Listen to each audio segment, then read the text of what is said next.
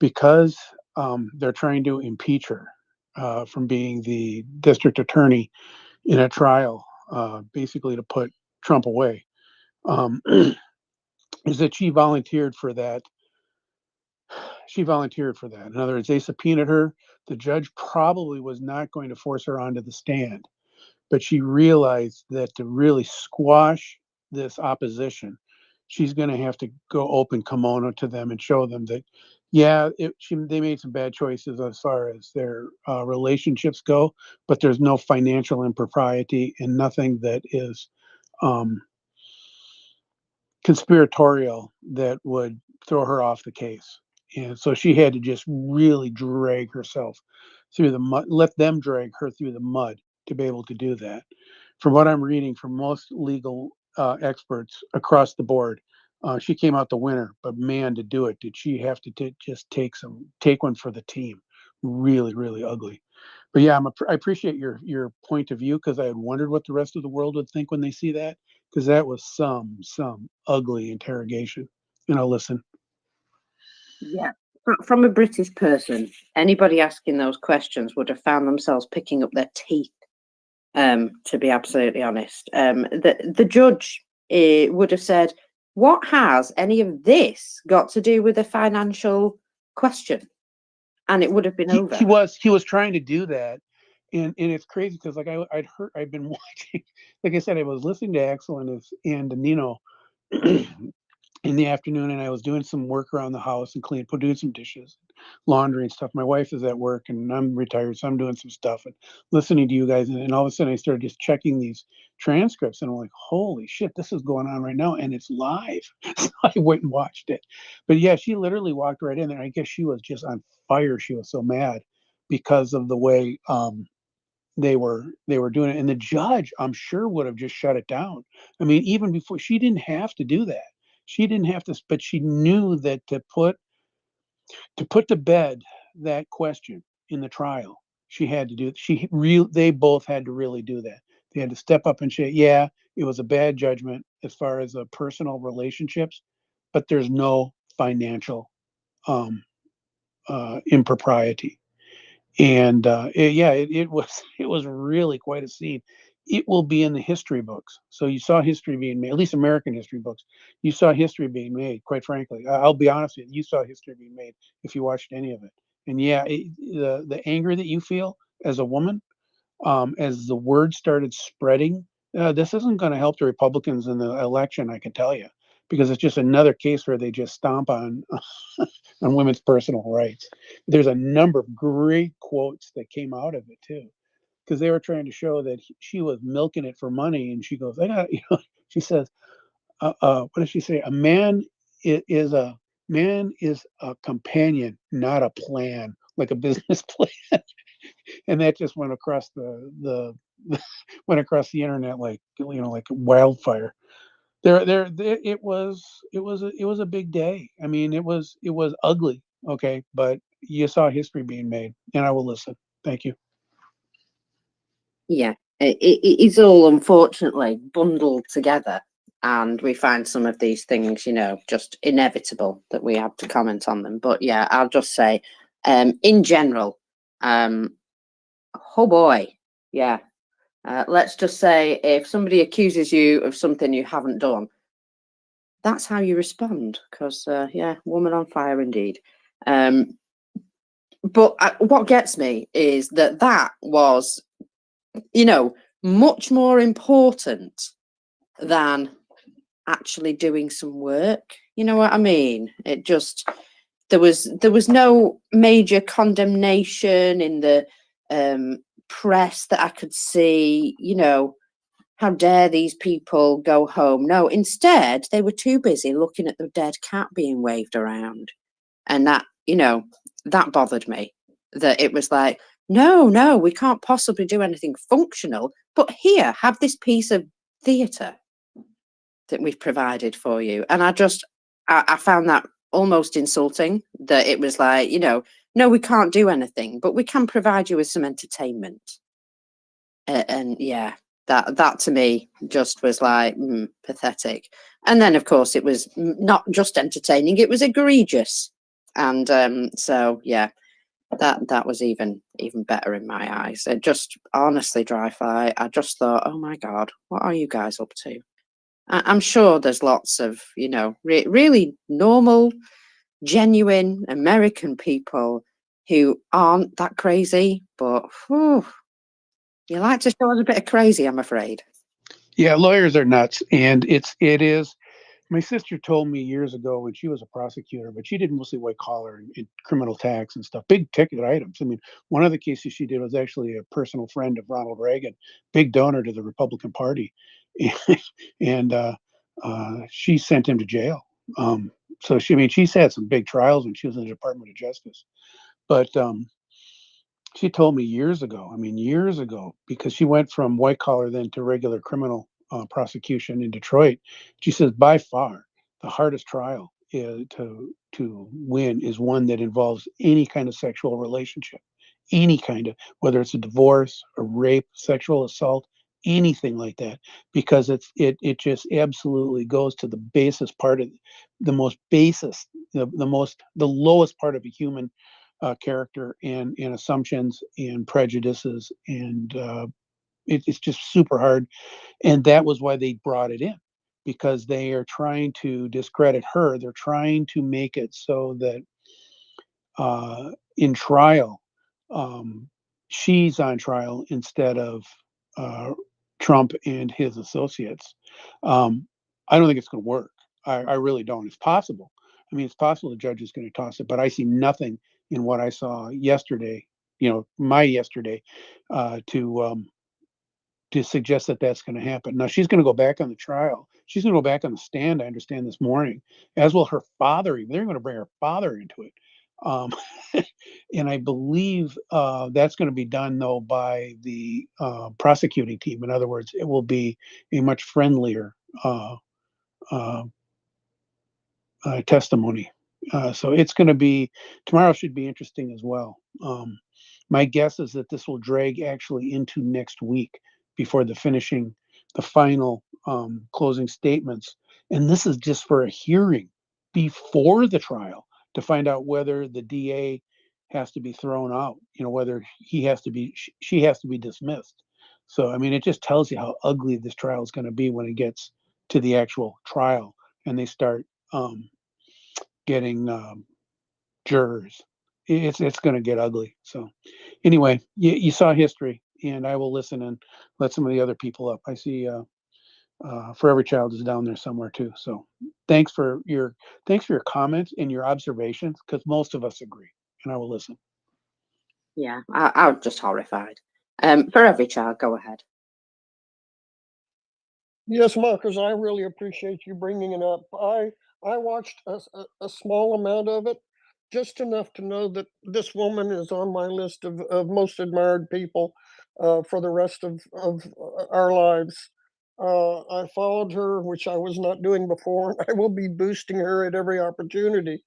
Um, but not only that, she lit a fire under me to stop being as passive as I tend to be willing to speak up more, even if I feel like I must be reserved because of the nature of my normal method of doing things.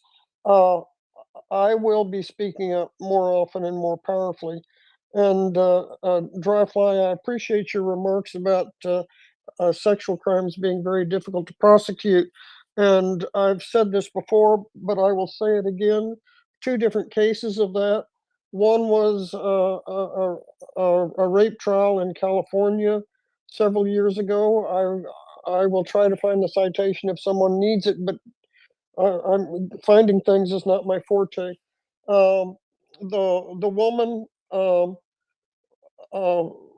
got a conviction for rape, and it was overturned by a higher court because she was unmarried.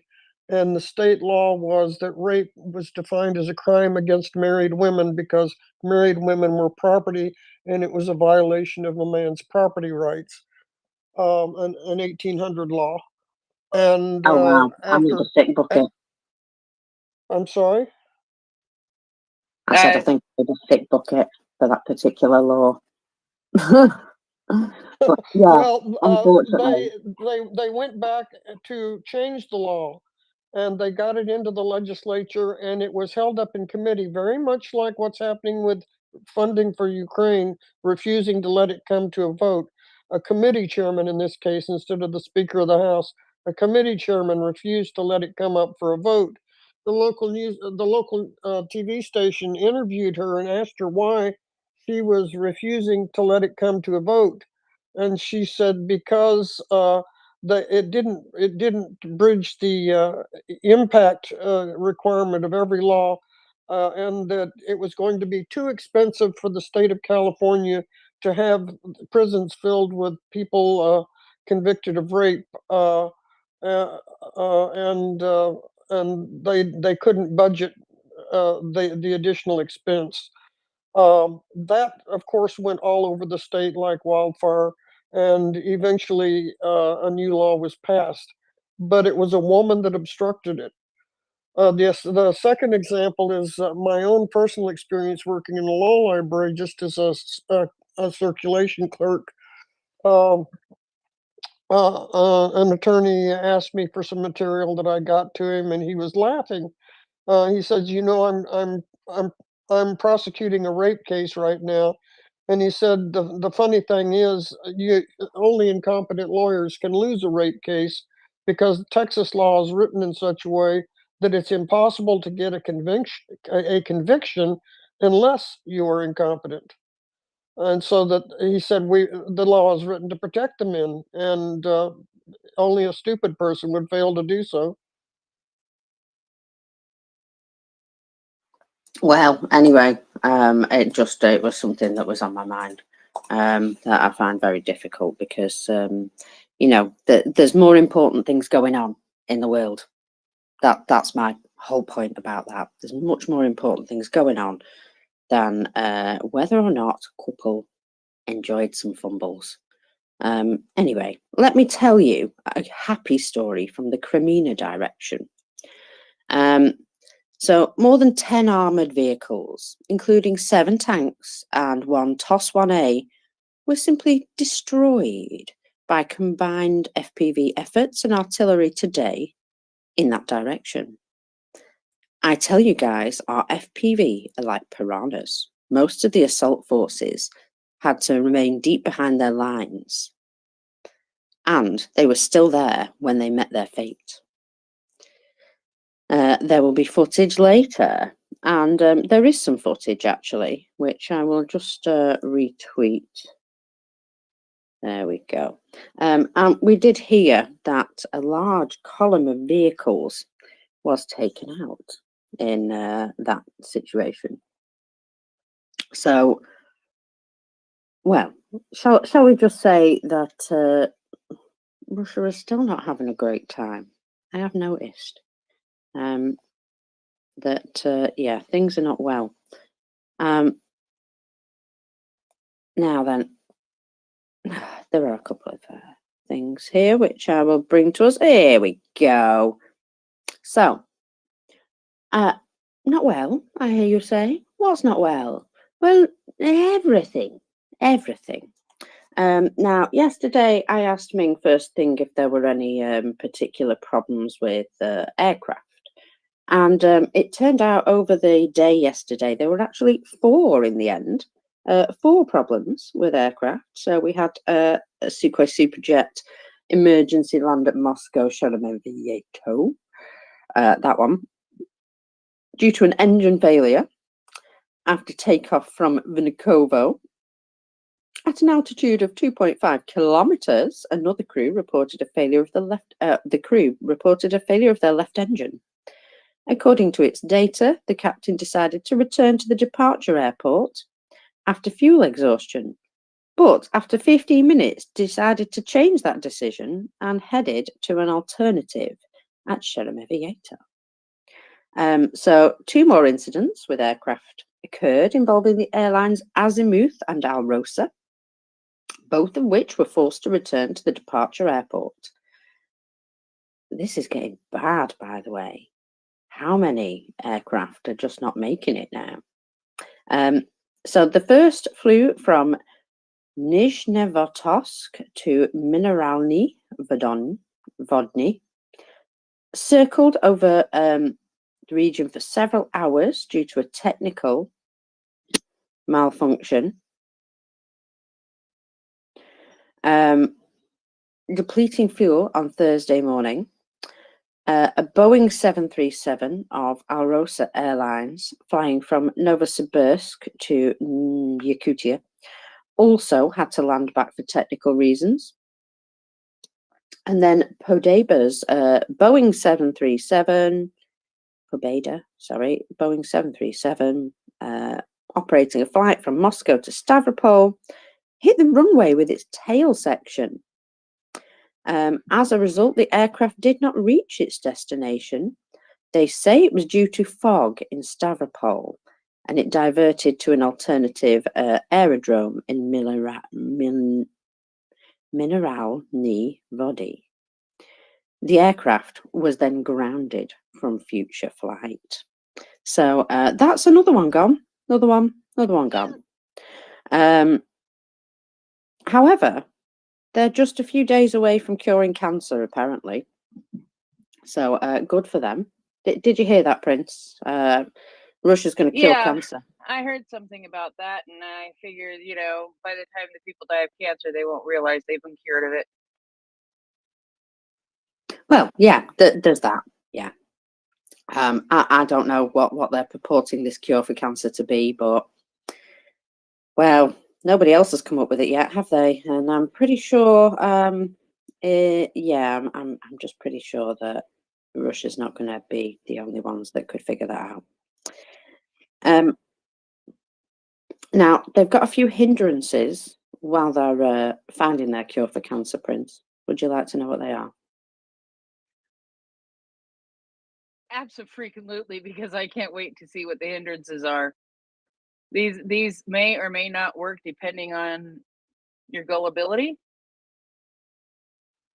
Well, you see, one of the problems for finding the cure to cancer is, they're struggling from, medical stuff. In fact, vaccines, they hardly appear to be able to produce or provide enough of those things to people. And other medicines are becoming in short supply, such as painkillers. Just something quite simple, painkillers. I don't know if it's because people are sort of deciding, I'm going to hoard these things, and then when nobody has any, I will obviously be the kingpin of paracetamol or something like that. That would seem to me a plausible explanation of why they've suddenly got such a reduction, because sanctions are not targeting, necessary medicines, and yet a lot of them appear to be in quite short supply. And I have a feeling there's a bit of a hoarding situation going on, because if you are the man with all the antibiotics, I'm sure that makes you very important in this brave new world that they're going to end up in. Karen, welcome back. Well, one of the reasons I found the claim that they might have a vaccine for cancer ridiculous is because I am a cancer survivor. 10 years ago, I had stage 3 breast cancer in my right breast, and went through a lot of treatment, chemo, radiation, surgery. I fought it tooth and nail, and 10 years later, it has not returned. But one thing that I learned when I got cancer, every cancer patient just about does a lot of reading, and that there are many different types of cancer, even within certain groups. There are many different types of breast cancer, and not all cancers are stimulated by the same things. And you know, the fact that you could have a generic vaccine that would cure all kinds of different cancers is, you know, it's just, it sounds far-fetched. And I'm not a doctor, but I've been a patient. And I've talked a lot with other cancer patients, and it's just not that simple. And I'm not going to say it's impossible because miracles happen, but it just sounds bogus at this point from what I've learned and what I've read.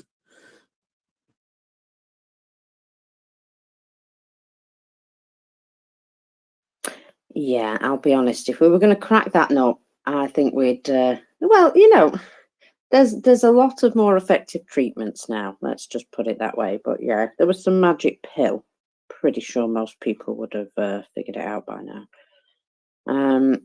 But you know, this is Russia, and they are amazing. So you never know. It just might manage to pull some miracle out of somewhere. I bet you their cure for cancer is something like, you know, kissing an icon. I don't know. Sorry, there was a joke in there, a rude one.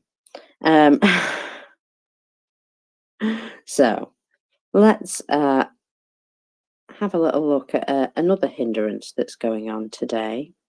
You see, there were some images coming out yesterday of extreme weather event. We were sort of waiting for it to hit, weren't we, Prince? We could see it sort of creeping across. And yeah, in Moscow yesterday, it was a winter apocalypse. So stormy, vehicles stuck on the roads, and weather forecasters say that this will continue today. Now, I'll be honest, it's a bit strange, this. They have salt mines in Siberia. They've stolen Solidar salt mines, for goodness sakes, but they don't seem to be able to put it on their roads for some reason. It's almost as though they've got some massive logistical problems. I know most of the time they don't care, but you would think they would at least try and do something in Moscow, wouldn't you? But no, nothing there either. So 0 out of 10 for effort. It is causing massive chaos, though, and that to me, kind of like it. Now, Prince, I'm going to shock you. I'm going to shock you, you know. Did you know that Russians tell lies and hide the truth? You're kidding. That never happens. Well, shockingly, it does. Because there's a little story now. The Caesar Kunikov, which was obviously, sadly, met its demise on Valentine's Day. So, according to the what's he called? Spokesperson. According to the spokesperson for the naval forces of the armed forces of Ukraine, Dmitry Pletenchuk. There we go. So, according to him, officially, there were 87 crew members on board the sunken ship. It is difficult to establish the exact number of dead and wounded, but obviously that would only be confirmed after the attack on the ship, bodies alive or dead.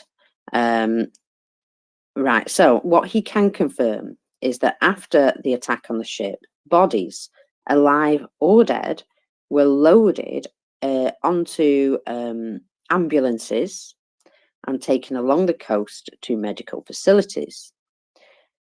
The speaker noted that Russia is trying to hide any information about the crew losses as much as possible.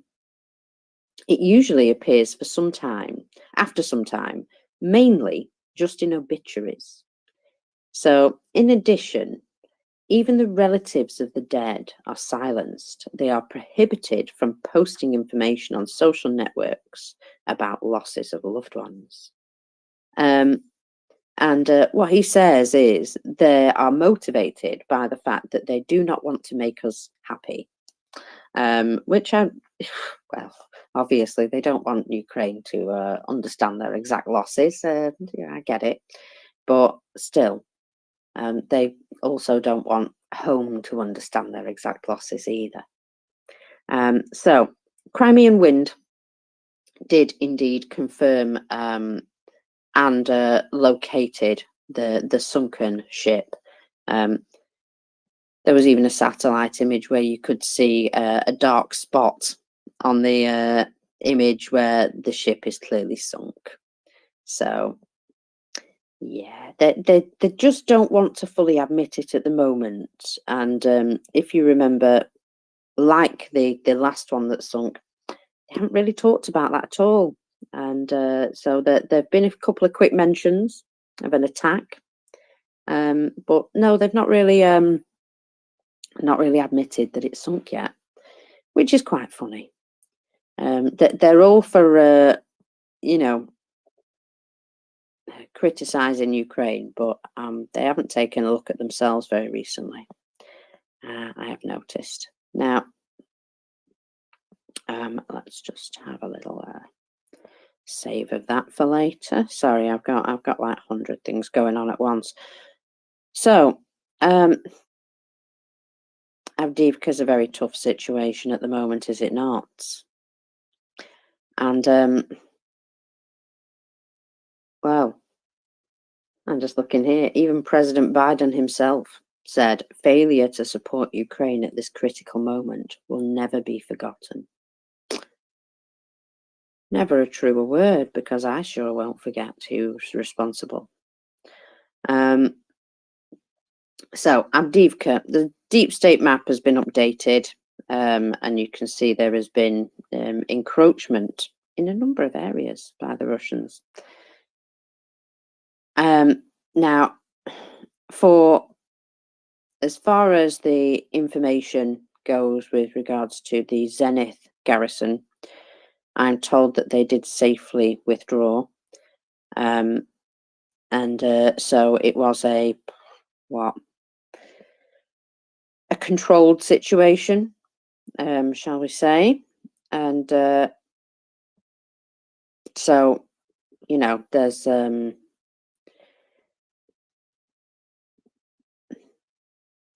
light in the darkness. That's what I want to say. That, you know, those people didn't get surrounded. They did get out of that area.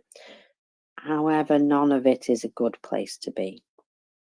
The 3rd Specialised Brigade, however, did manage to set a record for the destruction of manpower and enemy equipment in one day in Avdiivka. This was confirmed by the commander of the Terror Unit of the 3rd Separate Assault Brigade.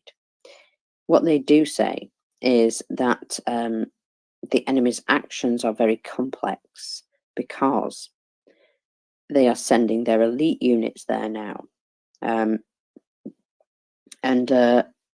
you know, this is obviously making it much harder, because it's all very well and good sending in idiot conscripts with hardly any ammunition, but you send in some proper forces and they do need dealing with. You know, it's not something that you can just ignore.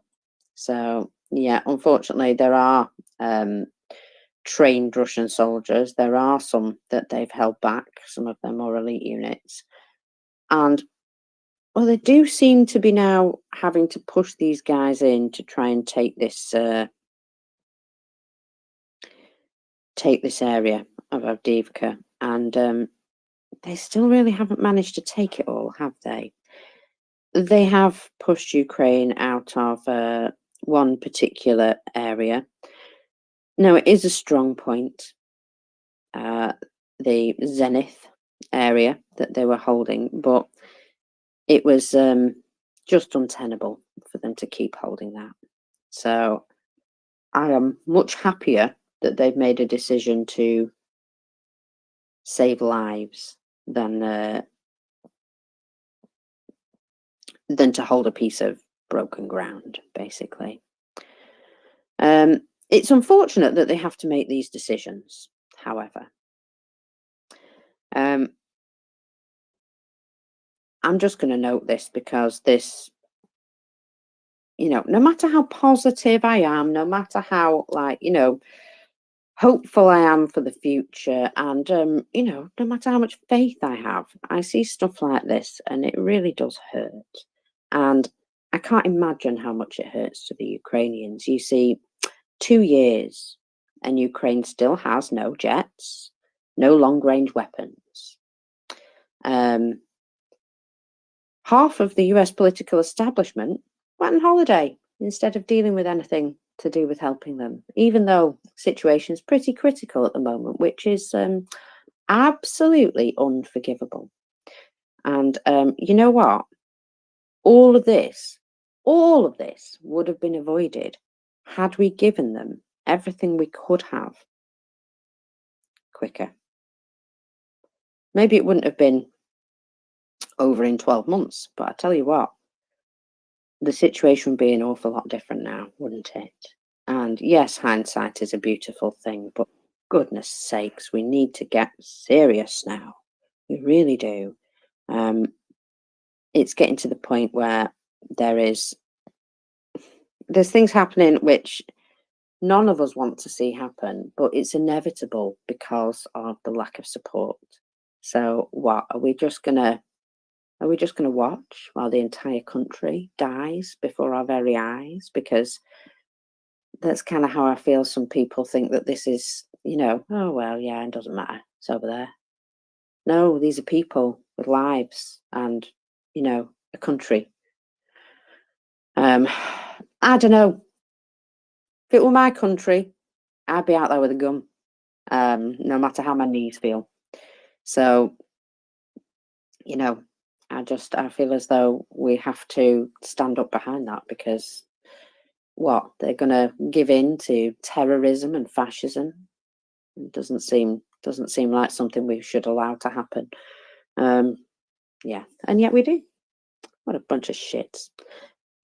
So in Avdiivka, there is planned reinforcement of units which got underway. However, the Russians are maneuvering in various threatening directions. Avdiivka's defensive operation continues. Fierce battles are continuing on in the city. Obviously, the Ukrainians are using all their available means to contain the enemy. Now, it does say here that they were allocated additional ammunition resources. They had already prepared new positions and powerful fortifications to step back to.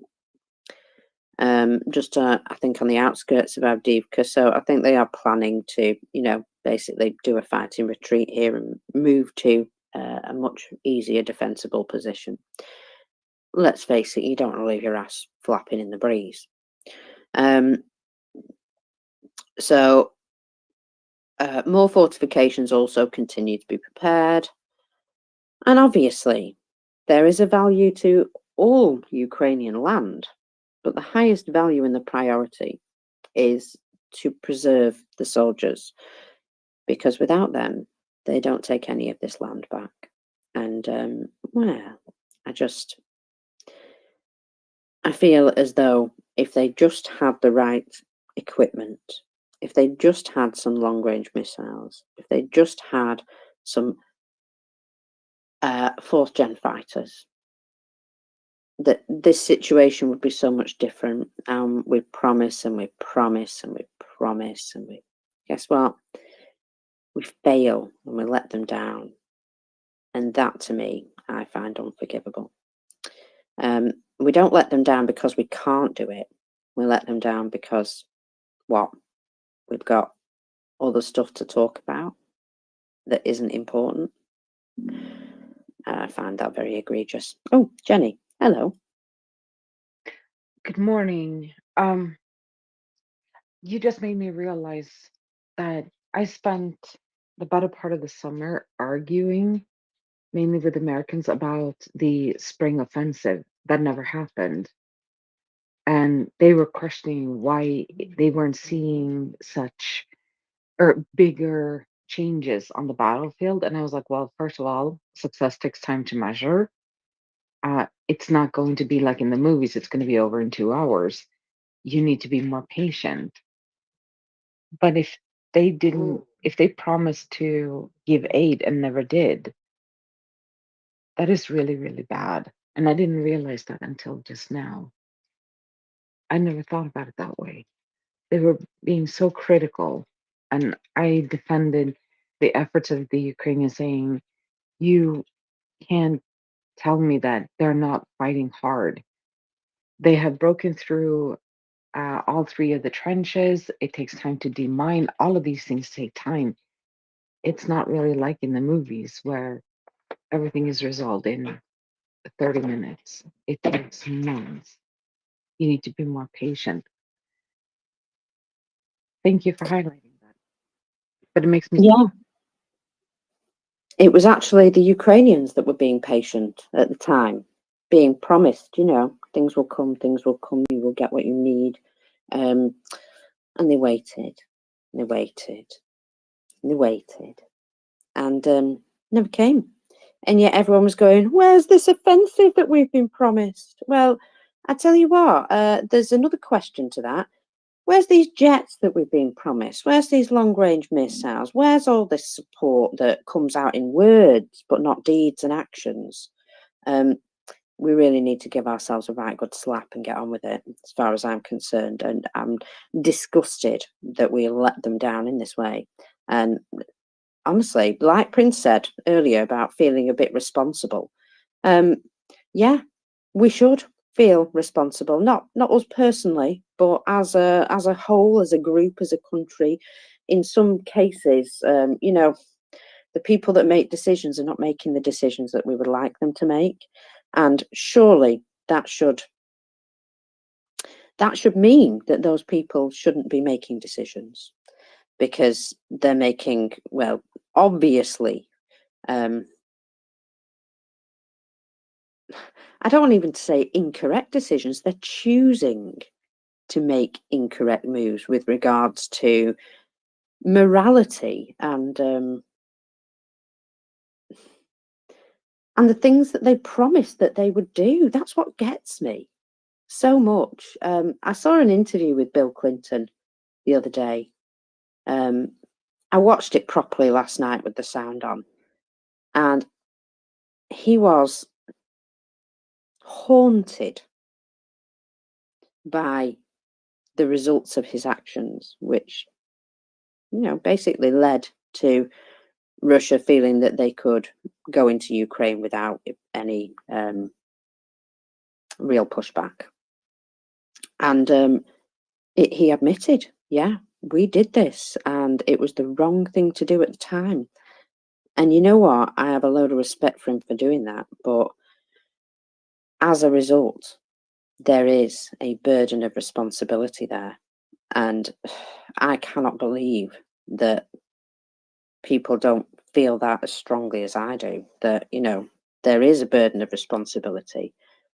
That the very fact that they were convinced to give up pretty much the only thing that would have deterred Russia from attacking them. And we thought we were doing a good thing.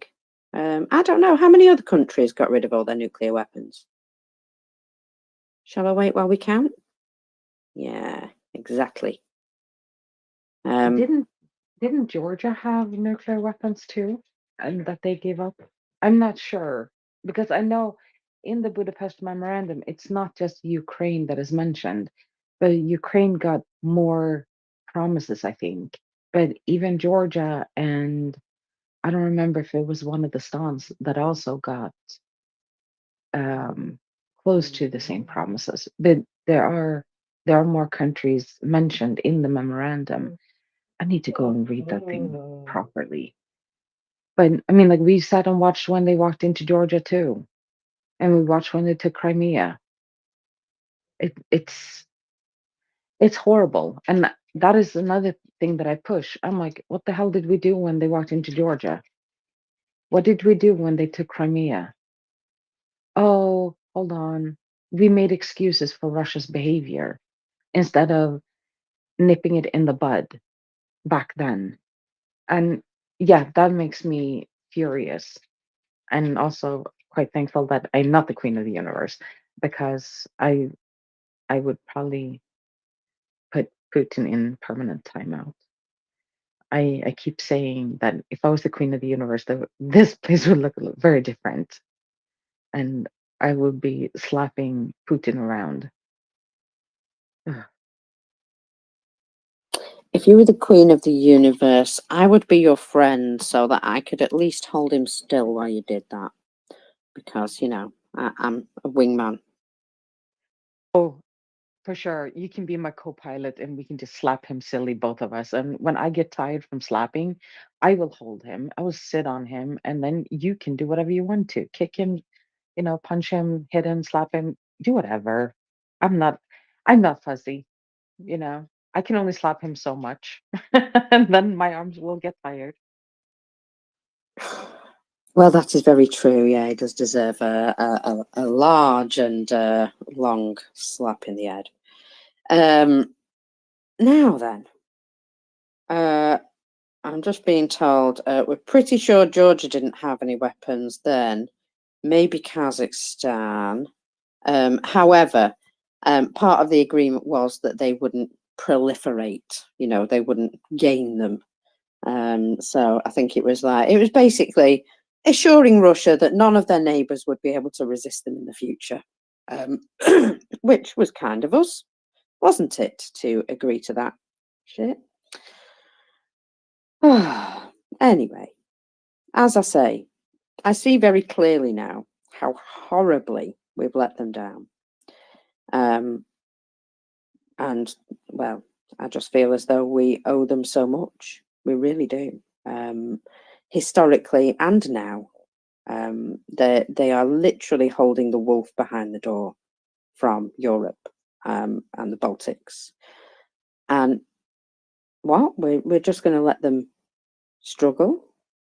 I don't know. I feel as though, yeah, there's a few people need, as far as I'm concerned, arresting and throwing into a black pit while the rest of us get on with the job. If only there were some useful snipers around. Anyway, right, there is some new news coming out of Avdiivka. Well, this was late last night, and it says it was slightly more positive that the remaining forces in the south of the city may have contested one of the Russian lines there, and it assisted them to evacuate. So from all indications, this was the remainder of the covering forces. This also means that the bulk of the armed forces of Ukraine had already evacuated this area safely, and it would explain the rapid pace of the advance of the Russians in that area. So, yeah, it does look as though they got as many people out as safely as they could. That's all I can say about that. I don't know about every individual, but they did perform a maneuver to stop them getting encircled. And do you remember when they left Bakhmut? Whenever they left any area in Bakhmut, they left the Russians a few surprises behind. Just in the form of things that might blow up in the night. Just wonder if we might see a few accidents of the Russians in the near future. Oh, crumbs. However, we have to also remember that the situation is still very difficult. They still have, a much lower ratio of ammunition than the Russians appear to have. And their ammunition might be crap, but it still kills people. So Russians are now starting to try and expand attacks in the south. And it says here, it was almost as though they were waiting for a signal, because virtually as soon as it was announced that there was a 2-week holiday in America, they started. And I'll be honest, if Ukraine isn't armed soon, this is going to get really ugly. And honestly, I can't imagine how we can allow this to happen. But here we go. The occupiers have gathered a large group in the south and are obviously preparing for an offensive.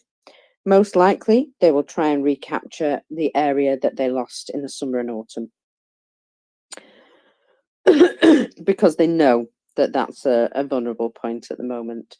And of course, it doesn't matter because, you know, let's have a 2-week holiday. Fucking disgusting. Sorry.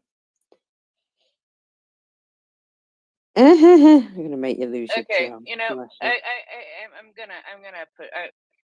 I understand about. I understand the impression of a 2-week holiday. I really, really do. It's not like they said, "Oh, here comes a bill. Let's take a holiday." This has been a pre-planned holiday for a long, long, long, long time. Could have postponed it. Yes, they could have. Could have done something prior to it. In fact, could have done something in the 4 or 5 months prior to that even. Oh, I'm not disagreeing with you at all. I'm not disagreeing with you at all. The Yeah, I offer, just find it particularly I disgusting at this I point. get you. And I heard CC today saying, you know, there's really the we have the support if they would bring it to the floor. Okay, that's great. And the vote will pass if we bring it to the floor. So it's getting it onto the floor that counts. But we do know that there are some people who are still opposed to this. And this is, what is this giving you the opportunity to do?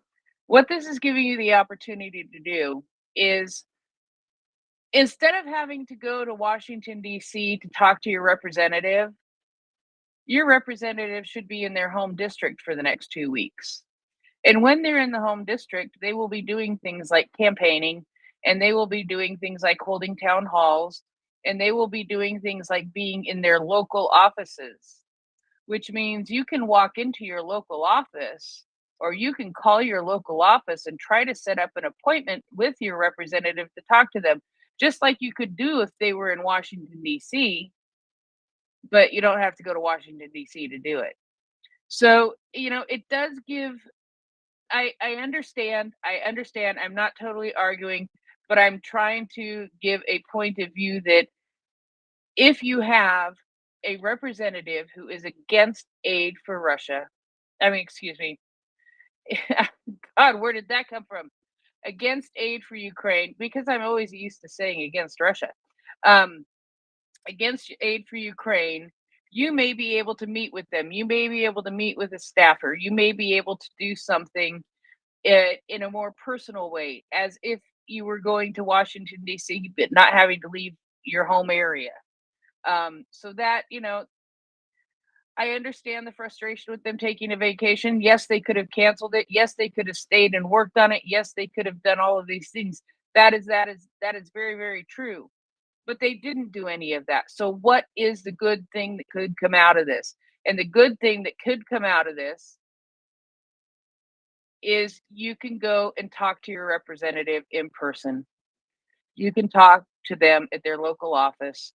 You can talk to their staffers at their local office instead of having to go to Washington, D.C. to get access to your representative. And just, I'm really not trying to put lipstick on a pig here, but I am trying to just say, you know, not all hope is lost. And they could have canceled the vacation. I don't disagree with that.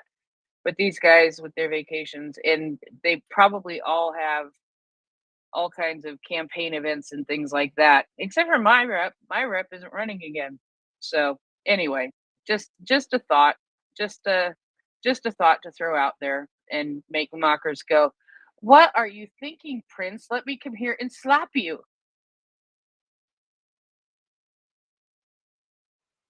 No, I get it. I get it. There are opportunities, but there shouldn't need to be. You know, it's gone too far at this point. It is actually ridiculous. Flock tyrants. Good morning, Muckers. Morning. It's it feels a bit doom and gloom here. I'm mean- just venting. I'm getting rid of some of the frustration. Oh, you go for it. Go. Did you read the numbers already? Have I missed it? You did miss it, but would you believe it's 400k day? Yeah, I've sent you a message on the background. So it was 1200 today, was it? Yes, it was. It's a lot more than it's been recently. My good lord, how do they even sustain this? It's beyond words.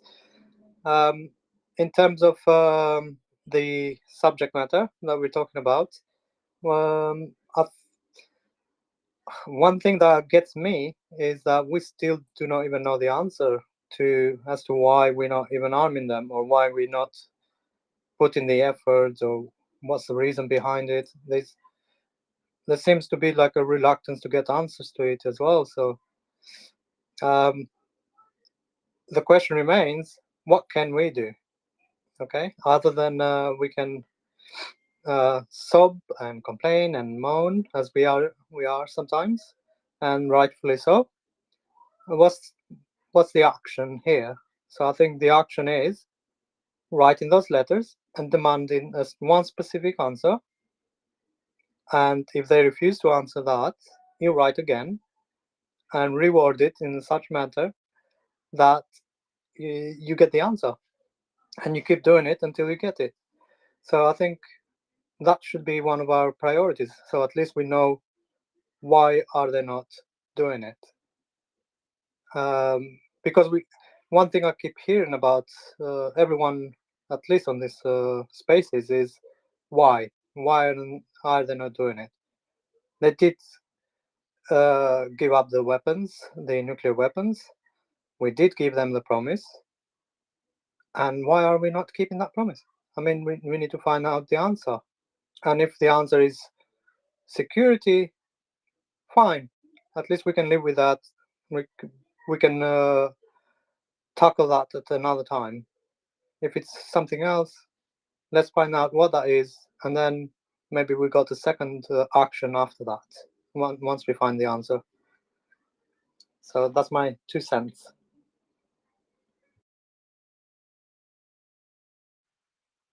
Very child.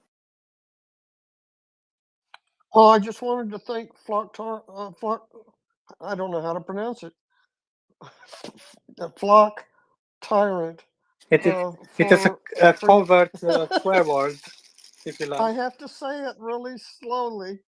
I liked it better without the L. That's the spirit of it. Thank you very much for your support and work. I'll be wanting to hear some of those answers myself, but I just wanted to thank you. I do appreciate what you're doing. I mean, it's very easy. We just need to ask them calmly, and just ask them straight. I'll be doing that this morning. I'm gonna find my representative and just ask them one simple question: why are we not arming? You think you are? I mean, I've read today or a few days ago as well that UK has provided 2 point something billion since the war started. Oh, great! 2 years ago, 2 billion. That equates to 1 billion. What's going on? We are 2 trillion, I think it is, GDP, right? Britain, 2 trillion, and we just managed to scrape 2 billion. I don't know what's going on. I don't know the answer. I don't think anyone here has ever given us the answer. Like, what is going on? How could we sit back, watch this happening, and not do anything about it? I mean, how can we feel all so powerless that one representative who is meant to speak on behalf of us is not speaking on behalf of us? And what can we do as a unit, as a people, to force them to take that action, or to make them listen and represent us.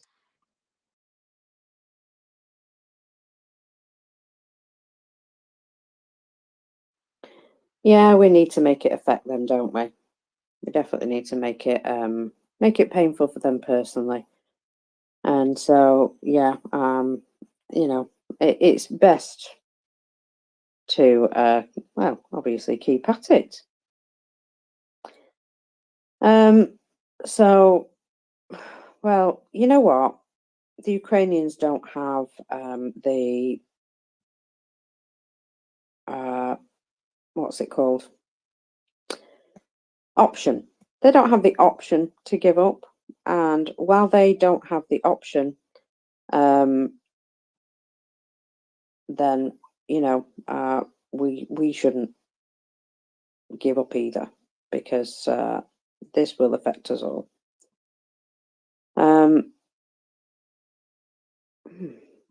Anyway, let's do a few things, because Mockers, yeah. Jenny has her hand up. Oh, go to Jenny, please. I'm just I was looking at Yeah. something else. My And apologies. and I also thought of something that you and I need to talk about too, because it'll make you happy, and making mockers happy is always a good thing, and it's good for Ukraine, in my personal humble opinion. But let's go to Jenny first. Jenny, go on. So I just want to put it in perspective. I come from Sweden. Sweden has been known to be neutral. We also have a 200-year policy of never sending arms into an armed conflict. We don't donate military equipment. We don't sell military equipment directly to people or to countries involved in an ongoing armed conflict. Sweden broke that. This conflict broke Sweden and said, you know what? We need to arm them. We didn't. We stayed out of World War II. You would think that that would be something that would like make you abandon neutrality real fast, but no. We stayed out of both World War I, World War II, and this conflict we said, screw it. Here you go. And I don't know how many military like equipment packages we've sent. I know it's 15 or above. Last time I checked, which was a while ago, it was 15 or more. And if a country that has a 200-year long neutrality and don't arm either side policy and they abandon it, probably a good reason. And also, as one of my friends said, if Ukraine lays down its weapons and stops fighting back, Ukraine stops to exist. If Russia puts down its arms and goes home, the war ends. That's another perspective to think about. Yeah, absolutely. And that's a line that sticks with us from very early on. And somebody wrote that on a poster, and never a truer word. And yeah, we need to also have that same attitude, that we don't give up. None of us do. Now then, shall we talk about the Polish border? Goodness No, me. I don't want to. I want to talk about pot. You want to talk about pot? Okay, let's talk about pot. I had a feeling you wouldn't mind that. As we know that, as well as you should know, because oh crap, I did something wrong. I freaking lost the link. There we go. No, I found it again. If you undo enough on your document, it will fix the problem you created. President Vladimir Zelensky signed into law the legislation on medical cannabis. So yes, signed the law that will make medical cannabis legal in Ukraine on the regulation of the circulation of cannabis plants for medical, industrial purposes, scientific research, or scientific It says per scientific and technical activities in order to create conditions for expanding the access of patients to necessary treatment for oncological diseases and post-traumatic stress disorder obtained as a result of the war. So this seems like a very, very narrow bill at this point. Um, what I'm saying is with this is it is a step. And my experience in seeing this happen in other states in the United States and in other countries, it starts with a step like this. It starts with a step acknowledging that we know that cannabis can help patients who are going through cancer treatment. We know that very clearly. We know that cannabis can help with post traumatic stress disorder. I wish that I saw pain on here because the pain killing benefits um, when it comes to cannabis can be absolutely amazing. And just as a chronic pain patient, I have gone from using opioids not habitually, but on a regular basis to using them so often that a 30-day prescription lasts me a year, over a year at this point. And so the the benefits, in my opinion, I know there are people who argue with this, and that's fine, but this is my personal experience. The benefits for certain things are extremely great. And so I see this as a first step, and as they learn and as they find more research and then they talk to people and their experiences, then you see these laws changing into eventually the place where it becomes legal recreationally, like it is in my state. Um, and yeah, and and it still ends up showing there's good evidence, and at least for my state, I can say that the taxes that are paid on medical cannabis do some amazing things. And one of the things does is help with addiction recovery, giving money for the ability for people to go to addiction recovery for other things. And so knowing the product you get, knowing how it's tested, knowing how it's scrutinized is in my opinion, one of the benefits of having a legal cannabis system where everything is tested at a state approved lab and you know exactly what you're getting. So just a little opinions may vary. I know there are people on our co-host team who strongly disagree with me, and that's fine. I'm fine with people disagreeing with me. I'm just telling you my experience, and now I'm telling you that Ukraine has put this law into place for medical cannabis, and it will go into effect in July, I believe. Goose, you have your hand up. Yeah, I'd just like to chime in. I'm not sure if this is like really relates to what we're talking about here, about like derailing the conversation. But been listening since the invasion, in February 2022, and got a bit shut down when I asked about Russia being a learning enemy, and what are we doing to like guard against them getting stronger and learning and getting better. And at the time when I asked those questions, I was told like the inventory of tanks were dwindling, the leadership was poor, their partners were weak in the world, and their days were numbered. And it just seems with time that's just not the case. It seems like they're forming partners. They're developing ways around oil embargoes. They're finding ways to source ammo. U.S. support's dwindling.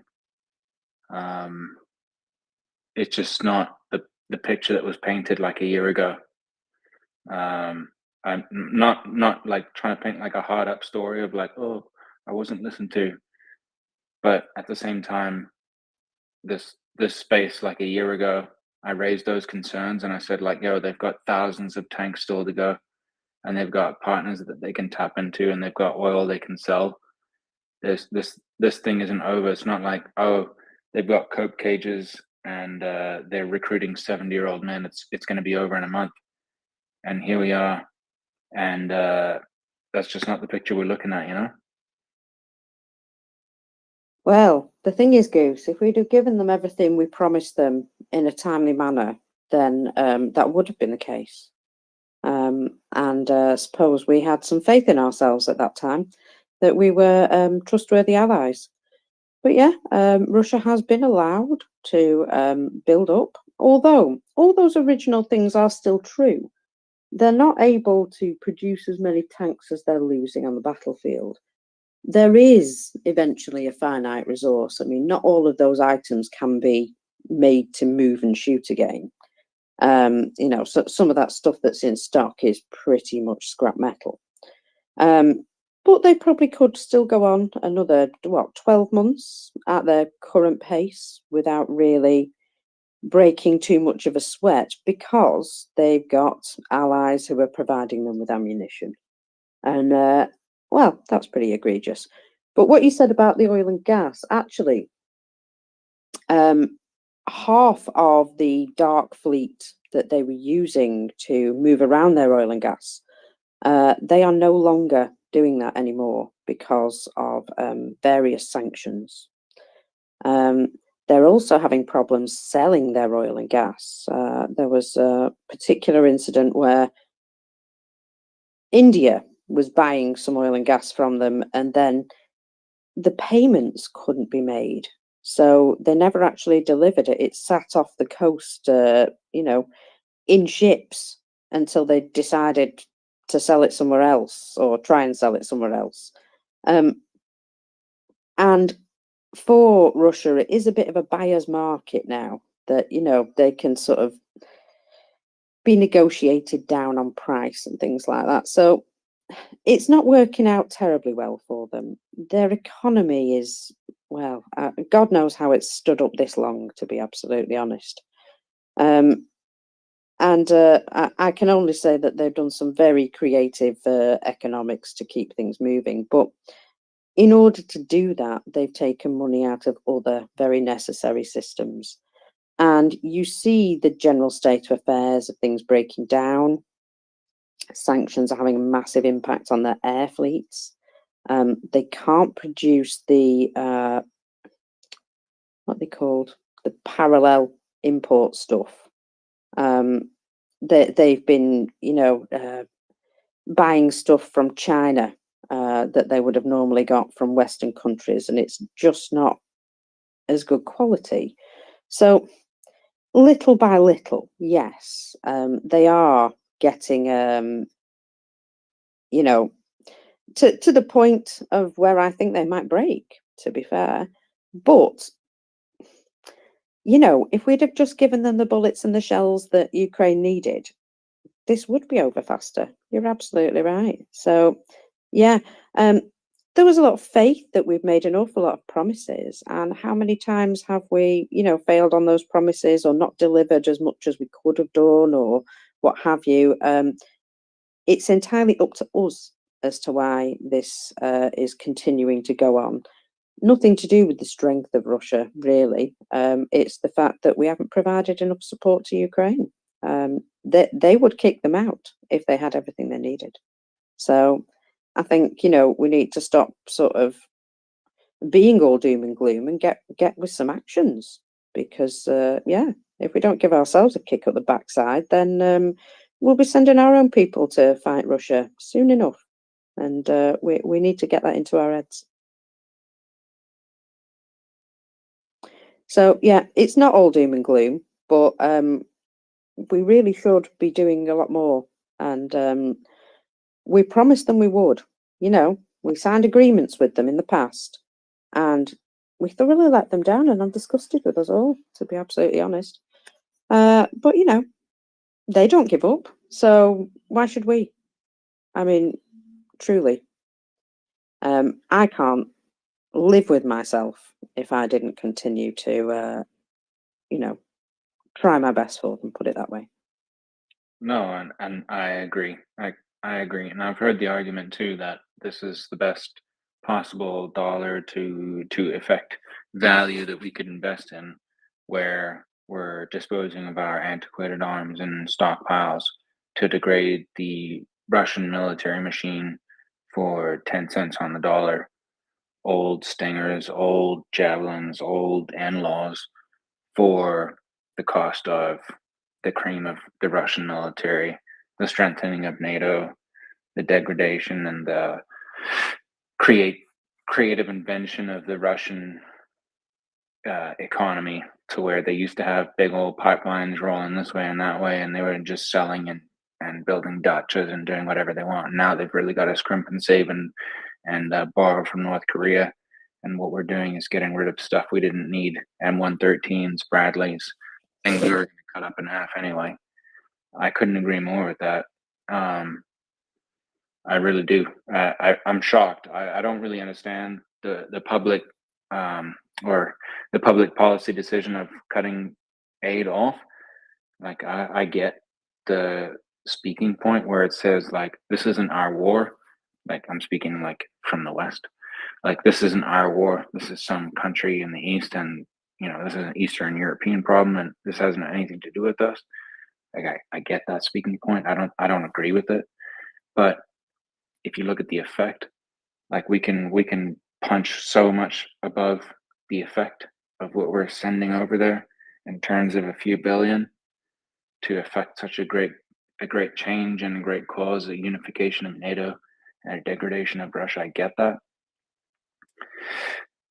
I just think that what's bothering me is we looked at Russia with their coke cages and their wood strapped to the sides of their UCAS trucks, their thin-skinned trucks with the beginning invasion was a ragtag group of idiots, and it just I thought it would end within a year and a half, and it seems only to be really getting stronger. Honestly, we saw battalion or BTG after BTG getting destroyed in Bakhmut, and we just shook our heads and we thought, my God, these guys are throwing themselves into the buzzsaw.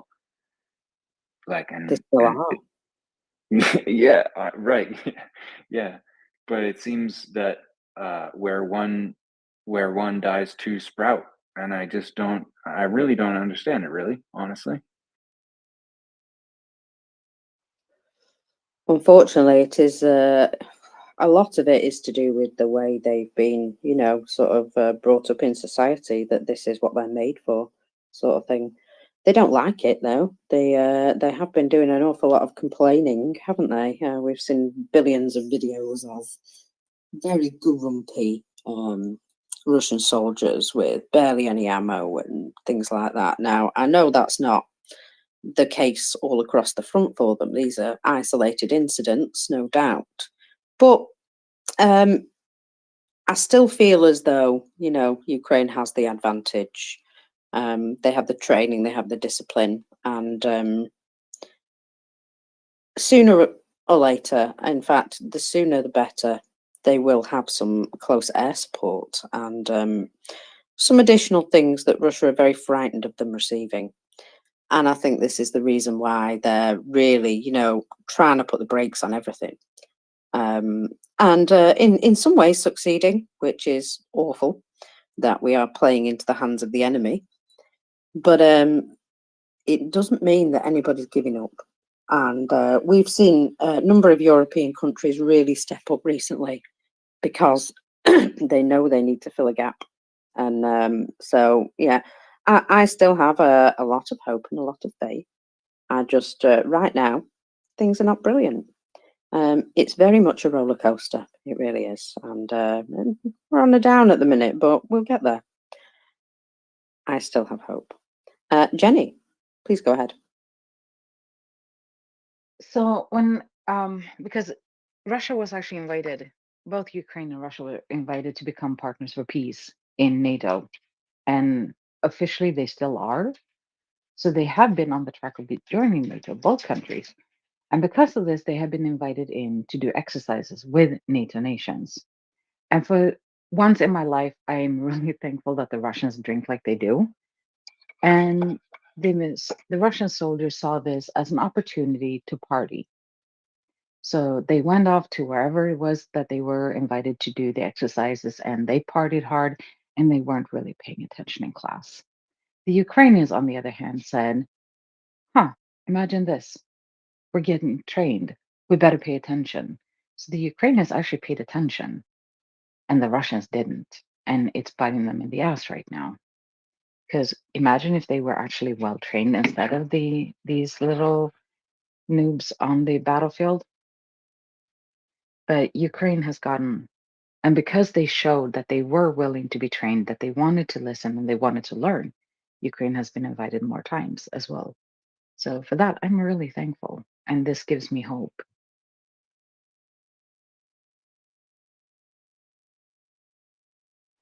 Yeah, absolutely. Hope dies last anyway. Um, no, honestly, we just we have to just keep on in the same direction. We have to be as bloody minded as the Russians are in this. We have to just continue to hold the line, because that's what Ukraine is doing every day. And if we don't hold our line for them, then yeah, it would be a terrible shame. So there's a couple of things I want to talk about, but one of them is that Effa Carlson. There's a few videos appeared of him, and The effer? they are funny. Please talk about the effer. Oh yeah, Effa Carlson. So I don't know if you saw the video of him going out to shop for groceries. Apparently, he's never been to an No. Aldi store before in his life. Seriously, is he back in the US? Where is he? Well, these were videos that he did while he was over there. He's not back in the US yet, I don't think. However, he goes around the shops, right? And he goes around this shop, Aldi, which he's very surprised about. And he's trying to sort of prove that sanctions are not bothering Russia. But of course, this place is probably a beautifully set up for him to go to. And very much Potemkin village, North Korea style, I imagine. So he goes through the shops and he buys like some staples and stuff, and he's like, look, it's not that bad at all. You can get everything you need. And then they show how much he paid, and it's like 70% of the average salary for like just a small shop of essentials. And yeah, so it kind of says it all, really. And he's like, look how cheap everything is. It's relative, isn't it? Things are only cheap if your income is also high.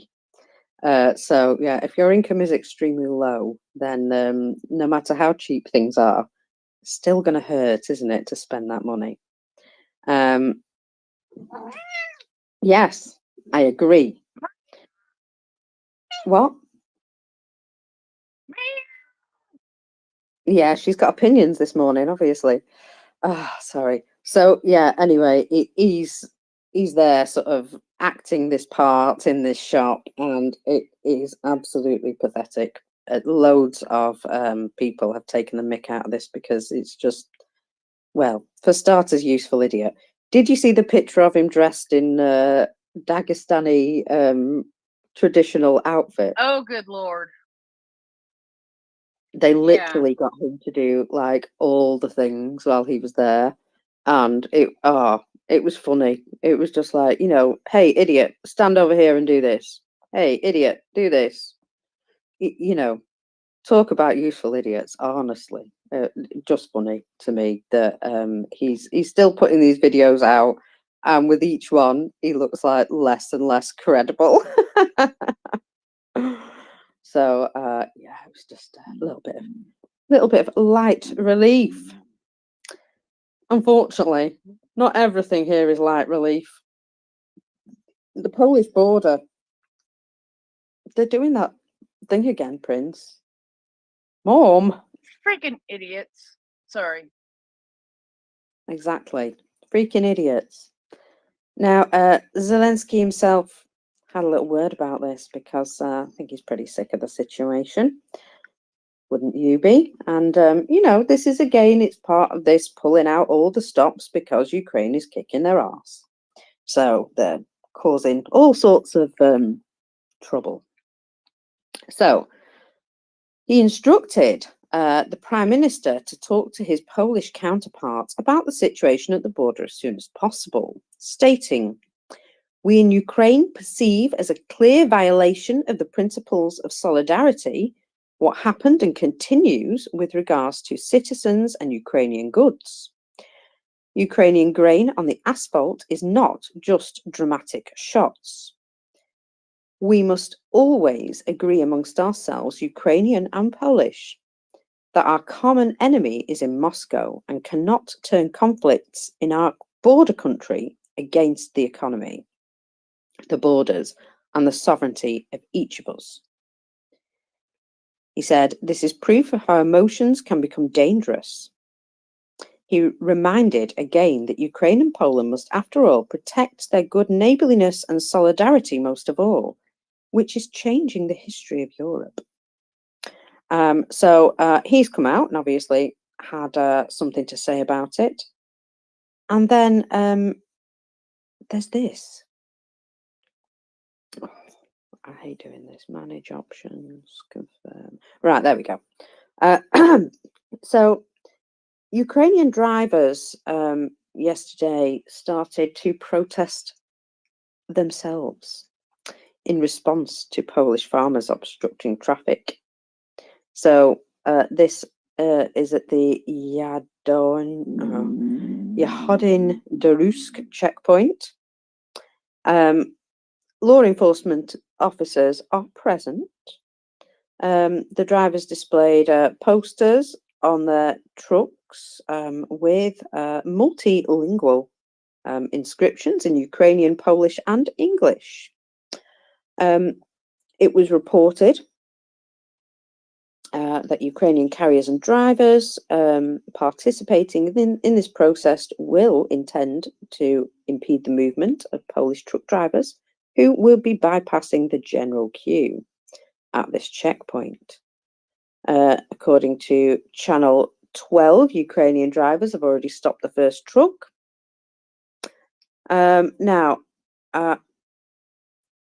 on February the 12th, Polish farmers blocked the traffic at, let me see, at least 2 checkpoints, but I think it's 3. And, well, the Ukrainians have had enough. So, because the Polish drivers are letting their own trucks through, the Ukrainians aren't, basically. Because, you know what, if you're going to be a dick, two can play at that game. I knew this was going to happen, Prince. It's going to get blown out of all proportion. Of course it is, because that's what people do. Yes. Anyway, I expected a whole bunch of angry Ukrainian women to turn up there. So maybe it's better that the truckers have turned up because it will be safer for the farmers. Now then, the Russian Volunteer Corps have put out a little bit of information recently. I find this quite interesting. The Russian Volunteer Corps have been fighting in Avdiivka. They said in a statement they were fighting in the Avdiivka area since the morning, so that means yesterday morning, I suppose. So they were deployed along with other parts of Ukrainian armed forces.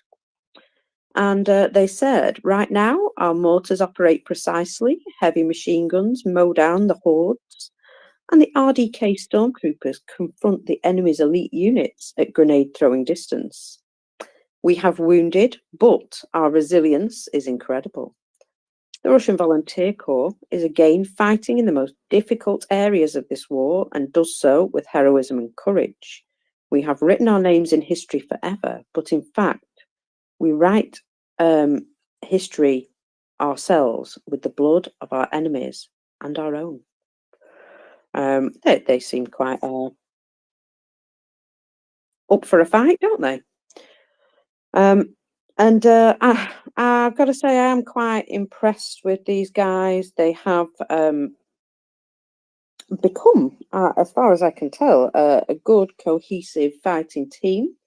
There seems to be, you know, a lot of willingness in them to go back and fight for their own country when it comes time.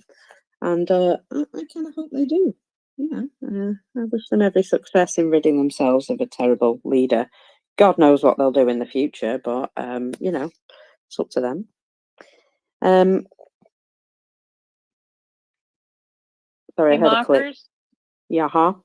how long ago was it that we reached 300,000? It feels don't like know it was. exactly. What'd you say? I said I don't know exactly. I'm Oh, sure I could probably find out. I thought you said I don't exactly know last week. Because that's sort of what it feels like. It feels like we were just celebrating 300,000. If you recall, it was we were saying, were they going to get to 300k by, I think it was December. Halloween? Yeah. Yes. Was it by Halloween? Yes. It was by Halloween. It was around that time. So yeah, it's not been that long at all. Kind of crazy.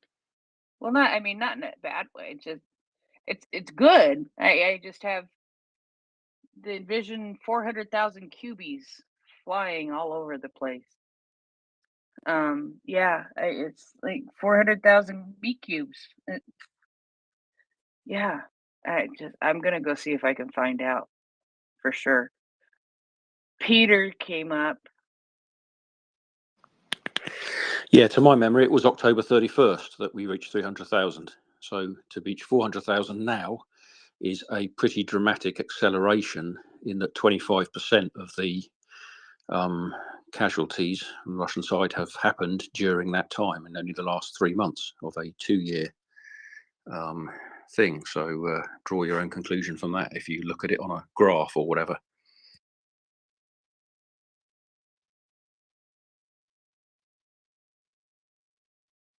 Yeah, you're right. Oh, yeah, that's one way to look at it. Oh, 25%. That's crazy. Mockers. Yeah, it sure is. Yeah, you're absolutely right.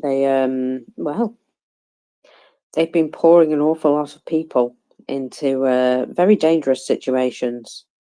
Now, I'm hearing a new report from Avdiivka that despite still being very difficult, it is now more under control. So they have new positions, and they are continuing to fight on, even though they are fighting through the city in some places. Now, we do know that urban combat is particularly difficult. I think John Spencer was on last night talking about, going into urban areas. And what we do know is that the 3rd Brigade have experience in urban combat. So I would think that would be one of the reasons why they were brought in specifically. Yeah, it makes sense. Now, I'm just going to retweet something, which is, it's the piece of Russia that perhaps Mr. Carlson didn't see. And these are real places. These are real places. Nice promotional video there. This is from Chita in Russia. Chita, a regional centre with 330,000 citizens. And, oh, it looks like a terrible place to live, I'll be absolutely honest. So, yeah, just pointing that out, that, well, there's only very few places that look nice like the Aldi that he visited. I'm quite surprised actually that that he never saw any of the grossness, but of course they would have kept him very secluded from it, wouldn't they? Let me just have a look. Oh, the Avdiivka coke plant appears to be on fire. Apparently phosphorus projectiles were launched, and it's formed a lovely poisonous smog, which is now well, just reaching out across the area. It does, however, seem to be poisoning themselves at the same time. They're very silly. Very silly, these Russians. Never mind, eh? Yeah, they sort of stood in a big black cloud of smoke. Never mind. I'm sure, you know, I'm sure that won't do them any harm in the future. Ooh. Sorry, I'm just having a look. Just looking to see. We've got some new guests coming very shortly. We should have some information coming out about that soon. Now then, shall I pivot? I can pivot. I've got a few things here. So, one of the things is that, you know how we said Russia seems to be, you know, just having a incredible amount of people to waste on the battlefield, especially as we've seen what's happened with the numbers here. They're obviously just really trying to do these mass human wave assaults. What we have heard as well is, like Scott was saying, you know, they do learn. They're not entirely stupid. They don't learn probably at a very fast rate because a lot of the time when they're supposed to be learning, they're dead. However, they do. And what they've been doing in some areas is, instead of like sending in smaller groups to attack because these little infiltration groups just get taken out, they're sending in 50 guys all at once. And it's not terribly effective still, but you know, you can cut down 10 guys much faster than you can cut down 50 guys. And what happens is, you know, if they send 50 guys at you all at once rather than a wave of 10, some of those 50 guys will reach you, unless you're really quick and really lucky, and usually have other support. So, yeah, this is what they're doing now. They're sending in much larger groups to the sacrifice because they've realised that this will actually gain them a bit of ground. But of course, these are not just Russian lives that are being wasted. Gosh, no. Tens of thousands of mercenaries from Asia and Africa are said to also be fighting with the invaders. On the territory of Russia, the training of foreign mercenaries continues, and they are subsequently sent to territories of Ukraine. This was reported by the National Resistance Centre, or the Centre for National Resistance, actually. It's a bit like the, yeah, a life of Brian. So, Russian special services are actively attracting citizens of Syria, Nepal, Afghanistan, India, Congo, Egypt, and Central Asian countries, the report says. Now, obviously, these people are doing a lot of this for the money, and when they actually get to the front line, there's a lot of finding out to be done.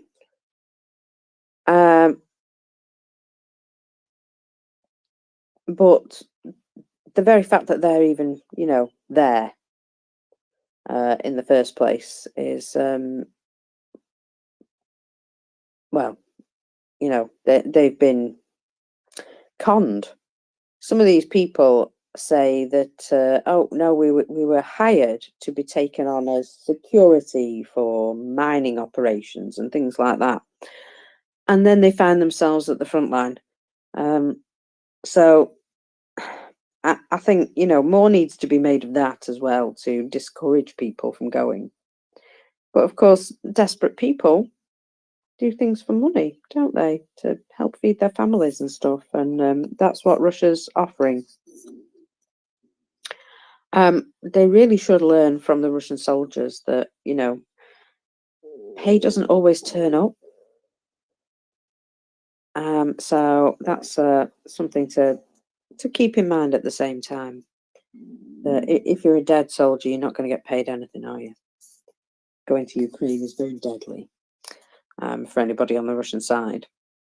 But again, that shows that they don't have endless pits of people to draw from.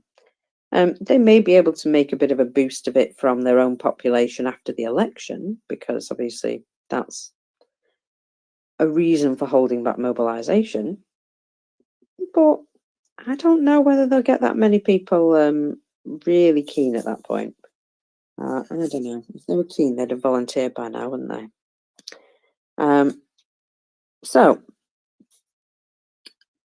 bilateral agreements. Yeah, let's do some bilateral agreements. President Zelensky will sign a bilateral security agreement with the German Chancellor Olaf Scholz in Berlin today. According to a spokesman from the German government, the negotiations at the Federal Chancellery will involve the signing of the bilateral agreement on security commitments and long-term support. It is also reported that President Zelensky will meet with the German President Frank-Walter Steinmeier, and on Saturday he will deliver a speech at the Munich Security Conference. So again, it's going to be a busy weekend for our little friend Volodymyr Zelensky.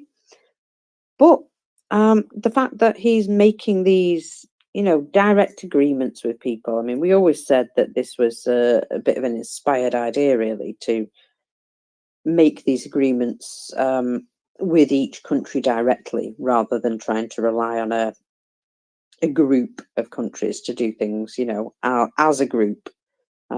Much easier to speak to somebody directly on the phone than deal with a whole group of people. And, at least then they know where everybody is willing to stand, where everybody is sort of like, oh, I don't know. It went, whatever it was. My stomach's grumbling too loudly. That's what it is. Can you hear it? Yeah, I know. It's a little distracting, and the fact that you refuse to eat before like 5 o'clock in the evening is just yeah. It's not that I refuse, it's just that I don't get a lot of opportunity. And also, eating first thing in the morning usually makes me vom, which is always fun. Exactly. And you said Just not one of those people. when you said earlier in response to something somebody was saying that you were looking for a vomit bucket or something like that, I was like, oh shit, what am I going to say now really quick, because here goes Mockers.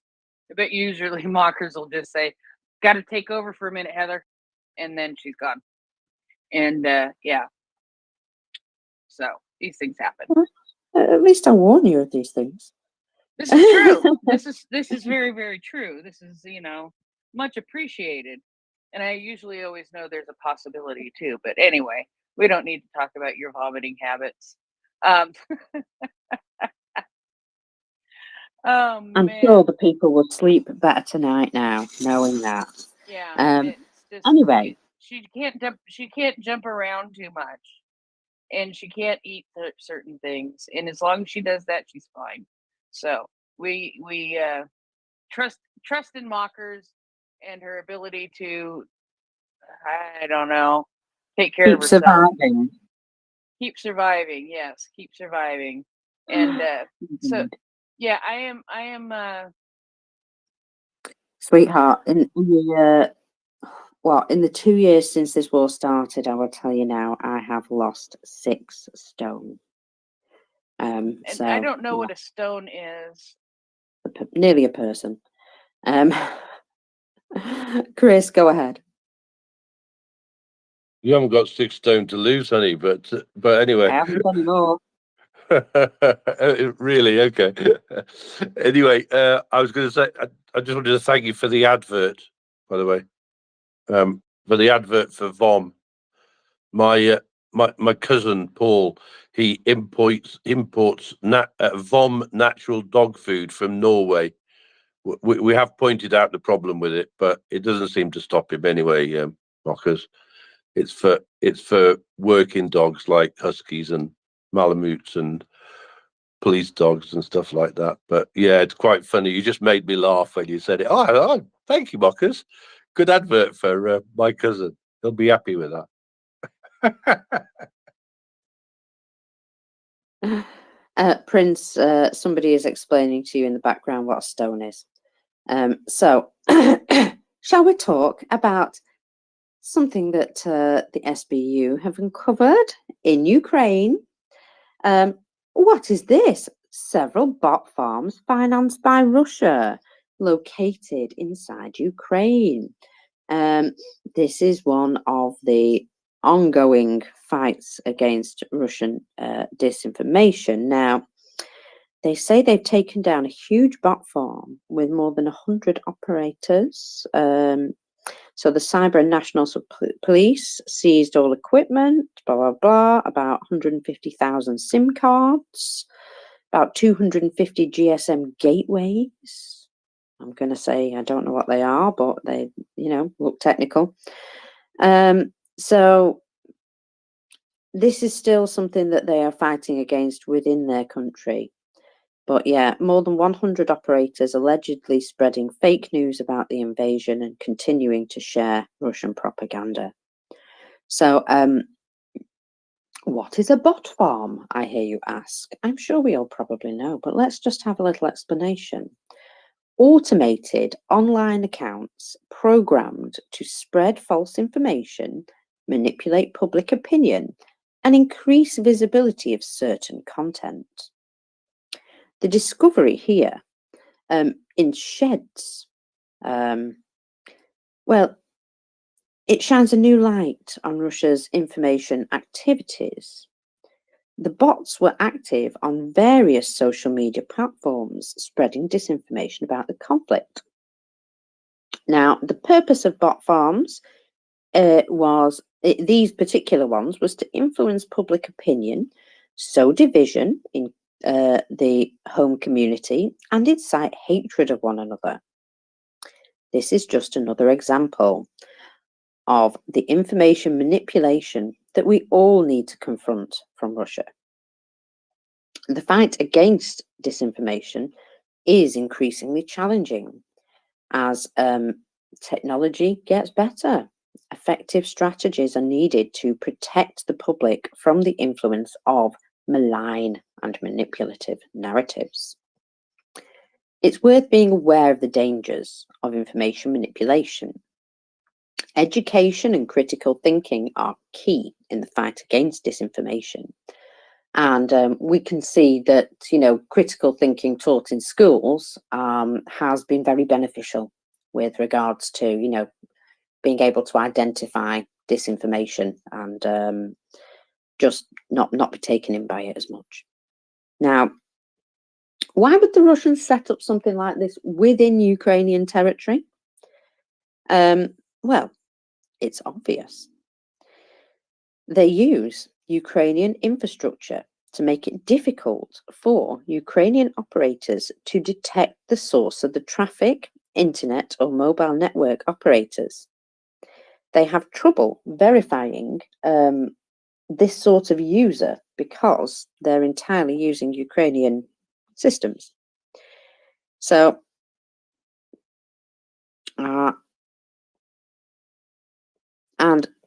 what we can see with this is it's very systematic. It seems to happen not just in Ukraine. I have seen now I recognize that I have seen these types of information operations. There was a huge one around Brexit in the UK. And you see them sort of, start and build, and narratives get crazier. And then eventually it just becomes a thing of its own because there's been so much repeated narratives about something. And of course, if you don't understand something, you will talk about something all the more to try and understand it. Or if something makes you angry, you will spread that information all the more because you have an emotional response to it. And this is exactly what they do. Now, just saying there that technology is getting better and it's making these disinformation attempts all the more dangerous. For example, there is currently an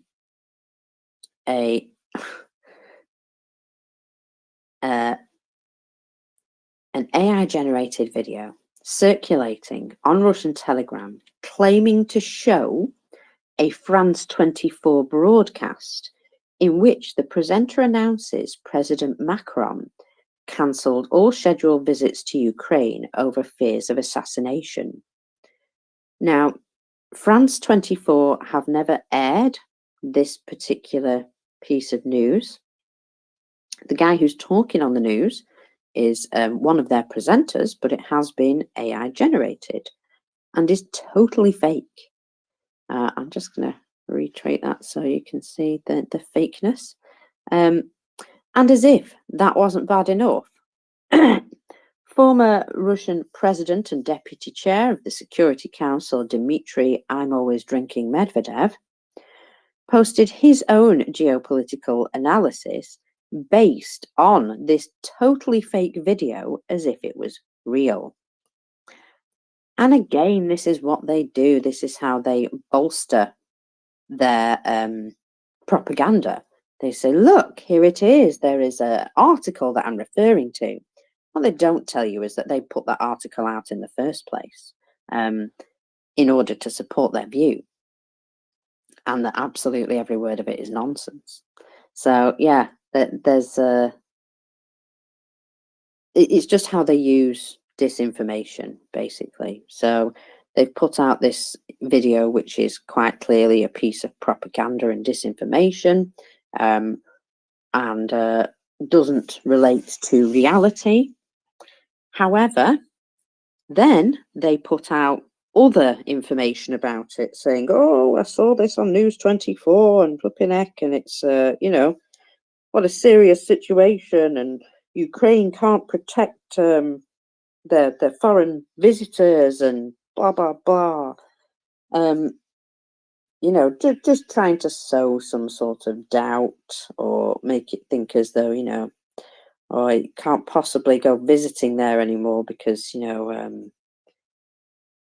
that there's a possibility that Ukrainians just can't protect you. And, well, in Kyiv, they probably can.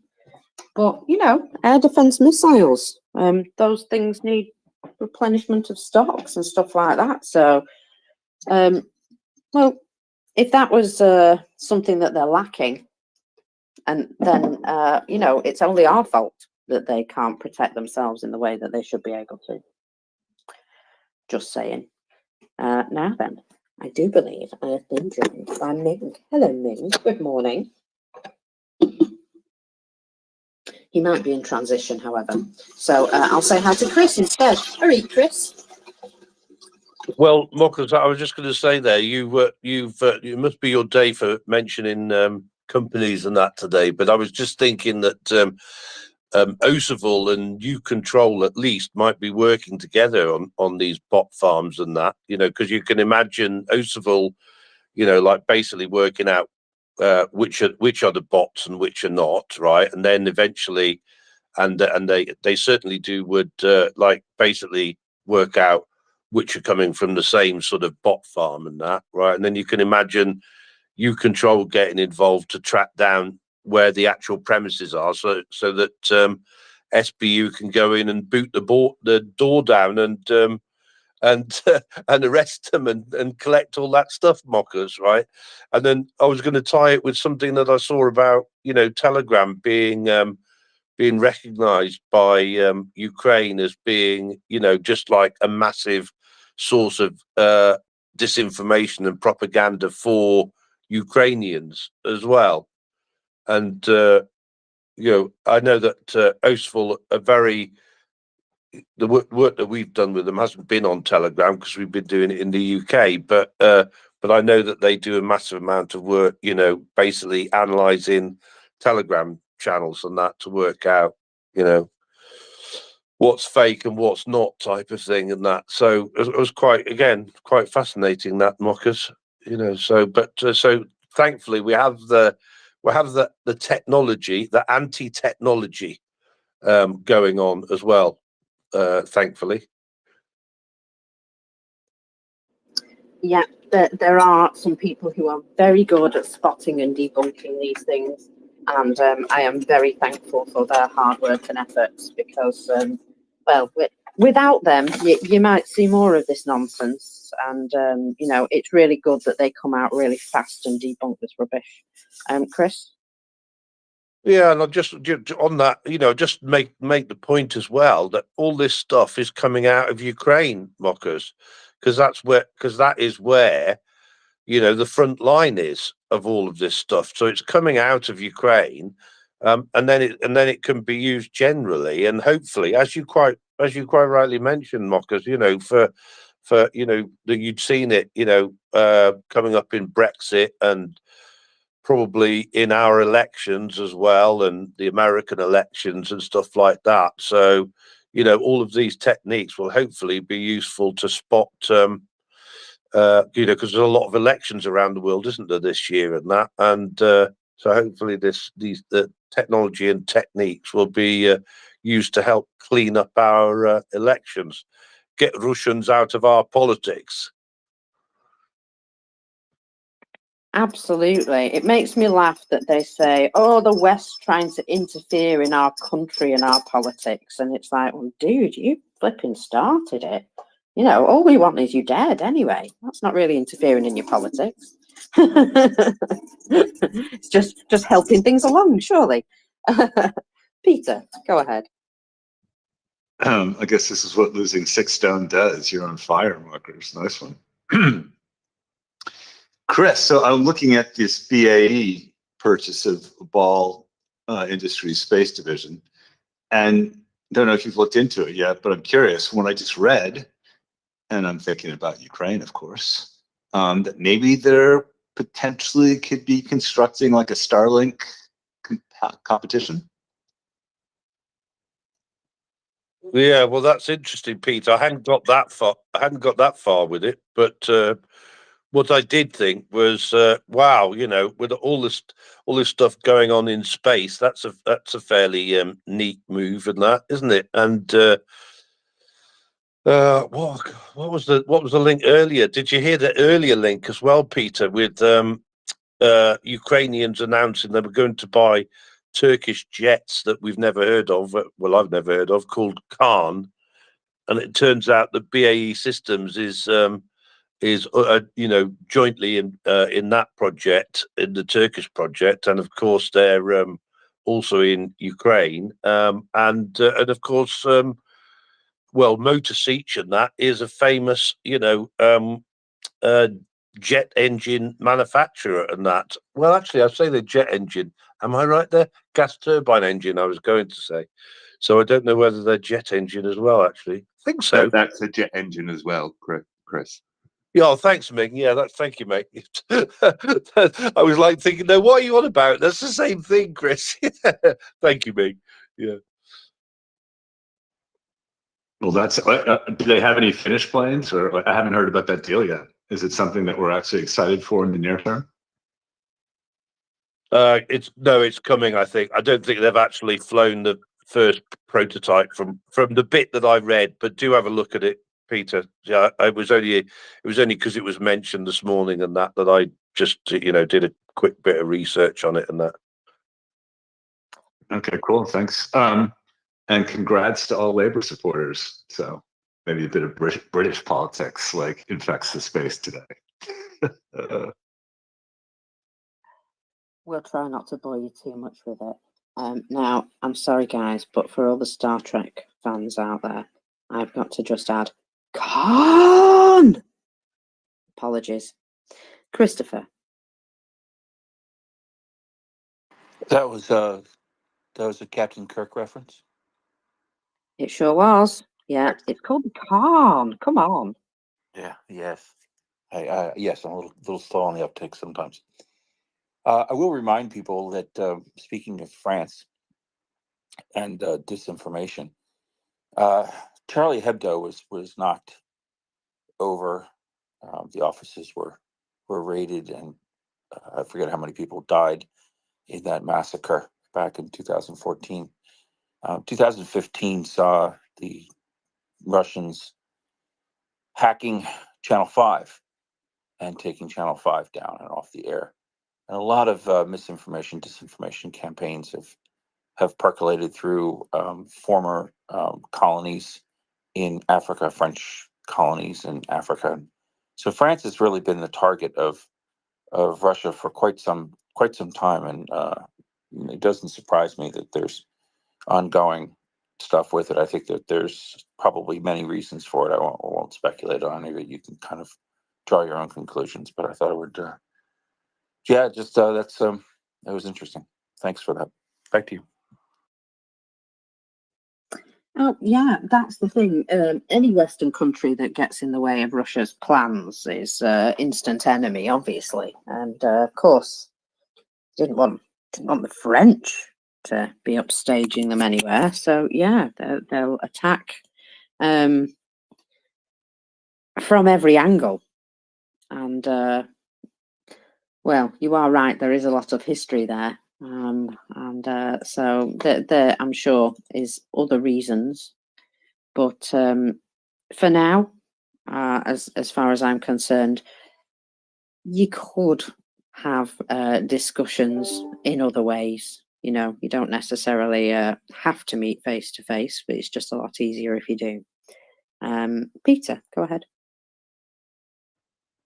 Yeah, on this front, a couple of weeks ago when the issue in the border in Texas was everywhere, and there's all this evidence of Moscow's latest bot invasion, and it's the biggest one ever, and they're throwing so many resources at it, and as predicted here on the report, that's gone absolutely nowhere. And I'm wondering, maybe finally, if they've reached their peak effectiveness, and the game's kind of up, but I see evidence of it.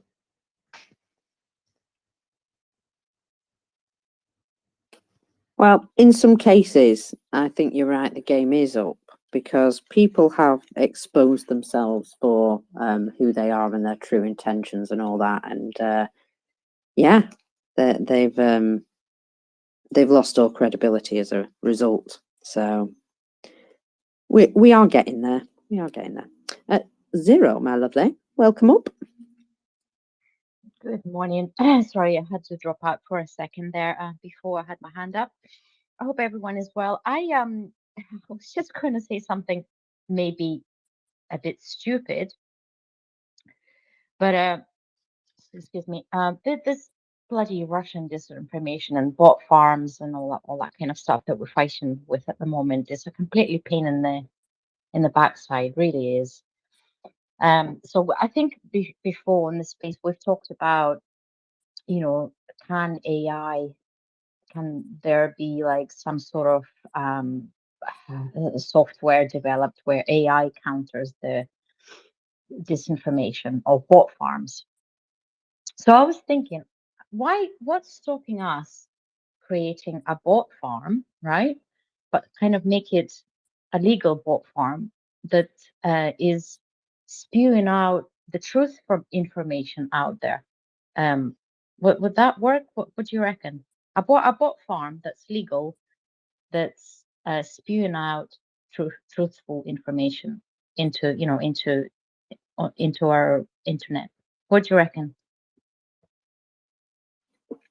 I suppose right now, a lot of that is done by individuals, isn't it? Chris, go for it. Yeah, it's another advert for me. This is Mockers and that, right? So I don't know about a bot farm, but I've but Vladimir the Great is now very active on the Daily Mail site and the Daily Mirror site. So if any real people would like to come and join me on the Daily Mail and the Daily Mirror, I'd be most grateful. You know, I've tried to interfere with other bots and with Russian propaganda as much as I possibly can.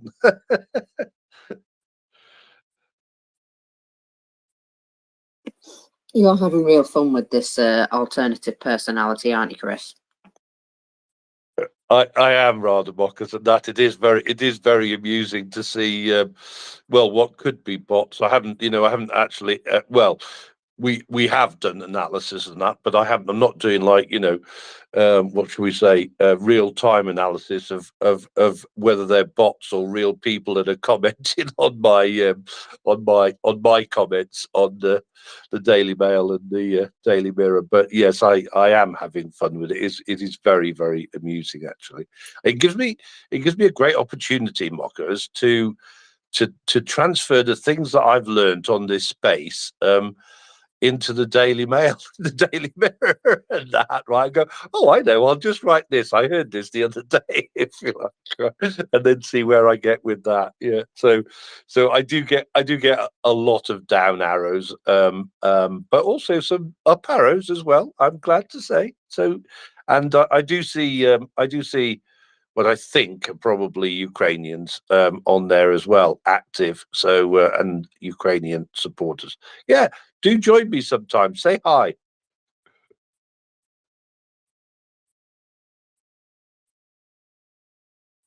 Well, I'm glad you're enjoying putting the world to rights over there, because yeah, it's the sorts of places where you will find them peddling disinformation, especially if the article itself is pretty decent with regards to Ukraine. They have to come along, correct it with their alternative facts, don't they?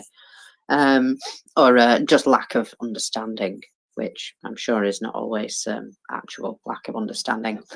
I've got a little good news story from Mr. Igor Smilyansky this morning. This name should be familiar, as he is the head of the Ukroposhta.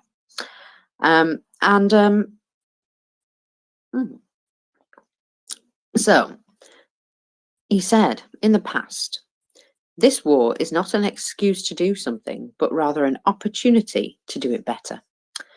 Before the war, they planned a gradual automation, but now they are reaching almost 100% automated operations and should be able to achieve this year. So today at Ukroposhta, they launched their first 100% automated sorting centre, which can process over 400,000 parcels per day and will open 20 plus sorting hubs within the next 3 to 4 months. This will help to provide Ukraine with a much faster service, more dependable, economically accessible, and the additional speed with which the post can be sorted and deployed to its various areas should actually make quite a bit of a difference. It's streamlining a big part of the operation. And let's face it, probably a bunch of the workers went to the front line or doing, learning how to fly drones and things like that.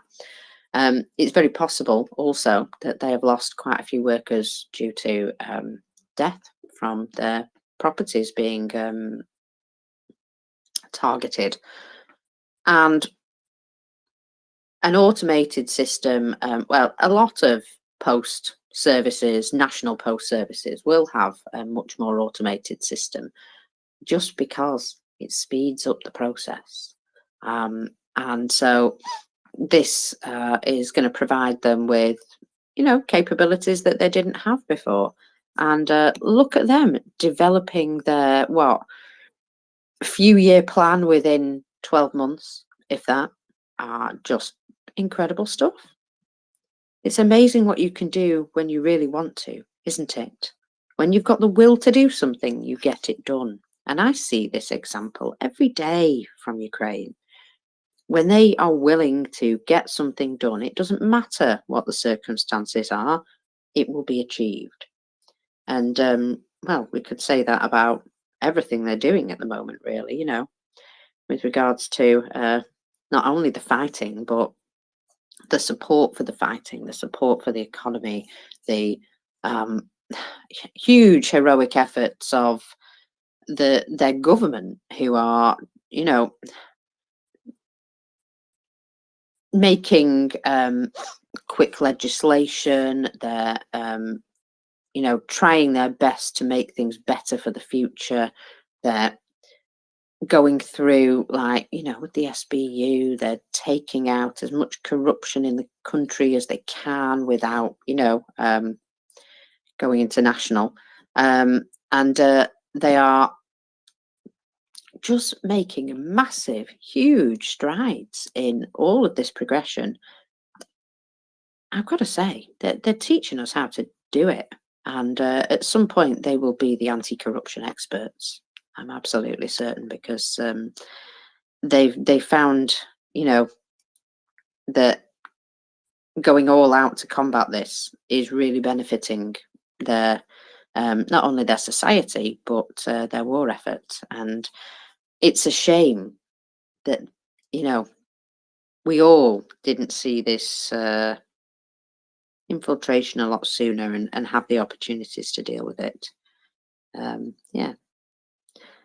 Now's our chance to get these people out of our own systems, out of our own organizations, before we end up in the situation that Ukraine have ended up in, with, you know, a bunch of their own apparent citizens working against them.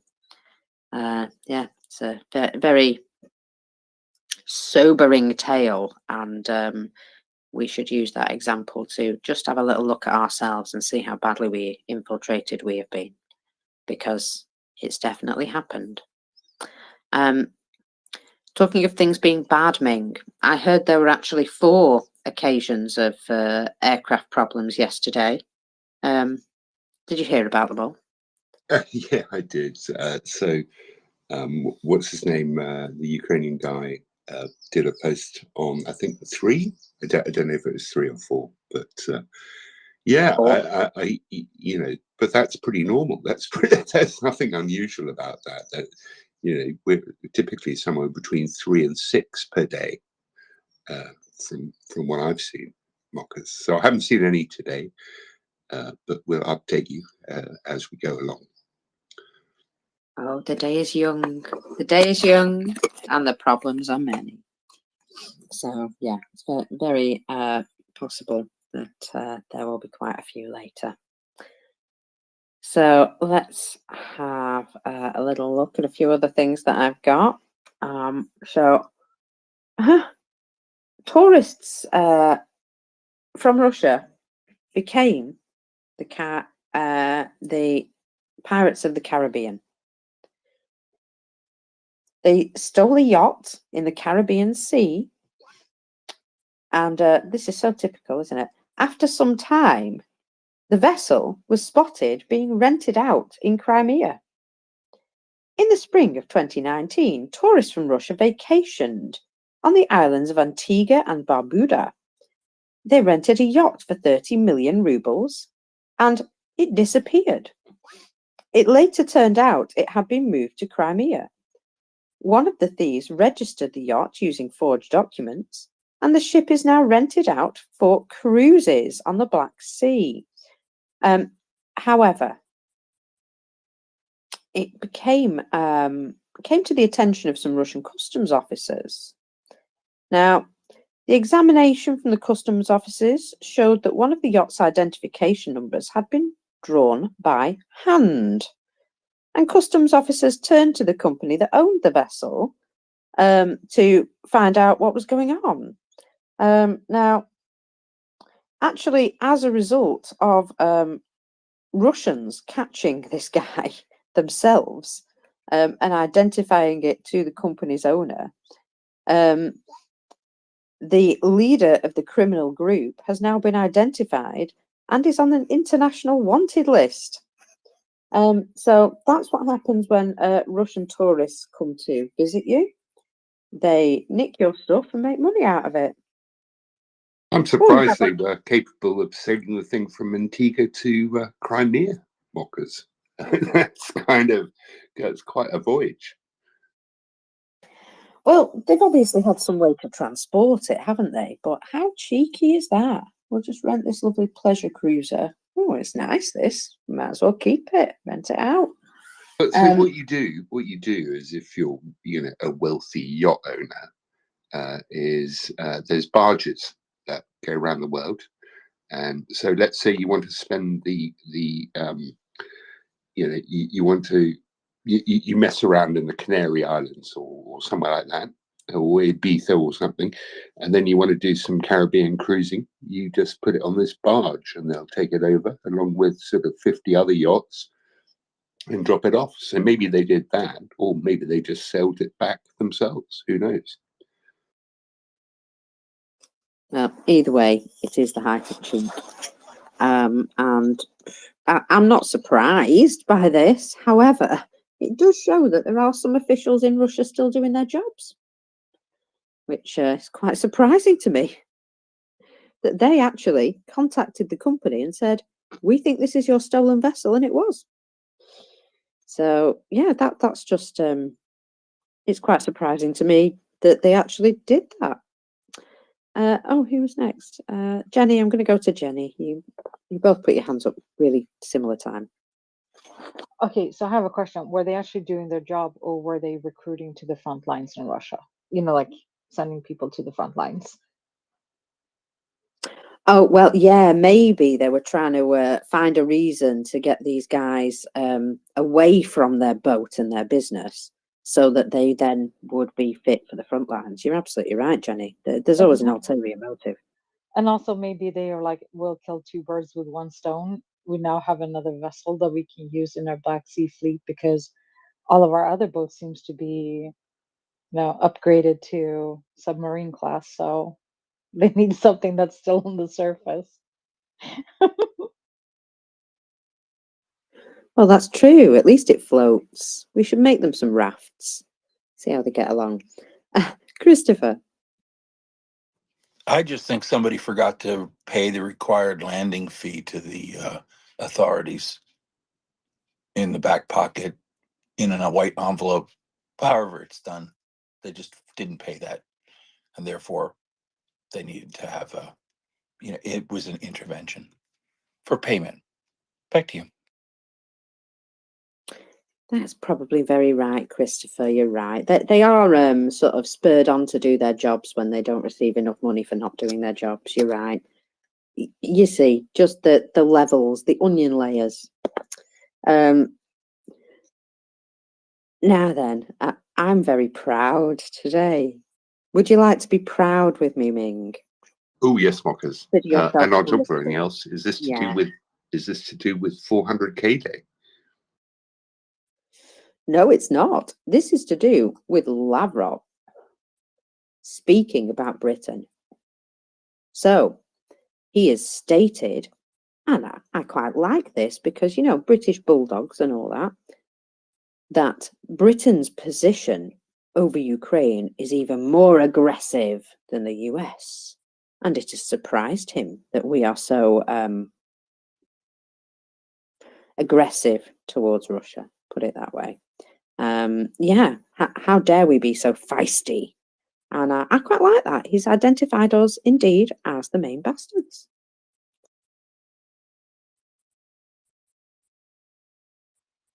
What have we done this time that really annoys him, mockers? Oh, we've just not been able to be bent, you see. No matter how they've tried to influence the UK, Nobody's going for it. And, you know, the one person they thought they really had in their pocket, I think, was Boris Johnson.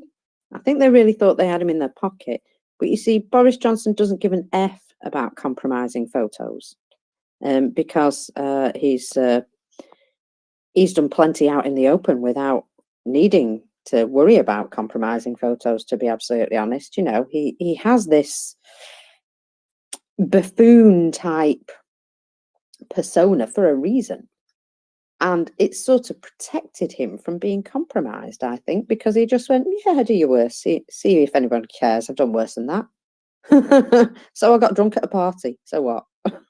You know, hey, the nation hates me for having parties. It's not like it's a problem.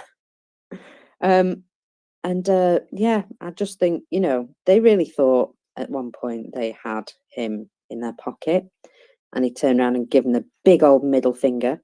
And we've sort of been doing the same ever since.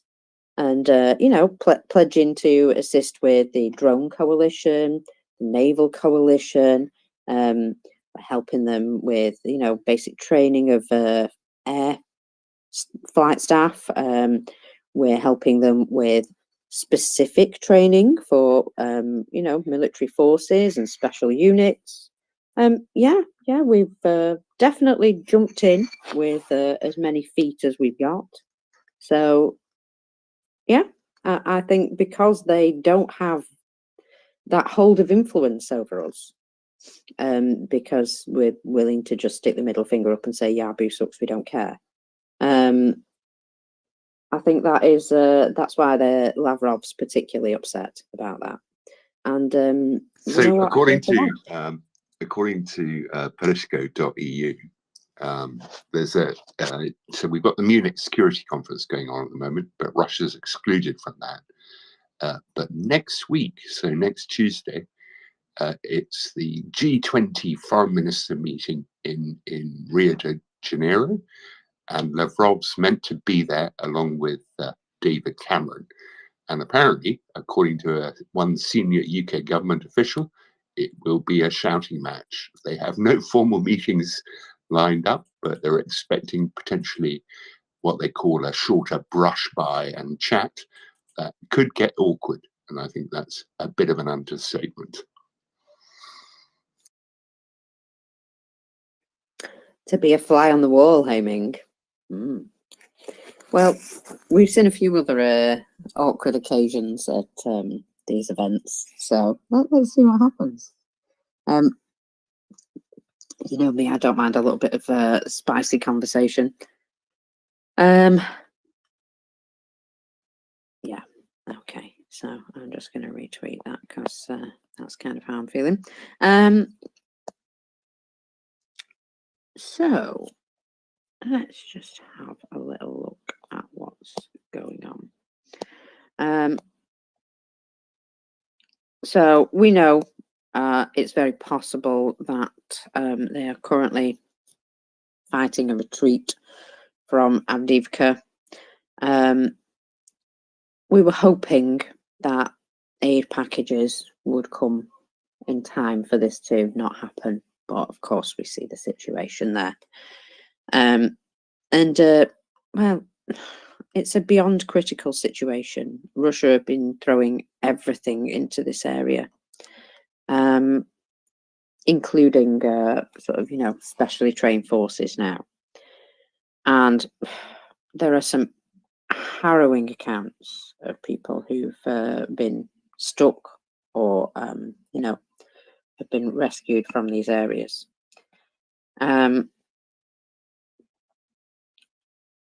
So let me just see if I can translate. There we go.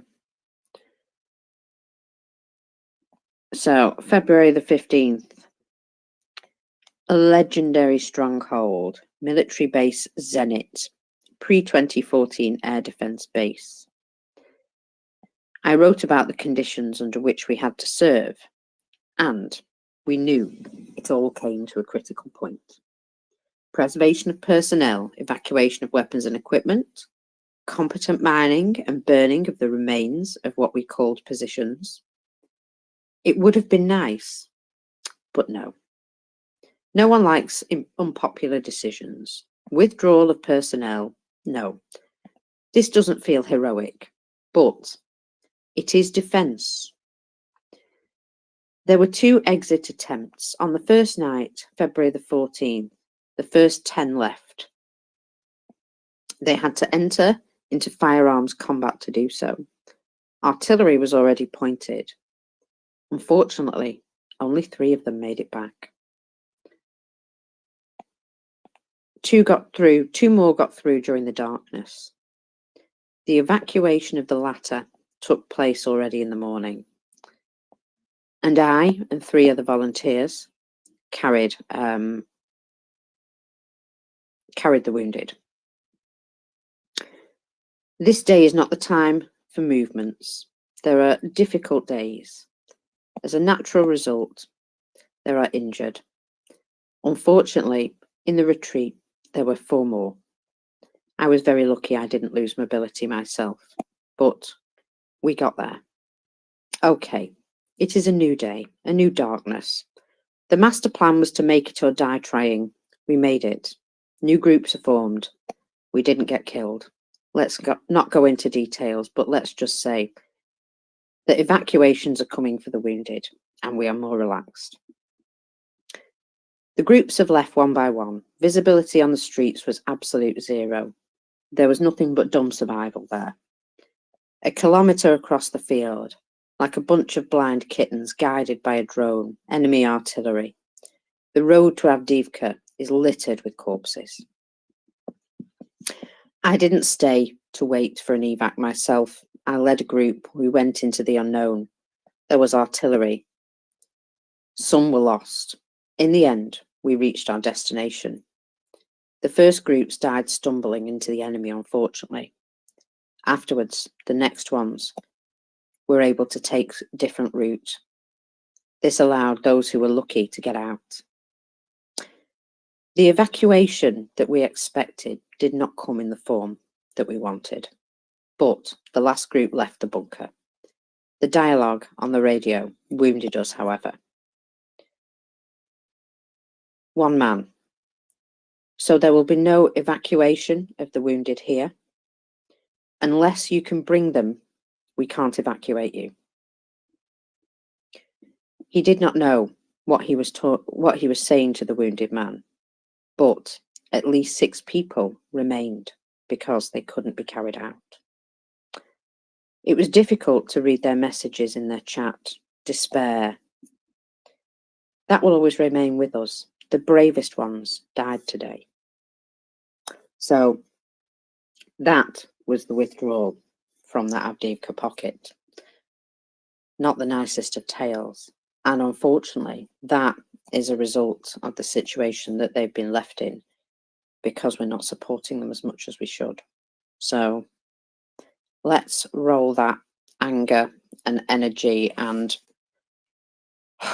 horror at the situation up into a ball of action. Let's do something today that maybe we've been putting it off. Maybe we thought, why would that make a difference? Do it anyway. If you have to speak to somebody, if you have to write to somebody, if you have to pester somebody, do it today because it's important, very important that we start to really dig in and pay attention. This is the situation we leave them in, and I find it very difficult to know that we could help them do different. So yeah, let's try our best today because it's really, really important. I mean, we're talking about fucking humanity here, you know. Now then, there has been a new Russian propaganda narrative released. You'll be glad to know they've produced a beautiful video which they're showing on several Russian news outlets, plus articles about how well they treat Ukrainian POWs.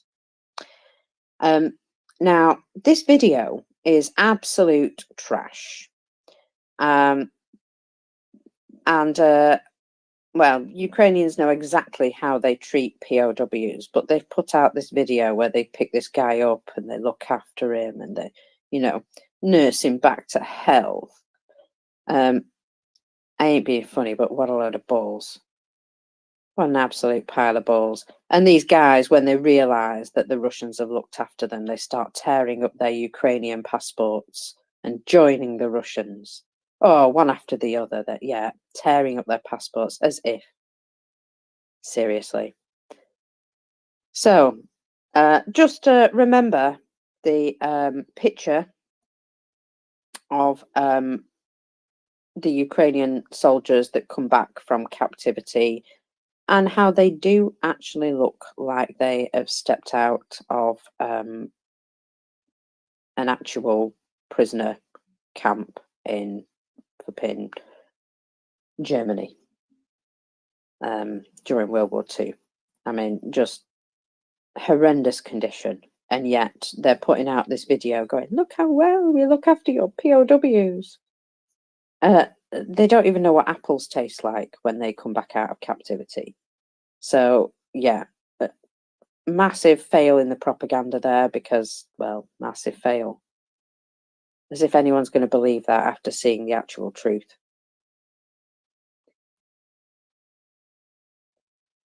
So anyway, Ming, do you have something distracting for me? Because I really need to answer this email. Yeah, so I'm just sort of looking at the various videos that Tucker Carlson's been releasing from Moscow. And, you know, I'm kind of astounded by them. Is this guy a total naive? It's like, so the video he did a couple of days ago from the Moscow metro. Yeah, the Moscow metro is deliberately built as a Potemkin, you know, thing, right? It's meant it was built by Stalin, killing thousands of forced laborers in the process to make Moscow look like a modern, thrusting forward-looking kind of city. And it was the only thing in the whole city that worked, right? So, and these days, they still take him to go and look at the metro. And it's just incredible. Now, there's some pretty amazing things about the metro. So, for one thing, it's pretty deep. And in order to tunnel so deeply, all the ground, I think, is frozen above it, is frozen with, I think, liquid carbon dioxide or oxygen or something. So, you know, and the stations themselves are pretty impressive. I mean, they're kind of architecturally quite magnificent with all the sort of Soviet dioramas of, you know, the proletarians of the world overcoming the evil forces of capitalism and whatnot. And there's hammers and sickles and all over the place, right? Like, you know, built into the whole thing structurally. And yeah, I mean, in fairness, they've been extending it. They didn't stop after Stalin. The newer stations, like for instance on the Izmailovsky line, are not nearly as cool, but they're on the outskirts, so Tucker won't have seen them. Petersburg's the same, but then so is Kiev. Kiev's metro is very, very similar. You know, take Tucker to Kiev and show him the Kiev metro. Is he going to suddenly decide that Kiev's a fantastic place? You know, he knows that he can't possibly think that this is a real kind of depiction of what Russian life is like. Then, okay, so on top of that, we've now got the shopping trolley thing, right? So, you know, putting a 10 ruble coin in a shopping trolley as a deposit is pretty standard in most Western European supermarkets. and a lot of people have a little token which isn't actually cash, right? It's just a thing that We have them in the UK, so people don't steal the trolleys. Yeah, and then on top of that, you've got the whole thing where you take the trolley outside the authorized area and it's immobilized automatically, right? So you can't nick them I anyway. didn't know that. That's clever. No, Whereas, we don't have geofencing for trolleys in the UK. we've got them at our local Tesco's. We've got that, plus the deposit Fancy. thing. But you know, if he didn't bother to tell anybody that the 10 rubles was effectively 10 US cents, right? It's like, you know, and then he goes and spends how much did he spend? 10,000 rubles basically in the supermarket, which somehow deeply impresses him because it's next to nothing in US dollars. But if he actually took the trouble to compare that shopping trolley cost to what your typical Russian earns, you know, it's just outrageous that he goes off and presents this stuff as somehow superior to life in the West. I don't know. What do you reckon, Mockers? I thought it was particularly silly because also his bill came to about 75% of an ordinary person's income.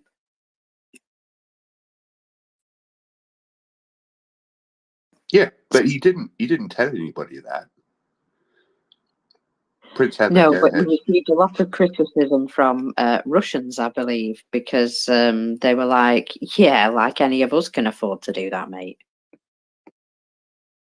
Yeah, and he would have been in, I don't know what it was, I didn't look, but it would have been one of the elite supermarkets that he was shopping in, I guess. Prince Heather, did you watch those videos? No. Tucker Carlson makes me need a vom bucket. I learned that from mockers today. But they're not geofenced mockers. What it is actually is a little magnetic strip implanted into the parking lot of of said place. And if you take it, take your buggy trolley, I call it a shopping cart, over that line of metal of the magnetic thing, it sets off the magnet and closes off the brakes, and they have a special device or whatever they use to fix it. And so it's not geofencing. It is just a little strip of something put into the cement or pavement or whatever blacktop, so that it triggers the magnet on the buggy trolley shopping cart. Well, it's still hilarious to me that Yeah. that there's a way of stopping people running off with them that is so particularly effective. I didn't but realize that existed. effective. Do you know how many I see all over the place and how much money people make returning these things? It's absolutely crazy. I see trucks full of shopping carts all the time. Well, I never leave the house. I used to see them all the time.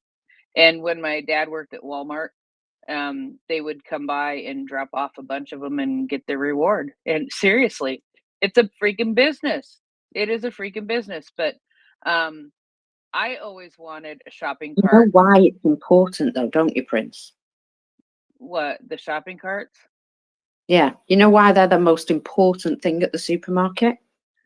Well, Because if you pull up in your car and there's no shopping trolleys, you pick up a basket and you don't buy as much. yeah, true. Or you decide not to go into the store because there's no trolleys. Um, but I always wanted a shopping cart. I always wanted a shopping cart as a planter. I know that's weird. Yeah, And that's weird. the shopping carts, The shopping cart planter, I think, would have held up better than the toilet planter did. The toilet planter fell apart after a few years. Yes, I Must have did been a that. Russian one. Yes, I did that. Did you steal it? No, not at all. No, I didn't. Just checking. Just checking. You're not Russian then, obviously. No, it was a spare toilet my dad had in the garage, and I'm like, well, this is stupid. So I took it out in the backyard and made it into a planter, and it was rather beautiful. Well, thanks. I'm glad for that. I've got a mental image now. Lovely.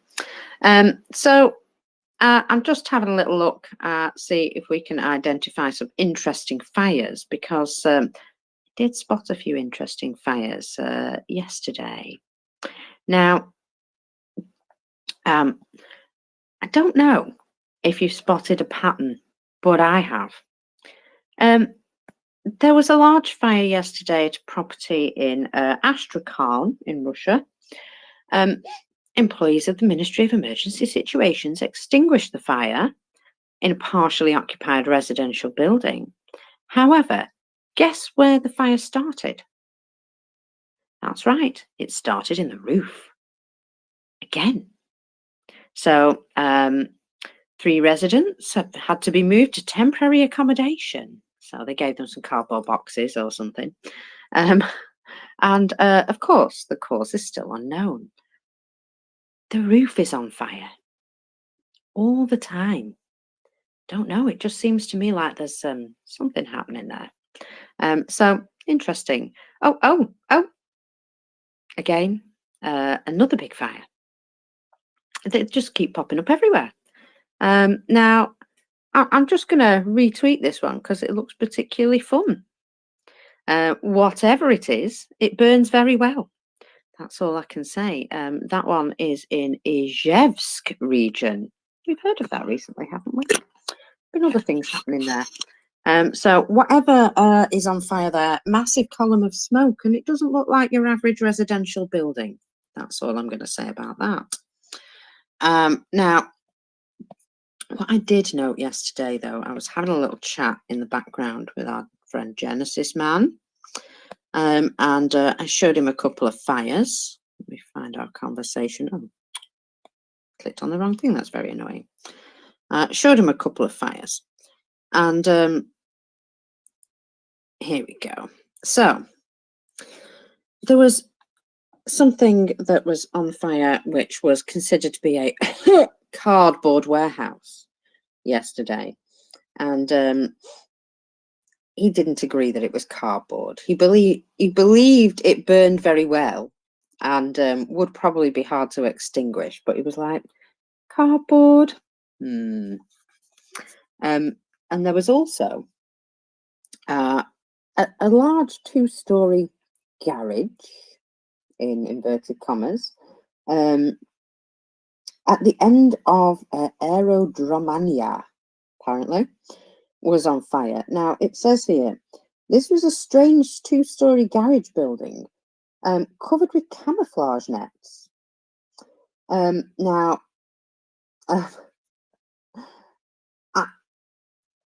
did I retweet this? I did at the time, but the video is hilarious, right? Because you know how they say like so many pieces of equipment and so many persons were fighting the firemen? Yeah, go on. Sorry, go on, Mark. A sticky mic there. Apologies. Well, this one says, 1 unknown person and 1 piece of equipment is in use, and there is a man rushing backwards and forwards to this raging inferno with a bucket. It's very effective firefighting, that's all I can say. Yeah, honestly, there's not even like a chain of buckets. There's like some guy on a stepladder handing him like a bucket. He throws the bucket on the water, he walks back slowly, hands in the empty bucket, it all starts again. Oh dear. So yeah, that just the fire service at its finest. But I think the fire service were all a little bit too busy in Kursk yesterday, dealing with the oil refinery on fire. So then there was that oil refinery on fire. All of these things, you know, may or may not be connected to the military, but I have an inkling that they probably are. And then, of course, we had the smoke column over Bisk. Now, this was a large sound of an explosion, so much so, windows broke in some houses. And then there was this very large column of like steam up into the air. So it was a major pipe that went. And, you know, it could very well be that it just was a buildup of pressure in the system. However, I am reliably told by, let's just say, some elves, that behind every one of these bavovnas in the Russian military industry, there are specific people. These things don't just happen by themselves. Now, that being said, you remember I think it was the Nova nightclub in the Zvestia building, Ming, that was on fire yesterday in Moscow? I missed that one, Mockers, but yeah, go ahead. Well, this is what they've found out about that. Now, the Nova nightclub itself no longer exists. It's just a little charred shell of a building. And in fact, a large part of the building, at least 3 units that were inside it, were destroyed as a result of the fire. Now, they're trying to figure out how this fire started. And they've come to the conclusion that there was only one person inside the nightclub at the time the fire started, who was the security guard. And it was more than 30 minutes after the fire started that he alerted anybody. So they're trying to blame it on him. But I mean, it is very possible if somebody had set a small fire in a room somewhere and then disappeared. If a security guard's walking around a building, he might not find it immediately. But I love the way that he tried to tackle it. No, not at all. He just left and called somebody. He was like, yeah, stuff this. So now they're blaming it on him. Whether it was him or not, whether he was one of the elves or an elf snuck in around him. Either way, it's entirely the security guard's fault, Ming.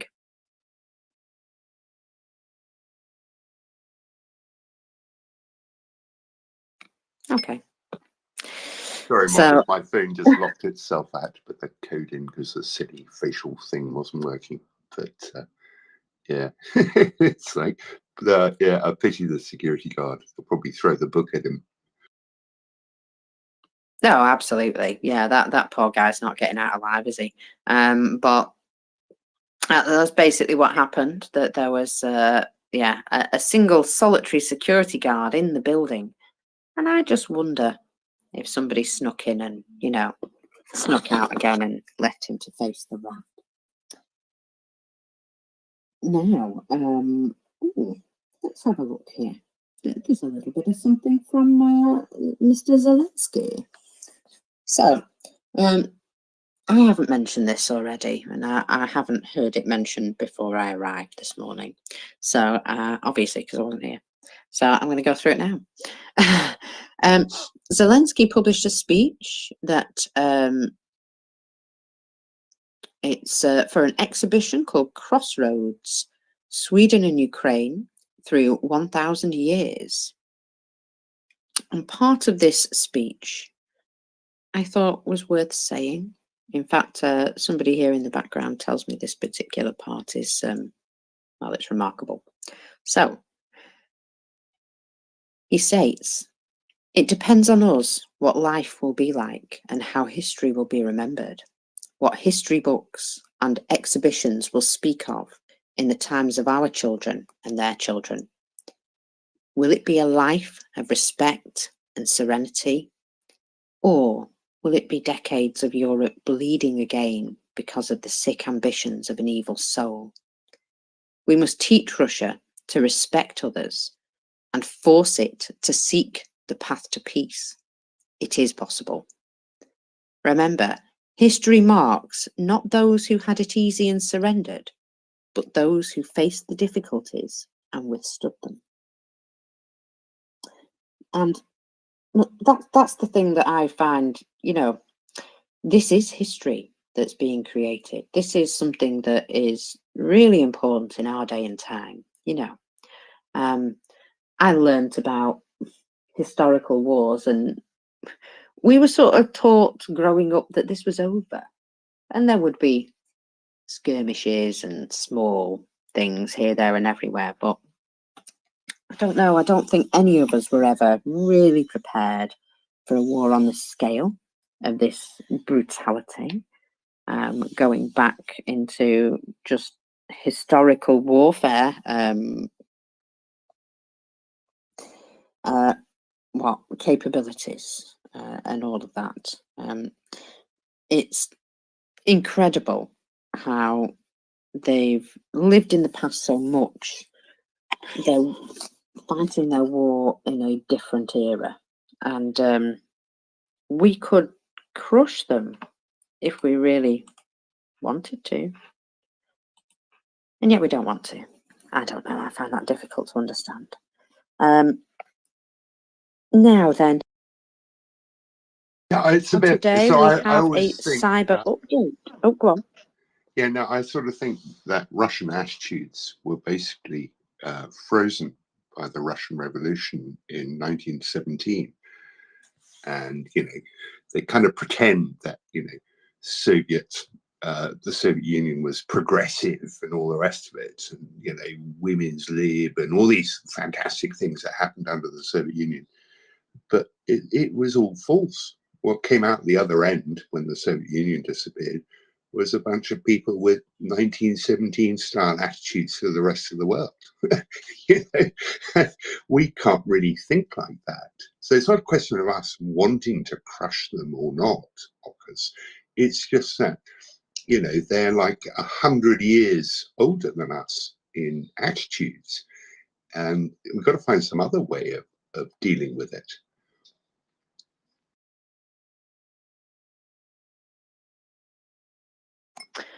Well, absolutely, yeah. We do have to find different ways of dealing with it, and one of those ways is to provide Ukraine with all the technology that they need, because it is a massive force multiplier.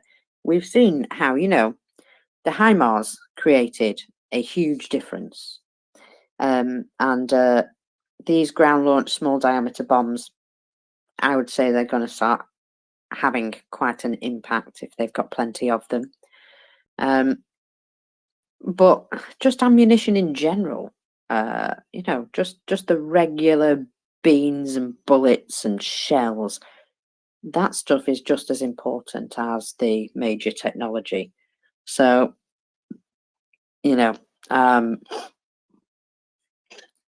we just need to stop trying to tell them what they need and just give them what they're asking for. I think that's something else that I have in my head, that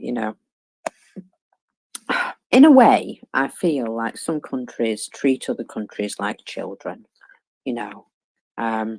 Okay, down there, you little country, don't worry, we'll look after you, we'll do this, we'll do that. And it's what would you say? It's sickening, actually, because they're a sovereign country with their own rights, their own citizens, their own ideas, and we go, we know what's best for you. And I don't actually think we do. Really don't think we do know what's best for them. I think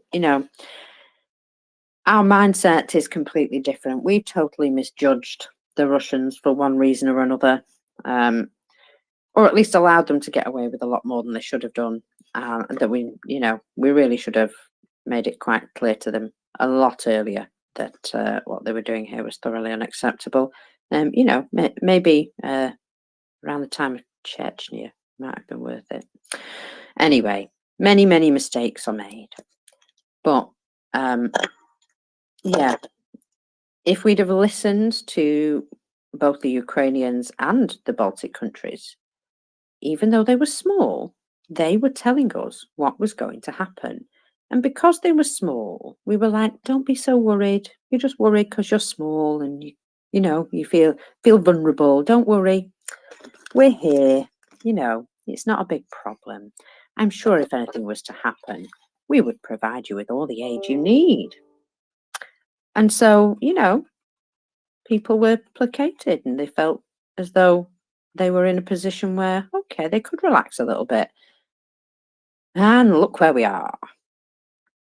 And yeah, here we are telling Ukraine what we think they need when they know exactly what they need. And they told us about it in the first place. That's honestly, I could be really, really angry. It's a good job there's nobody here that I could be angry with. So Zelensky has arrived in Germany this morning. There's a photograph of him. I'll just retweet that so you can see. He's looking like he's well, serious, shall we say. So he has put out a statement with this, that he's starting 2 important days, meetings with partners in Germany and France to sign new agreements, and the Munich Security Conference. A new security architecture for Ukraine, which might be interesting, as well as new opportunities. We make every effort to end the war as soon as possible on fair Ukrainian terms to ensure a lasting peace. And that's the thing. It's with fair results. It can't be that, oh, well, you know, Russia's, they've weed on it now, so it's theirs. No, that doesn't work like that. Otherwise, my neighbour would own my entire garden, no doubt, because I don't care about it, and he seems to think I should do more work on it. So, yeah, if I allowed him, he'd probably take my garden and look after it too. He's a bit of a gardener. But just, you know, comparisons that you can't do that shit and get away with it. You just can't. It's just the height of dishonesty. And, you know, I can't believe people are actually saying, no, go on, they've worked hard for it. No, absolutely not. And, you know, Crimea set a precedent for what they're doing now. And, yeah, we let them down over and over again. And we really shouldn't be doing that anymore. We really need to stand up for ourselves and our allies. So it's crucial that we get this done. It really is. And well, whatever's being done to get this aid bill through in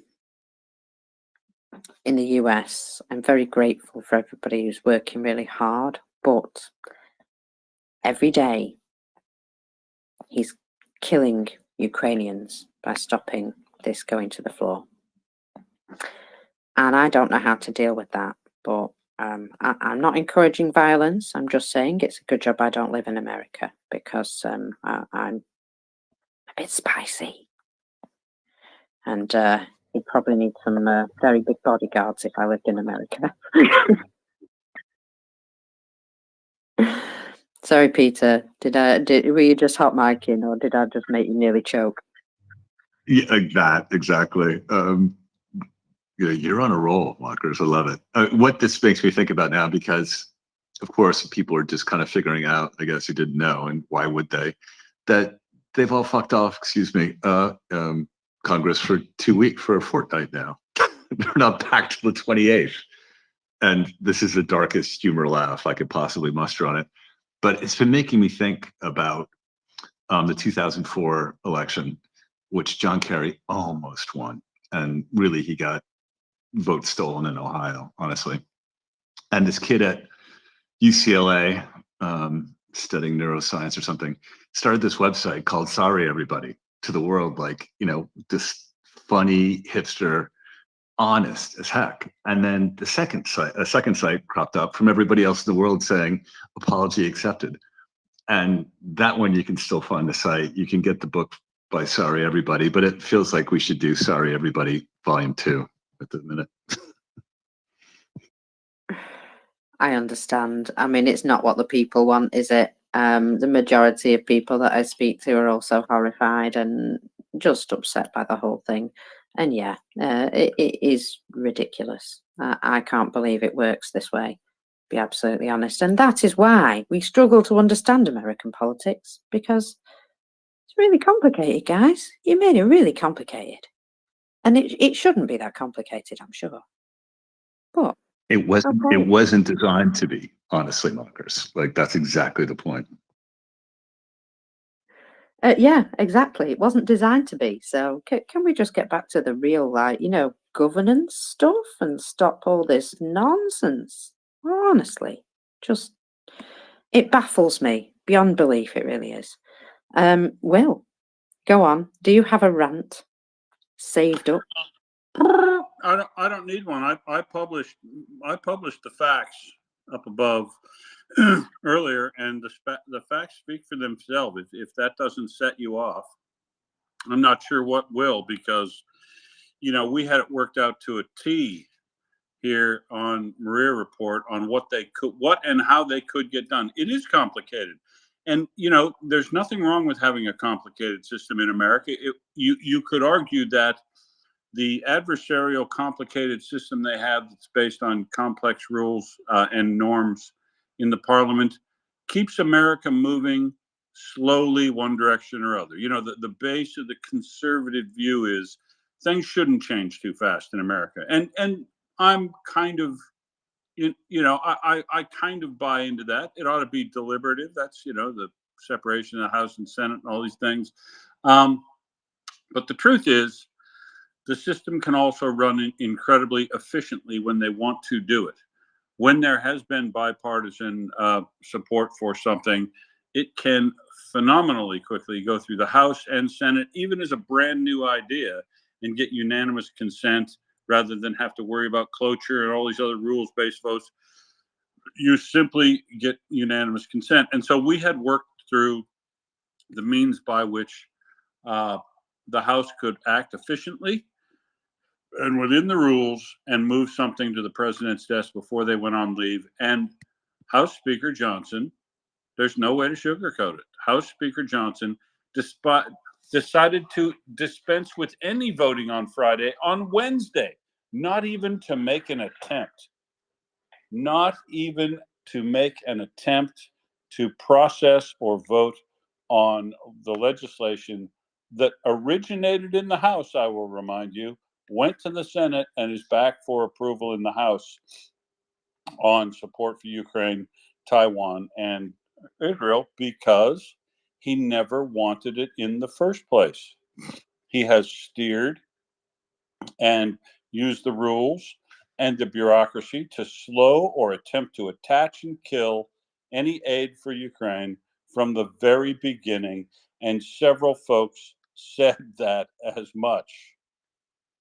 Now, I wasn't one of them. I was like, well, you know what? I'm going to sit back and give him a chance. But given the man's pedigree and his system of beliefs, I am fully with Dryfly, who said, yeah, this is going to happen, and it's going to be the worst of the cynicism, or the worst, and that's what this is, right? Giving the House of Representatives extra days off, essentially, to not do the government's business.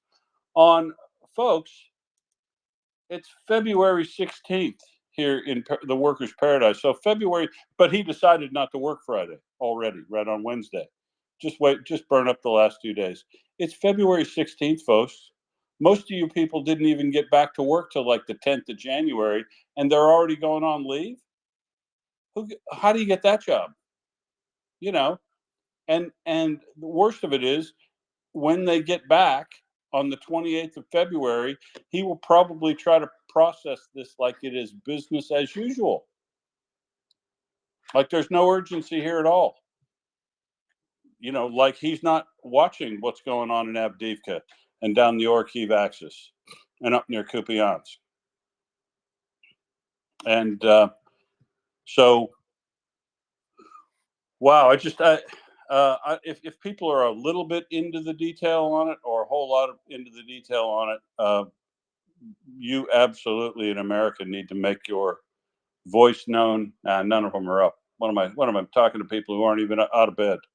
But the Americans, you know, tomorrow they really need to make sure in the next 2 weeks they focus on contacting their representatives when they are home in their districts, because I guarantee you that they pay more attention to their messages and phone calls that they get at their district office when they're home in their districts than their staffers do when they're back calling the Washington offices. It's important to call them where they're at, but it's especially important to call them, write them, see if you can find out their schedule, where they're at, all that sort of stuff. Nothing beats, I can tell you this from personal experience, nothing beats going to a town hall or a coffee klatch or however they do it. When your representative is out in public, nothing beats having a really good killer question ready for your representative so you can ask them their view on. I notice you guys haven't moved the Ukrainian support legislation through the House. Are you prepared to sign a discharge petition right now and make sure that legislation comes to the floor immediately upon your return on the 28th of February so that aid can start flowing to Ukraine that is in dire straits right now? Are you prepared to sign on to that? You know, they've really got to be put on the spot, but nice and politely, right? Ask them a nice, polite question, whether you're on the phone or happen to catch them in person or want to write them a message, whatever you want to do. But it's important to keep at this every day, or at least both weeks while they're back, right? If you're keeping up a regular schedule of contacting your representatives weekly, make sure you pound that drum again this week and next week while they're home in their districts. And if you do get an opportunity to talk to them, say something about it, because if America, if the House of Representatives doesn't act on the 28th of February when they return to sit in Washington, if they don't act immediately to take some action to move this bill through the House with a discharge petition, or the Speaker brings it to the floor, or whatever, if the House doesn't act immediately upon its return on the 28th of February and they treat it as business as usual, and there isn't a massive uprising in the House of Representatives, it doesn't matter what they do from that point. Ukraine and the world get the message right then that the United States isn't going to support liberal democracies in the world anymore. It doesn't take the president saying, fuck you. It takes the House and the presidency being at loggerheads, and the folks who control the money are in the House. He has the power to stop this all by himself. He's using his power. And if he continues to do that, Mike Johnson, the message is done for the rest of the world. We can no longer rely on America to be there when the chips are down and we're out of ammunition and they're just about to overrun us in Avdiivka or wherever you are in the world. Australia can no longer rely on America coming to assist Australia if we get in trouble with the Chinese, especially if there's an election year on. Taiwan, forget about it. They're not going to come help you against China. They're not going to risk it. They don't even, it's too far away. You know, that's the message they're sending. I realize that most Americans don't agree with that. But America's not run by most Americans because the Americans don't care that it's not run by most Americans. They've let it get, just like the Russians own their system, folks. Americans, each American owns your system. And if you're not calling your representatives to demand some action on this and demand that they do your will, even if they don't do your will, if you don't call and ask and press them to do your will, you are not doing what's necessary of you to take control of the situation, because the only control you have now is calling your representatives. You didn't vote for too long. You didn't care if money poisoned your politics. You didn't run for office. You didn't do the things to counter the disinformation. I know there's tons of reasons you didn't do it, but your democracy has turned to fucking garbage, America. And if you don't personally take advantage of the fact that you still live in a free society and you can contact your representatives by phone, email, you got to make your voice known now in protest, because you didn't make your voices known in the ballot box for so long that you let people who don't represent your views take over because they know some guys with money. That's the truth, America. Sorry. It is. That's the painful truth. You let money poison your system so much that if you've got enough money, you can buy anything. You can buy a Speaker of the House. Prove me wrong, America. Prove me wrong.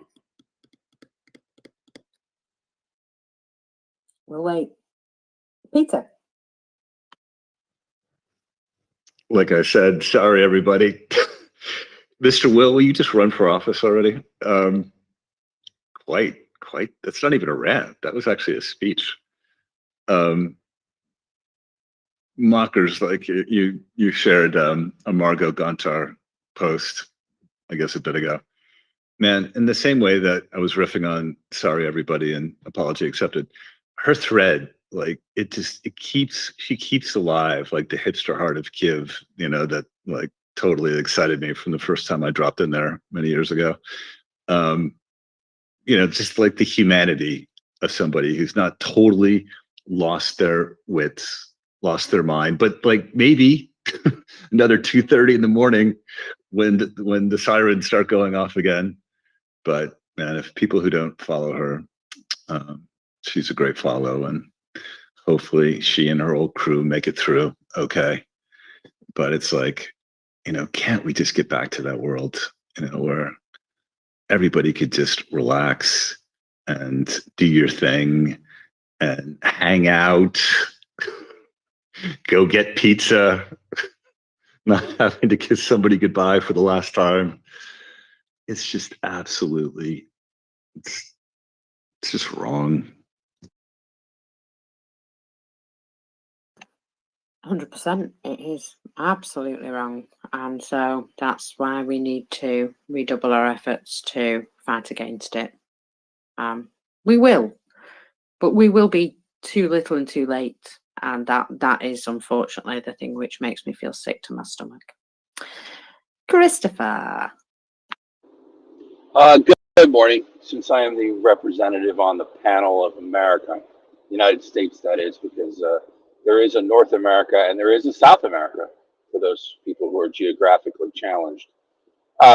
So, Will, I appreciate your sentiment. There's a lot of truth there. There's not a lot of solution. There's a lot of nitpicky kind of,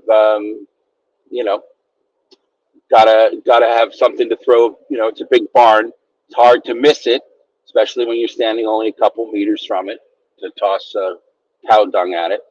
I will, let me switch a little bit. Mockers, I appreciate you this morning. When I got up, I heard you dealing with an individual who was asking questions, and I was really impressed by the way that you were able to give that individual the time that they needed to express themselves and to get their whatever their anxiety was that they had apparently at the moment. That was my reading of it. And and gave them a time and space, but yet didn't do what I might have done, which would have been like, why the are you asking the question? Why aren't you tell me what you're doing about it? And so that brings me back to Will. So Will, I don't need your receipts. I see them every day. I support them, even though it's a pile-on. It's a lovely cuddle pile. But I think at some point in time we're going to need to continue to bring forward the positive aspects of what America has been doing. The United States has been doing. Bring forward the positive aspects of what Australia has been doing. I know you guys didn't do a very good job seeing through the lion of your current government, and we certainly have not done a pretty good job of seeing through the lying of our current government. and a government, I mean, in the sense that the people that are being put up to run the place, right? So these people are put up. Not Speaker Johnson.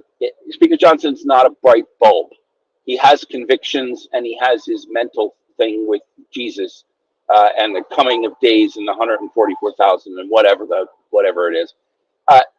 That's his, but he was put in that position, and he isn't pulling the strings, right? He's just the figurehead. He's being told what to do, and we got to get at the root of who's doing that telling. Why is that telling going on? And a lot of that root is going to wind its way back to Russia, right? That's going to be a pretty good, clear, evidential trail. We already see it with American Ethane, and they tried to get in. We see it with the NRA. We see it with the Heritage Foundation, and the list goes on and on. So you know, it's okay, fine to pick at the the visible cause of what's out there visibly, that side of the barn that you keep tossing stuff at. But really, I mean, I really would rather see us concentrate on the things that are inside the barn, that are trying to burn the barn down from the inside and still keep up the facade and the veneer of the greatest country on earth, greatest generation on earth, greatest this, greatest that. You know, celebrate some of the wins that are going on. Taylor Swift, as an individual, I never enjoyed Taylor Swift's music. I didn't have anything to do with her. I knew nothing about her personality, nothing about her politics, nothing. I just didn't enjoy her music. Therefore, I tuned her out. However, her and Pink are doing the things that are the right things to do. And those people should be held up as examples, right? And not just a broad brushstroke of, this is America, you screwed up, look at what you've done, you're bad, go sit in the corner. That doesn't, do you beat a child like that? A child that's not performing, you figure out another way to get the child to perform. If it's not doing it one way because it can't learn through a book, you teach it through experiential, right? You don't give up on the child, all right? And I'm not giving up on America, and I know that you're not giving up on Ukraine, and you're not giving up on it, but it sometimes, to me, feels, I gotta say, in a bit, because I sometimes take things personally, that's an attack on the people of America and not the issues that America is dealing with. Now, the people of America are good, kind, and genuine people. They are misdirected. They have let themselves be misdirected, or maybe it isn't something that they had a consciousness about. It's hard to turn around 350 million people, right? That's a slow moving boat. You said the one thing about American politics that makes it last, the American political system, I should say, is that turning it is difficult. Democracy is difficult, right? And so a little bit of support for the things that democracy is doing correctly would go a long way to understanding and to being a part that is supportive for Ukraine. The Ukrainians keep thanking America. I keep getting thanked every time I speak with my friend now that is over there, and she just doesn't understand why I'm supporting Ukraine. Because I don't have anything, I have no dog in that fight, right? So those are things that I take away as wins. I can't keep sitting in this pile of dung, throwing it at a barn that's burning from the inside. And I think I'll leave it at there. Thanks.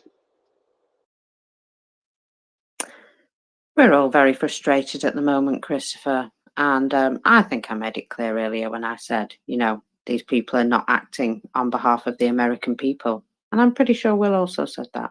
So, you know, don't take it personally, because we are well aware that the American people are not in the majority, you know, hating Ukraine. Maybe some people don't understand the situation. Maybe some people are terribly misinformed. But all in all, we know that the moral thing to do, the right thing to do, is what's causing all this frustration and people to feel bad about the situation. But of course, that's what they want. They want us arguing between ourselves. They want us frustrated. They want us hopeless. And that's why we can't be any of those things. We can I've got to worried. ask, before Congress, the House of Representatives went into recess, was there any attempt to get a discharge petition moving to get some momentum behind it? Does anybody know? There were talks about it, but it was shut down. People did try and get, there is one that exists which already has a number of signatures. It was apparently produced for a previous occasion and not used. And apparently they can use this. They don't have to build it right from the beginning again. So there is a possibility of getting one of those through.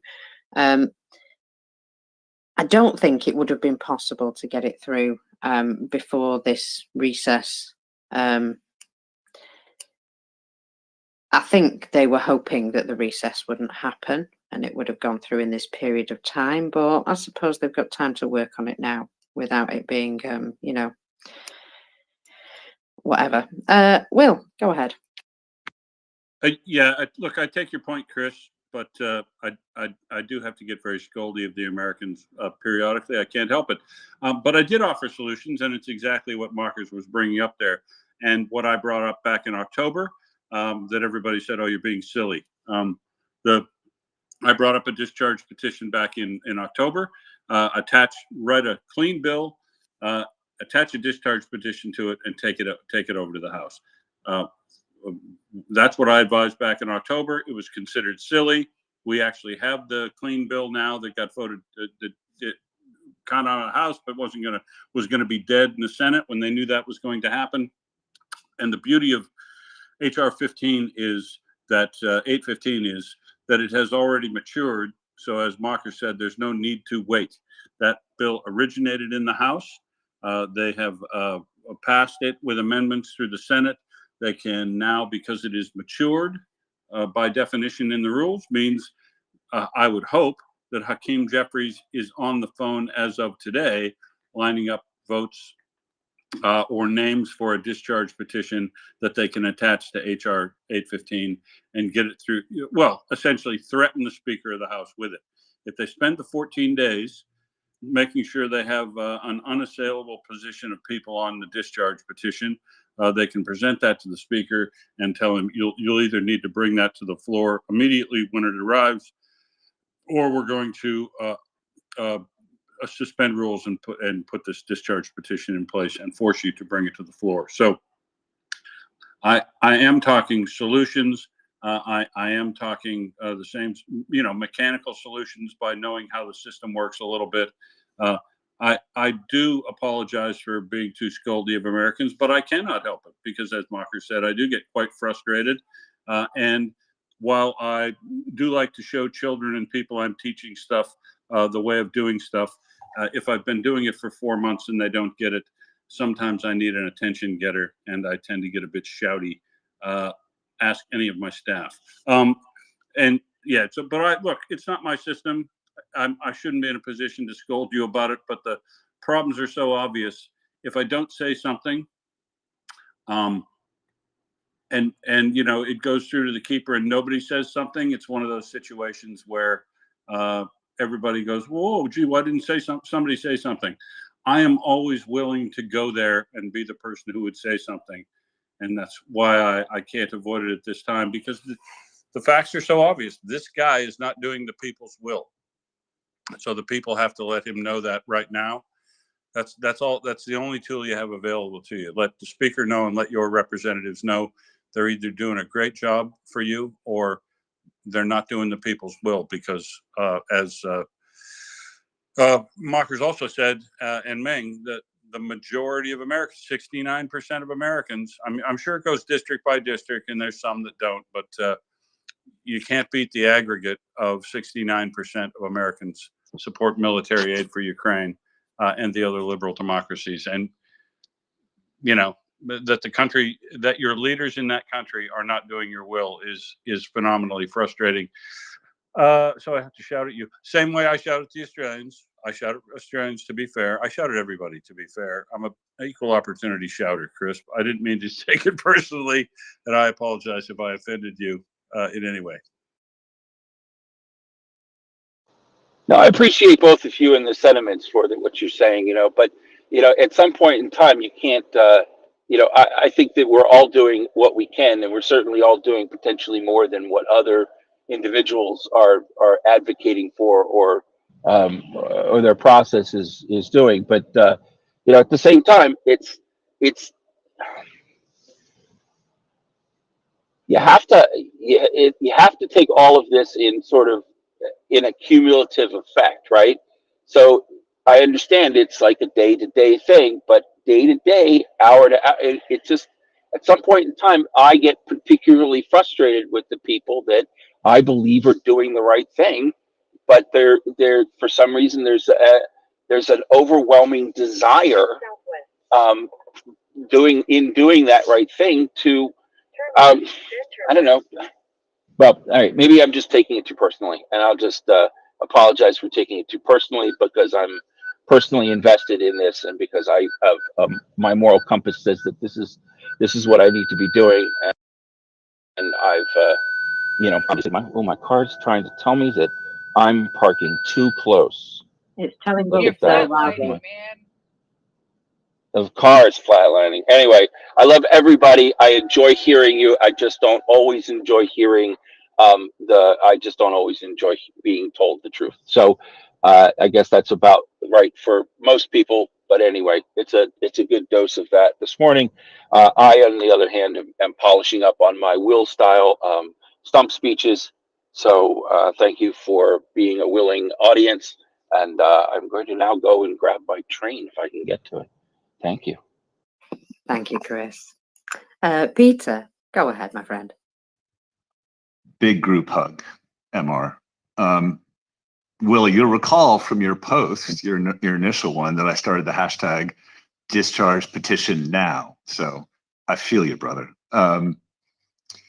Christopher, like this morning, my time with Chuck, we got in big time alignment for the really poor messaging and the missed opportunity at this point from the administration and from Biden himself. And I'm not trying to be too critical, but this is where the bully pulpit can make a big difference. And for people who don't know, Biden comes from the state of Delaware, not the hottest point, but right in the midst of the revolution, of the colonial revolution, his whole life. And the alignment of the American Revolutionary War and Ukraine's war now, there's so many parallels. It's crazy.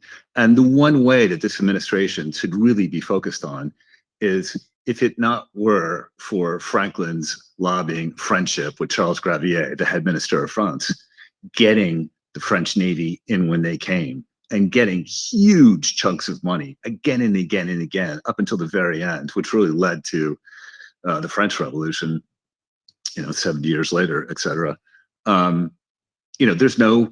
There's no colonial America. It never happens in the first place. It was really an English Civil War, a shared language.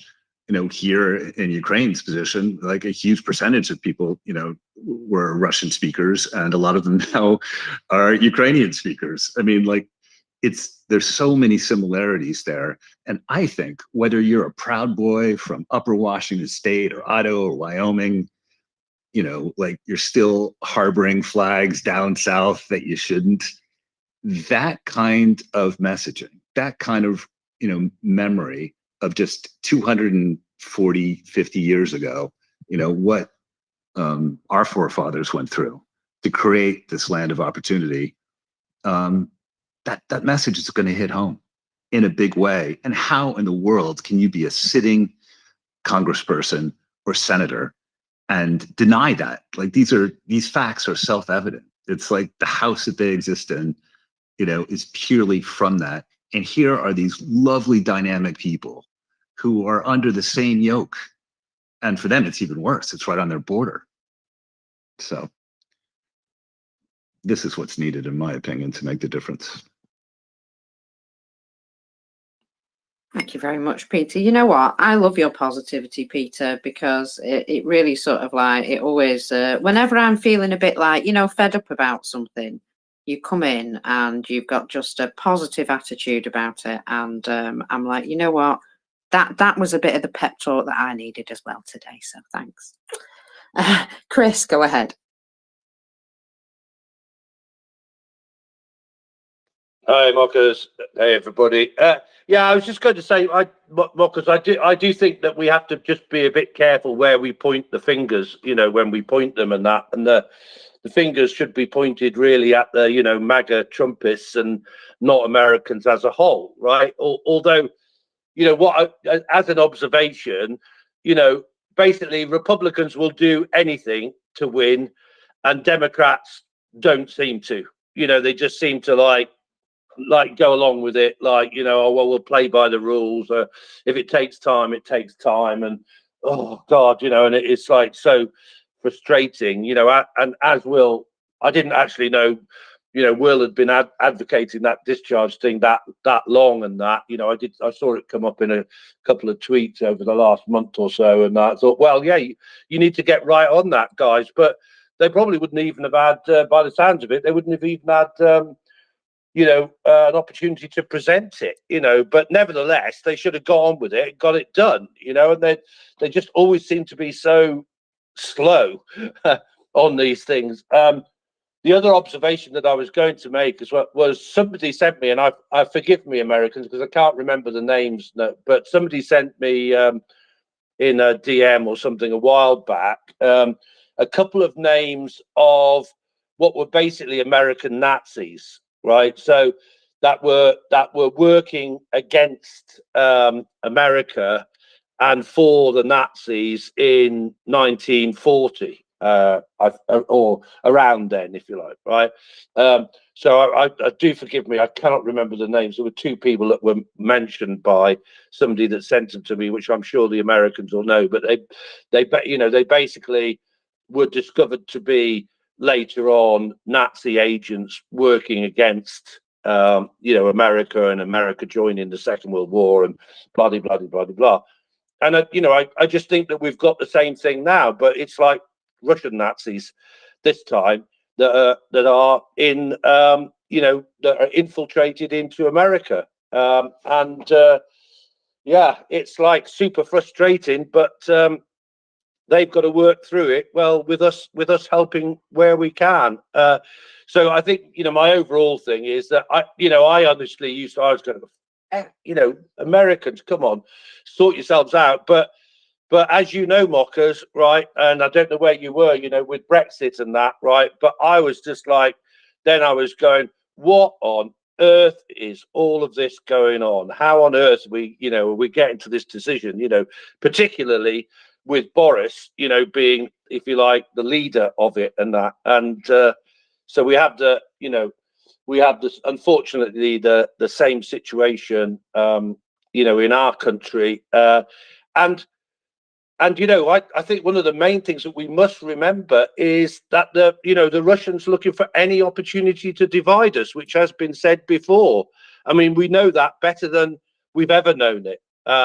Everybody needs to know it. Hey, calm down here, right? Because this could just be Russians stirring the pot, right? So calm down. Yeah, thank you. Yeah, just to add to that, I mean, right, I remember the Brexit thing being extremely polarizing between friends and family members. And to be fair, a lot of the people who were really for it were really for it for quite hateful reasons. I'll be honest. The narratives that came out of it were really quite hateful. And I found that particularly distasteful. But I also found myself falling a bit for it and being all self-righteous about stuff. And then thinking, oh my God, have I hurt myself? I sound like a flipping nutter. And, so these things were indeed pushed out to the point where even, me, who doesn't necessarily pick up on these things, found myself at one point having a rage in the break room about all these issues. And somebody said to me, did you just read the Sun newspaper or something? And I went, oh my God, I actually did. Yeah. And he said, you do realise that you've got really wound up over something that doesn't actually exist. And they explained to me, and I was like, oh my God, I'm so sorry. And they were like, well, no, it's just, that is the power of lies. And unfortunately, you read a newspaper, you expect it to be telling you the truth. And that's how propaganda makes people mad about things that don't exist. Peter. That's funny, Markers. So Chris, you mean Boris, the most Europeanist man in British public life at the time, all of a sudden flipping and becoming small island leader who's going to turn the UK into Singapore in the Atlantic? Yeah, but like I was a tax-paying London liver at that moment, and watch. You could just feel that one coming, right, from the super well-crafted Torygraph editorials at times. I get the European Court of Justice thing, 100%, but it totally foretold Trump, actually, right? Like that equation of Boris's flip, right, from being proudly European to Trump's flip from in 2013, he and Ivanka giving Kamala Harris $180,000. 2013, less than 2 years later, he's leader of the Republican Party. So, to their credit, in the darkest way possible, yes, Russian hackers were well in on both of those things, but those days are over. Stop dead in Texas. Rock on.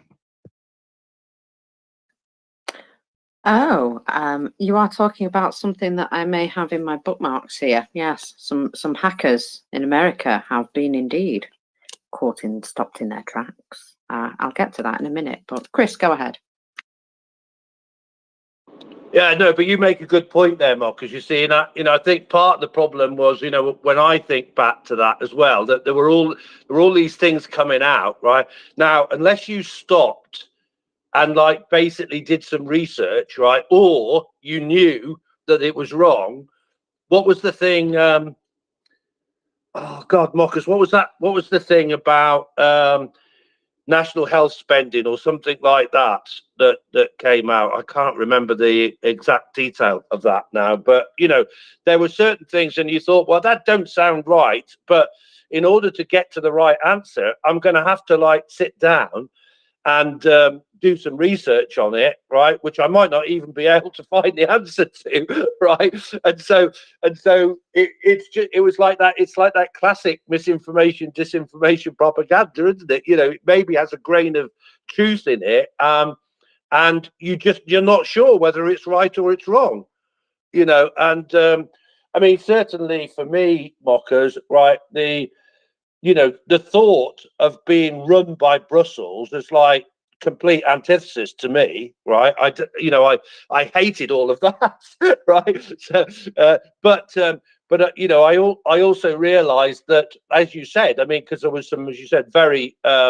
racist, views coming out, wasn't there? There was, the immigrant thing and all that blah, which I won't have any truck with that type of stuff. Well, I say I won't have any truck with it, right? But of course, since then, my views on protecting borders, including the American borders, have hardened because I realize that we're getting, obviously infiltrated by Russians and God knows who else. So we bloody better have secure borders than that, So it's I mean, it's complicated, isn't it? That's part of the problem. One of the and with things, Chris, that I found, come again. One of the things I found is if you if you say, well, actually, yeah, it is important to protect our borders, you are immediately labelled as a racist. that is how it is. It's very sort of there is this position and there is this position. They're completely polar opposites and there is nothing in between. That's how Russians sort of try and push every divisive conversation, I feel. And yet there is lots of shades of grey in between and lots of reasons for doing things for your own protection, which aren't specifically from a place of racial hatred, but yet they tried to make that a real, basically the UK is a terribly racist place and they just hate everybody who's brown. And I get where that's coming from, because there are people in the world like that who are horrible. But the best way of combating racism is to just not be racist. People are people, and there are good people and there are bad people, and it doesn't really matter what package they come in. You have to work the other bit out for yourself. And that's how I was brought up. My mum and dad didn't show any distinction between anybody of any colour, nationality, nothing. Because my dad always said to me, people are people. There are good people and there are bad people, and you work out who is who. Doesn't matter what they look like. And I rang my mum up the other week and I thanked her very much for that lesson, because I said, I'm amazed that I've been brought up in this world and I don't have any of this hatred in me. It's just how I was brought up. And that's why I think I saw the very polarizing nature of how Brexit was discussed.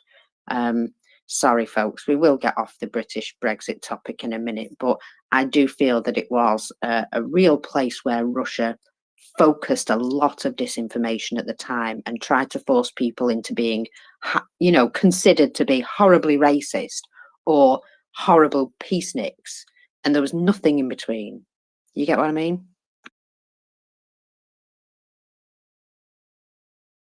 Chris? Sorry, yes, Marcus. Yeah, no, but I think actually it is worth spending a little bit of time on it, on Brexit and that, because it does have, relevance, if we like, to what's going on in America at the minute. And I think Peter made the connection there earlier. But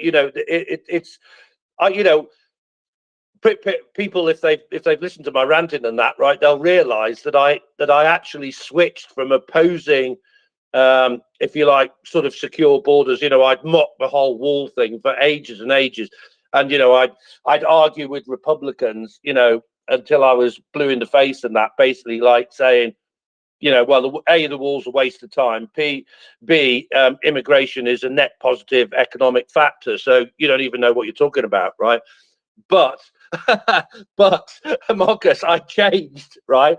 I changed because I didn't realize, how much infiltration of the society was going on and where it was coming from. Obviously Russia to a large extent, and that. So I changed, and I've changed on the UK borders as much as I've changed on the US borders.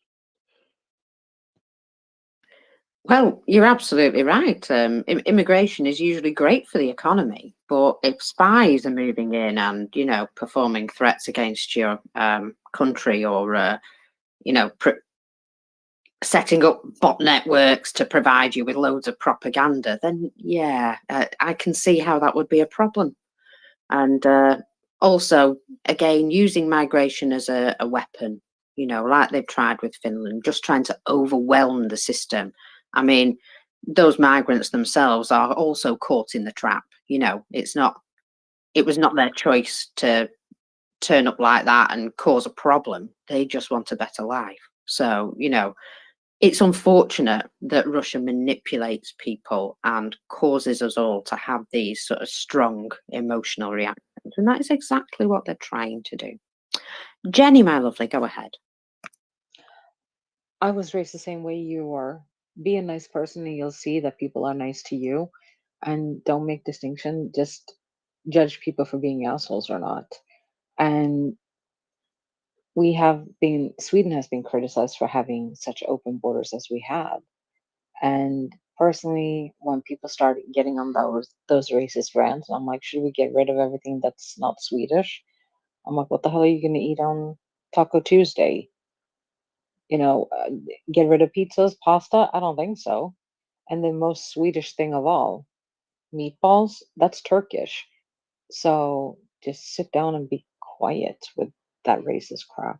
It's the dumbest thing ever. And I have so many arguments against it. It's like I've been practicing all my life. And people keep telling me, they're like, you don't, wait, what are you doing? And I'm like, my family looks like a UN meeting when we sit down for dinner. Everybody comes from like every corner of the world. And so I'm like, it's yeah, I just don't have patience. I will judge people harshly for being idiots, for having a brain and choose not to use it, and for being assholes. I will judge you and I will judge you harshly.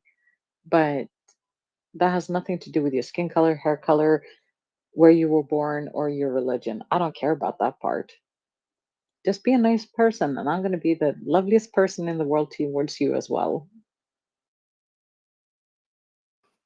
Yeah, exactly. I didn't realize how different that attitude was, or how just,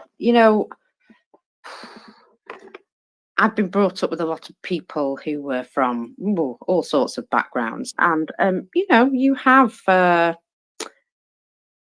societal sort of general beliefs, and some of those are, well, a product of their society, a product of their upbringing. But yeah, I just, when I was a kid, I completely did not understand racism. I just thought it was people just falling out. I didn't understand what it was about. And very naively, I found out, and I was still baffled, to be honest. Chris. Yeah, I never understood the Brexit. I was always very disturbed by the bus tour. That right, there was a bus tour that happened. I always thought that, wow, what are you feeding your people? It seemed disingenuous from the beginning for the folks that were on that bandwagon. Anyway, I'm pleased to see that it has turned out somewhat okay for everybody. I don't, obviously I'm not living there, and when I travel to London, I love the public transportation. Other people have pointed out that that is only maybe a artifact of you getting lucky. So, in any case, racism, the border, the whole thing. If you're all interested in it, you haven't seen it, catch Sarah Ashton Cirillo's little border tour that she did while she was on leave from the Ukrainian armed forces, where she's now at her post in Ukraine. But yeah, she does point out and makes a really great case for who's pushing whom to the border and why are they pushing it. And just like Finland, the poor people that are in the middle are being trafficked, and I'm not sure why we can't wrap our heads around that. Just like I'm not sure why we can't wrap our heads around having signed the genocide convention. Anyway, that's what I thought I would add. The train's going to be here soon. It's by the way, it's going to be a balmy -2 today, and for the rest of the week. Apparently, we're going to get a high of like 11 on Thursday, and then that's about it. So we're in this little cold snap here, and in the east coast of the United States. Welcome. Thanks. Back to you. Thanks. Well, I can assure you the cold snap is not as strong as the one currently in Moscow. For every child, go ahead. Yes, I don't know if any remarks on what it looked like to me as a young child in the way of racism, but I spent 2 years in Texas before I started school, and then the first 2 years of school, and I absolutely had no concept of racism whatsoever. By then, the Air Force had been integrated, and there was it was a court-martialing offense if any of the children of officers said anything racist. And I promise you, there wasn't a single racist word raised in the household. And I was really amused when my parents put me on a Greyhound bus from Fort Worth to ride from Fort Worth to where was I going? I think I was going to Waco. Yes, I was going to Waco to spend time with my grandparents, and I had no clue that the bus was segregated. I was totally oblivious to it because the first thing I did when I got on the bus was go all the way to the back, and all of the riders in the back just laughed their heads off that this little curly blonde, golden blonde, what 5 years old, 6 years old, wanted to ride in the back of the bus. But the back of the bus is the most fun place any child can ride because that's where all the bumps are. you get to really bounce up and down and have a lot of fun. And the bus driver made no effort to make me move. Everybody in the bus laughed that that's what I was doing, and nobody cared that I was doing it. And then when my dad decided that I needed to learn how to pick cotton because mother and dad had picked cotton when they were children, and he says, "Now I don't want you to pick cotton any longer than it's fun. You just go out there and have fun, and when it's not fun, I want you to quit. But I will pay you for all the cotton that you pick." And so I picked cotton, and it didn't take long before it was no fun at all. And when they hung up the cotton sack, it didn't move the scale at all. So they paid me a quarter for the effort. But the whole point was he just wanted me to know that it really wasn't fun, and they did pick cotton. My mother's family, all of the children stayed out of school a year to pick cotton because it was the Depression, and that's what it required for them to be able to eat. Anyway, enough of that. Slava Ukraine. Aram Slava. Yeah, it's. I think it's important that we remember that Russia uses language,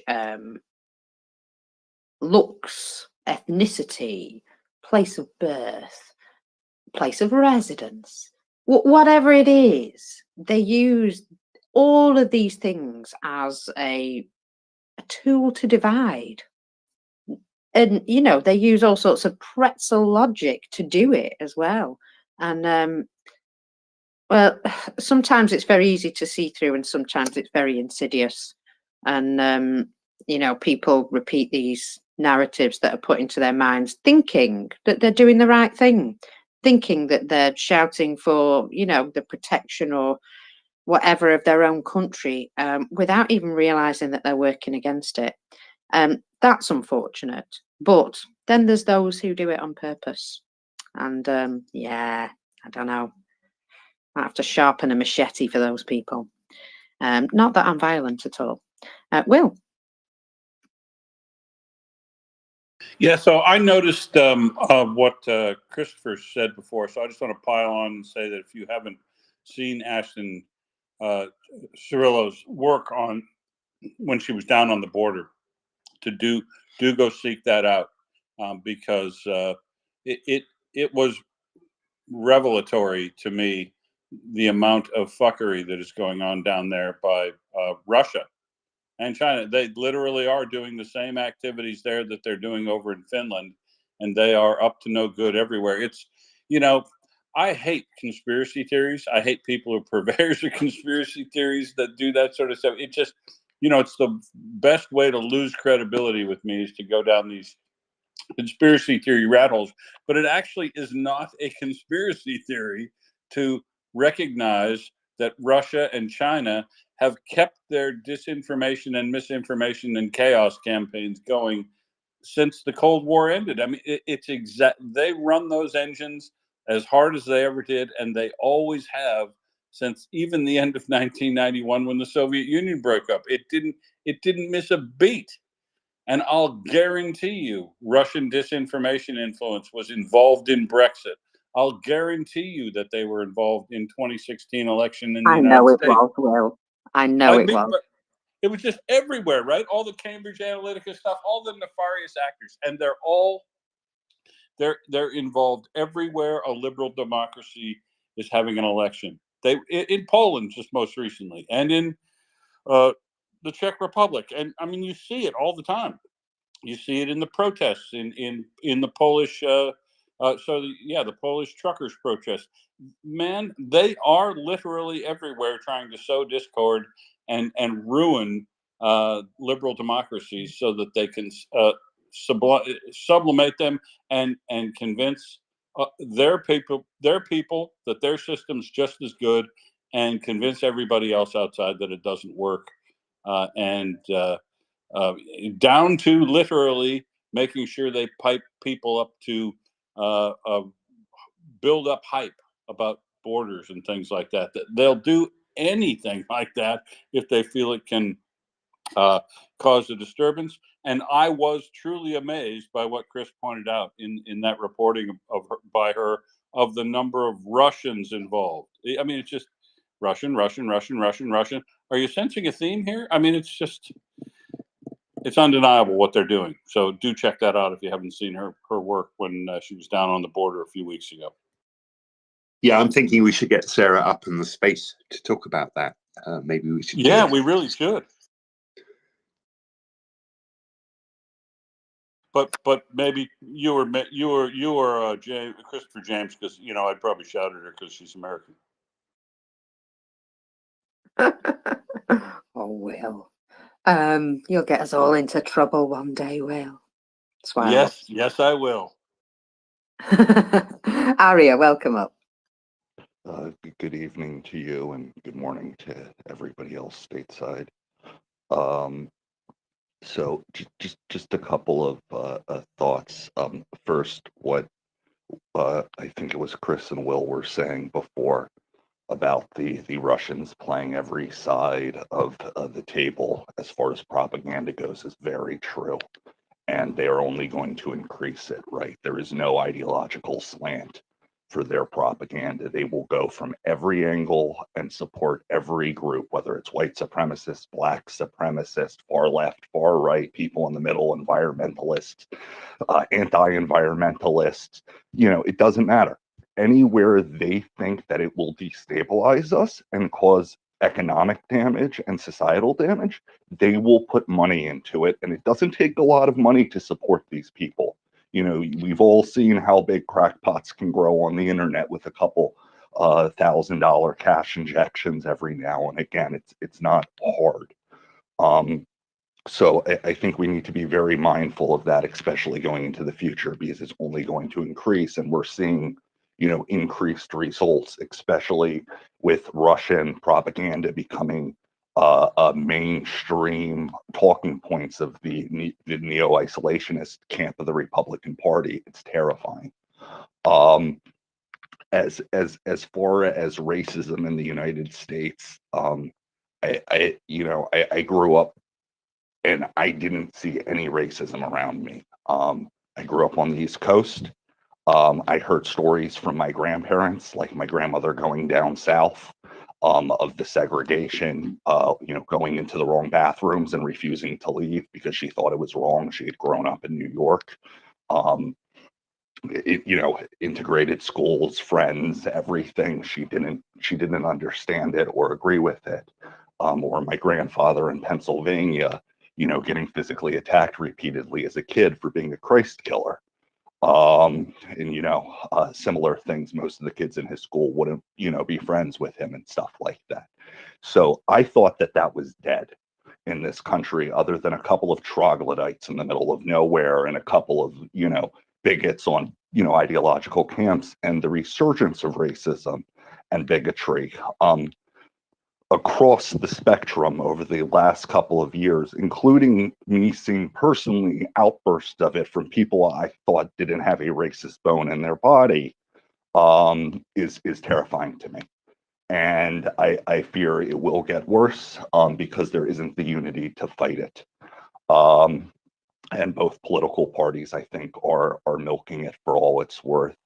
In regards to the border, I think the point that Will and Chris brought up about the Russian operatives and Chinese operatives, it's a good point, right? I am not anti-immigrant.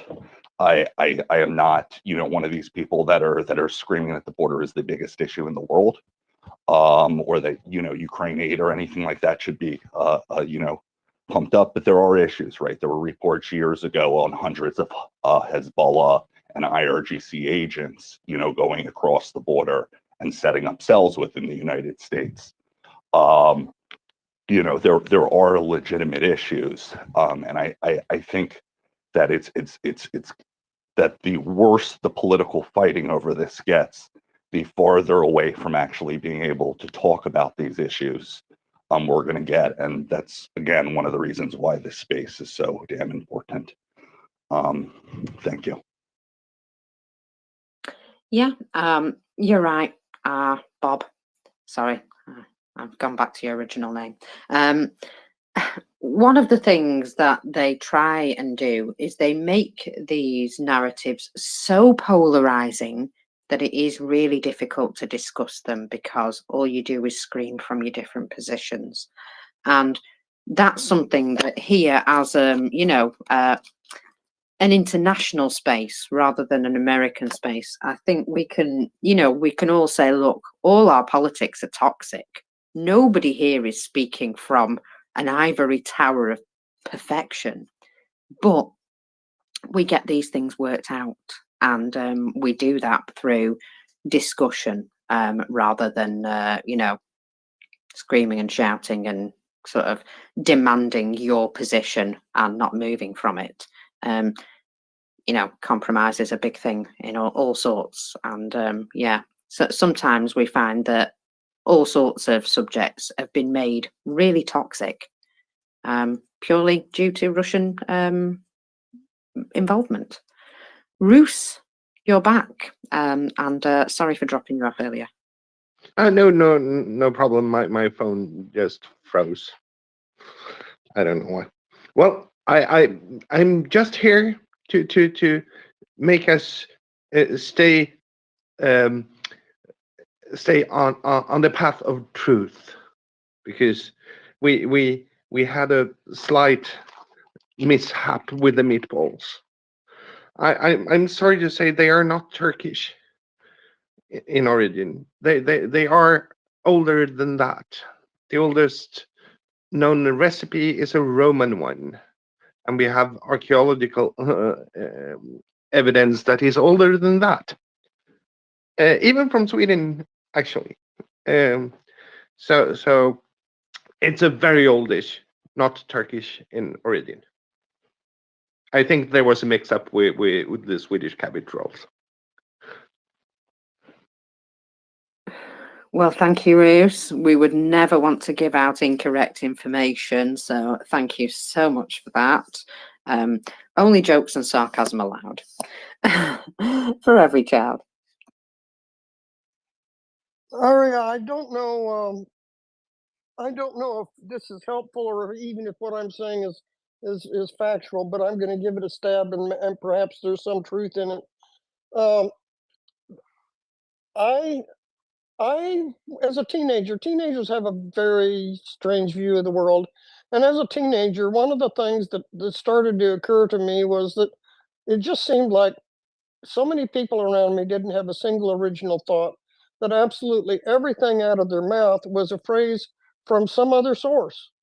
And so I was quite puzzled by that, because I had so little other contact with other people to copy that that I didn't have the opportunity to copy all of those things. But I'm hopeful. Maybe I'm wrong. I'm hopeful that the people who appeared to be racist to you were simply repeating things that they didn't understand that they had heard.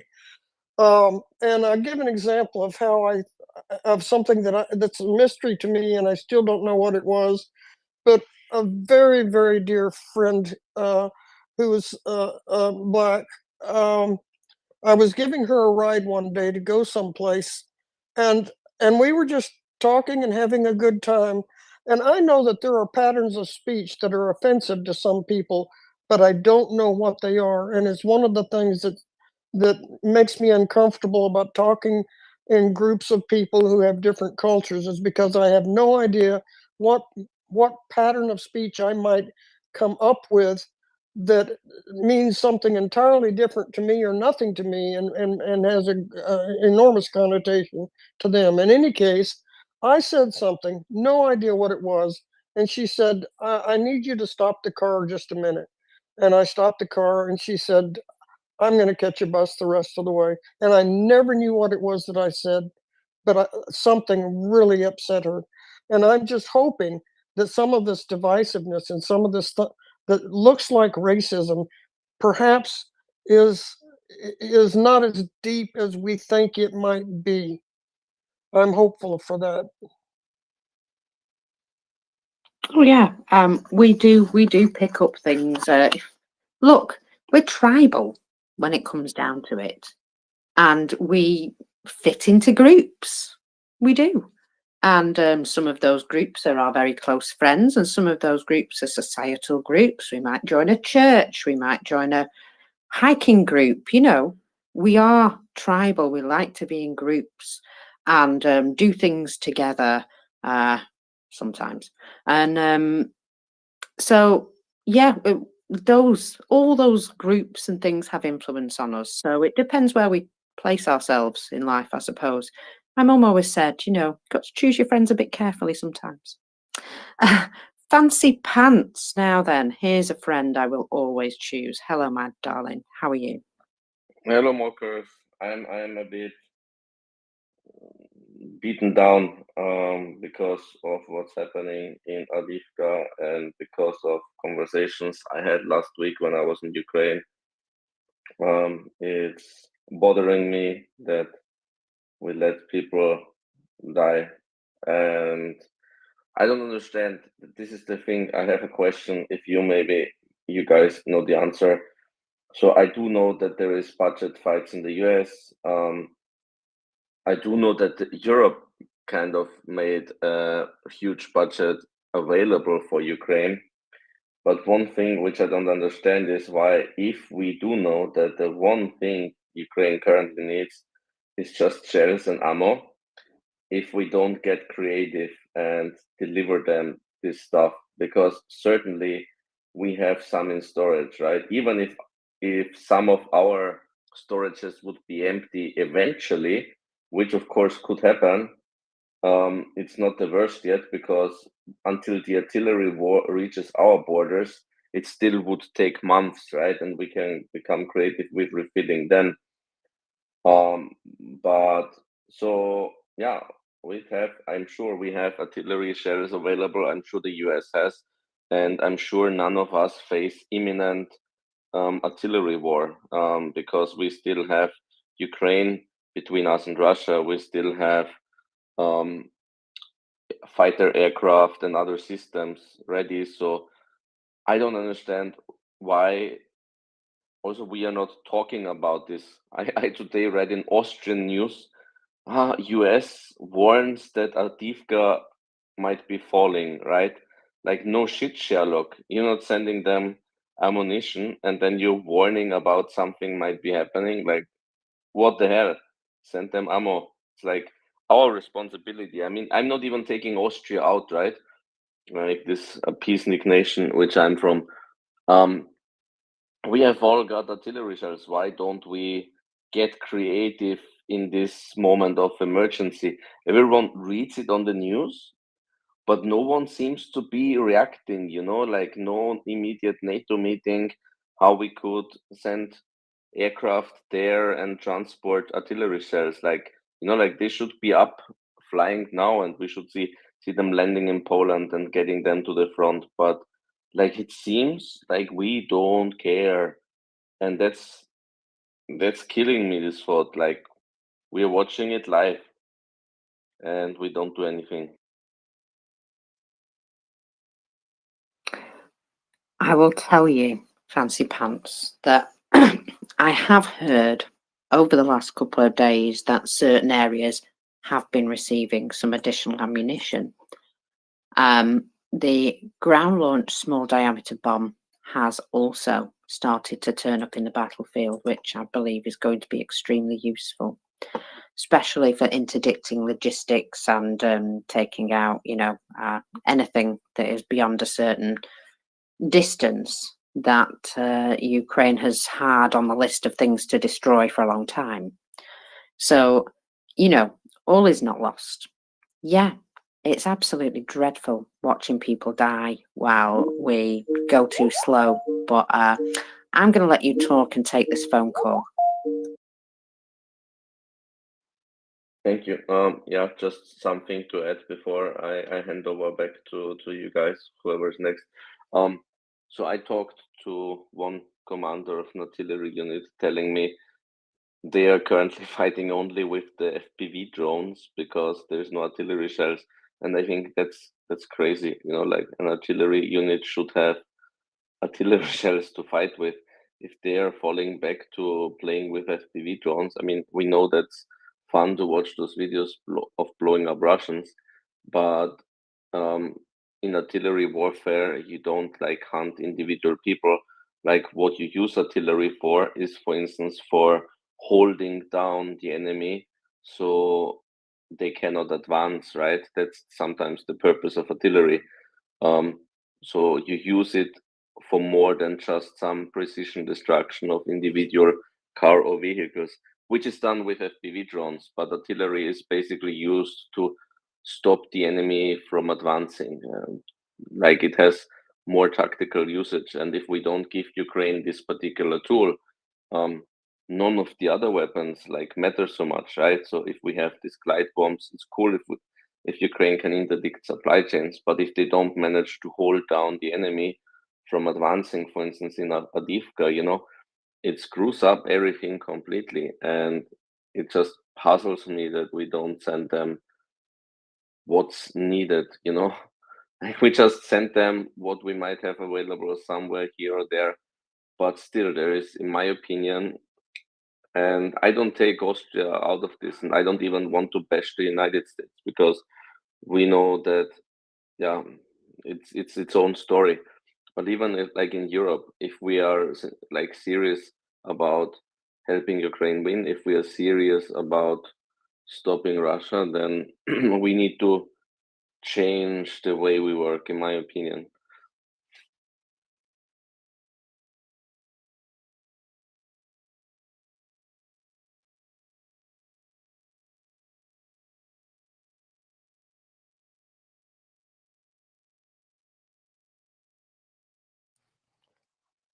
Okay, Christopher, you go. Or Chris. Yeah. Okay. No worries. Sorry, peanut butter on toast in my mouth and that. But Fancy Pants, actually, you touched on a few things there, which I was thinking about the other day, and which I was going to have a big conversation with Will on. Right.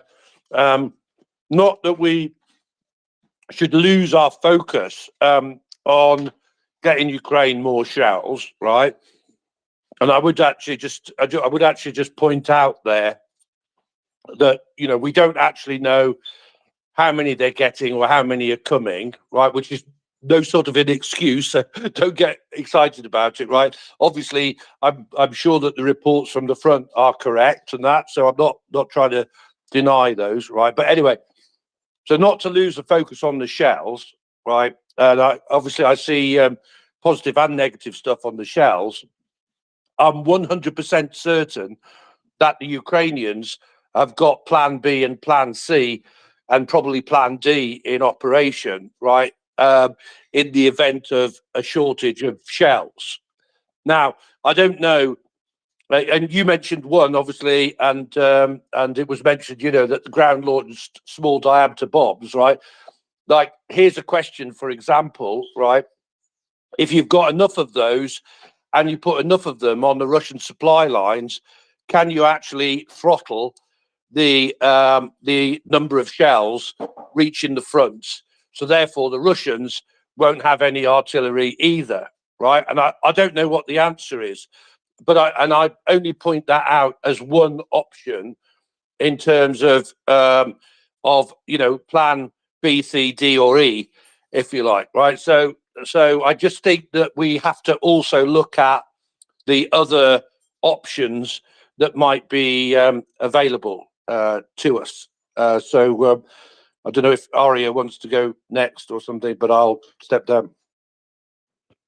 No, I agree with that, and I agree with what Fancy was saying, that we need to actually send stuff that can be used and has tactical uses. One of the things that has pissed me off from day one is when I'm seeing reports of them sending stuff to Ukraine that's worth possibly millions of dollars that has either very low tactical value or no value in the conflict. I think it's an issue. In regards to the artillery problem, it will not solve it. I don't even know if it will have a major effect on it.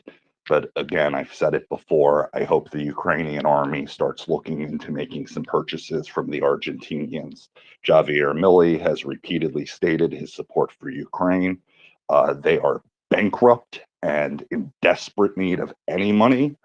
They have no, enemies on their border that are threatening or appear to be threatening anytime in the near future.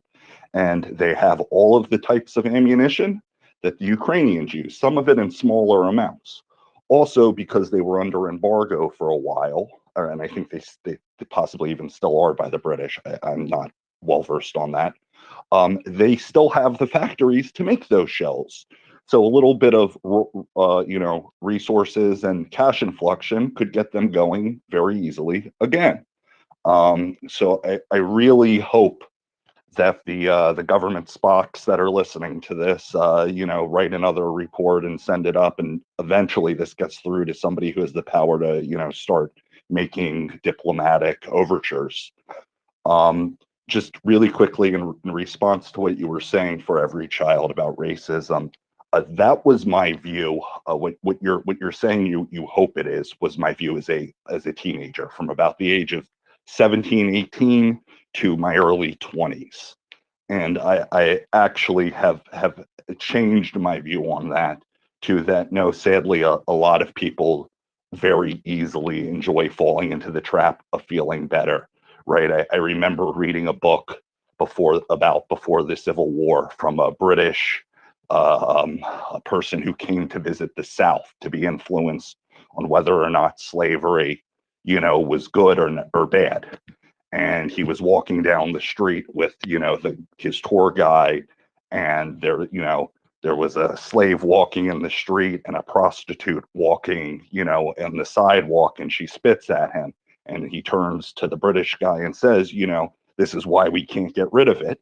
Even the, the lowest of the, prostitutes feels that she is better than somebody.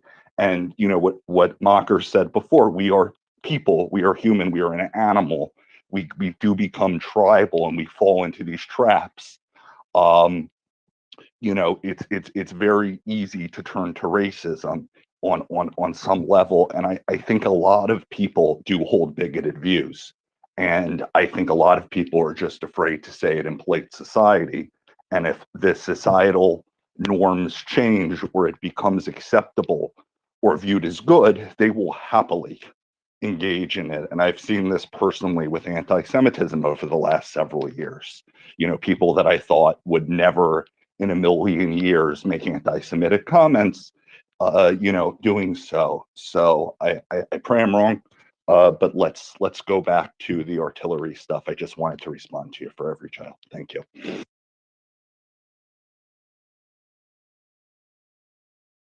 So if it looks like we've got no hosts at the minute for every child. They've all disappeared. However, just to demonstrate. I'm here, Chris. Oh, you are there, Ming. Okay, that's cool, mate. Okay, well, on you go then. Unless you want me to say, well, okay, I'll say what I was going to say, right? But earlier on, Ming, I was actually trying to bring up to mockers an article that was sent to me, which I don't know whether you've seen it or not, Ming. Have you? The Time magazine article, basically about Palantir. I haven't seen it. Did you tag me on it? No, but I will, right? I will, and I think I'm just trying to think. I think maybe for every child sent it to me, or somebody did anyway. But somebody else. Originally, it was sent to me by War Doggo Ming, right? And so it was basically about Palantir, the CEO of Palantir, rocking up in Kyiv. I think, if I remember correctly, something like June 2022, something like that, maybe a bit earlier than that. But anyway, he was the first CEO of a major Western company to visit Kyiv and the first one to set up office in Kyiv, right? So this basically this Time article is about is how Ukraine and Kyiv in particular suddenly became the center of AI in the world if it wasn't before, right? There there were already a lot of experts in AI and machine learning there before, actually, right? But anyway, Palantir rocked up, and they basically said to the Ukrainian government, they said, look, we'd like to come and set up here, right? Because we think we can help you win the war. And the question was, okay, great, how much is it going to cost us? It's going to cost you nothing, right? We're going to do it for free, basically, they said, right? The question at that time was, well, why would you do that? And the answer was, well, lots of reasons, but one of them is that it gives us the opportunity to test many of the theories that we have about, you know, how we can help, people to defend themselves, if you like, in a war. And you know, so we'll get the opportunity to basically put everything that we've been thinking about to the acid test, as it were, right? And this actually, Ming, you know, was was like the start of the understand, maybe not exactly the start, but you know, one of the starts of the understanding with the Ukrainians and that, right? That they could get people to come and help them just because they wanted to basically test out all of their systems and that in a actual real live war scenario, right? And has led to Brave One and all of the other initiatives that have been going on. So now Kyiv and Ukraine, if you like, has become arguably the center of AI in the world, right? And I just put that up, and I'll tweet out the article again a bit later on, right? And I'll make sure I copy you on it, Mig. But I just put it up as an example of the incredible Ukrainian resilience that, as far as I'm concerned, they will always find a way. They've always got plan B, C, D, and E that they're working on, and that. And if there is indeed a 155 shell, shortage, and that, they will find a way around it. And I suspect that they have found a way around it. I certainly know that there are huge initiatives going on to create more and more and more drones, which and obviously we've got the ground launched small diameter bomb, as has been said, that's apparently now in theatre and that. And none of these I say should be the solution to a shell shortage, but if that is the situation and that, then I think they've got loads of alternatives. So, not to be outdone in finding new innovative ways of defeating their enemy, the Russians are boasting about a new thing they're doing in Pravda. So they are using psychological weapons against the Ukrainian armed forces. And the fact that they put an article up about this is kind of funny, because what are they actually doing? Turns out they're setting up sound broadcasting stations near the front lines to try and cause panic in the enemy ranks. And despite the headline, they've actually changed the headline since this article's been up, but it did originally say new psychological methods. So basically, they're saying things like Zelensky kaput across the front lines. And then they took in the body of the article about methods of psychological attacks, which previously they'd call new, have been used in the Russian and Soviet armies more than 100 years ago during the Civil War, etc., and through the Great Patriotic War, where Dmitry Shostakovich's Seventh Symphony was broadcast to the German troops in besieged Leningrad, etc., etc. So, yeah, I mean, I think AI and big data is quite a long way ahead of what the Russians are up to in their, in inverted commas, new methods of combating the enemy. So I've lost order. Sorry, I do apologize if I mispronounce your name. Summati to Tanka, go ahead. Well, that was a pretty good try. It's Shumanito Tanka. Um, yes, I was. Oh, I just want to tell everybody, I was Lisa Ruiz Buckwalter, and I was on here as a person, and I morphed into a fella finally. But I've been on here since probably about the fourth day that the invasion began. But I hadn't been on here. Let's see, all day, and then I was looking at the news, and then when I saw where what's his name, the Speaker of the House, was it? Oh shoot, I can't think of his name. Let me see. Johnson, Mike Johnson. Johnson, yes, where he took a 2-week vacation, and I just thought that, and I won't say it, but it was just like, and then I read more, and then I read more, and I thought, aha, I see. Well, I'm sure he's going to have a lot to contend with, because if somebody doesn't get him here, somebody will get him there. But I made the comment that he was probably off doing his vacay with Putin. But it just angers me, and I am just really have lost a lot of faith in my country. I am Native American, but I was adopted.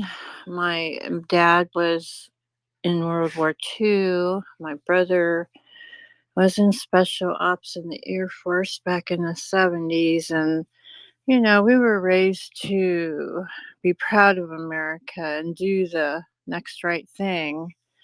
And it's just, our government has really, really fallen apart. And I do apologize.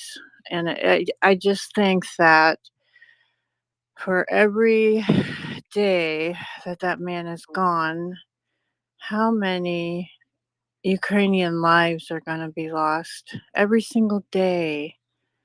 And that's not just military, it's civilians. Because, as you know, a lot of the older generation or younger people have chosen to stay with their older, like their grandparents or the older people. And, they've tried to evacuate them out of there, but that's all they've ever known.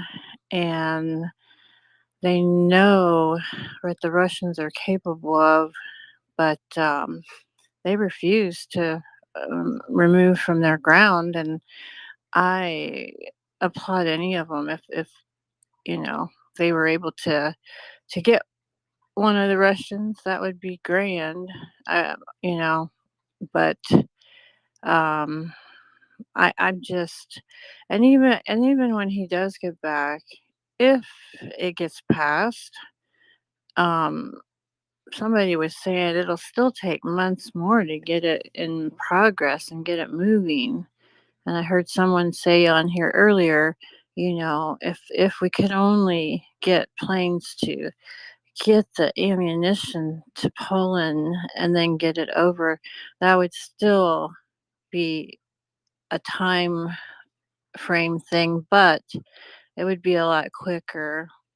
But I'll continue to listen to everyone, and thank you for letting me speak. I didn't want you guys to think I was a Russian troll.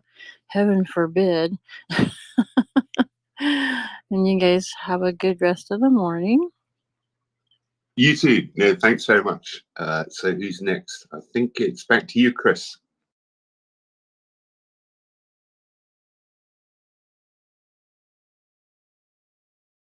Chris, are you there? Oh, by the way. Sorry, Ming. Yeah, I am here. Yeah. Yeah, actually, I was. You know what? saw something else interesting on the. I think came up on Netflix the other day, and Mocha said a similar phrase to the title of this documentary.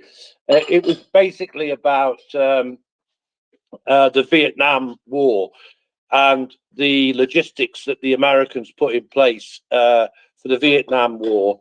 And I think it probably would have applied to the Korean War as well, right? So they basically, the logistics that America put in place was just incredible. It was called something like Bullets, Beans, and something or other, right?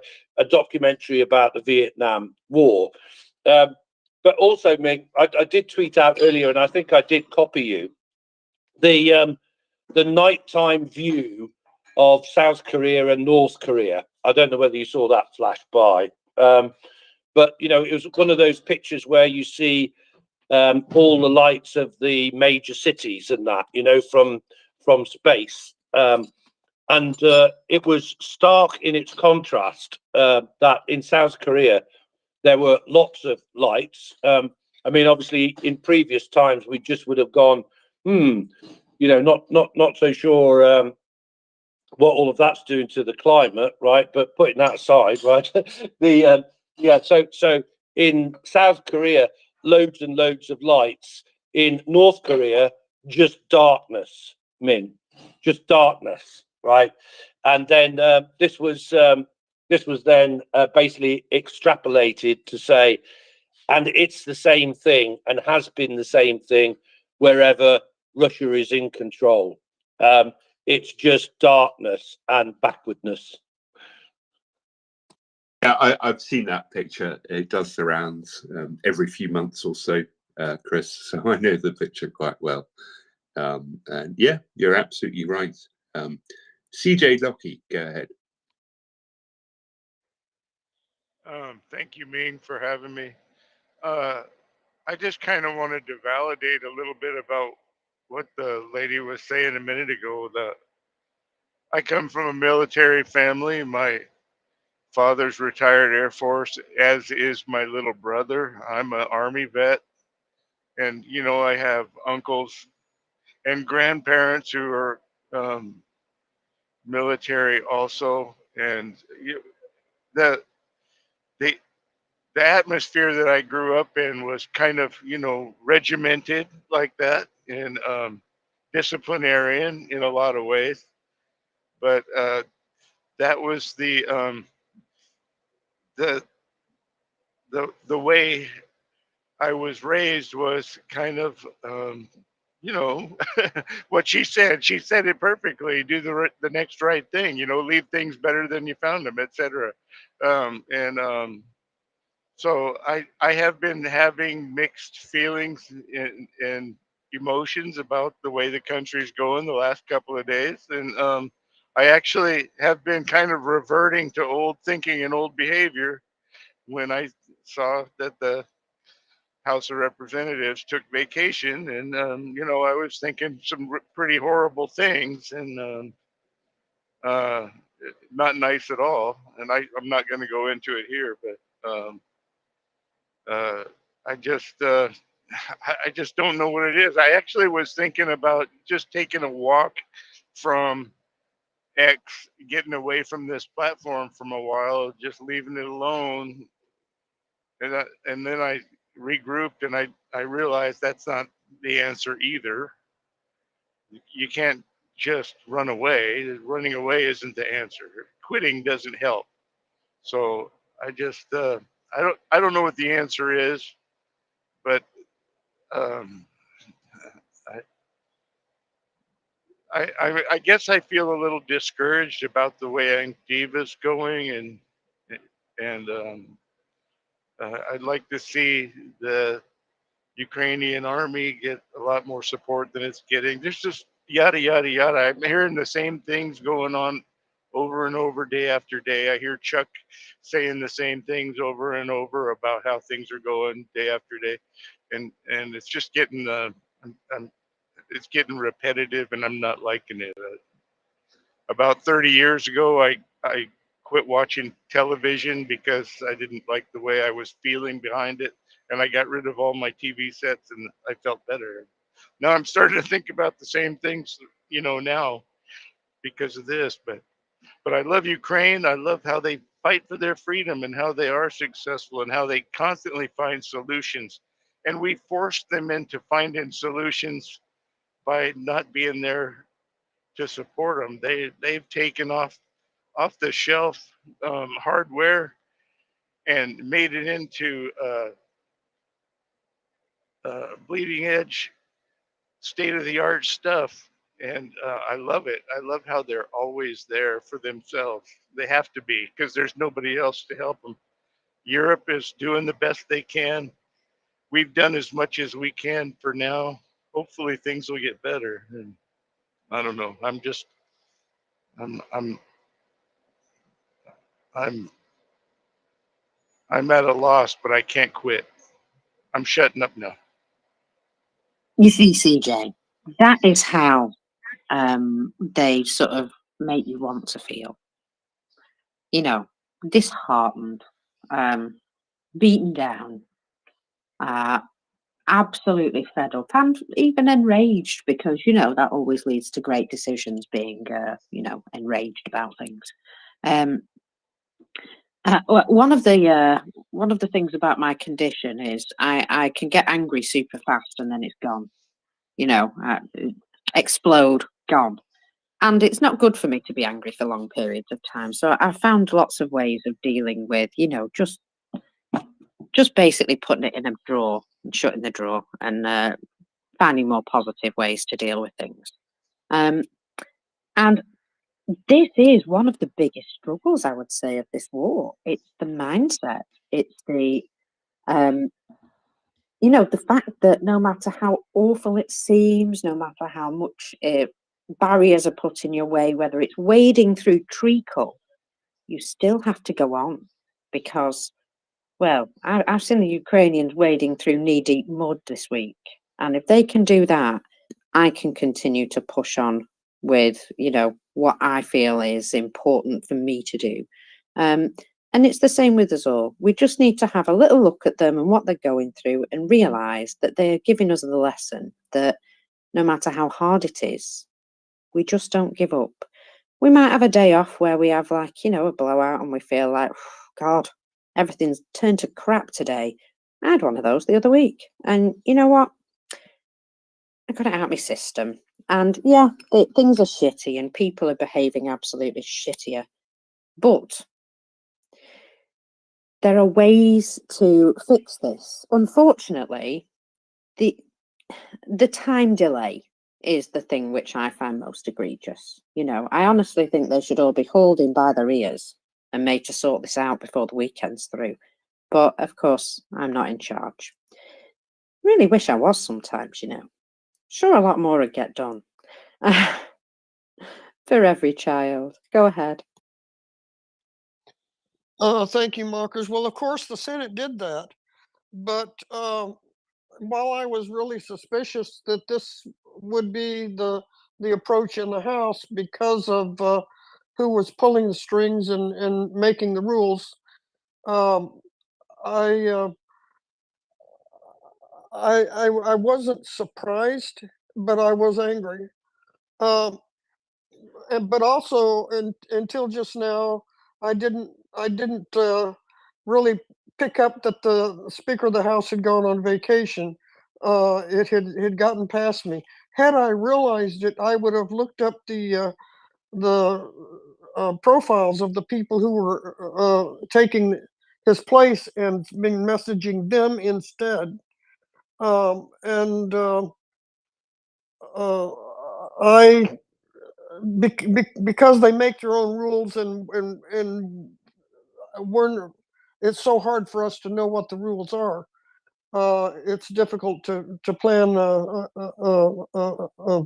get a plan of action involved in it. But what I've been doing is when I find myself not being productive, I do step back and take some quiet time with nothing on, and I begin examining what can I do? What can I do to make some difference? Because just listening to other people asking what they can do isn't helping me know what I can do. And so just by being quiet, I did things like reorganize my um, uh, text in my utilities text replacement, and what I managed to do there is because I've been having ups and downs like everyone else, and I don't feel like it's very effective for me to communicate when I'm not feeling on top of things, and strategically I don't feel like it's helpful for people I don't want to know how I'm feeling to see how I'm feeling. And so by doing the automated text, I when I'm having really great thoughts, I have this totally synced where I can push a few keys and the really positive message comes out regardless of how I'm feeling. And then after it goes out, I can edit it and make it more timely and more fitting for what's happening. But um, I I would be really severely hampered if I had to simply express myself without some automated text uh, to cover up the swear words that I would rather type. Uh, Nevertheless, I don't know that that's helpful or not. But if you need to step back to think and to see what it is you can do where you are and within your corner of the world, um, then do it because it's good thinking time, and it's not anything to be disappointed in yourself about. We are not complicit just because we take time to see what we can do better. Slava Ukraine. Taram Slava. Jenny, my dear. I just wanted to say to everybody, um, don't underestimate the releasing power of screaming the F word at the top of your lungs to release a lot of the anger and the pressure and the frustrations. I think everybody should do that every once in a while. I'm not saying that you should do it in a big crowd of people. Do it when you're alone and just scream out the frustrations. It releases so much of that bad energy. I do it. I go in the forest with my dog and then I just scream it at the trees. But don't underestimate the releasing power of just screaming. Whatever, actually, you don't have to say the F word, but whatever. I am fluent in profanity, so I prefer profanity. Thank you. Oh, I'm right with you there, Jenny. I'll be honest. My neighbours may have heard me shout some profanities from time to time. A few last night, actually. Because, yeah, sometimes you just need to get it out. And you know what? If you stub your toe, right, and it really hurts, it's been scientifically proven that if you shout some swear words, it actually makes you feel better because it gives you something positive to do to distract from the pain. So, and also swearing is really cathartic because it's technically unacceptable. But I have been known, generally due to my lack of inhibitions due to my brain, to shout things out in supermarkets after reading something on my phone. Probably one of the reasons I order to my door these days, order online, because I have frightened people in a supermarket once. Have you ever walked around a shop and everybody gives you a massively wide berth? I have once been that person. But I probably wasn't in the mood to talk to anyone anyway. However, yes, you're absolutely right. A little bit of a swear does us all some good. And yeah, you know what? It's really cathartic. Go out somewhere where you're not going to frighten your neighbours, maybe. Get it out your system. And then, then you can go home and be quiet and calm again. But yeah, a bit of profanity. You know what? It never did anybody any harm. Rude words never hurt me, not really. And Well, shall we have some other words from what's happening around here? Because I've heard the Kirch Bridge is closed. Mwahaha. So let us see. There is a message.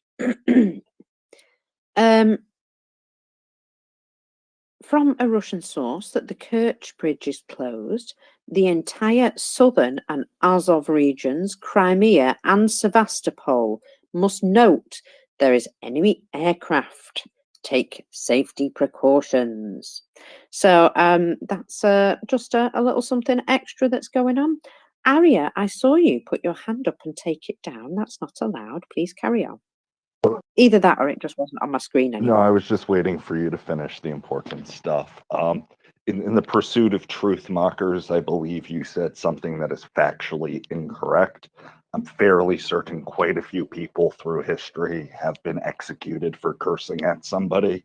I'm fairly certain, you know, even if you were to take it down to like a microcosm like the British Army, I'm pretty sure somebody at some point said F you to an officer or, you know, a king or a prince or a duke and got their head lopped off. So. Oh yeah, I was meaning just in general. Just, you know, like if you went out and like just went, F this, F that. And then like, you know, that's not gonna harm anybody as long as you're just shouting in the air in your garden. Kind of. Yeah. I get what you mean though. Yes. Sorry. All in its appropriate. I couldn't location. resist. Yeah. Do All you in mind the if I ask a appropriate question? location. Oh, hello. Who's that? Alexander? Yeah, Ooh, go for it. thank you. So, before I ask the question, let me just introduce myself really quick. So, my name is Jay, and I'm from the United States, and I'm a researcher of physics. And the professor that I've been working with, Dr. Bergeson, we've been doing research that's really similar to the fusion research that's being conducted, but it's on a much cooler temperature scale. So the research is called ultra cool plasma research, and it's similar to the fusion research because it has to do with, you know, energy generation from really small particles, but with the ultra cool plasmas, you can do it for much less of the price because fusion is normally done at very high temperatures, like the core of the sun is where most fusion takes place in our solar system, and you can imagine how hot that would be. But yeah, the experiments that we conduct Can I are ask? much Did cheaper. you say you had a question? You had a question, yeah? Yeah, I'm almost there. So the yeah, like I said, it's a much cheaper form of energy, and so there's a lot of applications for it. And I think so. I guess my question is, if anyone knows of any opportunities in Europe, preferably the UK, of any funding or research opportunities to look more into energy generation methods that, and then that energy could be sent over to Ukraine, because the energy efficiency that we're getting is way beyond anything that is standard among energy production today. And so there are a lot of, it doesn't have to be plasma, there's other options, but there are a lot of ways to create energy for I'll be honest. very little. But of I'll be course, honest. since Not- there's such a not- monopoly on resources, sometimes, you know, usually it's a bit more expensive. So yeah, that's my question. If anyone knows or has like any leads on research or funding opportunities for energy production. Yeah, I'll be honest. I don't know. I can only imagine that you might want to talk to some large energy companies who might be looking into alternative methods. Obviously, you know, more greener energy methods, more efficient production, all good stuff. But yeah, Ukraine is doing very well with their energy production at the moment. So I don't think they're particularly looking for, you know, different innovation. But certainly, I would speak to some companies. Maybe none of us here. Jenny, carry on. I just wanted to add also that some people, they don't know that they're stupid, and sometimes it helps if you tell them that they're stupid MFers. So it's a public service, really. Just saying. And also, research has shown that people who swear a lot are generally more intelligent. So I'm hoping, don't take me out of that disillusion. And also for Alexander, look up Energy Commission with the EU. That might be somewhere where you can find somebody that would be interested in funding. Oh, what was the name of it?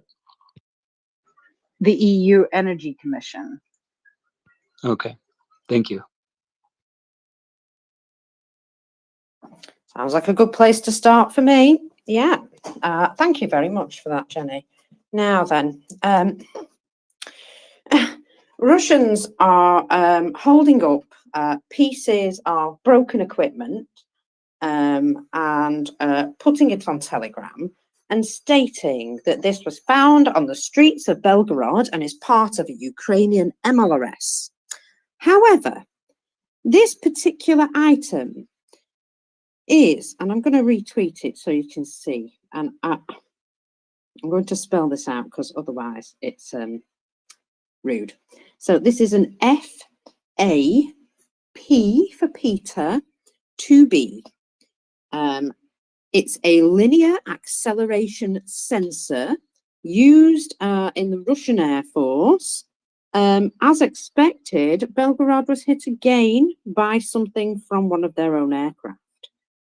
So, yeah, I've reposted that so you can have a look at it. But they keep saying that these bits and bobs keep, you know, being found in Belgorod, and it's because they're shelling us. No, it's because you keep dropping bombs on Belgorod, you idiots. So yeah, that happened, and you know how Russians are really proud of all their quality work, Ming. Yeah, Marcus, yeah. What are they so proud of this time? Well, this time they're complaining. You see, they made a jammer, and this jammer was so good, except it's not. Now, this is called the Volnorez jammer, and according to information, the only thing that's wrong with it is the build quality, the wrong position of elements inside it, and the fact that it doesn't work at all. So, unfortunately, we confirm. So this item was just a placebo. They just basically gave people this and went, this will protect you from drones, off you go. And off they went with all that, you know, confidence. So this was literally a placebo that's been built to look like it might work. We confirm we dismantled several burnt out Volnorez products. We led to discoveries that left experts surprised. These items are of extreme poor build quality. The impression is that the Chinese have soldered all this somewhere in a private garage.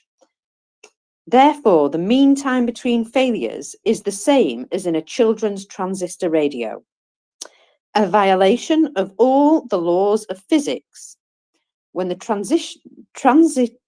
module is located in a sealed container above the cooling radiator, where there is simply nowhere for heat to dissipate, and by default it is doomed to burn out quickly.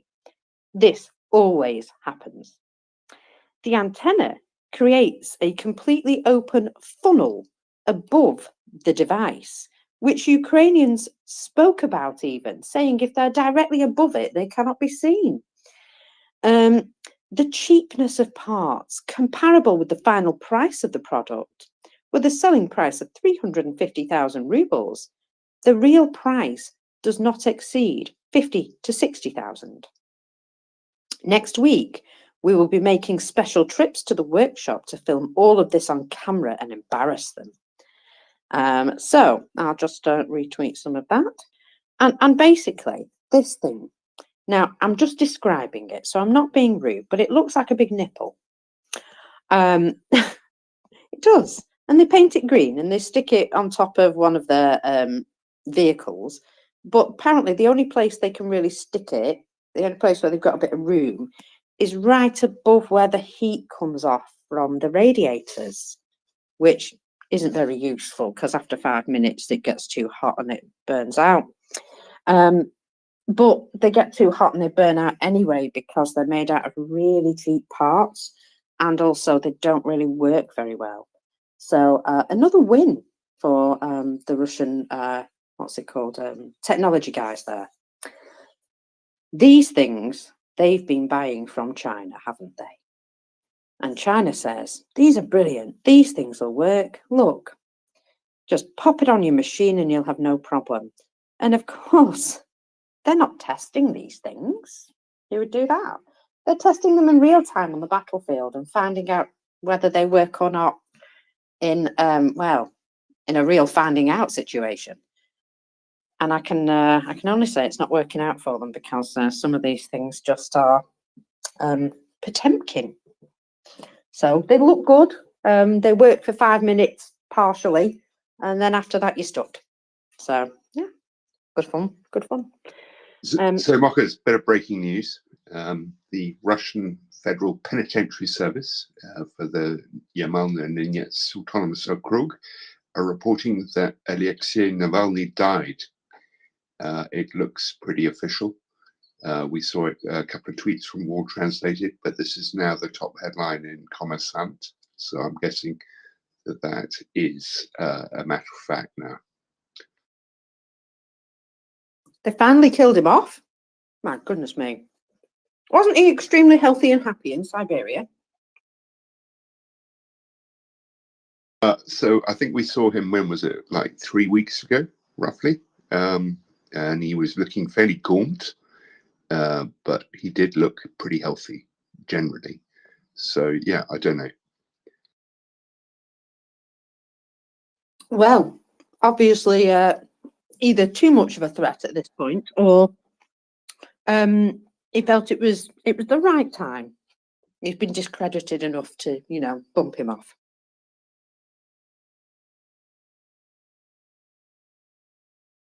That actually comes as a surprise to me, Ming, because I haven't seen that yet, but now I have.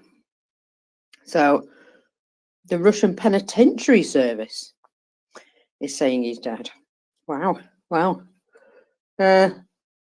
No longer Schrodinger's cat then, is he? Oh well, Ivana. Thank you, Marcus. I mean, I'm not a fan of Navalny, but what they did to him was absolutely horrible. And he posted that video or whatever it was, but he was also complaining about -20 temperatures and things like this. So basically, they froze him to death or something like this. It's no wonder that he died, and probably it's the truth. But what I want to you know, investigate, let's say, maybe Mokers, you can help with that. That happens within a month from the elections in Russia. So Navalny died.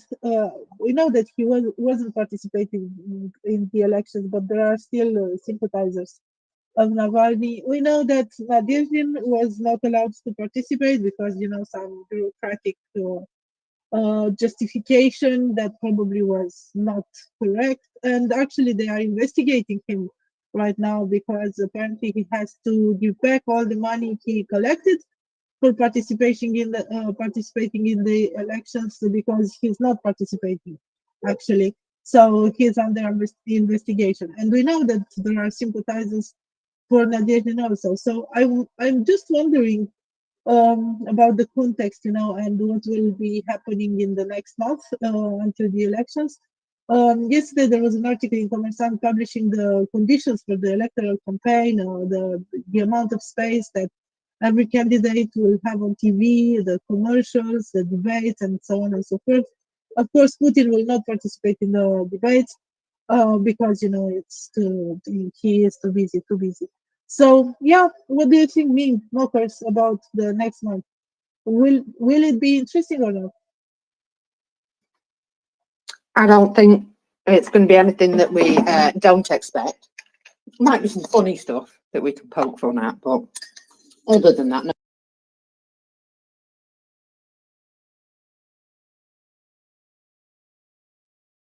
Did we just lose Mockers, or was that just me again? We lost Mockers. Oh, I'm talking to a muted mic. Did I just mute myself halfway through talking to you? I think so. Yeah, I think they did this to remove all hope, because Navalny and his team have still been active. And one of the things they did very recently was they supported the mothers, didn't they? They asked people to go and support them. They've also been running this Russia without the P campaign, where these, the word Russia keeps appearing, but with like a little extra bit on the first letter to make it no longer a P. And I wonder if he's decided at this point he's just got too much attention. He seems to have too many friends who are working within the system. These things keep turning up. And the fact that he threw his support behind the mothers there, I think that was a bit of a bad move, because, you can't have different groups of disgruntled people gathering together, because that makes a larger group, and that can't be allowed. So I honestly think this is tactical, and it's tactical in the way of, you see that one last hope that you had, that one last white hope in Siberia, that's gone. Because a lot of people were like, oh, Nadezhdin, maybe he'll be somebody we can be hopeful for. No, got rid of that, slapped down. Nobody else is even in the running, are they? And now got rid of this guy as well, because can't possibly leave any loose ends. What do you think, Ming? That's in my head, that at this point there's no further use for him other than as a distraction. I don't know, Mockers. It's still too early to take a view on this. I mean, but I'll just read you here what the report in Kommersant says. He apparently fell ill after a walk and lost consciousness. All necessary resuscitation measures were carried out, but did not yield positive results. And according to a Russia Today source, Navalny suffered a blood clot. So that's what the report says so far. And I'm just looking quickly through what the comments are. So basically what sort of reactions Russians are coming up with on this. Only 3 so far. First one says, sorry, Alexei, it would be better to be alive abroad. And a couple say rest in peace. And that's it so far. Basically saying he should have never gone back. After his treatment in Berlin, yeah, for the poisoning. Yeah, a lot of people wondered why on earth he did, and kind of felt like this was the inevitable conclusion. Anyway, I've checked my cupboard. Don't have any sympathy. I'm sorry, it's gone. Arya. So first, I agree with Ayana. Personally, I don't like him, but what Putin and the regime did to him is vile. So I just wanted to prefix, I'm not a supporter of his. I'm 50-50 Mockers between the Russians finally got to the point where they, Putin gave the order, or somebody high enough up the chain decided, screw it, get rid of him, we're done playing this game. and I'm 50% between the prison he was in and the way, you know, his health has been, that he was just simply run into the ground to the point his body gave out. You know, he's kept in basic isolation. He's given, you know, very unnutritious, you know, assuming they're even giving him the food they're supposed to be, you know, very unnutritious, low quality food in smaller amounts than people are supposed to. He's getting forced to do labor. He's not getting contact. You know, just from a mental perspective, when you're in isolation like that and your only contact is the prison guard, if you're lucky enough for them to respond to your good morning, and, you know, the once a month when you get to see your lawyer, you know, that takes a major effect on your health. You know, I know I wasn't in complete isolation, and I spent a couple of years taking care of my grandparents, and I was in relative isolation while doing that, and it took a huge, you know, impact on my health. And I had access to the internet. I had friends in my area. I was able to go to shul and stuff like that and get a, you know, occasional interaction when I'd be able to get somebody to cover for me. But I can't imagine being in that type of isolation. And if you've ever heard somebody speak, whether it's somebody like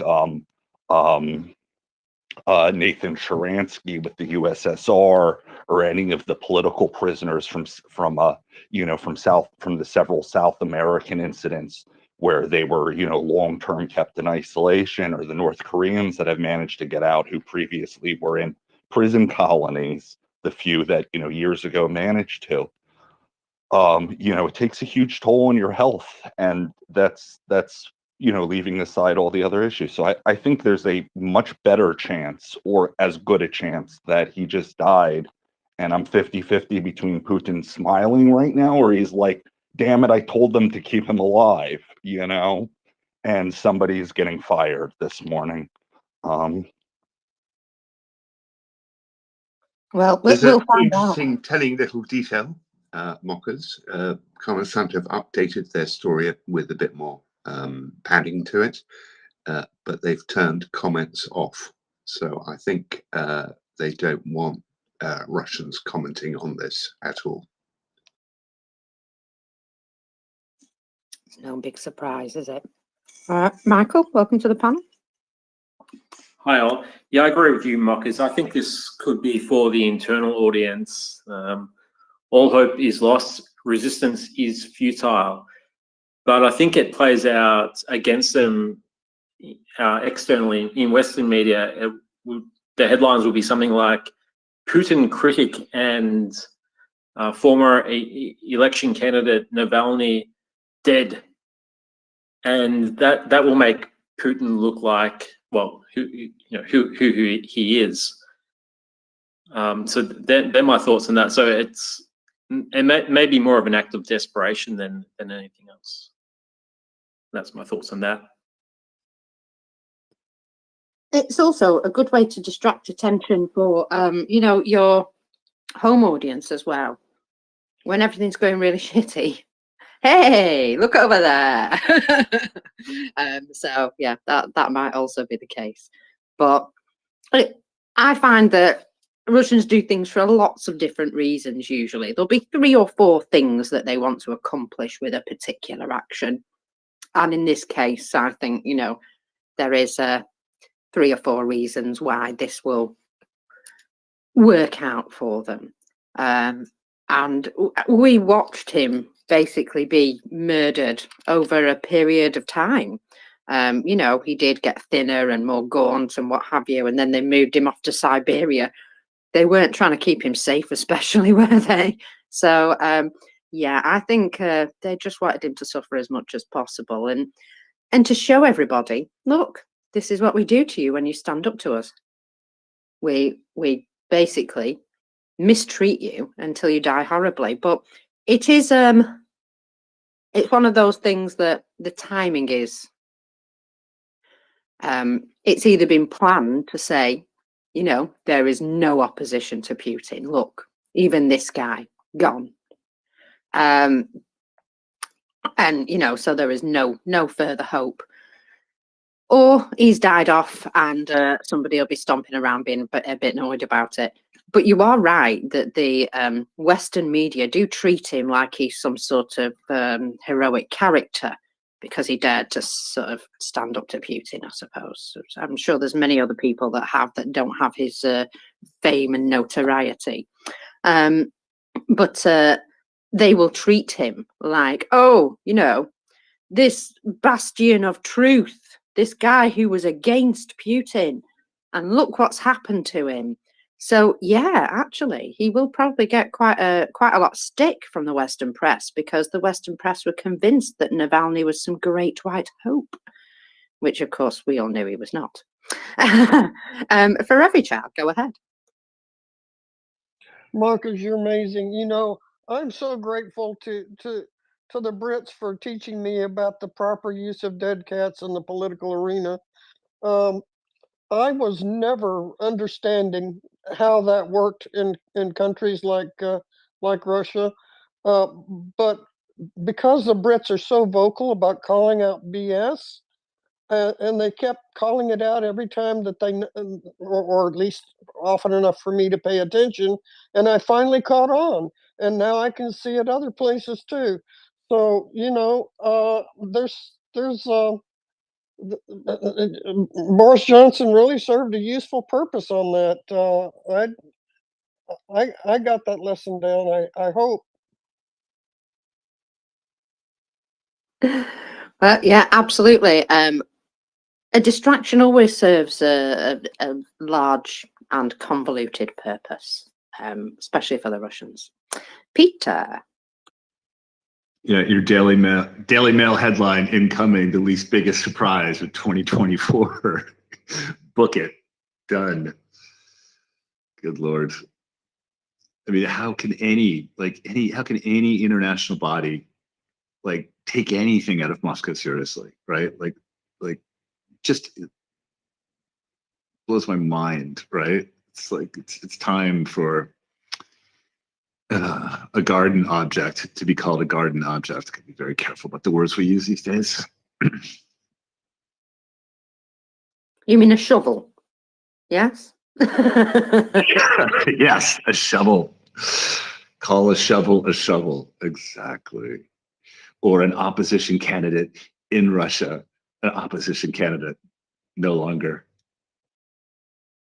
Yeah, the word opposition in Russia, anybody who is allowed to use that word is definitely not opposition as far as I'm concerned. So not only have we had 400k day today, but we have also had, 400,001.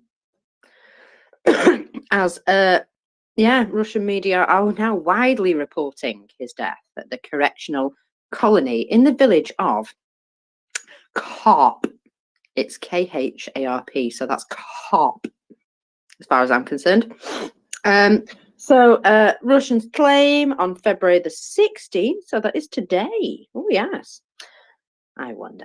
Anyway, yeah, he felt unwell, and almost immediately lost consciousness. You know how these things have been happening to lots of other people. I mean, I know they treated him terribly, but do you remember, Ming, there've been quite a few slightly semi-important people who have suddenly felt unwell and almost immediately died. I'm just, pointing out some similarities. Yeah, I'm kind of mystified by this one because, it hasn't been people dying in prison, especially ones where they've kept them in prison for a long time, hasn't been a thing, right? In Russia, particularly. So I'm thinking of Khodorkovsky, Putin. He was in prison for what, a good 10 years, something like that. And Putin released him in the run-in to the Sochi Winter Olympics to look good. So Navalny dying in prison, obviously Magnitsky did, but Magnitsky was ill-treated and, basically brutalized from the moment he stepped into the prison. So that was a bit different. It wasn't like Magnitsky was in prison for years and then ended up dying there. So I'm going to wait and see what's going on here, because it's not really typical Russian or Putin practice to bump people off in prison after you've held them there for so long.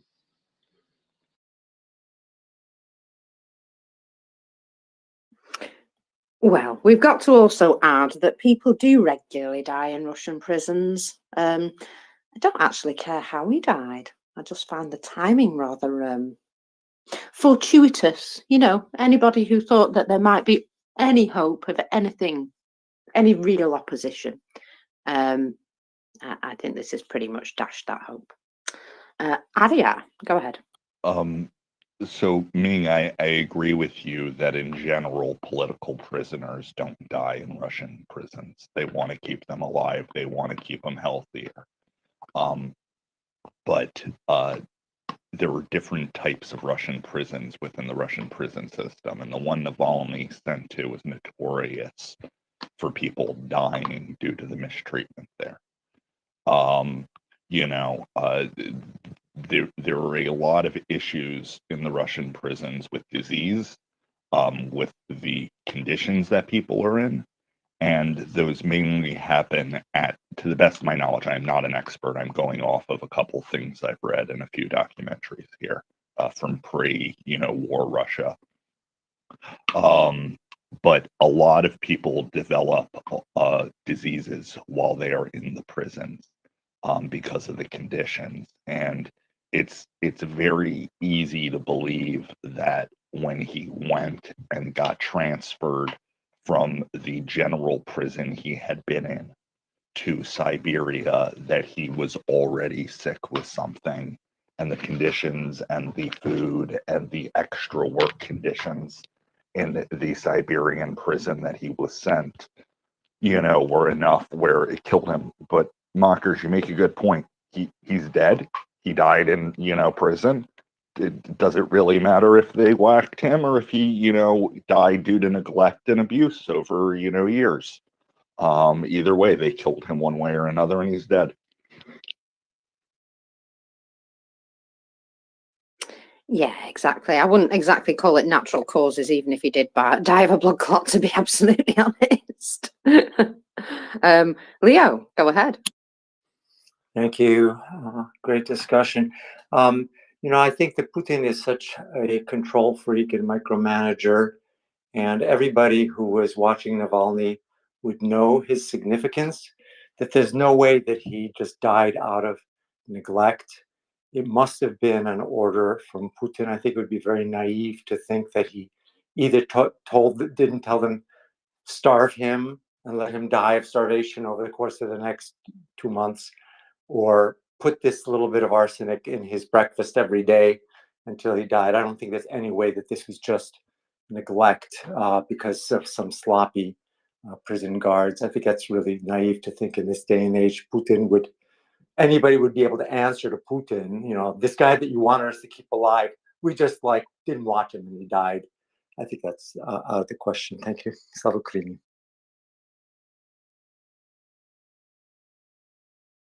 That's a good point. Could you imagine going to Putin cap in hand and admitting that you'd let this guy die? Oof, you'd be in trouble. Yeah. I believe it was indeed probably an agreed event at this point. For every child. Well, I generally don't like to be contrary at all, but I will sort of field a contrary possibility. They have all these power failures. Maybe he froze to death. Oh, it's certainly possible. In fact, in some Siberian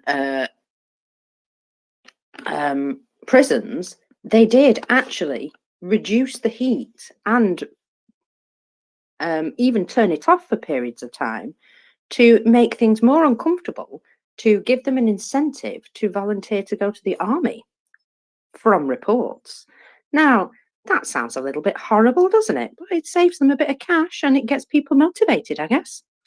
So yeah, there's every possibility they could do things like that. But I honestly feel that this guy was slightly too visible to just die of natural causes. Remember the last time he almost died, and they made a point of, you know, I think they rushed him to medical treatment, and he was brought back to looking a bit more healthy, because even though he was still thin when they moved him to Siberia, he looked a lot healthier than the time I'd seen him before. So I think they actually gave him medical treatment to keep him alive, and then shipped him off to Siberia for whatever reason. Probably so that nobody could, you know, even consider the thought of breaking him out or anything like that, you know, make it really difficult for his counsel to go and see him, and, you know, just generally make life difficult. But also, so you could just keep an eye on him and control everything around him. And yeah, I don't think they'd have let him die by accident, put it that way. Maria. So I think again there's a good chance you and Leo are right there. I just want to play devil's advocate.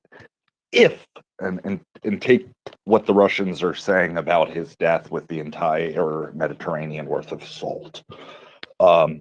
If he did die while he was allowed his half an hour or 15 minutes or 1 hour of outdoor exercise a day, okay, which is the only time he's allowed outside of his cell currently unless he's working, which I'm not sure if he was doing in the Siberian prison or not, but in any case, and you are very sickly, you have not been eating well, you have not gotten proper nutrition for years because you've been in jail, you're not getting proper vitamin D, all of these different things, and you possibly already are sick with things like walking pneumonia or various other, you know, immune issues or lung issues, right? And you go from being indoors to Siberia in the middle of the winter in extreme conditions, and you are not properly dressed, there is a real chance of you developing a blood clot and dying. It's not that outside of the realm of possibility that they were keeping him alive and they were trying to torture him, you know, as much as possible within that. And he went out and he dropped, and by the time they were able to get the doctor on to say that it was something serious and he had to get real medical treatment, he had already died. So, you know, I again, this might be a, you know, this might be something that was called down from the top. This might also be something where somebody's getting in a lot of trouble this morning for. And I think we'll have to wait and see, and it's quite possible even 20 years down the line, we won't know. You know, there will be historians that say he was whacked by Putin, and there will be historians that say, you know, he dropped dead. Until the archives are opened, I think this is going to be a very hard thing to make an actual call on. I'm going to keep listening. My phone's at 3%, and I need to go on a walk. It will die at some point. If I'm talking or I'm listening to somebody speaking to me, I apologize. I'm not being rude. Oh, no worries. I understand. Pups need walks. Peter. So, Meg, you're kind of quiet. I'm very curious to hear what you're thinking right now.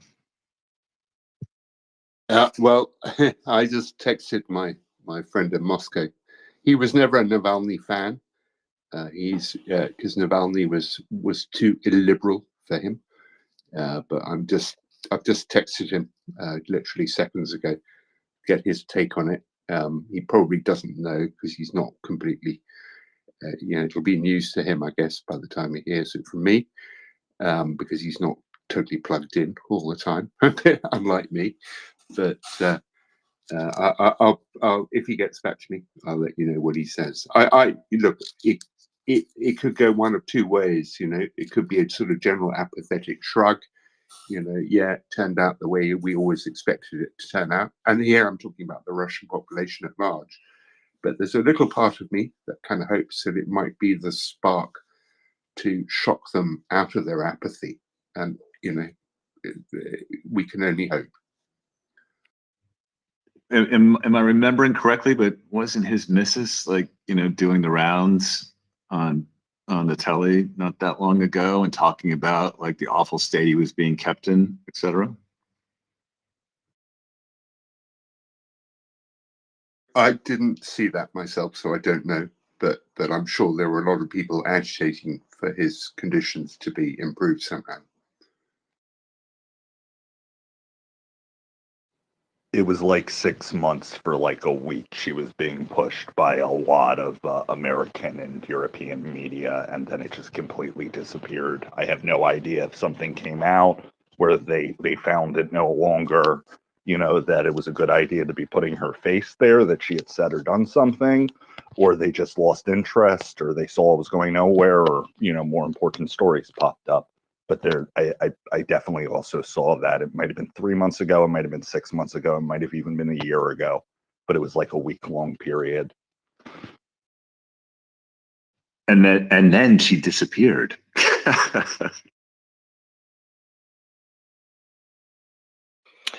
Well, she obviously wasn't getting the attention that they wanted. So, maybe that's why she disappeared, because whatever she was pushing wasn't getting the what do you call it? The effect that she was after. A lot of people just were like, yeah, go away. We don't care what you have to say right now. While, Ukrainian people are dying. It would appear that it doesn't really matter what any of them had to say, because this is it, isn't it? This is just the situation, that the minute you stand up, the minute you sort of show that you might actually be some sort of threat in any way, you'll be dealt with. And I wonder if people thought that, maybe Navalny would get out one day, because, the other guy did, like you say.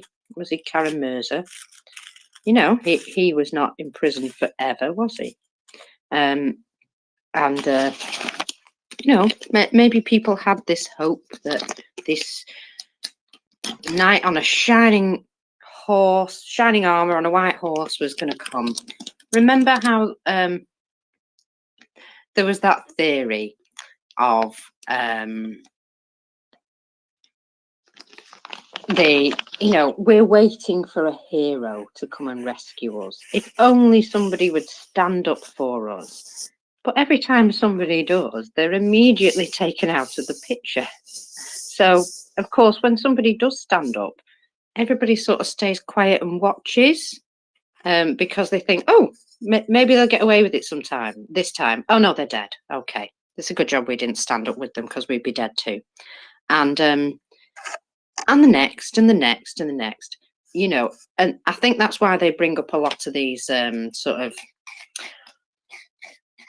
planned opposition, these created opposition, because if you create an opposition, you create an outlet for people to, have their concerns and be able to say, look, I stood up and I was counted, I voted for that other guy. Not that it matters or anything, but it gives them an outlet to do that. It's a place to vent.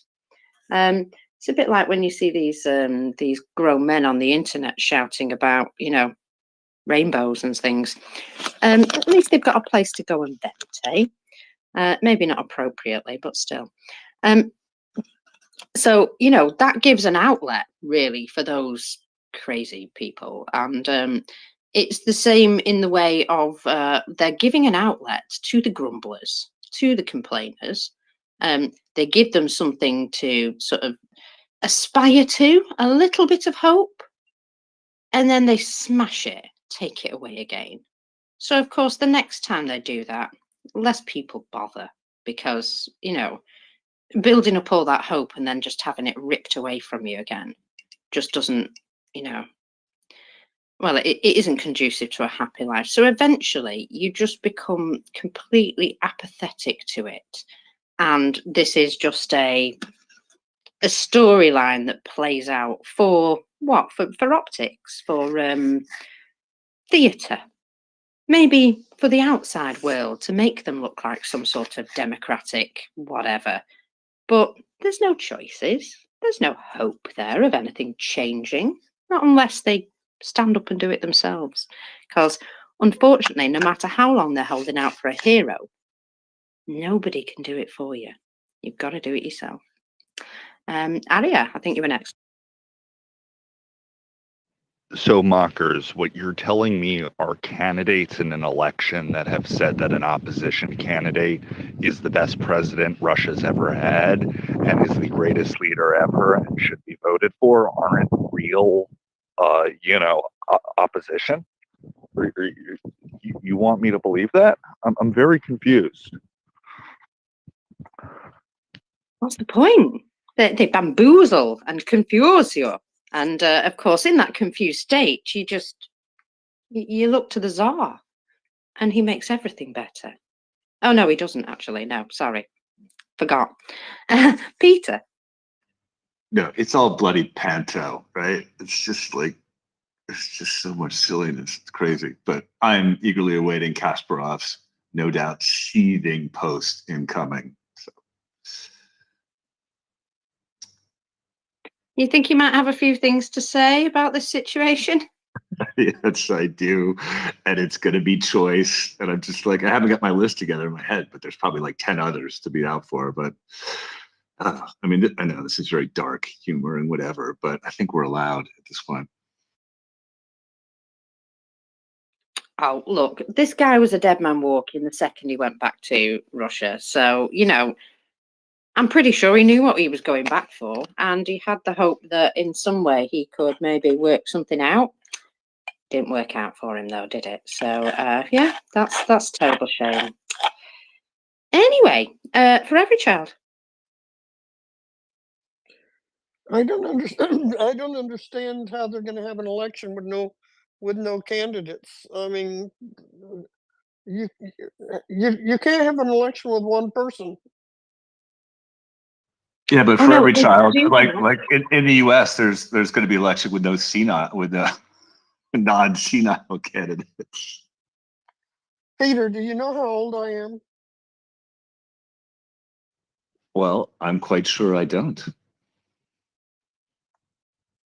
I was born in 1947. Very good year. Well, but you're so clearly not senile for every child. So I think that's my point. So no ageism here. Promise you that. But, we must take every chance to laugh at ourselves at this point as well. Oh, you're absolutely right. If we didn't laugh, we'd be weeping, wouldn't we, with this general state of affairs? Ioana, my lovely, please go ahead. I just wanted to say that there are candidates in the Russian elections. They accepted 3 of them besides Putin. But, it's just like a formality. It's not really persons that can hope to have a chance to be voted. And by the way, during the communist times, we did have elections with one candidate in Romania because no one dared to participate, but we did hold elections with just one candidate.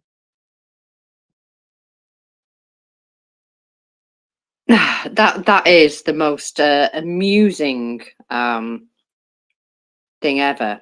Here's an election. Just the one candidate there. Yeah. Okay. Make sure you choose wisely. Yes.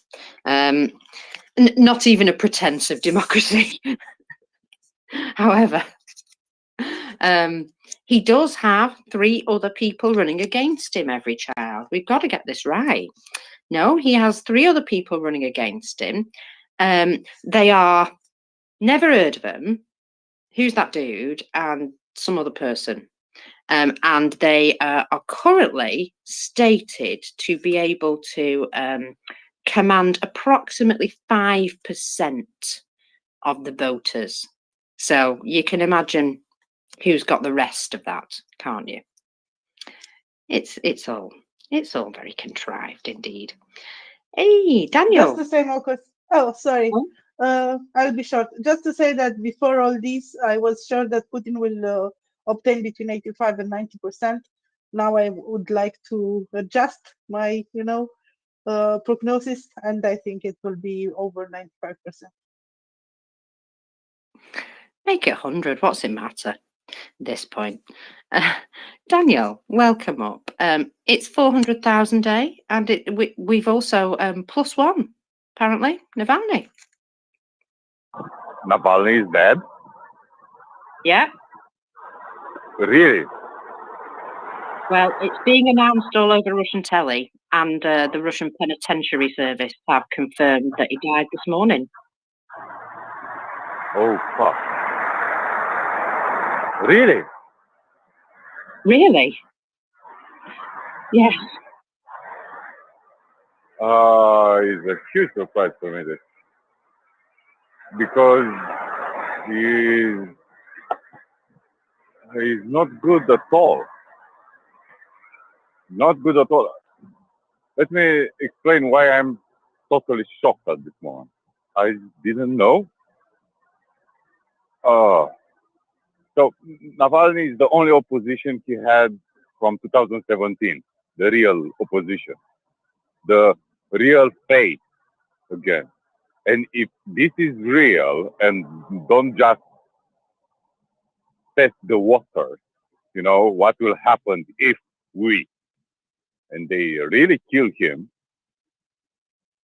First, this means Volodya is very, very scared. You don't kill your opponent when you are strong. And choosing this name, let us put it this way, was perceived like a different direction, a possible alternative, a guy who was respected in Europe and very, very brave.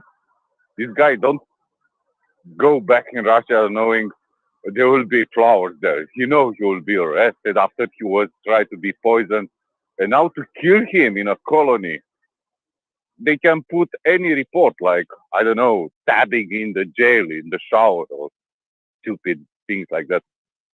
He had a blood clot, Daniel. He had a blood clot and just dropped dead. Mocker, this is very serious because at this moment, the discussion is something like why Russia has been allowed to have diplomatic discussions, sit in international organizations when they assassinate their leader. For example, Kim Jong-un, the leader of North Korea, is well known. He killed his uncle with a gun, an anti-aircraft gun, right? Publicly, was a statement. I am in the power, I will kill it. Except Donald Trump, which is a fucking moron. Nobody treats Kim Jong-un a guy who wants to meet. Vladimir Putin is his latest friend. But you don't see Xi Jinping going hand to hand with Kim Jong-un because it's not palatable. And Putin has a history, a long history. Then Politovsky was the beginning. Was Prigozhin half a year ago. But Navalny is not Prigozhin. He's not an aggressive man. He's not a military man. His power was his charisma, his public, his small group of followers. All the Russian opposition, so-called liberals, all gravitate, orbit Navalny. Killing him in a prison where he's defenseless. And he never said something like, I will quit, I cannot do anything, I have 2 years of penal colony to stay. He acted very, very, very brave. Because killing him is like a message. You oppose me, you all die. Okay, he need to kill 150 million Russians. It's not a good message. It's a very, very, very bad message. And after Tucker Carlson fiasco, killing Navalny is probably the worst move he can do it. And before this so-called election, nobody treats them like elections. It's something like, let's see how much real support we have for our politics. It's not normal to do something like this. It's a sham referendum. Everybody knows in Russia. Everybody expects mass conscription after the so-called election. And if it's everything a farce, everything is a joke, the regime is a joke, and the joker in the front of it is so weak, so scared, he deserves the bullet in the neck. You understand me what I want to say? It's not normal. The regime is collapsing there. It's not normal at all. Why Navalny lives from now? Why he was took from airport, arrested, prosecuted, fake judges, lawyers can defend him, right? You know, all the stuff. And keep in prison, not tortured. He can access his lawyer. He can talk with them. You understand? At this moment, it's not about Navalny or, let's say, the moron from Donbass, the war criminal. Yeah, is another so-called opposition there. Everybody can be killed. Yeah, Karamurza is a British citizen. You understand me? It's not something normal you do. Even if you are a dictator, you are not Saddam Hussein. No, only Saddam Hussein go to the Congress of Baath party and he was in on the table and said you, and you was taken from the conference room and shot. That is a way very, how I can say, I don't want to hurt the feelings of the people, but uncivilized, non-European. He's an old man who killed his opposition. Navalny was powerless. The political repression is huge there. Why to kill him? Because probably he's scared. Probably he thinks there is no more need to save face, no more need to act somehow, and probably he's scared by the next move, the move of calling people to the army, forcing them to the army, which is extremely unpopular.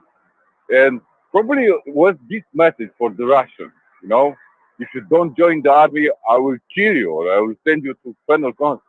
I don't know what is in his convoluted mind, but it's not good in a Russian way, what I want to say. It's not about us.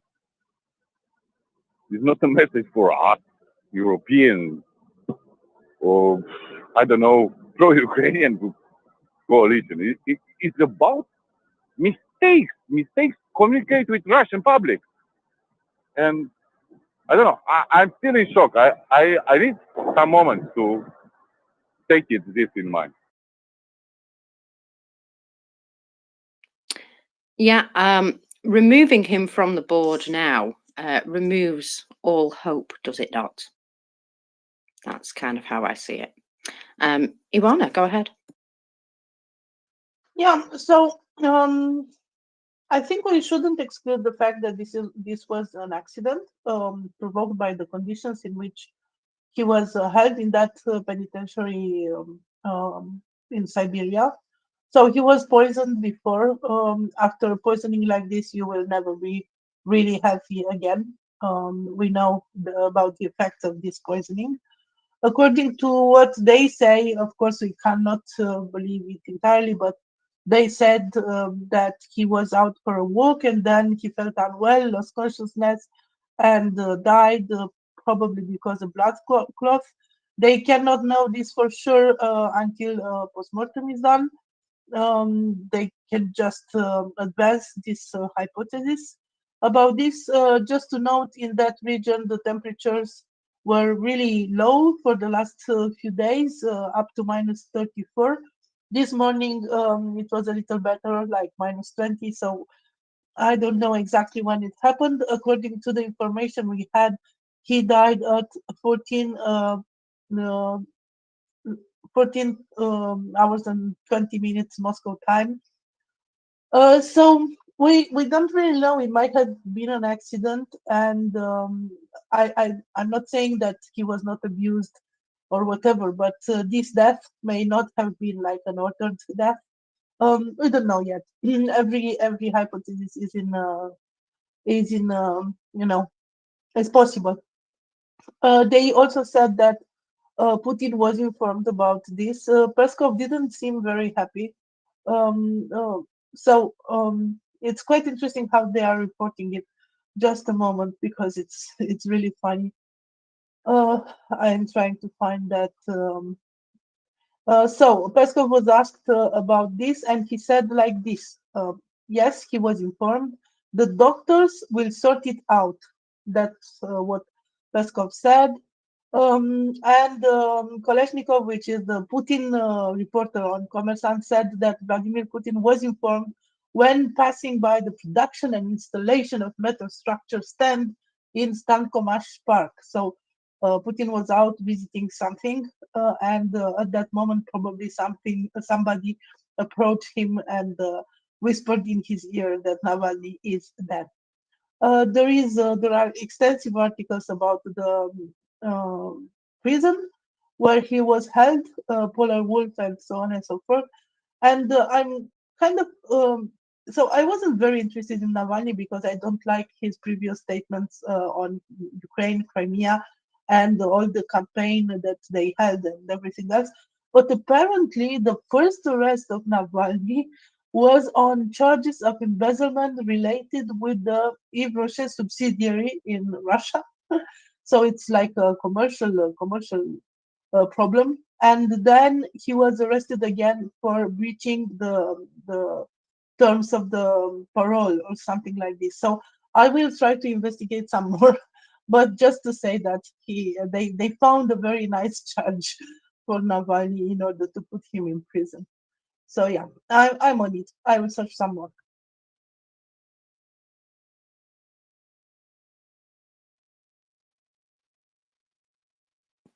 Thank you very much, Ioana. Peter, go ahead. So Daniel, are you thinking that this finally creates unrest in the country?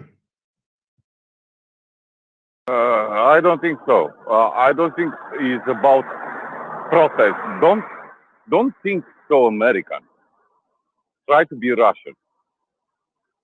At this moment in Russia are two another very nice people remaining in jail who were, let's say, alternative to Navalny.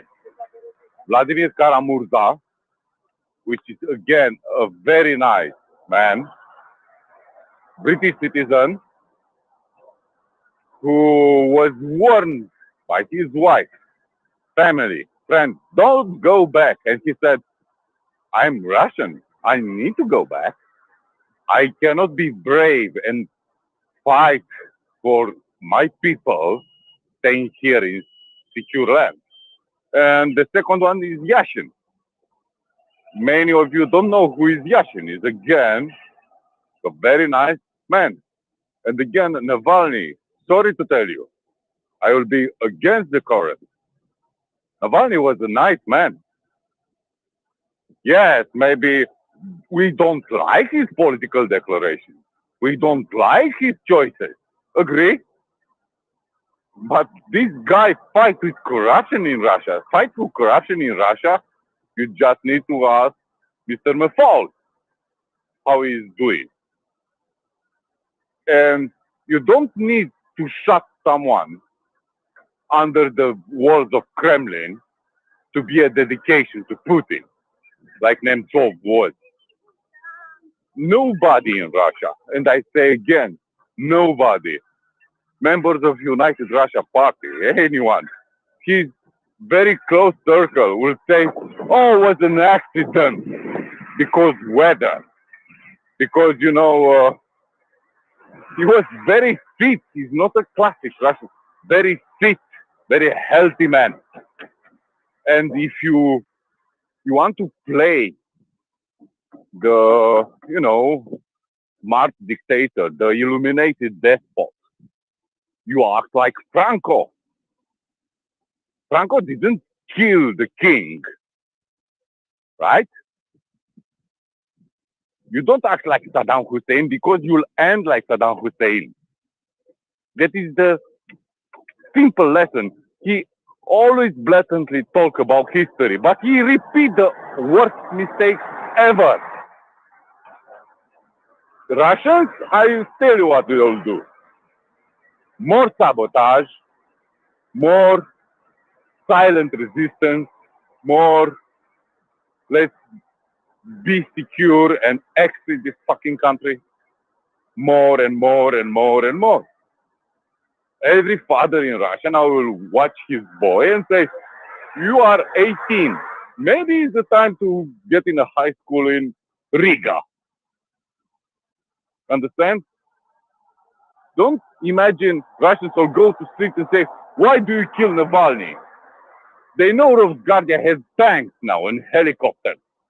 It's not just fighting with OMON, with batons and the shields. They have fucking tanks. They trained Russian police 1 year ago in parks inside Moscow with live rounds, with heavy machine guns. You don't train police with weapons of war just because you want to deliver them in Donbass. That is a strategy as we prepared for the coup d'etat. And doesn't matter if it's someone, I don't know, trying to get the favor of the palace, like Ludovic XIV style, Doesn't matter.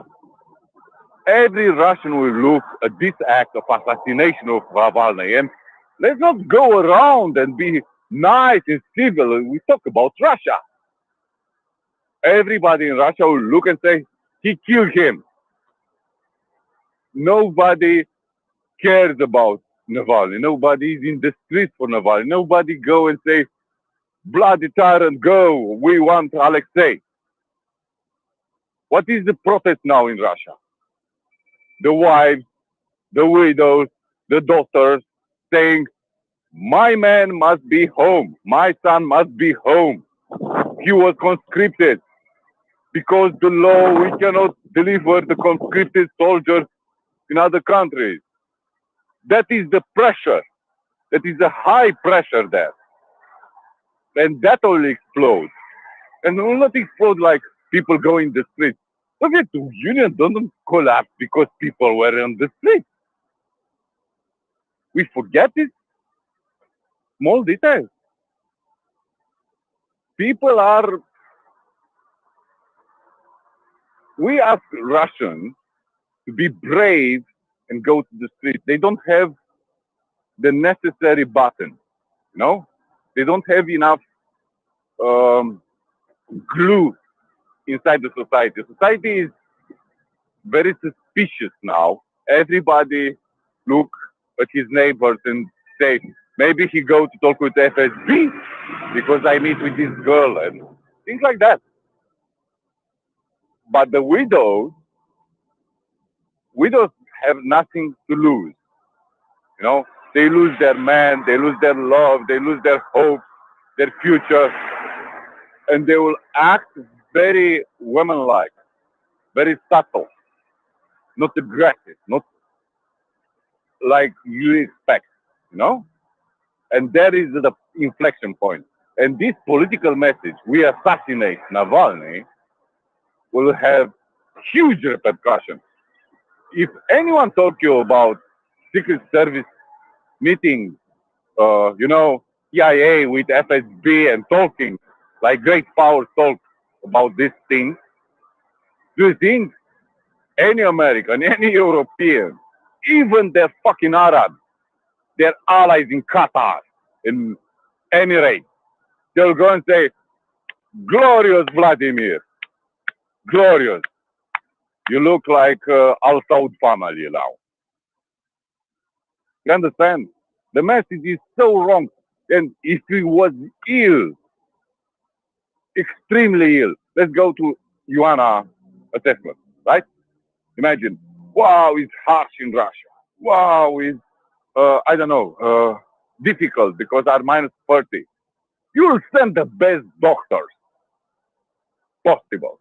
Anything. This guy needs to be alive, powerless, but alive, because I'm a merciful dictator. I'm not like people portray me, an assassin, a criminal in the head of the mafia state. No, look at me. Look, Tucker, look at me. I'm a very nice person.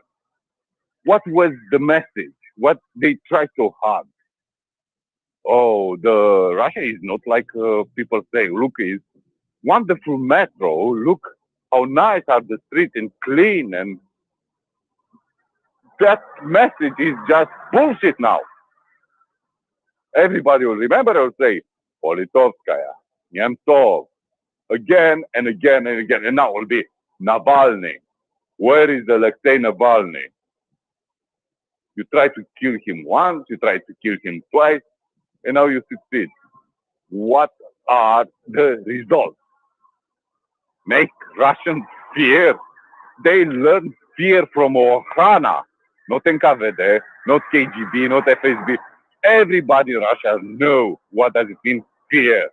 And they know to cope with fear and the oppression. They're not stupid. People imagine Russians are stupid. They are not stupid. Yeah, the elites are out. Everybody who had some money and some, connections is out. But there are also patriots. There are people who believe in their country, in their future, is normal. Do you think there are people who say, how nice. Our great leader killed another one? You'll see commentary after hundreds of thousands of Ukrainians, Chechens, and how many other people, Syrians, killed by Russians. Does it matter, Navalny? Yes, it matters because it was a public figure, very public. And he acted not like a bully, not like a criminal.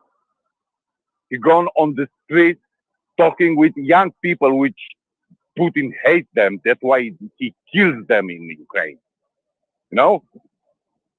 He was normal, not need to like him, but was normal man. He want to talk, to stay on the table and talk. This guy don't talk. He lies, and he's paranoid, and he's hypochondriac, and he doesn't know history. And he will end like Saddam and Ceausescu. I bet will die like this. If he doesn't have a heart attack sooner, he will die like a dog. And he deserves it. He deserves it. It's not normal to do like this. And it's not about Navalny here. It's not about, I respect that man. It's about Russian needs after this war will end. It will happen even 10 years from now. They will need to cope with the consequences. Even if they win, listen to me, even if they win, even if they go attacking Poland and Romania, doesn't matter. They need to cope with the result. Need to look in the future. We are rogue state. We are a small culture. People hate us because we write like this, we speak like this. Everybody look at us and see oligarchs and assassins. That is Russia. It's not normal. What Putin does is not normal. That is an impulse on a very, very weak leader. Extremely weak. People doesn't look at killing political opponents and say, it's normal. What you can do is a dictatorship. What you can do with this kind of stuff. They will not watch like this.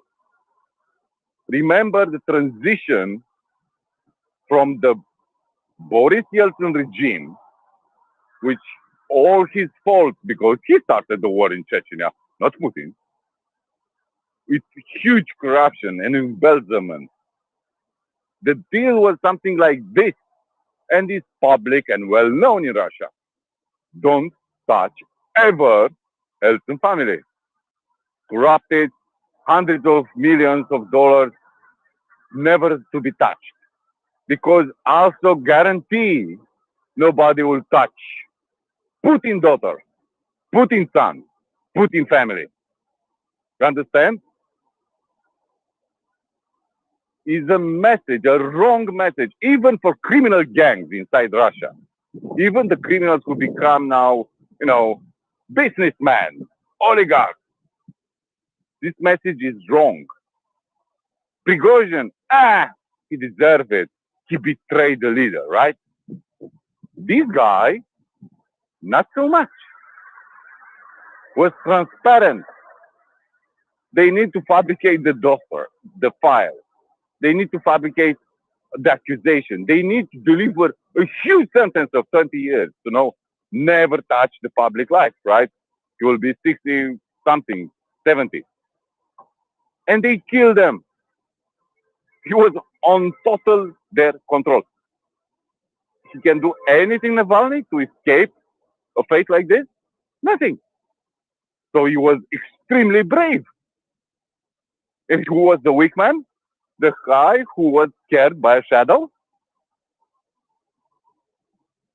You don't need to draw too many conclusions, but you can analyze very, very easy, very simple. And Russians will take notice. And you'll see more fire, more disruption, more disobedience, silent disobedience. You don't go brave to be killed by a goon of the regime, but you'll never support it. You'll say, Привет, glory to Russia. But in your heart, you'll say, I cannot trust this guy. Probably will have huge report of falsifying the ballot. Huge report. Will be something like never seen in Russia. And people staying home and ignoring because people are not stupid. It's the simplest message they can do. Don't go to vote. If Mr. Vladimir Vladimirovich Putin wants to die earlier than was programmed, I cannot just encourage him. Please do it. And it will be much nicer to be killed by Russians than Ukraine.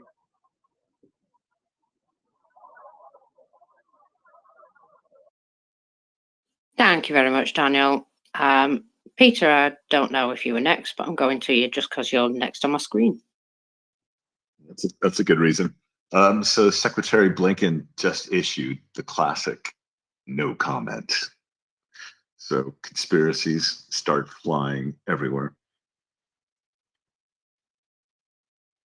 Well, I seem to remember in 2021, there was a suggestion that if Navalny was murdered at the hands of Vladimir Putin, that there would be some sort of response. Wonder what that might be. Don't know if Ukrainians could do with some F-16s and ATACMS right now. That would be a great response, I think. Arya, go ahead. In 2021, President Biden, who at that point was not president, or he was, I'm sorry, my brain is jello. I've been up since 3 and it's 7 here. He said that if Navalny was killed while in jail, there would be dire consequences for Putin. Now, sadly, in many cases, statements like this have not been backed up. I am praying that, an executive order, some F-16s, something happens and he actually makes good on that promise. The other thing which I would like to say is I would like to take back what I said on there being a similar chance of him dying of, you know, a possible actual blood clot due to neglect versus being killed.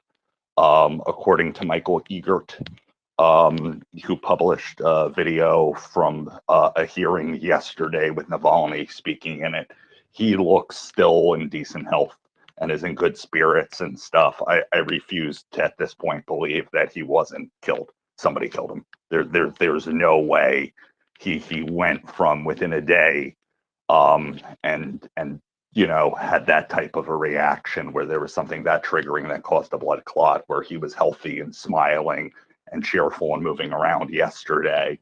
And, you know, he just drops dead without any, you know, show. Just thought I'd bring that up. Yeah, there is some information coming through from gulagu.net suggesting that he was indeed. It was a planned event and definitely not just a sudden passing away. Don't think from what I've read that that's considered natural causes. I won't go into details because I don't need to speculate right now, but let's just say I'm pretty sure that, judging by the video that you saw where it shows him, yeah, joking and being quite jovial and looking pretty well, actually, it seems strange that he was dead less than 24 hours later. Fancy pants.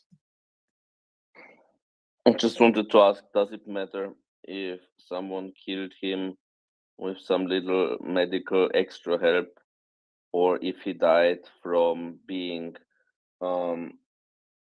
locked up in this penal colony that's essentially not really life promoting, right? So cold, underfed.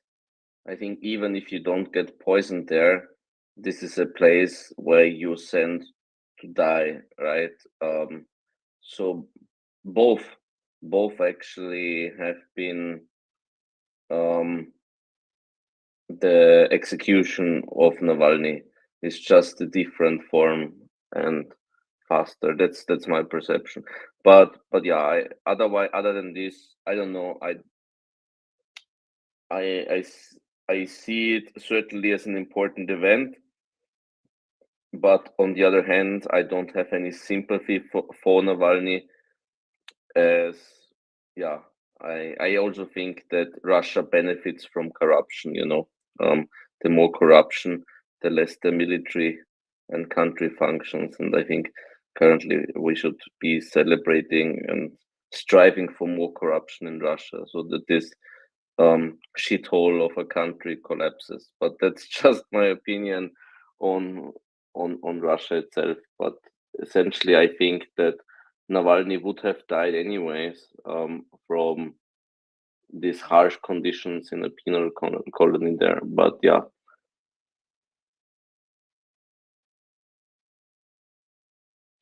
But then again, he was said to have been fairly. Somebody DM me a tweet about this. The video from some legal proceedings apparently yesterday, where he seemed, you know, healthy and cheerful. I mean, he didn't seem like a guy who was about to die of mistreatment. I don't know. This is coming from Media Zone.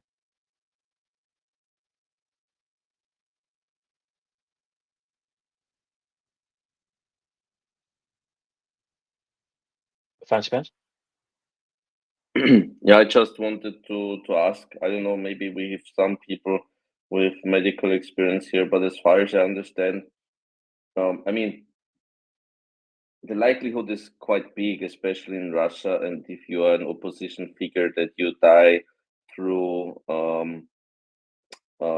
let's say, unnatural causes, right? So that's on the side of him being killed, yeah.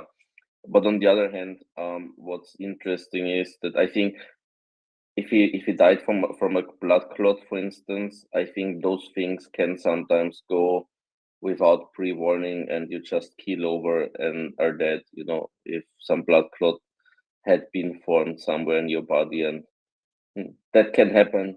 Maybe it can happen also, you know, like if you lay around a lot in prison, you know, if you sedentary a lot but not a lot of movement, then malnourishment, maybe lack of liquids and other medical conditions, and you can look fine today and you can keel over tomorrow. I heard about this kind of deaths before, but then again, I'm not kind of like trying to vote or cheer for one or the other options. I'm just saying that there is a possibility it was just natural cause, while understanding that in Russia the natural causes are quite unlikely if you're an opposition figure.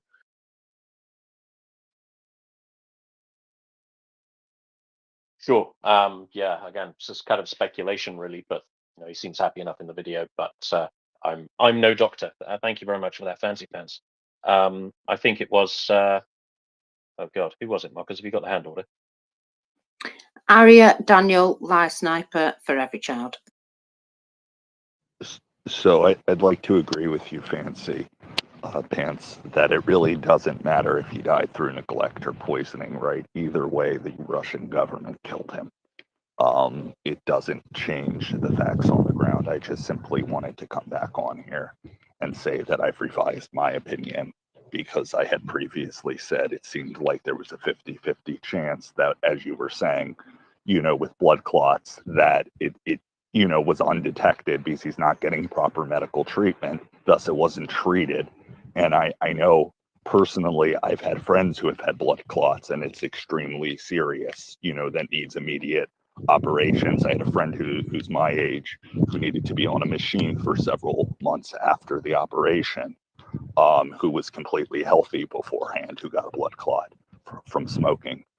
And I would imagine things like stress. But the point being is I just had to come back on here and bring that up, and bring up the fact that there had been that video published from yesterday that appears to show him, I mean, as healthy as you can be, and as in good spirits as you can be. So I do agree that there is a possibility, and as I said before, I don't think we'll ever truly know, or if we will, it'll be years down the line. Yeah, phone's dying, sorry.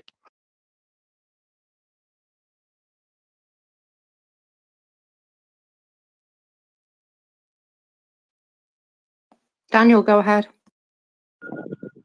I think people doesn't know how to act on this. Right. Russia is the country who can put zombie admirals alive. The crew of Moscow is alive. You know, generals who are probably now tortured in Leportovo are alive.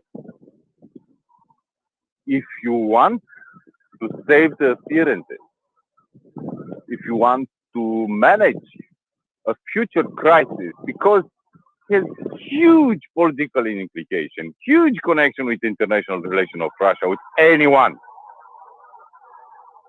Even if it was an accident, a medical condition, you don't go to publicize this. This is a gangster move, you know? It is the head of the horse in the bed. You understand? It's before the election. Because they are so desperate, because the regime have problems inside, in the inner circle. It's not just about society. They want to send messages. Prigozhin killing, for example, how I hear people saying, allegedly, there is no allegedly that, right? Was a message, if you betray me, I will kill you, right? Okay, all the gangs noted. Don't betray Putin because you die. If you don't note this message 20 years ago, you are a stupid Russian. Navalny was powerless. I repeat this, powerless.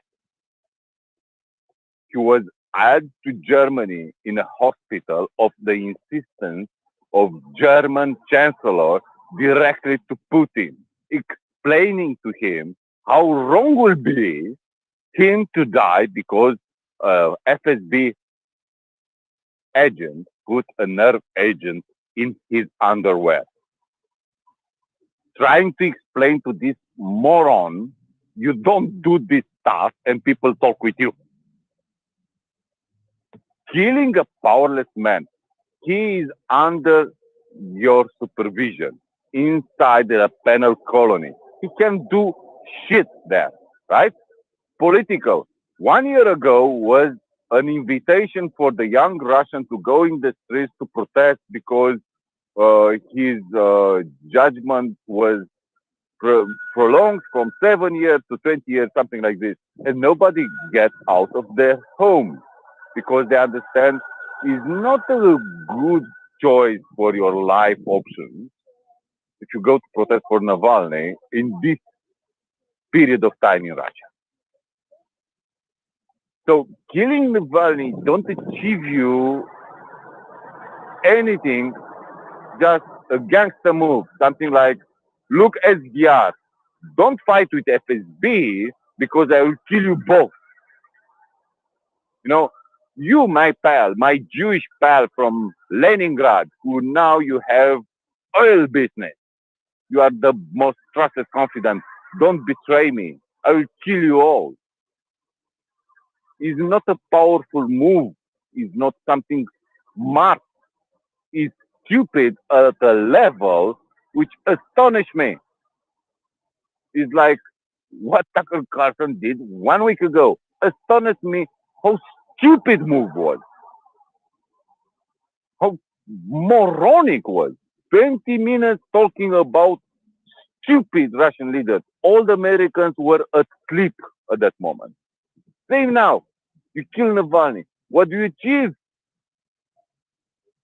If you kill Medvedev, you have some reaction. Navalny? Why?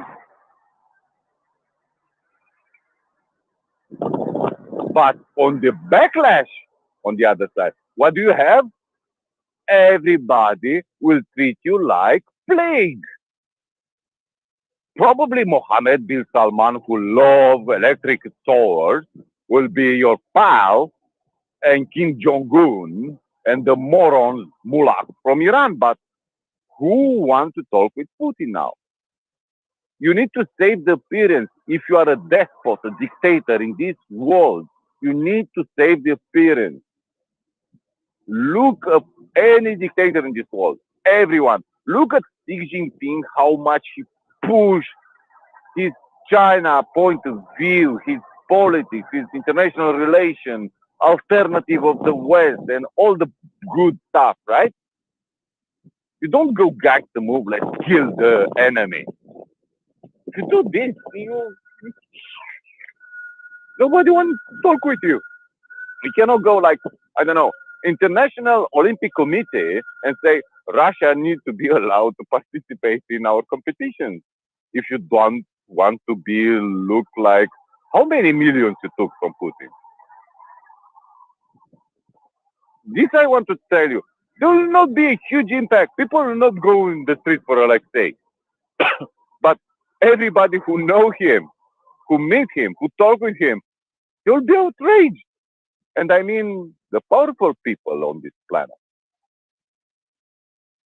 They will not say. And about corruption, Vyshnikovsky said something, oh, it's better, it's more corruption in Russia. Agree. At this moment, for Ukrainian army, it's greeting there is corruption in Russia. But he forget to tell you something very essential. What happened with the Eastern European countries before entering in NATO and the European Union? You know, the most important thing was not agriculture politics negotiation. It was not about laws and harmonizing the status of IQ communautaire. No, the first thing, and was the same politics pushed by any European or American ambassador in Bucharest, was fight the corruption, fight the corruption, fight the corruption, fight the corruption. Why? Because corruption destroy a country, destroy a society, and politics don't act normally.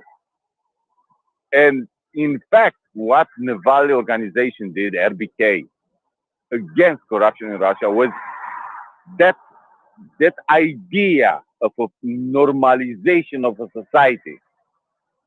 Don't need to bribe to get my right. I want to get a job. I don't need to pay a bribe. I will send a resume and people will test me. That type of normalization is not about parliament here. It's not about new constitution. This thing, which is essential in my opinion.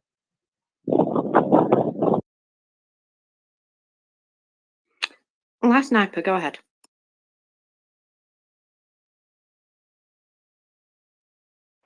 Sorry, it took a while to find my microphone. Well, I just want to ask, I heard about some video 24 hours ago, and just wonder what is the source of the video, and is it sure that it was indeed shot 24 hours ago? Because anything that comes from Russia, I sort of mistrust, and could it be that Navalny would have been dead already earlier, that they just decided this would be the point of time of announcing it? Thank you. Well, let's just say there is a video released. It has yesterday's date, the 15th, in the top corner. And it shows him speaking at one of his court hearings. And he's joking with the court, something about, I'll just give you my bank details and you can pay some money directly in. So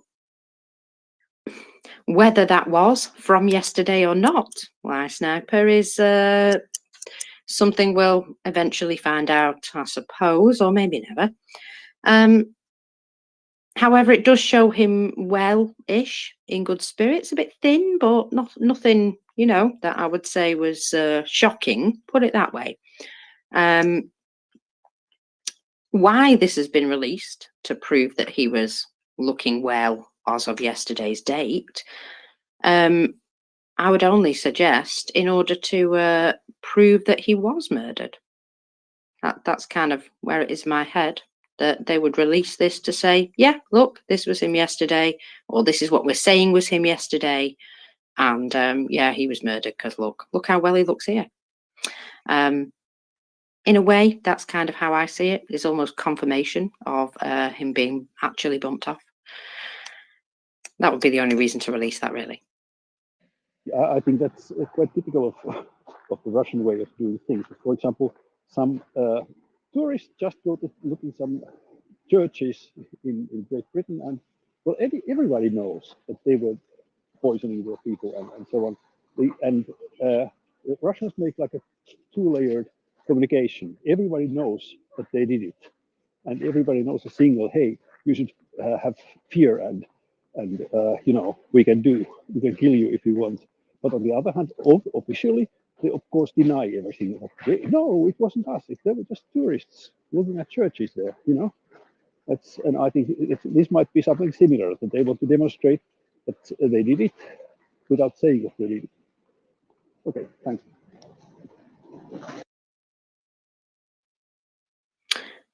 Well, no matter what, where, when, whatever, they're announcing he's dead, and let's see what the fallout from that is. I think it's more interesting to watch the results rather than to analyse the actual what, where, when, for every child. Marcus, I sent you a link about the Arctic. Did you see it yet? No, sugar. I don't have time to check these things. No, that's fine. That's fine. I'll just leave it. Maybe you'll look at it sometime.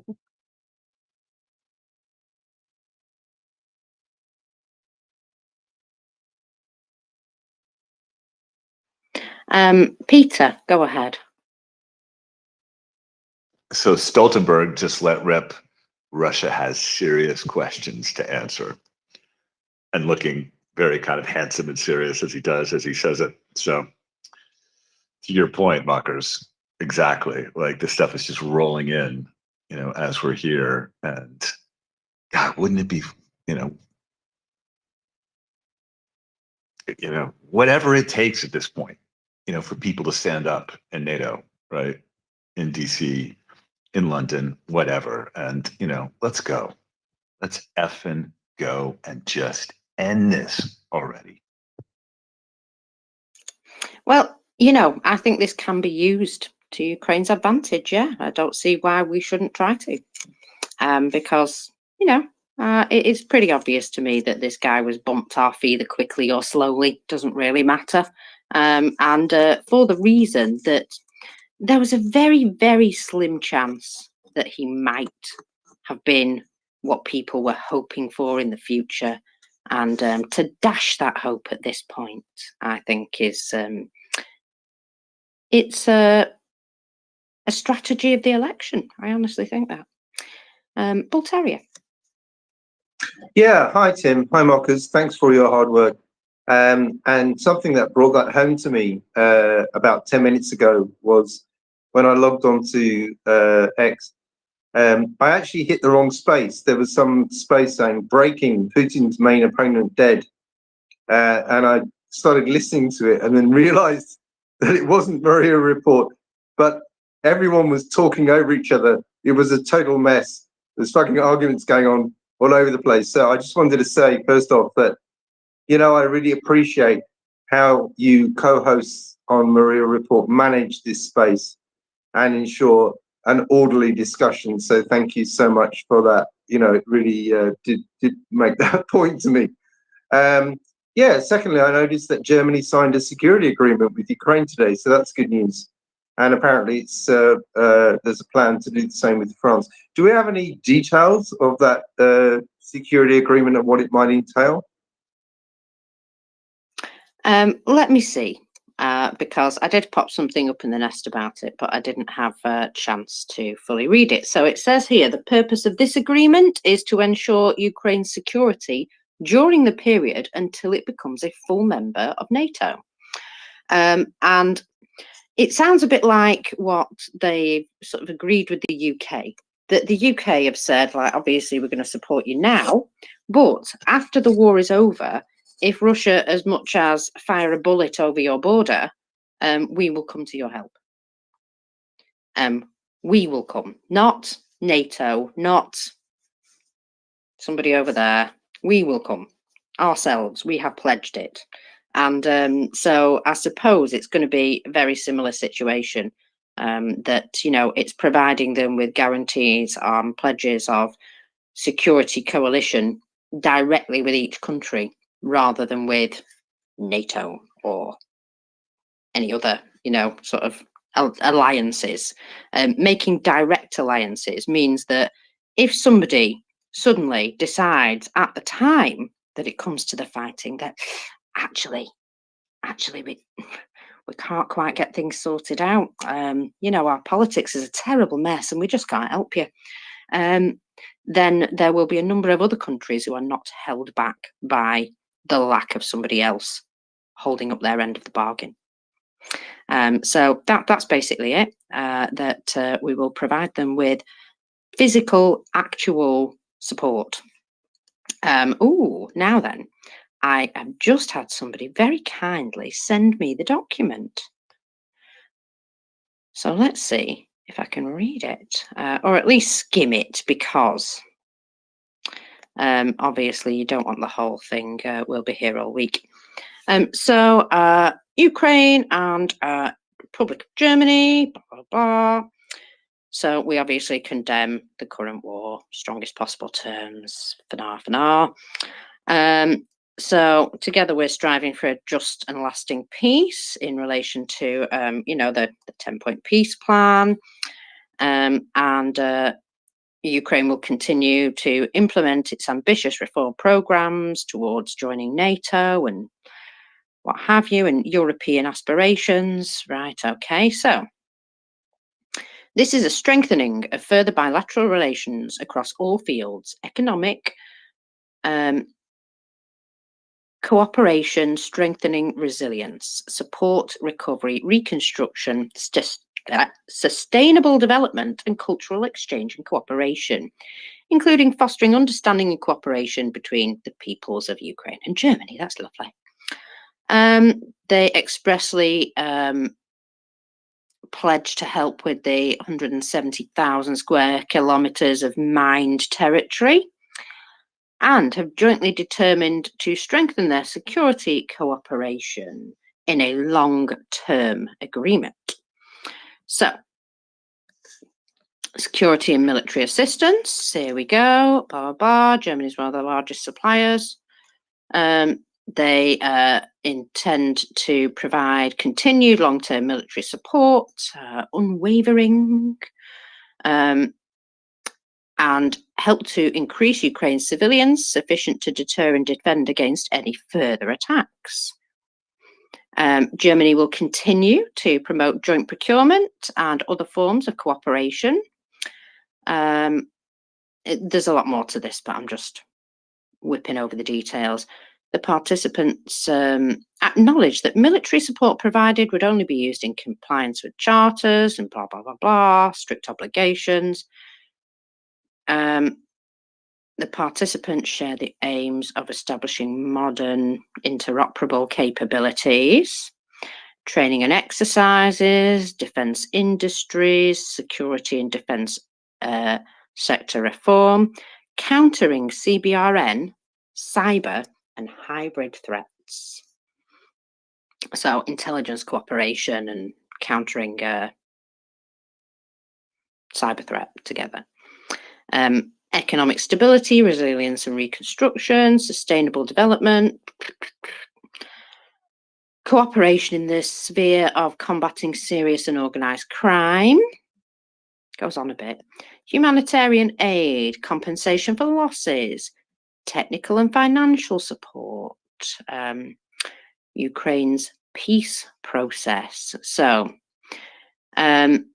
participants recognise that Ukraine and the whole of Europe will not be secure until there is a just peace respecting Ukraine's rights under international law and the UN Charter. Ukraine and Germany work together towards this just peace. Future aggression. This is the bit.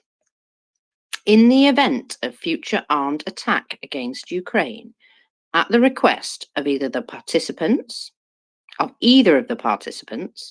the participants will consult within 24 hours to determine appropriate next steps.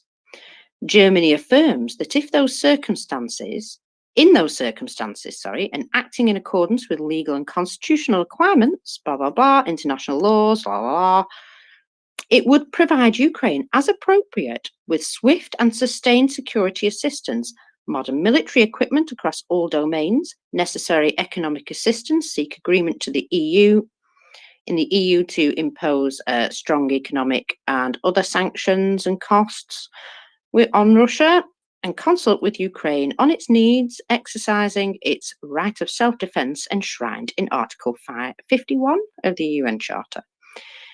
In order to ensure the widest and most effective collective response to any future armed attack, Germany and Ukraine may amend these provisions in order to align with any mechanism that Ukraine may subsequently agree with other international partners, including participants of the joint declaration of the 12th of July. Wow, that went on a bit, but basically they're saying in the event of future aggression, Germany will immediately step up and provide you with support. Now, they don't say boots on the ground, but the UK kind of did. So I think these agreements, they're very similar for each country, but they're tailored, I would say, tailored specifically for each country to be able to promise what they're comfortable with. And so I think that's, it's important that Germany have not said, well, we're going to send all our troops running in, but we're going to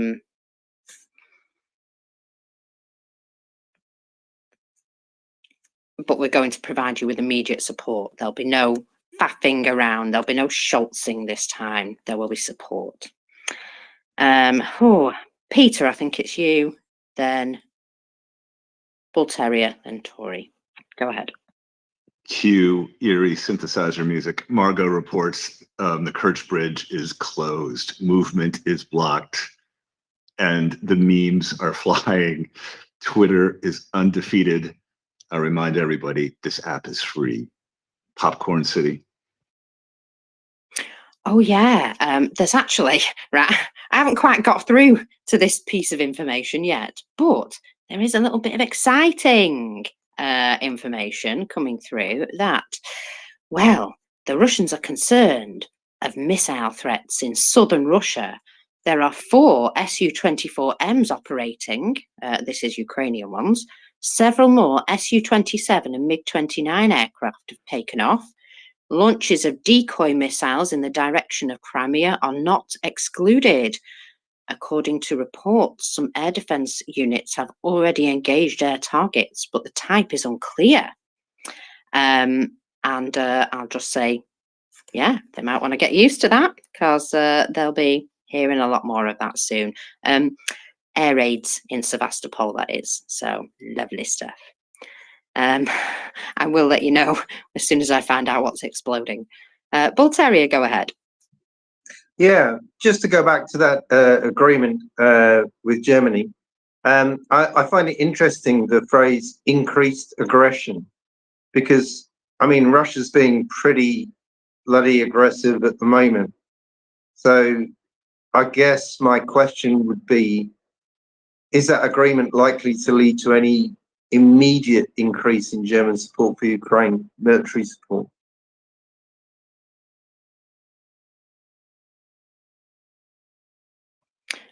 Sorry, was that immediate military support? Did you say? Well, yeah, in the next weeks and months. Oh, right. Okay, sorry.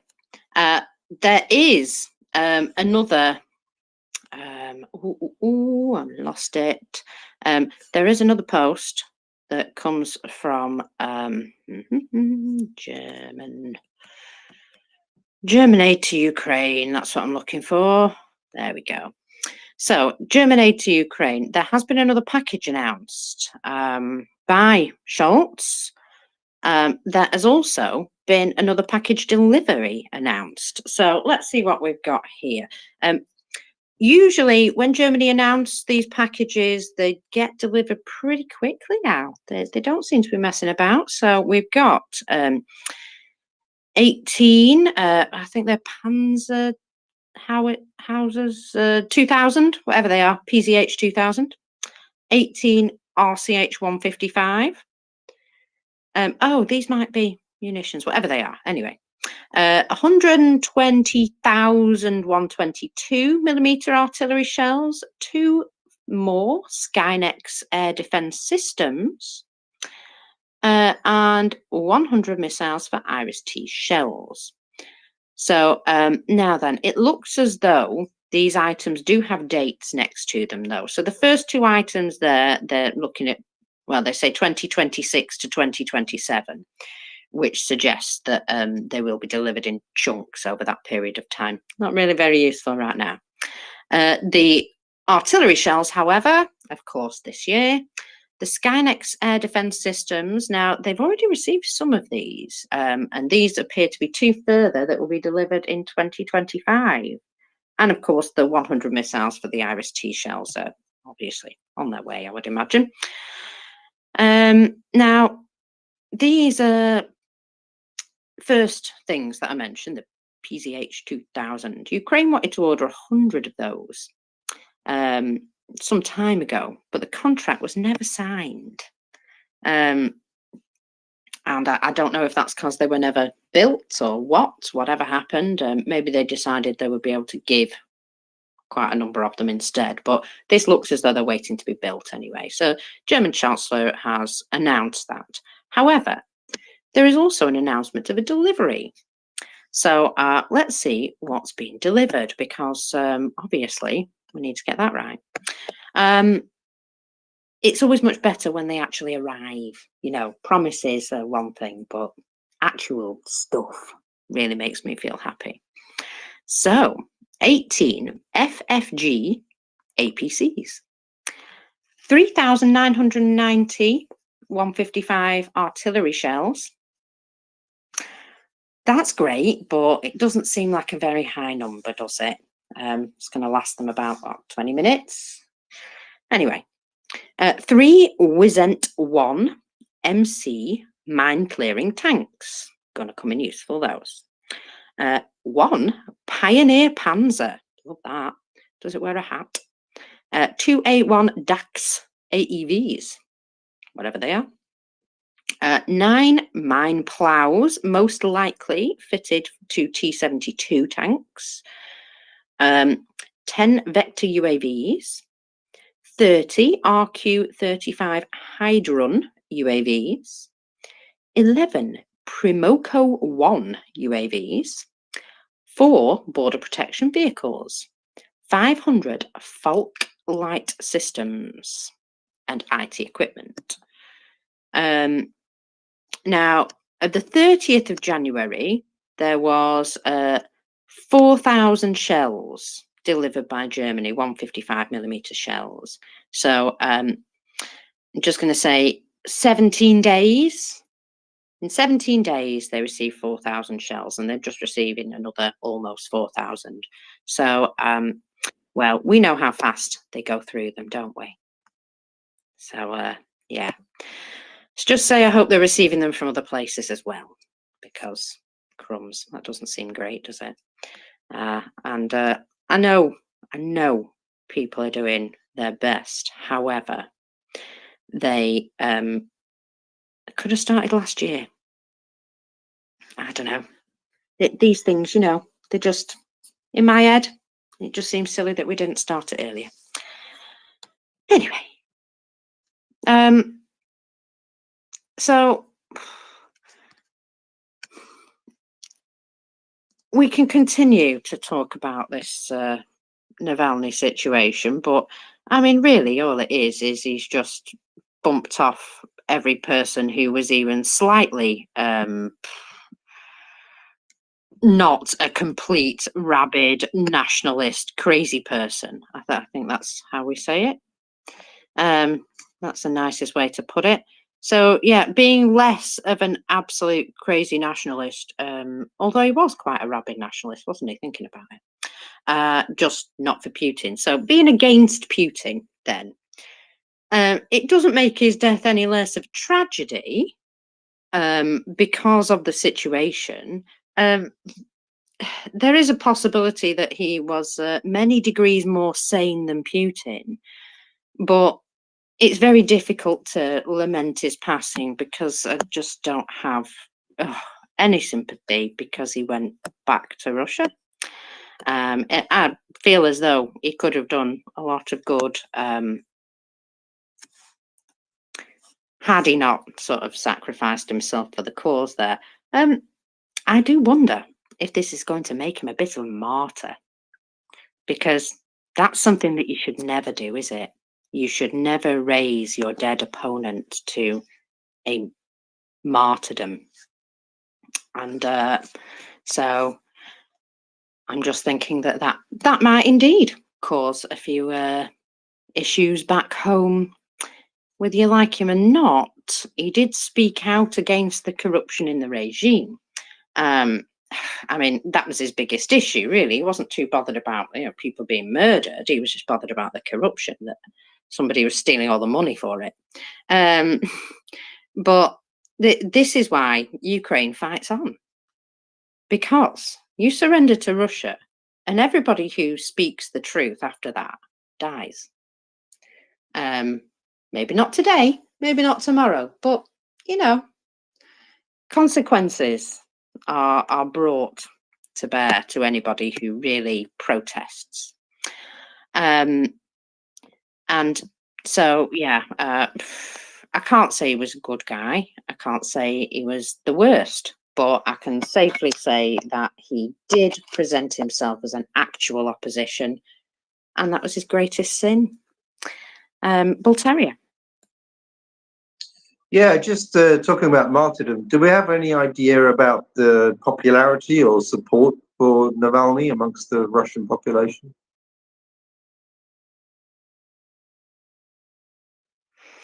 There was, I mean, sort of a general feeling that, you know, there might be some long lost hope in this person.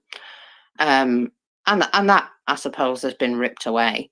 I'm not sure if this is going to make people, you know, do anything in particular at this point, but I do feel as though there were a lot of people who thought that maybe one day this guy would, you know,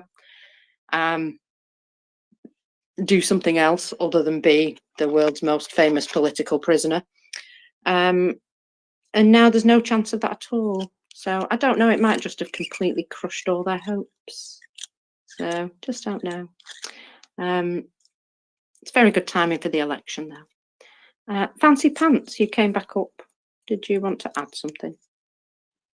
No, I just came back up to listen, join the conversation. I had a few technical difficulties today where once I was not hearing someone, the other time it just dropped on me. So trying to be in your conversation here while working. Oh, bless you. Well, thank you very much. I don't know where Tim's got to. He's obviously very busy today. Some people just have no no manners. Just keep phoning him and expecting him to do things while he's supposed to be helping me because I'm at work. But never mind, eh? I don't matter. Sorry, just got a bit of a thing on me today. So anyway, where are we here? There was a statement by Simeone on her about Navalny's death. And I don't know how to spell her name. And I've lost it because my thing refreshed. Of course it did. Anyway. I can't even tell you what she was saying because I haven't got to read it yet. However, while we're talking about Navalny today, let us remember that in March 2022, while his devastated family were crying crocodile tears at the Oscar and doing selfies in their designer dresses, Russia bombed Chernihiv in Ukraine and killed 47 people. So despite being some sort of darling, defiant foe of Putin, when you talk to Ukrainians, you will learn that Navalny is just as big an enemy of Ukraine and a useful media figure for the Kremlin than, unfortunately, any other person within the current Russian system. And that, yeah, it is just worth noting that his life or death makes absolutely no difference whatsoever to what Ukraine's going through. It might cause a bit of trouble at home, but I don't think it's going to make any difference to the current situation with regards to Ukraine right now. Tim is back. So he is. Hello, Tim. Hello, everybody. Sorry, people keep phoning me, expecting me to talk to them and do things. They're I very know, rude. it's very rude when you're trying to do stuff. Oh, I think I just lost Marcus's audio. Marcus, can you say something? Yeah, can you hear me? Ah, yeah, okay, got you. Yeah. Yeah, it's infuriating. People keep expecting me to do things. Another thing that's annoying is this little pair of scissors has appeared on the instrument panel at the bottom of the space, and it's grayed out, but it's right where the heart with the plus used to be. So my muscle memory, when I'm trying to, when I'm trying to do a reaction like that, clicks a sort of empty space with a pair of scissors in it instead. So that's really annoying. Thanks for that, Elon.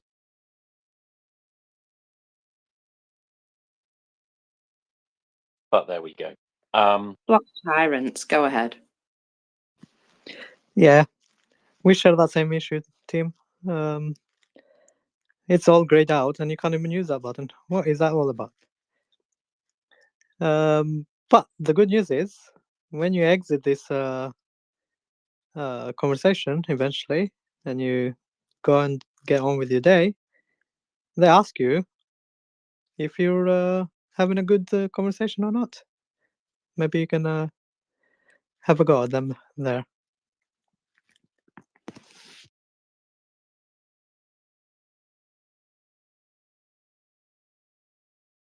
Thank you very much, Flock Tyrants. Let's go to Karen. Karen, you're up. Yes. I would like to share this article with you from Radio Free Europe. It's got a description of where Navalny was held, which is pretty horrific. Now that Navalny, I will say now that Navalny is dead, I worry a lot more about Vladimir Kara-Murza, who had a stiffer sentence than Navalny. Navalny was working on a 19-year sentence. Vladimir Kara-Murza received a 25-year sentence for opposing Russia's war with Ukraine. And so I don't know. I hope somebody breaks him out of jail. I know that's pretty unrealistic, but what can I say? Anyway, this prison is known as the Polar Wolf. It is an extremely strict regime prison to where he had been sent, and a water cannon is used as an instrument of torture. In the winter, prisoners would be hastily assembled in the courtyard in light clothing. Okay? And they were held in formation and not allowed to clap or rub their hands together. They had to stand for 30 or 40 minutes without moving when it was minus 45 degrees Celsius or colder. If one person moved, the whole group was doused with water. In the springtime, there's a new torture. This is coming from prisoners' rights advocate Olga Romanova. And she said, mosquitoes and biting flies.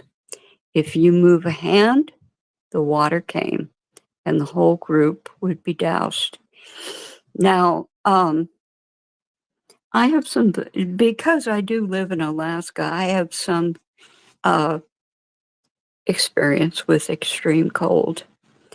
And I'm trying to imagine keeping my composure if I had been doused in cold water while standing outdoors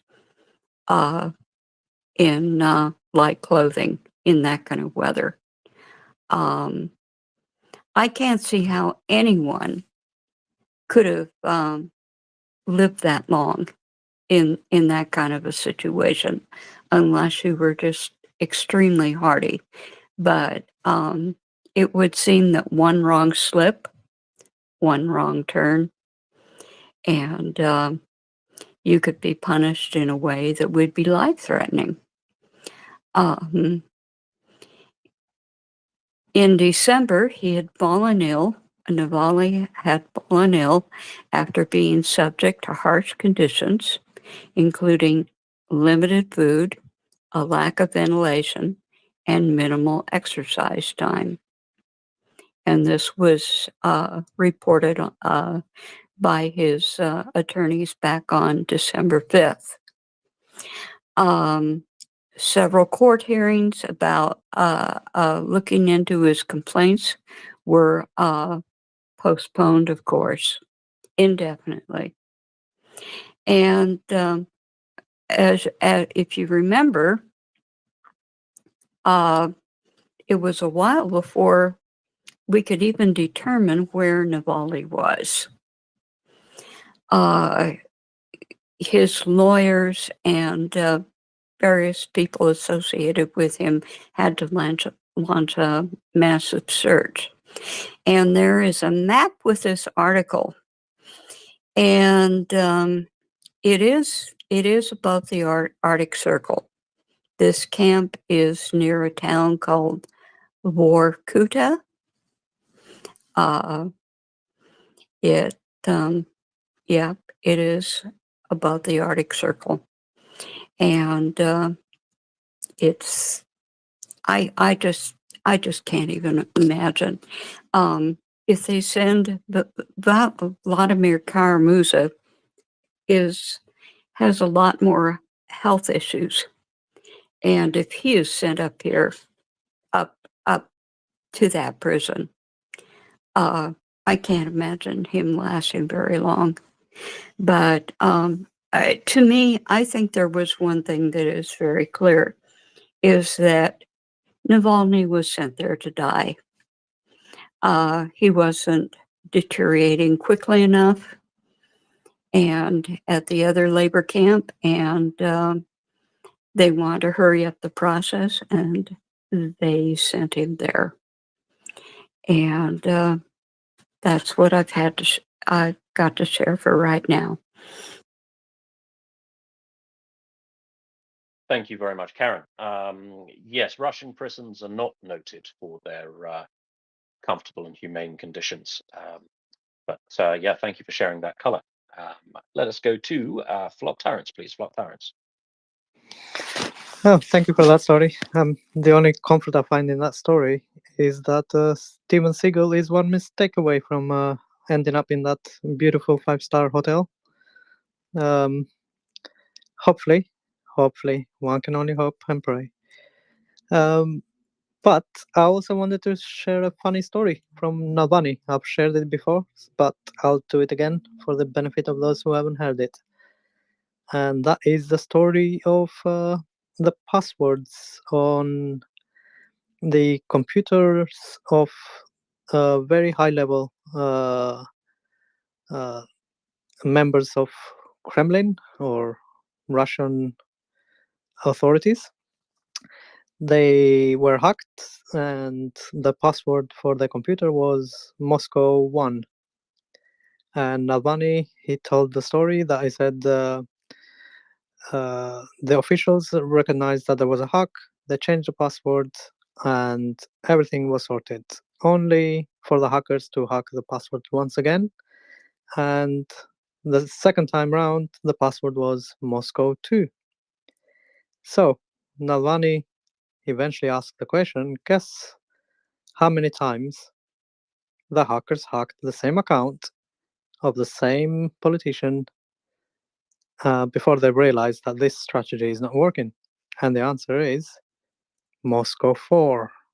So it took him 4 times before he realized that his password changing tactic did not turn out too well.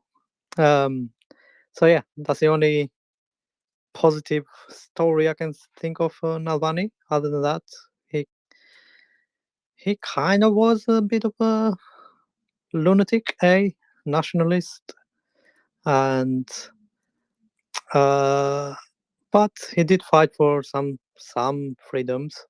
At least he was less evil than the current devil at the top. Thank you, Flock Tyrants. I'm a little less worried about Steven Seagal because, as we know from the 2002 documentary Half Past Dead, he actually broke into Alcatraz at the age of 50 to gather information on Russian mafia activities.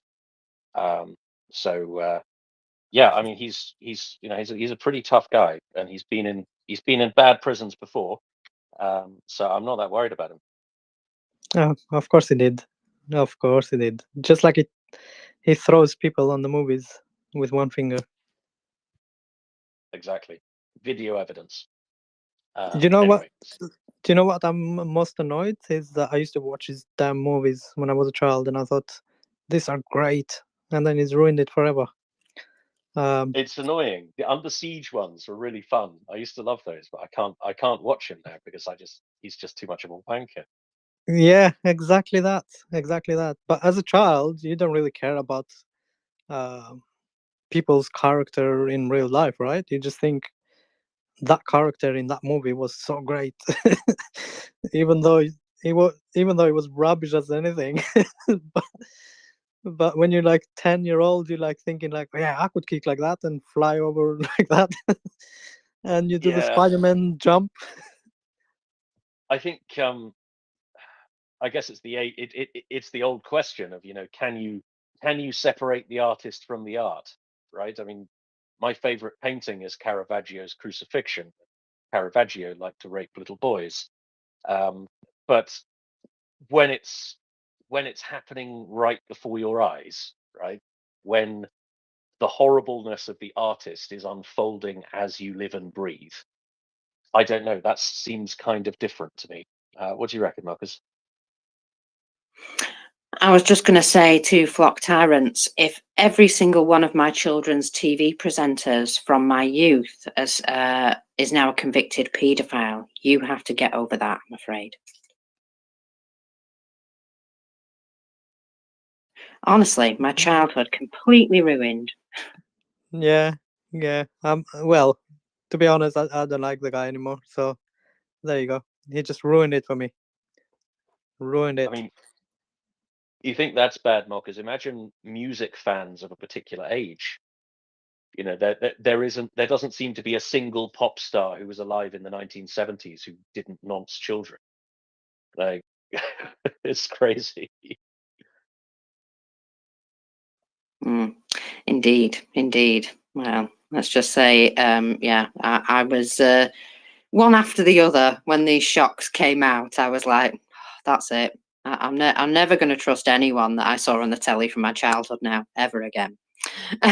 Peter, go ahead. No, Seagal and Snowden, they've got VIP status, forever, and they can both stay there and choke on it. So I thought Tusk was going to sort out stuff like this. The Polish farmers are blocking all truck movement at the 6th checkpoint, Korchowa and Krakowek. What the actual fine? Just like what, right? Like what? Like AFU has not been more under siege than they are right now. It's just like, potato farmers are pissed off, right? It's like, Tusk, blah, blah, blah. This is time to step up. Yeah, absolutely. The Ukrainian truck drivers have taken a bit of a counter protest today as well. And apparently the Polish truck drivers were letting their own trucks through into Ukraine. And the Ukrainian truck drivers have said, no, you don't. And they've just stopped them from coming in. So they've said, you don't want any of our stuff to come into you. Whether we need your stuff or not, keep it. So it's getting to that point where this is going to turn into a massive fisticuffs.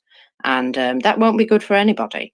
Because when they were pouring that grain out on the ground, I was expecting people to start punching. I'll be absolutely honest. And I really wouldn't have argued with anybody who was angry enough to do that, because I sure was. Yeah, you're absolutely right. It's complete balls, it is. And I honestly think now that there's Russian money involved and it's all very, coordinated. But again, it shows absolute desperation, doesn't it? The truck drivers have gone. So now they're pressuring the farmers, or encouraging the farmers, because the truck drivers have sorted their stuff out and they've got nothing left to moan about. And to be fair, they want to go back to work. So now, because the farmers are angry about things, it's like, oh, we'll get the farmers to do it instead. Look what they're doing right in France, the farmers, right? They came and protested in a main square. They dumped a big pile of muck and various things. I think they set some tires on fire, which was fun, I'm sure. But basically, they created a mess for their government in a place where the government couldn't ignore it. Right in the town square, right in front of you. That's how you protest.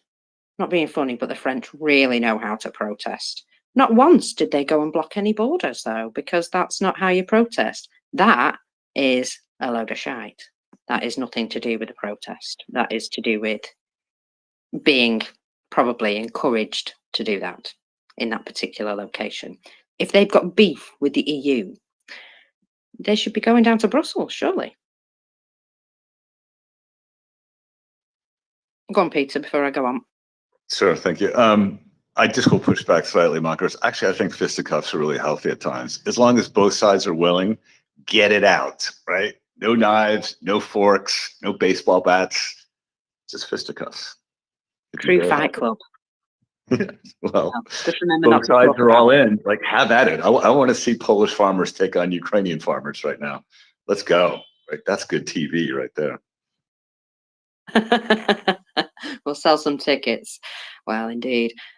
Let's just say I would imagine that it would end with a Ukrainian tractor carting off half a Polish truck, and just seeing, seen in my head there.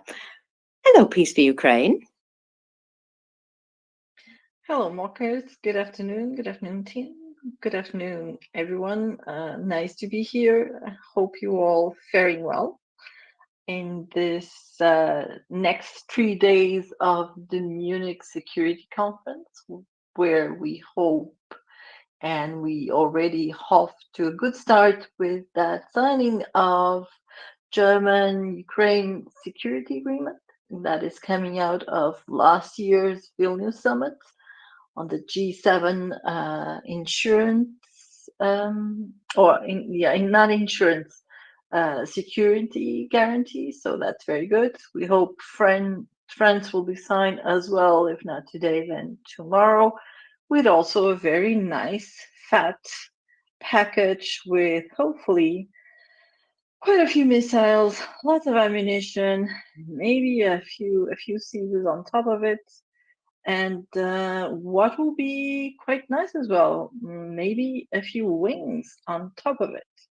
That will be really, really, really cool. That's hopeful thinking, but Ukraine needs everything and whatever it takes to win. So yeah, peace for Ukraine through superior firepower, as always.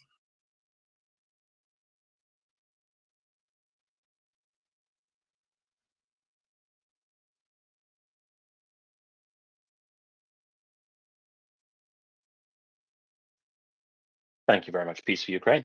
Flock Tyrants. Hello. Could we not be a bit creative with these tractors?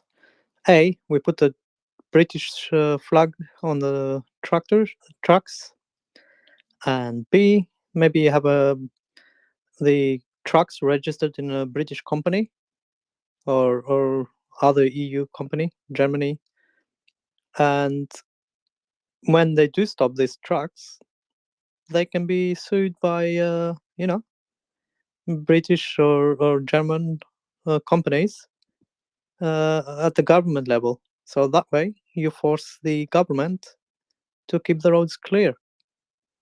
Other way, Ukrainians get paid, especially if they're insured as well. Just think out loud the strategy to be a bit more creative. It would be nice to find a strategy, wouldn't we? Now, Zelensky himself asked the Prime Minister, his Prime Minister, to go and speak to the Polish Prime Minister today and try and sort something out, because this is getting beyond a bloody joke. It really is. Now then, apparently Tusk has to work out the border and the repercussions that the previous government have left. Now, he has done a lot within the last 2 months that he's had. He has managed to change a number of things. Some of them done a little bit surprisingly, I must add. However, his coalition also consists of the Agricultural Party that protects the farmers in Poland. So there is a fine balance, shall we say. Otherwise, if he doesn't sort of get them on board, that could be the coalition falling apart, which would be even worse. So, the second strongest party in his coalition is the Third Way, the PSL, which is the Agricultural Party. So they also kind of have him a little bit tied up politically as well. I think there are plenty of places that they could be protesting which aren't blocking aid to Ukraine. I mean, that in particular is just extra shit. And Ukraine especially isn't the author of these problems, but yet is paying the price for it. Bothers me a lot, that.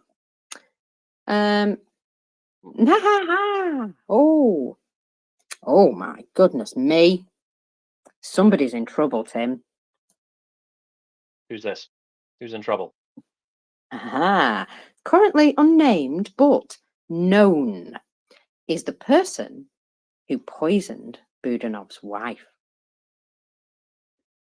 That's right. Budanov has stated he knows who is behind the poisoning of his wife, Mariana, and he hints that there will be a countermeasure taken very soon. He had an interview with the French outlet Libération, and he says, "My wife is feeling better. Since I did not drink any poison, it's difficult for me to say whether it was an attempt to murder me, but I have already survived many assassination attempts and will probably survive many more. I think that in the near future, however, you will see a retaliation action within Russian territory. Everybody will understand exactly what this is when it happens." When asked if he knew who was responsible for the poisoning, he replied very quickly, "Of course I do." So, it was stated that it was not just her that was poisoned, it was a number of their team who were poisoned over a period of time, possibly with the intent to poison Budanov, and it didn't matter who else got in the way. But apparently he eats from the cafe or something. He obviously doesn't eat with the rest of them. So, one source stated that they were poisoned with both arsenic and mercury, which is obviously why they just called it a heavy metals poisoning. But, oh, of course he knows who did it.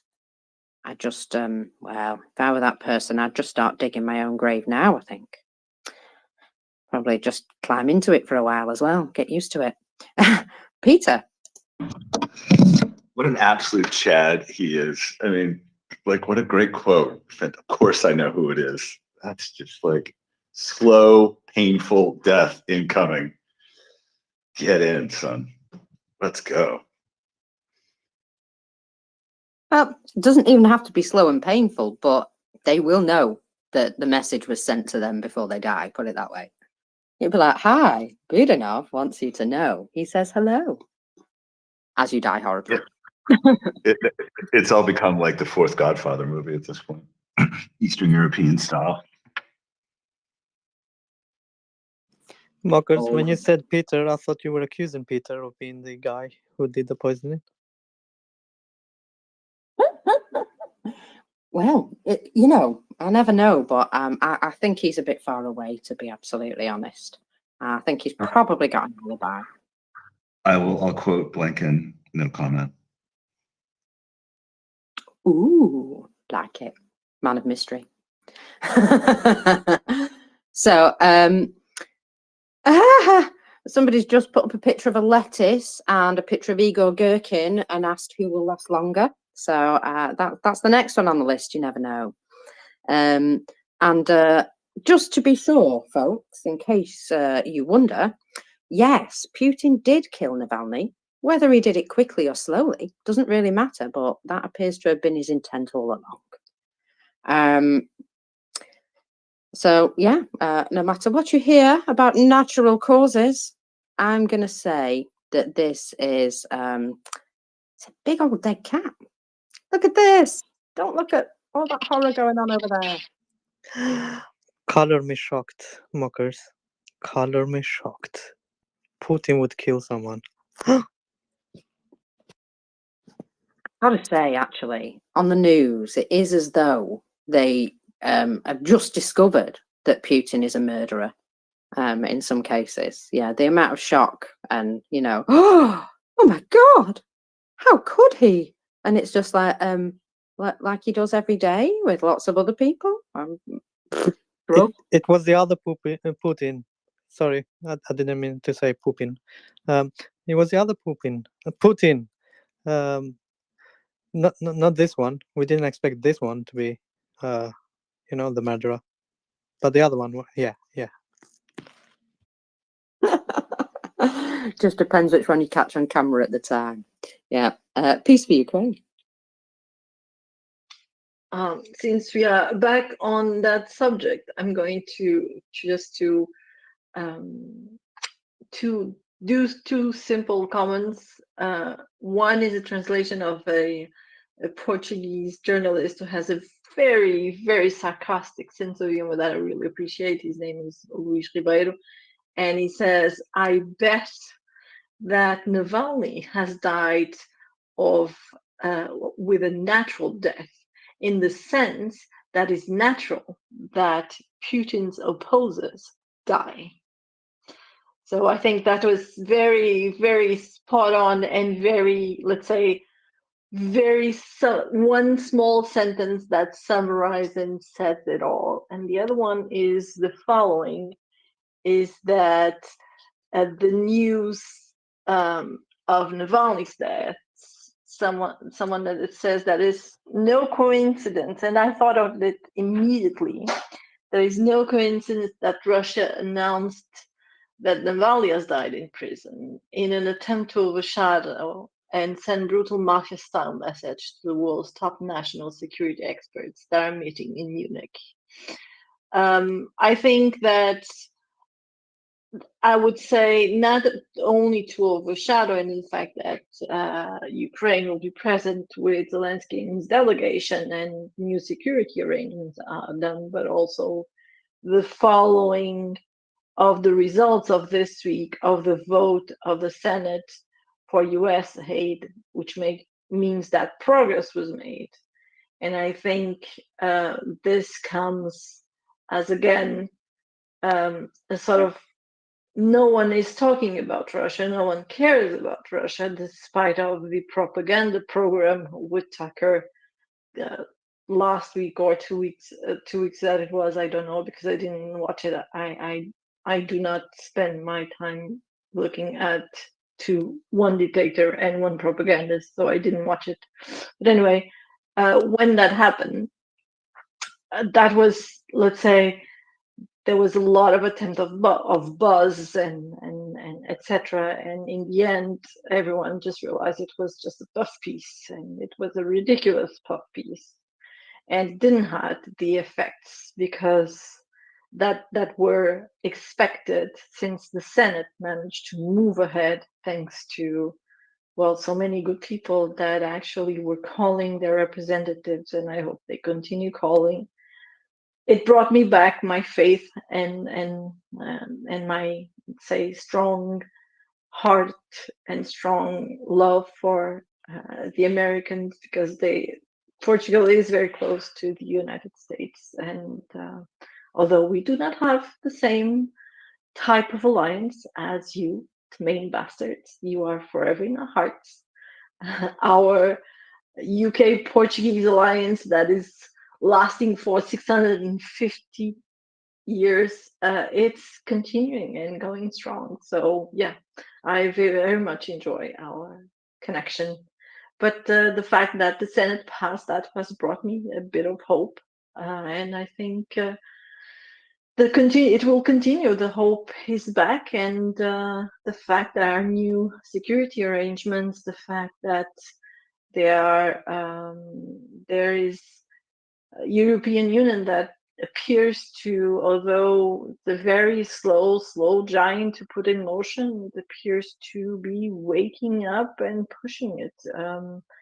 I think it was yesterday or 2 days ago, van der Leyen gave an interview for the Financial Times or something like that, where she was mentioning, as far as defense capacity, everyone is a bit much for itself on its own corner, and actually that Europe can do, it has the capacity to do better, the same as it happened for gas or for the COVID procurements, where basically if we just streamline it and put everyone doing what they do best and collate it, we can put this in motion and deliver what we should have been delivered and what which should have been already put in motion on 25th of February 2022. I'm not going to say 24, but just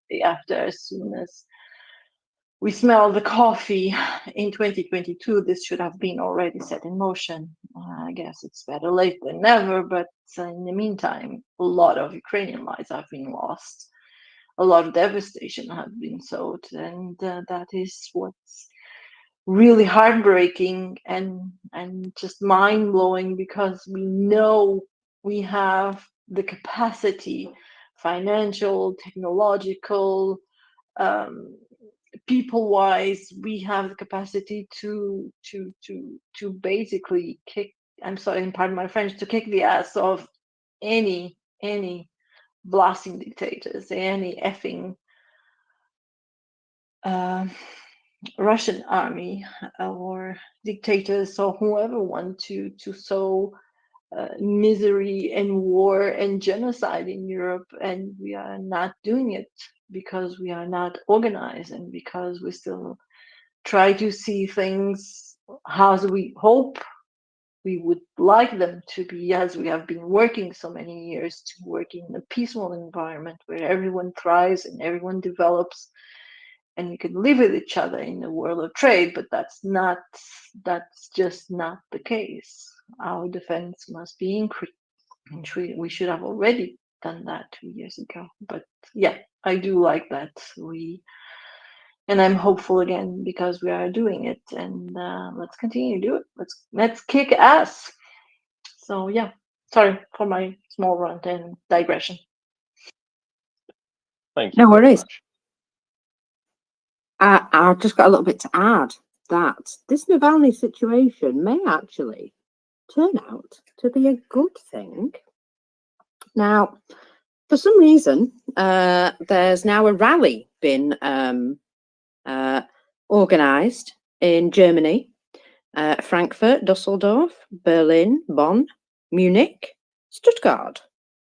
And these are organised for today. And it's like a bit, okay, whatever. But some people have already turned up. And I tell you what, they've got signs up, right? And would you believe they say Putin is a killer? I know, it's like they've never realised this once before. However, users noticed that a press release of the FSIN website about Navalny's death appeared approximately 120 seconds after his official death was noted. It is also stated that they have never been so fast with news previously. So, yeah, sort of in some sort of good way, this might actually change some people's opinion. So perhaps, it's going to have an effect that will be useful for Ukraine to use.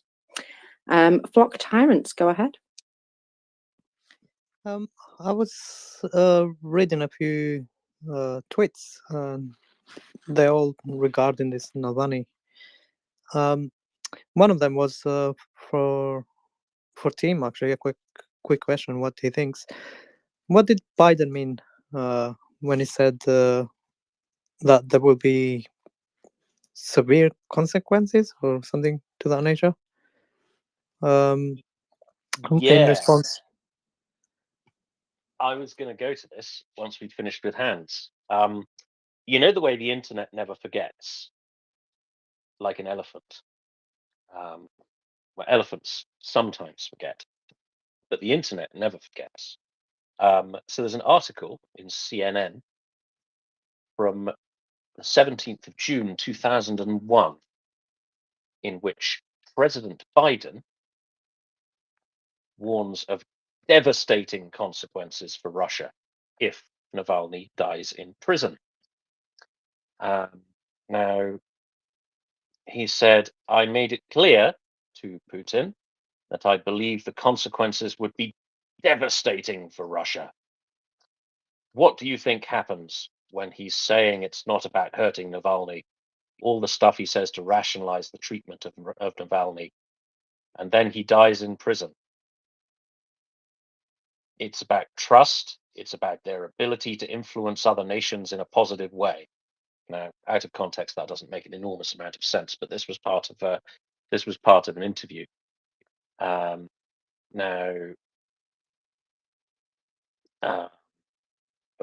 I'm just reading through the rest of this article. Now, he said, I also told Putin that no president of the United States could keep faith with the American people if they did not speak out to defend our democratic values, to stand up for the universal and fundamental freedoms that all men and women have in our view. He said he's specifically discussed concerns about Navalny, and that he raised the case of two imprisoned American citizens, Paul Whelan and Trevor Reed. Biden he also emphasized the importance of a free press and freedom of speech. Now, he was asked about the crackdown on Russia, or the Russian crackdown on Navalny's organizations and supporters. Putin responded earlier in his this is yes, slightly interesting. He was talking about the Black Lives Matter riots, and Putin said, "We sympathize with the United States over that situation. We do not wish that to happen in Russia." Well, it might. Anyway, it's an interesting question. What are these consequences? In what way will they be devastating? Did these words mean anything at all? Anyway, I've tweeted a screenshot of that article. I'll nest the actual article under the tweet. Well, what I can gather so far is social ramifications, right? But we so far have learned Russians have no responsibility on that. Or it's not a virtue of Russia. Yeah. I mean, I guess this comes from another age, right? Because he's talking at Putin about the importance of freedom of speech and the rule of law and all of that stuff that Russia quite famously doesn't have. It's just incredibly naive, this sort of thing. Like, do they not see this man for who he is? It's unbelievable. Anyway, Mockers, you've got your hand up. I know exactly what they could do in order to make that statement good. They could provide some additional air support to Ukraine. They could hurry up the F-16s. They could give them some ATACMS. That would be nice. That would certainly be devastating to the Russians. And they could say to Ukraine, you know what? Just chuck them wherever you like. Just do what you need to do. Fight your war. That, personally, I think would be exactly what should be done. Can't say that will exactly happen, but as far as I'm concerned, I think that is the appropriate response. Hand Ukraine a bunch of ATACMS, promise them they'll have the F-16s within the next 10 minutes, and try and make that happen. And say, yeah, okay, if you want to hit military and industrial targets within Russia, just don't tell us about it. And I think that would be a perfectly appropriate response. Now, I'm going to shove off because I've got to finish some work off, and I ain't done much this morning, I'll be honest. So I better go and do some. And David has kindly offered to come and join you for a while too. So I'll see you later. I'll do a magical disappearing act. David Bailey, is it? Maha. Oh, how splendid. Always nice to hear from David. Okay, so off you trot, mockers. I will see you, oh gosh, Monday morning, I suppose. Looking forward to it. Alrighty ho, we've got a couple more hands. So let us go to Yanis, please. Yanis, our man in Latvia. Welcome. Yeah. Hello. I again on same topic. I am 100% sure it will not cause any tangible movements in society or cause additional support for Ukraine or whatever, because we already been there when Nemtsov was killed, and I afraid it will just make such things as new normal. So first time when it was when Politkovska was killed, it was shocking. It caused very huge resonance, and it was Nemtsov, a little bit less, and now is Navalny, and we just talking. It's not extraordinary. It was expected, and it's just new normal. And I guess Russia is training the rest of the world to think that those kind of stuff, those killings are absolutely normal, expected from Russia, etc. So nothing will happen. Also, I'm especially checking what is like Baltic Twitters were doing, what are the comments, etc. I do not see any Russian origin people try to organize some protests or no, nothing like that. No reaction. So just yes, it was expected, and let's carry on. And interesting is those mockers mentioned those protests in demonstrations in Germany. Who is organizing it? Russian minority in German or Germans? So by answering this question, you can understand that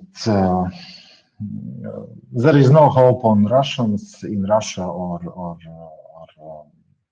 those who are living abroad. So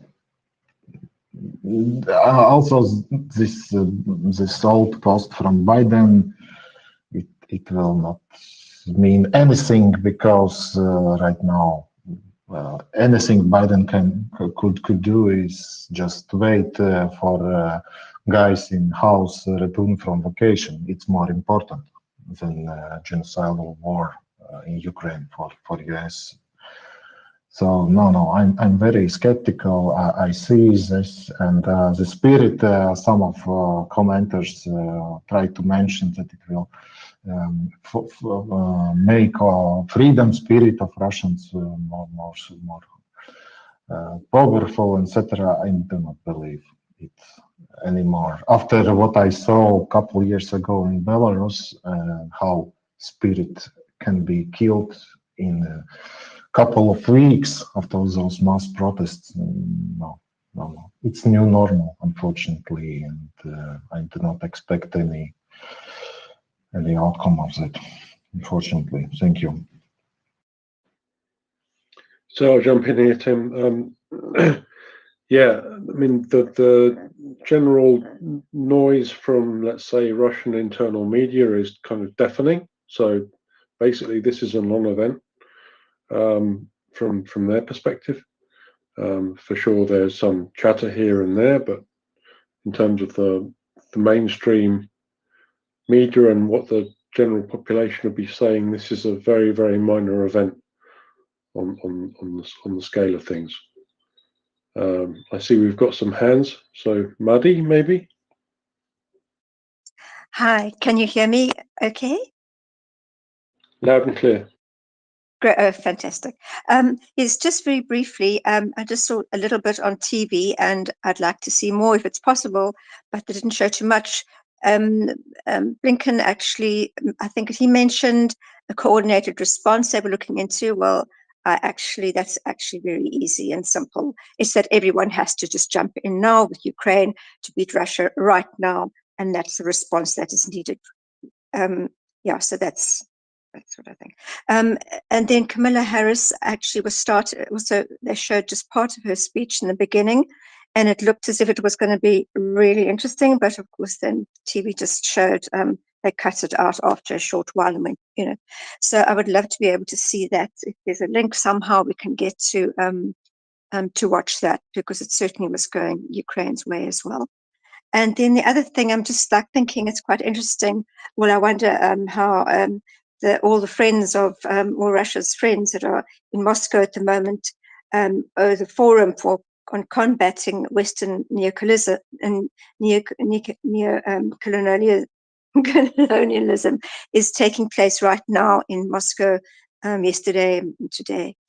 So I wonder how all the guests there are taking this news about Navalny. Thanks.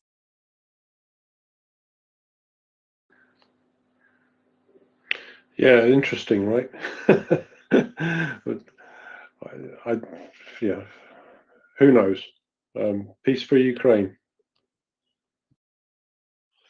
Hello again. I just wanted to wish everyone excellent rest of the day, and with this small reading of Kaya Kallas, who just arrived at Munich Security Conference, and she states, "My message in the during the conference will be: this is the European hour, and we need to rise to the challenge. It's on us. Defense matters, and the best way to show that is to spend on defense. We have a winning strategy for Ukraine. Let's act on it." And I will add this: whatever it takes, how long as it takes, we will support Ukraine, and we must support Ukraine, because Ukraine must win. We should not, we must not leave the door open or any doubts in any Russian minds that Ukraine will win. And Europe needs to stand on this now. I wish everyone an excellent Friday, an excellent weekend. Continue to stand with Ukraine, continue to donate to Ukrainian causes, continue to tweet and share this space, donate to MriyaReport or any other cause that is close to your heart, and please keep up the good fight, because this is the good fight. Ukraine's victory is the good fight, because peace can only be restored in Ukraine with Ukrainian victory. So that peace, justice, democracy, freedom can win in Europe and for the world. If Ukraine wins and Russia is totally defeated, then the world can breathe. Then the world can find its light again. Because Ukraine's light, it's our light. And it's up to us to keep it continue shining. We cannot let go and not let down. This is the good fight. Take care, people. I hug you all. And hugs back from us too. Tim, you want to say something before we I was move just on? going to say bon dia, etc., etc. Lovely to hear from you. Peace for Ukraine. Thank you so much. Take care. Bye bye. Yeah, in my fluent Portuguese. There we go.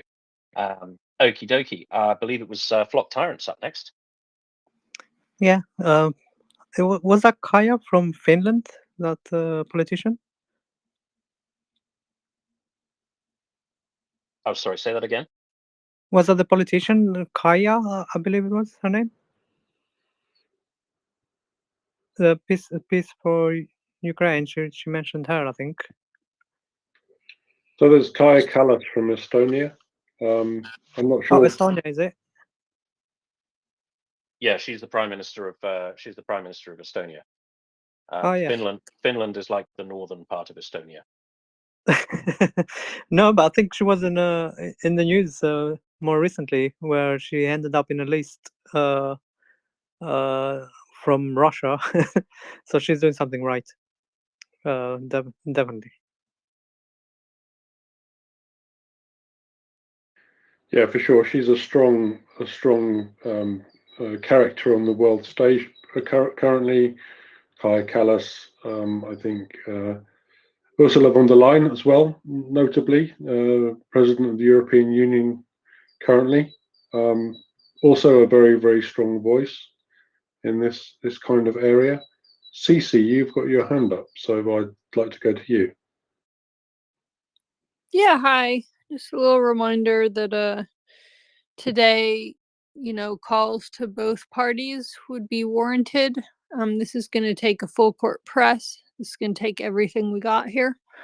Our friend Rebecca, who's a common contributor on this space, we're also she is responsible for saving hundreds and hundreds of Ukrainians in particular. So it's not because she's actually, I don't even know if she's American. She might be Canadian. But it's not because she's an American I care. It's because she's a beautiful human being inside and out, and she is responsible for keeping Ukrainians alive. She's also a voice we know and love. So we're trying to keep her safe and not surrounded. So calls to both sides. So Jeffries, Hakeem Jeffries too. He's all about getting this bill passed, but he also needs support to not ever back down and to not be drawn into games or creating really complicated new bills with poison pills that will automatically fail. So please, please, please, let's help protect Rebecca and all of the Ukrainians that she will save in the near future. And maybe as we're talking, her hands are covered in blood and some poor guy's chest. Like, y'all should look at what she does. It's absolutely insane.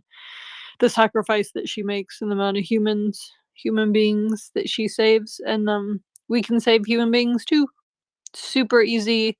They're annoying. I get it. Calling Congress people is annoying, but who cares? When you're saving human beings, right? I always have to tell my brain that. Our executive functioning, we don't like tasks like that seem secretarial, but they're in fact saving humans. So let's do this thing. They're worth it.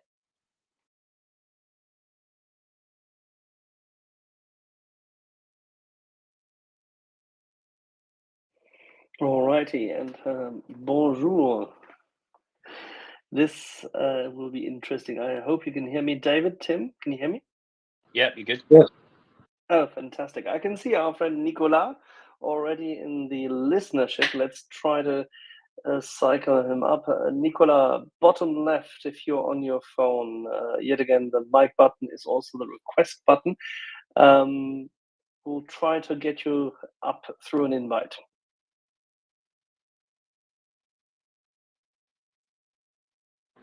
So I'm sure this is on its way. I think obviously there are some events which have maybe cast a shadow over what we're talking about in terms of Navalny and so on. But I think the main focus for our discussion with Nikolai is just the general positioning and understanding in terms of the West versus the what our friend Roderick Kiesewetter calls the Krink axis, so China, Russia, Iran, North Korea. This is the paradigm in which we find ourselves. Certainly, that is the framework. And bonjour, Nicolas. Can you hear us now? Hi, hello. Yes, I hear you. Do you hear me? Parfaitement. Thank you very much. Okay, wonderful. Very much Okay. appreciated. Oh, no, Very my glad to pleasure. have you here this afternoon, I have to say. Different times, different days, but then again, same messaging. And at the moment, there is the Munich Security Conference. Many people have lowered their expectations going on as to what politicians, military men, journalists, researchers, analysts, think tankers will come out with at this time. How do you see things at the moment? Does the conference come at the right time, given the fact that not just because of the, say, events of earlier of today in Russia, but does it come at the right time to shake up things and to remind everybody that there is a transatlantic axis? Well, I think there must be obviously a transatlantic access, but I think that unfortunately, as we know, the conferences doesn't change the world. And basically, I mean, what we absolutely right now need is not talks, but decisive actions. And from what I see, there is a consciousness, obviously, from the Western leaders about the threat posed by Russia. There is a threat not only on Ukraine, but the threat on the European Union, on the democracies in general in the world. But what we see, even if we have, a new agreement, security agreement between Ukraine and we had with the UK already 1 month ago. We have today with Germany. There will be a new agreement signed also between Ukraine and France this afternoon. But the question is not only to provide more weapons, even if we need, and we need absolutely to basically to increase the support in terms of ammunition, weapons of all kinds. We must allow, of course, Ukraine to strike and give the mean to Ukraine to strike the Russian territory, in the depths. That we perfectly know. But I think we still need to do more, and we need to take decisive actions.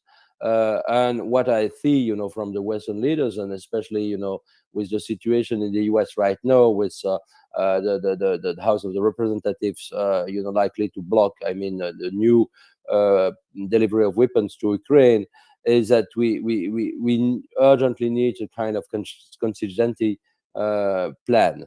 Which means, that behind this, these security agreements, which are not exactly security agreements in my view, we need to do something very concrete.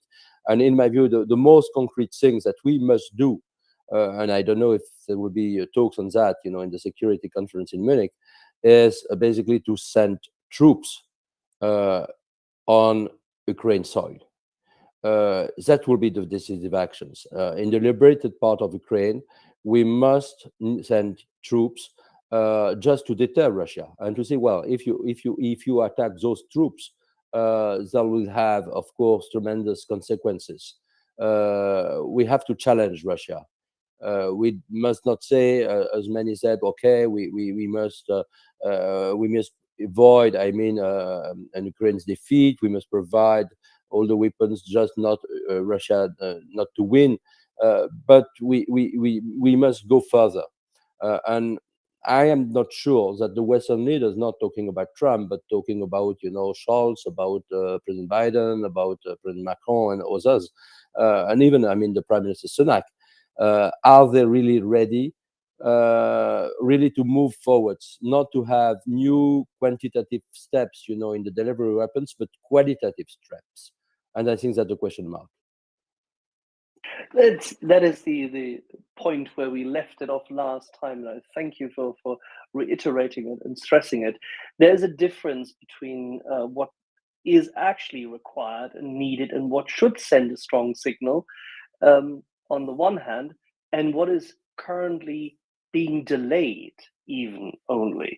Because at the moment we see a delay in ramping up production, in having orders by Western nations, state orders to their weapon system manufacturers and ordnance manufacturers to then provide more ammunition and equipment to Ukraine. On the one hand, we see a specific delay in the US, which is procrastinating, which is evidently due to a domestic, say, political conflict, and it's very unhelpful. And of course, there is deliberations in that regard. There's deliberate and willful action in this, not just negligence and, say, isolationism.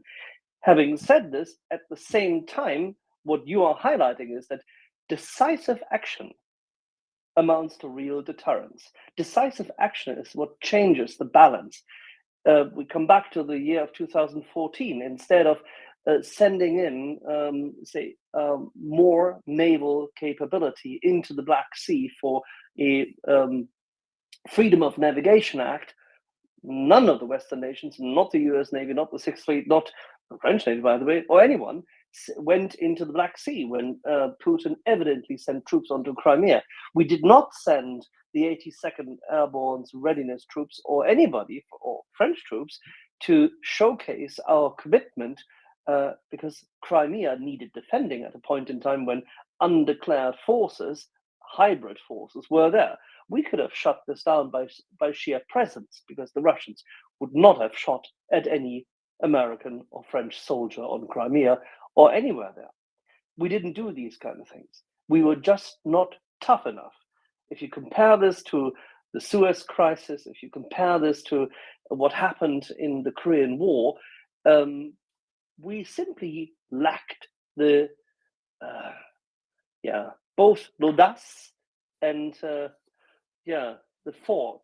We lack the strength. Why is it that after 2014 has now become 2024? We're 10 years into this, and still we are complacent. Yes, exactly. I think I couldn't agree more. Obviously, with what you said, I mean about the past failures, but we are still in. We are still, halfway. We are remaining halfway, and we haven't understood yet that it's not only to send, ammunitions to Ukraine and weapons we need, of course, to do that, but it's certainly not enough. Because we turn a blind eye also to the massacres, of the Ukrainian civilians, and we have refused, as I said last time, we have refused also basically to prevent that. We hadn't the will, to save Ukrainian lives, and still we don't have the will, in fact, to make Russia lose fully the war. If we are serious about the threats posed by Russia, we have certainly not only to step in the delivery of ammunition and weapons of all kinds, but as it was my plea since many years. In fact, we have to ourselves to be committed to take actions. I'm not saying that we have, with the exception that I just mentioned, of the kind of peacekeeping weapons and deterring forces, in Ukraine. I'm not saying that we have to send the boots on the ground. Just to reconquer, in a way, the lost territories. I think that will be certainly right now misleading and certainly not acceptable. But at least, what we should do and we can do is basically to strike Ukrainian forces. We have all the means to do so, from both, the ships, or from the air, or from the ground, that we can do. And I think that certainly in that case, Putin wouldn't react. We are still, in a kind of fear, and still buying into the Russian narrative that if we do that, there will be a kind of third world war, or there will be a kind of a total war, etc. And even I think I recall that last time when I hear, Jake Sullivan in Vilnius on July 11 and 12 saying that we have to avoid a war between NATO and Russia. I think he's still buying into this kind of narrative, and we are still in. We are still afraid by Russia. And I think that we have dramatically, to shift our mindsets to consider that if we decide to attack Russia, by strikes, in its territory, just to avoid that missiles reach, civilians, housings or markets or schools, etc. in Ukraine. We have the means basically to not to retaliate, but just to prevent. That's all about enforcing the responsibility or the duty to protect. That we have we must have this kind of narratives. I see there is kind of evolutions, even by in the mind of some MPs, in the West. There is a very good piece, in French, unfortunately, by my friend Anne Genete, who is a French MP from Macron's party. She just wrote today a piece saying, okay, we have to defeat Russia. She said that perfectly. We have to send all the kind of ammunitions. We have to do more. We have to understand that the war waged by Putin is a total war, and that's also what I am emphasizing on in my book. And we have to take into account the fact that Putin is acting radically, and in our turn, we must have a willingness to act radically as well. I mean, that's all. C'est ça? Exactly. I think that Fini? yes, in a way. You're right. We are not considering this war as a total war. We are still considering. Probably I said last time. I don't remember. We had so many interviews those days, but I think that we have to really to consider that there is. It's a zero sum. It's a zero sum game. Basically, it's either Putin or us. And that's all. That is exactly it. And merci bien. Thank you for saying this. It's either him or us. It's either evil or the survival of maritime democracies. It is either the survival of what the Renaissance allowed us to become and what we've evolved into, or we fall back into a pre-medieval, pre-Westphalian order of power and powerlessness. It is quite insane that we would allow this to occur in the 21st century. Exactly. No, exactly. And we have also to consider the far-reaching consequences that this behavior would have also, for other countries. I was probably mentioned last time also, for instance, Georgia or Belarus or Syria or some African countries as well. On, of course, Myanmar and Latin American countries, etc. And I think that we have to consider that it's a war that has an impact far beyond Ukraine. And also the defeat of Russia would have also consequences not only in Ukraine, even if Ukraine is, of course, the top priority right now. It will have also consequences in other countries, not only, I mean, those I just mentioned, Syria, Georgia, etc. But also, just imagine that Putin is defeated. Just let's turn, for instance, to Hungary and Slovakia, who are basically Putin's Trojan horse, within the EU. Just consider Serbia. And Serbia, you know perfectly that Alexander Vucic is a kind of Putin's accomplice. If Putin is defeated, I mean, also the future of those countries that wouldn't be allowed to turn to Russia to basically destroy or unravel, I mean, the West cohesion, would have tremendous impact. We must have the broader view and the long-term view on this. Now, the interesting thing is, of course, that we discussed last time about both the political, the meandering stream of peace dividend advocate, complacency, and the likes. But ultimately, it's a change in culture. It seems to me when I read back and when I discuss it also with, or discussed it before with my grandfather and discussed it with uncles and the likes across, say, Europe, they all felt after the Second World War, and this seemingly kept it up throughout the 70s, no matter what kind of say impending doom everybody constituted at that point in time, with the what you and I will probably still remember, David, just as well, the oil crisis, stagflation, the general sense of powerlessness, Soviet power, which then receded and imploded in the 1980s. They still all had that sense of duty, the duty to prevent, the duty to act, the obligation, the moral obligation to act when necessary and to support.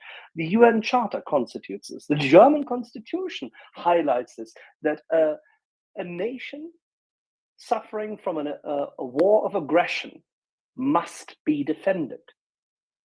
And yes, and the aggressor must be defeated as well. I mean, and that could be basically have defeat. And remember, I think we have certainly after the war, when Russia will be defeated, also to rethink about the future of the international organizations. Of course, the UN, but also the OSCE. We have certainly to rethink about the value of the Charter of Paris, 1990. We have certainly to update all our documents and make them obligatory commitments. And the true issue right now is that's basically the international law as such, both, I mean, the question of the borders, but also humanitarian law and the definition of war crimes, crimes against humanity, crime of genocide, crime of aggressions. Basically, they were not taken seriously by the Western leaders, and they didn't understand basically that, I mean, when one country is basically damaging, I mean, those principles, basically it also undermines our own security. There was no link from an intellectual point of view made between the violations of international law and the crimes, the perpetuations of endless crimes and the security order. And many foreign security or international relations analysts put aside, I mean, the consideration for law. They consider that it provides no information about the security. And in fact, from an intellectual point of view, and that's also one of the purposes of my book, basically, is to reestablish the kind of coherence of, the international relations theory. It's not theoretical, in fact. I mean, it's very practical.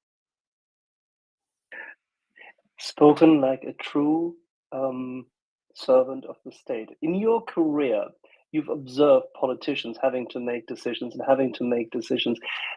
from always under scarcity of information, with a bias towards their own politics, their electorate, as well as under the constraints of diplomacy, as well as potential war. Why is it that it seems that our military and our bureaucracy is significantly better organized in that regard and understands this, as we hear, for example, currently from a variety of member states of NATO, be it in Italy or be it in Germany, where seemingly the tension between those two and the political leadership has been simmering for quite some time. And it seems that the military is much more ready to act and much more ready to support and understands what is needed, as opposed to the political leadership. Why is it that reasoned advice is not heard and heeded? Well, I think that from a certain point of view, probably depends on the country. Because when I observe, I mean, I will say the mindset of part of the military in France, it's also very much divided. You have to explain this for the audience, Nicolas, because not everybody's following French military politics as much. I know what you're talking about, and it's interesting because the French military has made very interesting statements, or some military, but maybe you can explain this to the general audience. Yes, absolutely. I think when we consider the military, in France, there are still some, general officers, or there were former general officers who were ready to break a deal with Russia, let's say very bluntly. Some of them didn't consider the threats. Some of them did, actually, but not all of them. And so you can find these divisions among the political establishments and among the military, and also the intellectuals, security analysts, etc.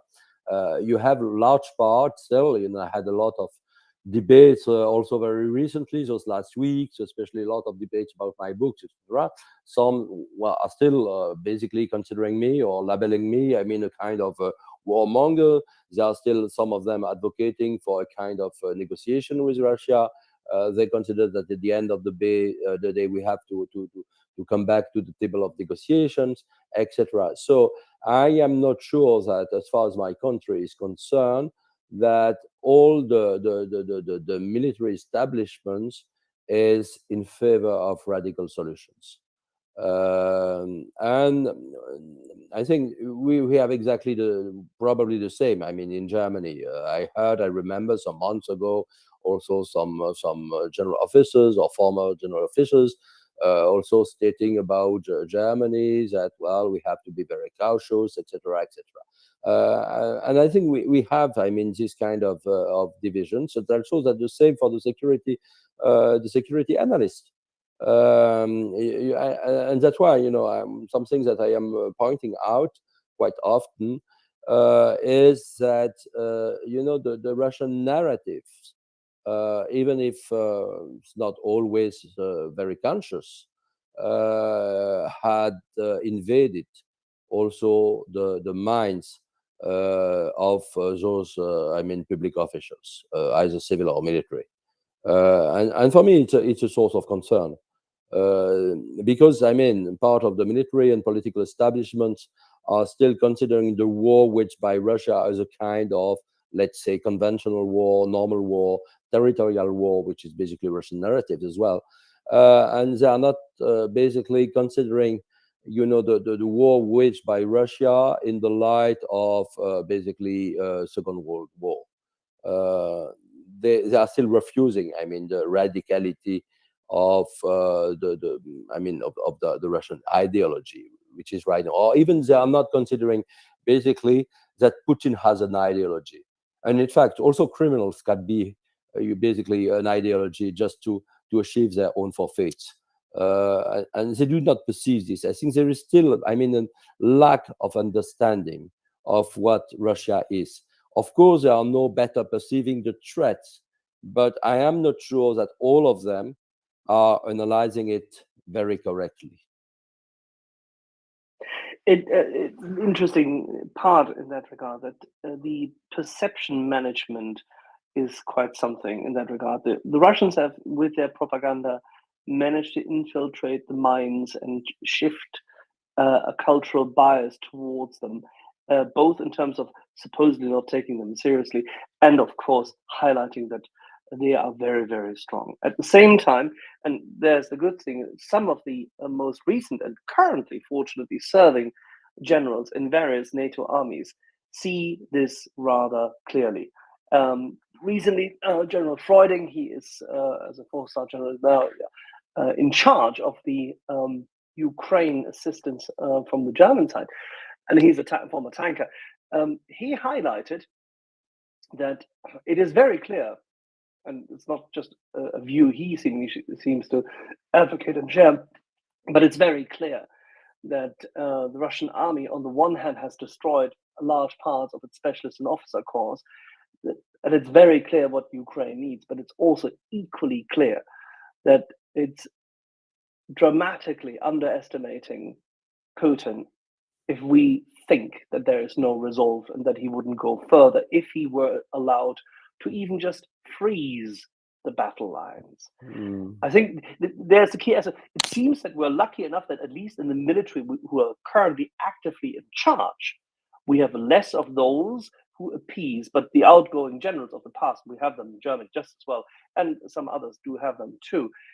They didn't take it as seriously. We spoke to people such as von Sandrat, we spoke to Jarmo Lindberg, the former head of the Finnish armed forces, who fortunately now is also serving in the Finnish parliamentary faction of, the party which just recently won the election. He's serving there, and as a former pilot, he highlighted very clearly that the transition of the Finnish armed forces to becoming ready over the past 20 years was absolutely necessary for Finland to be ready now, and they had planned for it. Nobody else seems to have taken it as seriously. How long do you think Europe will still pander to this complacency? How long does it still take? Will we have to go through more disaster in Ukraine during summer? Will this be a hard awakening? Will we be too late? Or do you think that there is that there's sufficient readiness in the population already? Well, I think that's a true question. So I don't have, I mean, a certain answer to that. And very unfortunately, I would like that there is, I mean, still there's resolve right now among the politicians. I would like the warning since a very long time of those generals, but also security analysts were taken more seriously at the very beginning. I don't know how long it would take basically to have this resolve. Unfortunately, I have some doubts about probably something which is rather embarrassing in my view, which is the ability of the democratic leaders, in the US and Germany and other countries certainly as well, just to communicate to the public opinion about the war. Because I don't fear basically Ukrainian fatigue, amongst the people. What I'm fearing the most is basically an Ukrainian fatigue amongst the leaders. Of course, we have a lot of signs pointing to the contrary. You have more resolve, more weapons, etc. But I think behind this rhetoric, very tough stance, basically action doesn't follow. Even if we consider what was Macron was advocating, the midst of the 2022, I mean on June 13th, more precisely, talking about the war economy, we are still far from it, because it would suppose basically to talk to the people, to the very average people, to say the truth about Russia, and to say that, well, right now there is a kind of momentum, there is a kind of decisive moment in which we don't have any choice but to take action seriously. And we need you people. We need you, because we need certainly more money, because from now, let's be very clear, the war, hasn't basically cost a lot to the European and the US people. I mean, if we consider even the total amounts, basically spent, in favor of Ukraine, either military, financial assistance, etc., or humanitarian assistance, basically it's not a lot. It's not a lot. I mean, we cannot say that the taxpayers in the EU or in the US paid a lot for Ukraine right now. If you consider the share for each citizen is about, I think 50 euros or more. I mean, that's ridiculous. So we have to talk about the war. We have to talk about the regime. We have to talk about the challenges more precisely. And I am not sure that right now, in the mind of our leaders, they have the words that they should use to talk to the people.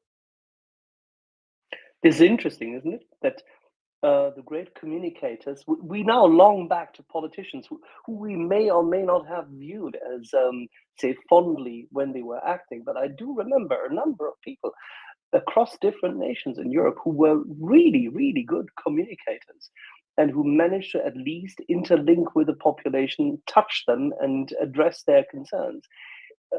It seems to me at the moment we are locked in with a lot of very, very streamlined, very risk-adverse and electorate and polling, more than even before, polling-minded administrators and bureaucrats. Garry Kasparov posted a few minutes ago that today, this of course in regard to Navalny, today would be a good day to seize 300 billion in Russian assets and give it to Ukraine. That would be some radical action, wouldn't it, Nicola? Absolutely, and that's also something I am advocating since long. I mean, we must seize this money immediately. But I said that immediately, I mean, already some months ago, and also say exactly the same. In fact, I mean, but I remember have discussed, I cannot, of course, send confidential information here, but I remember some discussions that I had, I mean, within the administrations, in some countries. Basically, you see, I mean, all the bureaucrats saying, okay, but you see, you have legal problems and blah, blah, blah. There are no legal problems. That's unprecedented what Russia did. And there is absolutely no jurisprudence on that. And then they say, okay, but there are financial problems, the solidity and the trustworthiness of the euro, etc., etc. No, I mean, that's not a problem. If we want to send a signal to the dictators, we have to do it right now.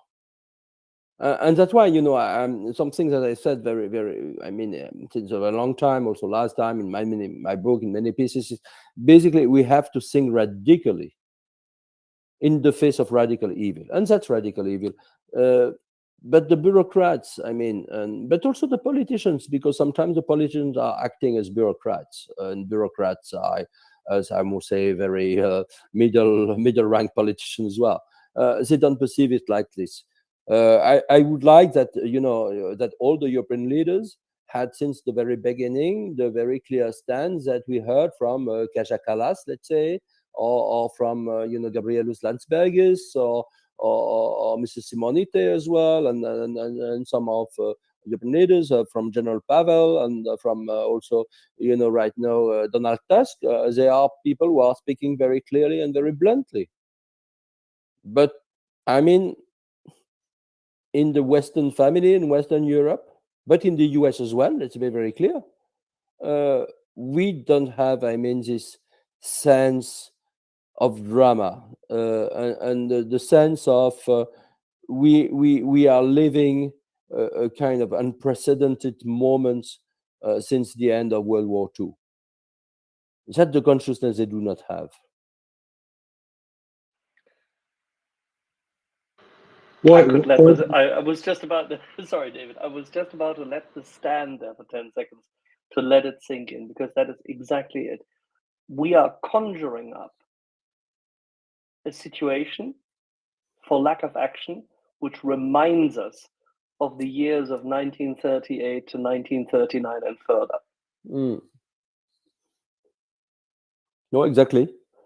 That's that's the right comparison. Of course, of course, history is different. So history doesn't repeat itself exactly the same way. Okay, that we perfectly know.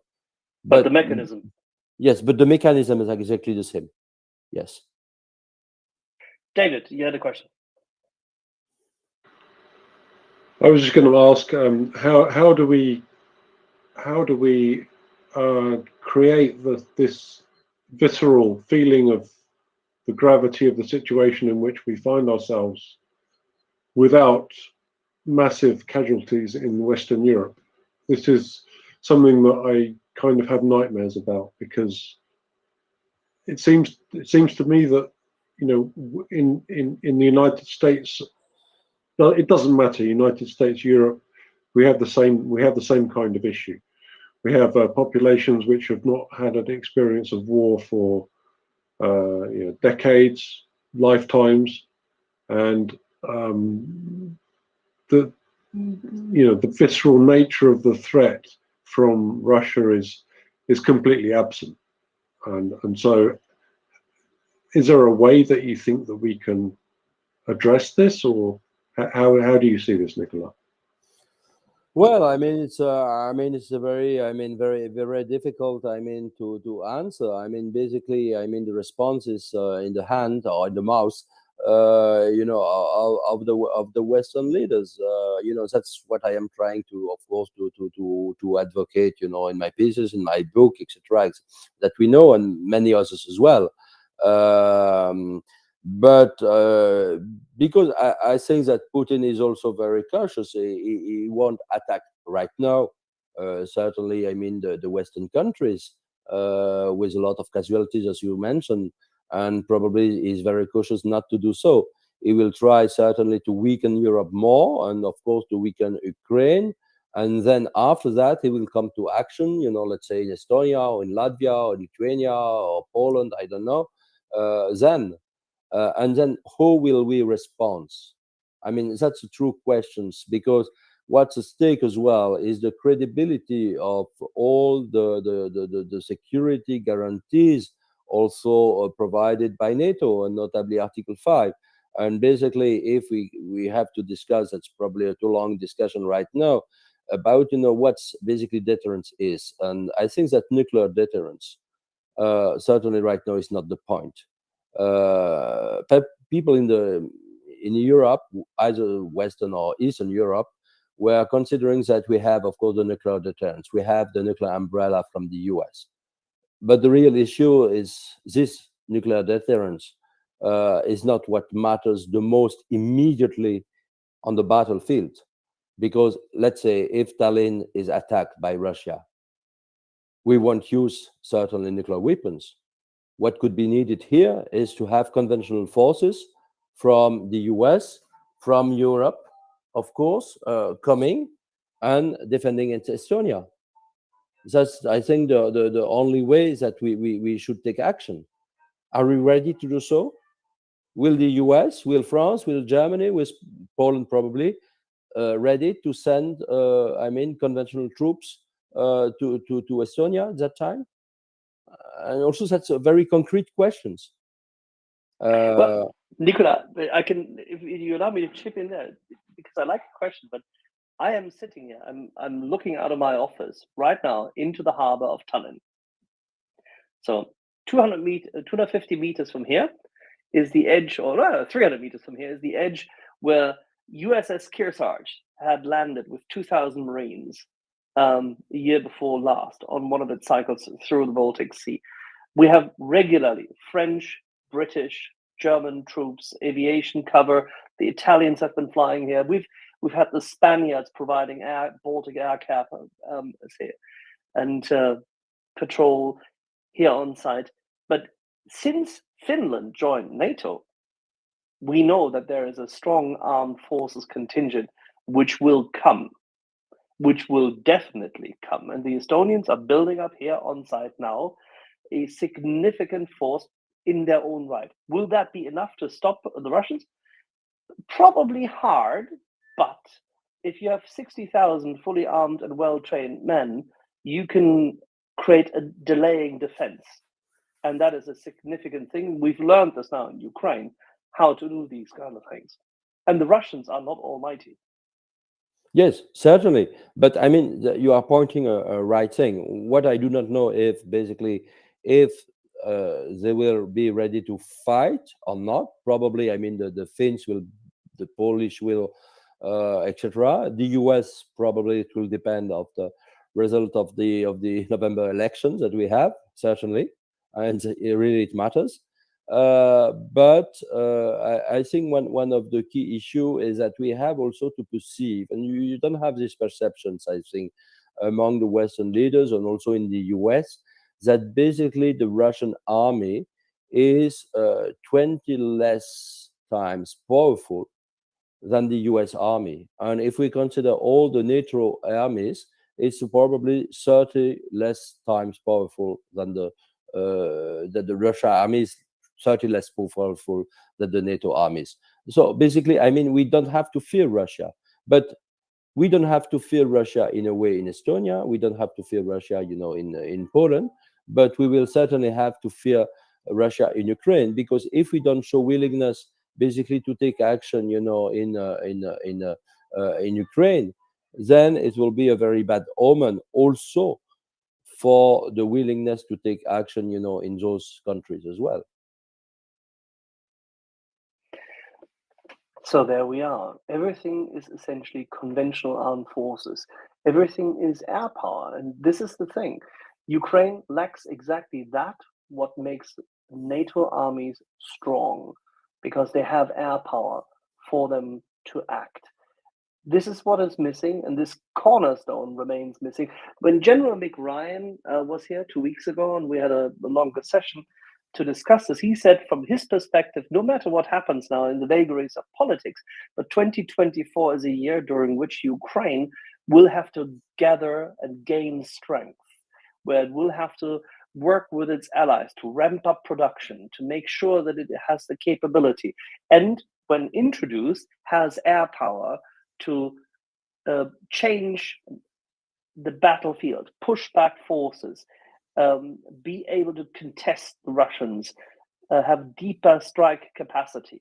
This, he said, will have to be the year during which they do that hard work, which is extremely difficult in view of the public relations propaganda fight and how Western media works. How can we help Ukraine in media to discuss this? Because when you and Anders Aslund and others suggest very staunch measures, people listen. But at the same time, we need many people to come up with exactly that and keep that flame alive. What should we be doing? Well, I think that we need to do, I mean, different things. First of all, we have to join our forces. You know, in not only, I mean, in France or in the EU and the US, but I mean, people basically from all the countries, we have to join our forces. And we have, firstly, I mean, to deter and to debunk, I mean, all the soft propaganda Russian narratives about, for instance, basically Ukraine will lose, that there is a true danger of World War III, that there is a danger of nuclear war, that basically we have to prevent Ukraine to strike, inside the Russian territories. No, we have certainly to say that there is absolutely no risk for us to take decisive actions because of what you mentioned before, which is, I mean, the risk aversions from many Western leaders that comes basically from all the narratives that we know, that there is a danger of escalation, of so-called escalation, etc. We have to debunk this kind of narrative. We have to show to the public opinion and to the Western leaders that there is absolutely no real risk to go further in not only our support to Ukraine, but in our actions, basically, to defeat Russia. That's something I think that we really need to counter. Of course, you have a lot of biases, among, I mean, the media, for instance, because I think that the Western medias pay too much attention to what Putin is saying, or Medvedev is saying, or Lavrov is saying, and Zakharova is saying, etc. And I think we don't have to take actions because you see, when you report that Putin is saying this or Lavrov is saying this, just stop reporting on that. I think that's also very important because less oxygen for them. Yes, etc. Because I mean, those narratives, even if we say Russia is telling that, still, I mean, the phrases basically coined by Russia become present in the mind of the Western leaders and the public opinion. So we have to advocate, I think, decisive action. I remember I was rather alone when on, as I said last time, I think when on February 24th, and even before, I was advocating a direct intervention of the Western forces. I received quite no support, I must say, that time, saying, okay, we have to deliver weapons, okay, we have to help Ukraine defending itself. And that's the wrong narrative. No, the change has changed a little bit, but not enough. So there must be, I think, a coalition of people basically advocating a strong action and basically pointing out the fact that there is no real risk to do so. The only real risk, or the realization of that risk, is if we fail to act. Absolutely. Inaction. Absolutely. Absolutely. I always end up with l'audace, toujours l'audace. Where is that great courage? Well, I think you are quoting Danton. You remember, and we have in Paris a statue of Danton. In Odéon in Paris, for those who know Paris. And in this statue, there is, I mean, this very, very famous phrase. Yes, there is audace, but I mean, audace is something that we encourage. Is basically something which is not only a kind of, let's say, moral quality. It has to do with your own security. And I think that sometimes people say, okay, you are standing from a moral standpoint. I say, no. Of course, morality, I could have a kind of morality, and many people have. But that's basically, I think, security commitment.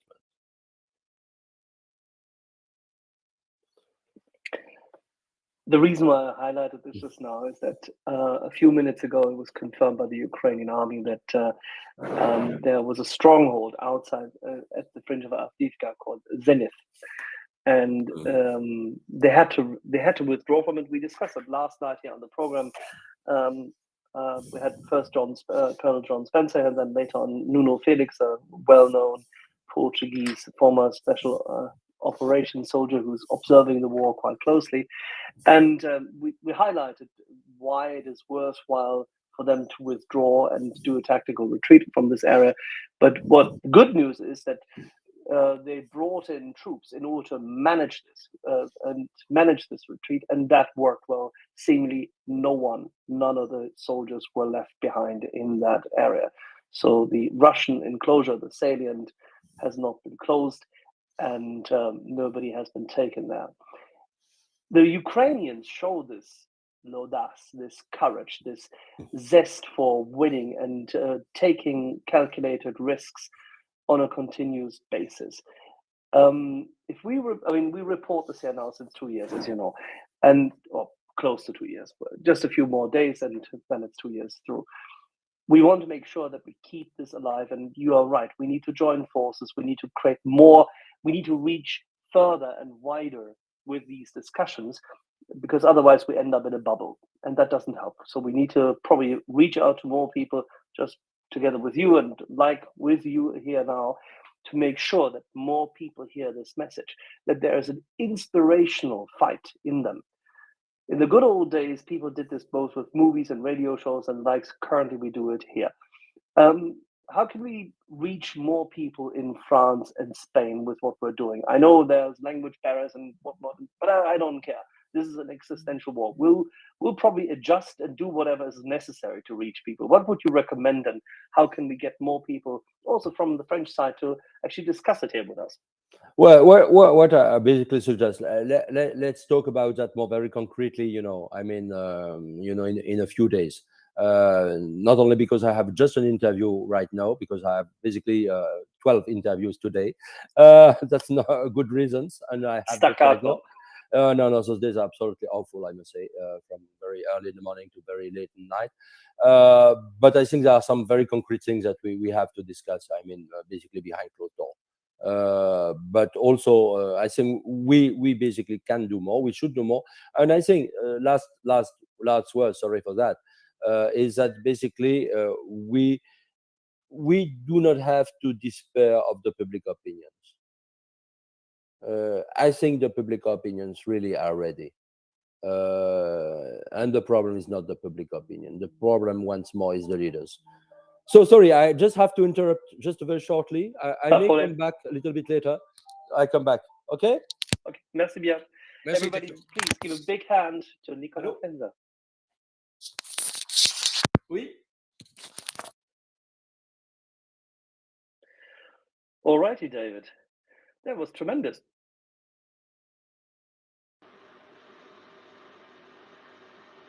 Are you there? I'm here, absolutely. Good. Yeah, I just have to say that it is always a substantial pleasure to have somebody with both moral clarity and a long-standing appreciation of the mechanisms of international politics and the, shall we say, the communication which needs to ensue in order to reach reach decision makers and bring them to the point that they understand what actually is happening. And I agree with Nicola. I tend to believe that the wisdom of the crowds is there. I tend to believe that the population all across Europe, when asked specifically, do you want to live under that kind of Russian yoke? Do you want to see in 2024, 2025, children being raped, killed, dismembered? Do you want to see civilians being exploded by a Russian ordnance, mines going off? Do you want to see the elderly and women being attacked there? Do you really want Putin to tell you how to live? Ask them simple questions. Show them the images and show them what the Ukrainians are willing to risk in order to live free. Because it is live free or die. Exactly. So I think it's a matter of the framing of the question rather than the question being framed itself, right? So the general population just not taking this seriously enough because they're just not aware that the situation is how it is. And on the other hand, the leaders seem to have this information, but they're not passing it on to the population in the way that you'd expect. And this is kind of a mystery. Something that we're, as you can imagine, highly animated by here on the space. Yeah, let's. As Nicola said, we have to think about how to make this, how to reach more people, because I think that this is the key thing. This is where everything is decided. It's the public debate, which these leaders unfortunately can't lead unless they're pushed, unless they're pulled. It's very strange. It's like working with a donkey in the field and a plow. I think this is the big challenge. Okay, so I don't know. I wouldn't. There's no part of me which says that this is a simple problem to solve. I think it's a very, very dynamic and interesting, fascinating, but also frustrating situation where, is it the leaders that have to take the lead, or is it the people that have to make the leaders take the lead that we want them to take? This is But hey, we're not here for David. Come on, we're not here for the simple problems, so that's fine, even if it's difficult to solve. In say in capitalism, normally you could say this is why they pay you the big bucks. Here it's different. Here it is just for the honor of contributing to freedom, and that is priceless. absolutely. That's what gets us out of bed in the morning. Alrighty, and with that, I have to go back where the bucks are made. I am utterly sorry. It was an absolute pleasure to be here with you, Nicola, and everybody.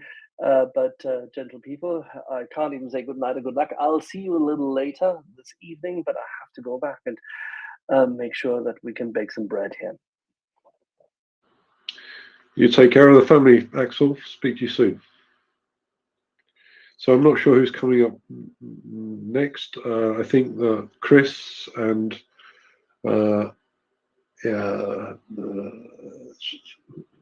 sorry, yeah, there are a bunch of guys coming up. So let's keep the ball in the air while we're waiting. I think Chris and Tracy, I think, is coming up. Yeah.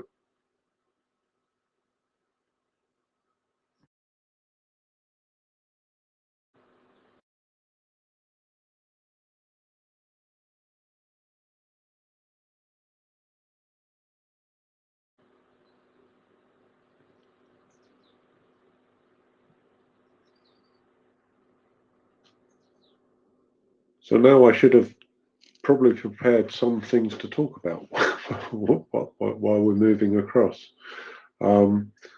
If anyone wants to speak or have a discussion with me, you're more than welcome. I'm here, so just put your hand up or request a speaker request. In the meantime, we have the fundraiser currently ongoing. I'm a little bit lost, to be honest, so I'm gonna have to. I'm not sure exactly what the fundraiser is. I'll have to bring that up right now. I think from memory, it's the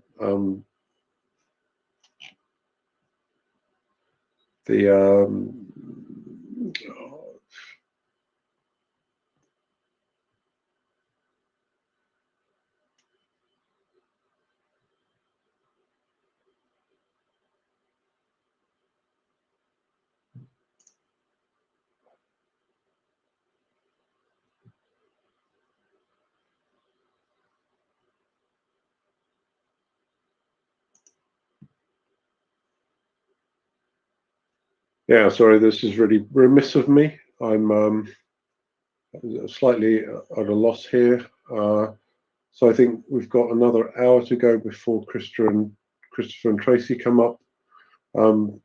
I'd just be very interested to hear from any of you, so we could have a discussion about what Nicola was talking about there. That's a very interesting topic. So how we position ourselves in the geopolitical world order, given the fact that since the fall of communism, Russia's severely underperformed. We don't really have our mojo on, to put it one way, in terms of how we see ourselves. So this topic is something that I would really like to discuss with people. Peace for Ukraine, you've got your hand up. So thank you very much for jumping in. Hi, David. I just saw on my screen that you apparently all by yourself, but actually I now see Johanna Volterier and Francesca are just joined. So, but I just wanted to add up a bit into what Nicholas was discussing, and actually, definitely, I would. One thing that I always wanted to see, and since the very beginning of this full-scale invasion 2 years ago, was that at least NATO should have been, if not with boots on the ground, at least protect Ukrainian skies, so that a NATO force or a NATO coalition or whatever allies since the very beginning protect Ukrainian skies from the rockets and missiles as possible, and all the planes. That would have saved Mariupol for sure of the carpet bombing, from the onslaught of the full scale of invasion and all the atrocities that were committed, and all the killing that has occurred.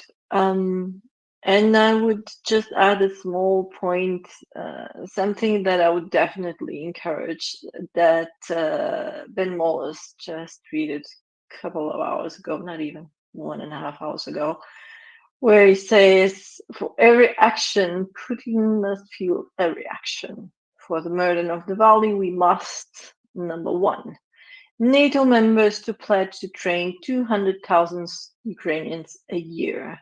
Number two, double down on supplies, including Taurus, from Germany. Number three, tighten the sanctions regime. On this one, I would like to add my personal taste.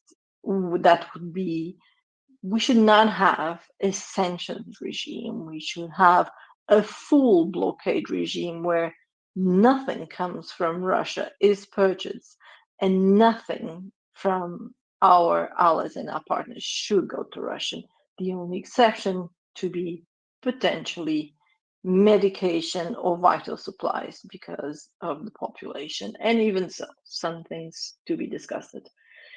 Number four, confiscate Russian assets and use for Ukraine. Number five, US Congress to pass next aid package. And end, if Putin thinks he can get away with this, he will continue. And for those who wonder, Russia can be defeated in Ukraine. I raised my voice because he would actually put this "can be defeated" in all caps.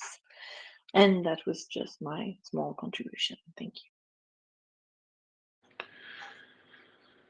Yeah, thank you very much. I think the question of a blockade is a very interesting one, because I don't see any reason at all, from my perspective, why we shouldn't be doing this. And you know, right at the beginning, I remember having conversations with people on the space about, you know, if we'd have put some aircraft carriers in the Dardanelles in beginning of 2022, then this would never have happened. So the cost to the Western alliance of just, you know, flexing the muscles a little bit is minimal, and would have had, I think, indisputably a massive effect on Russia's behavior. And we need to start learning these things moving forward. Paul Terry, you've got your hand. Yeah, I absolutely agree. You know, we know that the what we call the West, we've been slow to respond to this awful situation. I just wanted to, I just noticed that there's a very interesting report on Reuters. Lukashenko in Belarus is saying that saboteurs were detained on the border with Ukraine. I find this quite amusing. He said that on Friday, several saboteurs, including Ukrainian and Belarusian nationals, have been detained earlier on Friday on the border of the two countries in a counter-terrorist operation. he said that they had, quote, crawled across our border. Excuse me. I find this funny. Crawled across our border and transported explosives to commit sabotage primarily in Russia and Belarus. But he did not say how many had been detained. But he said later, similar groups were detained, quote, 2 or 3 times a week. Now, you know, whilst this is entirely possible, I think Lukashenko is just feeling left out. I think he's feeling like Putin's getting all the attention, and he just wants some attention himself. I think that's what's going on. What do you think? Absolutely, that's exactly what's going on. That's exactly what's going on.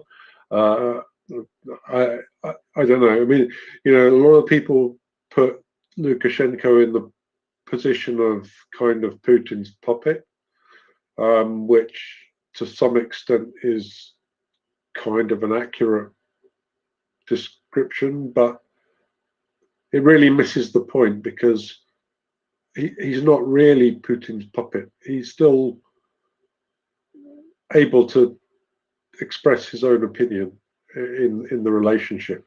So it's much more like kind of I would say, yeah, I don't know how you'd put it. Some kind of he's kind of a sub-franchisee that still wants to, you know, have his own say in what's going on.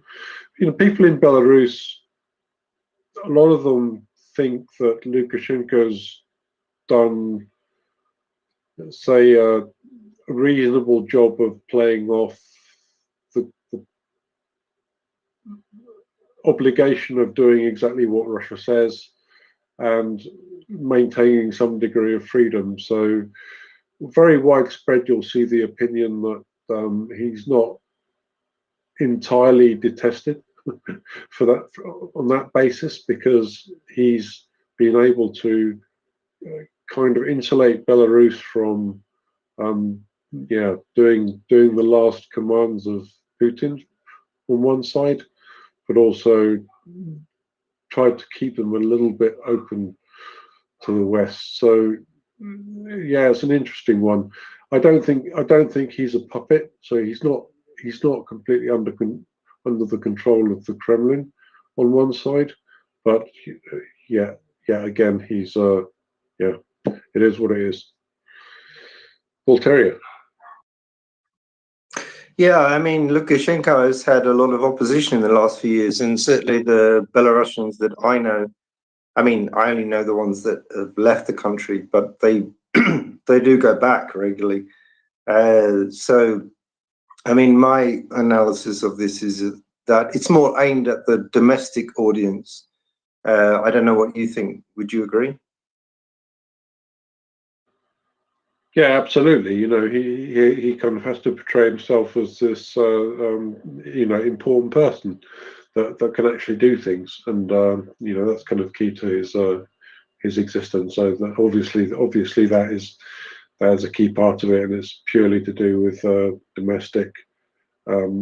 As far as, you know, foreign policy, where he fits in the puzzle in terms of what we do moving forward with Ukraine, Russia, and Belarus, I'd say he's kind of irrelevant.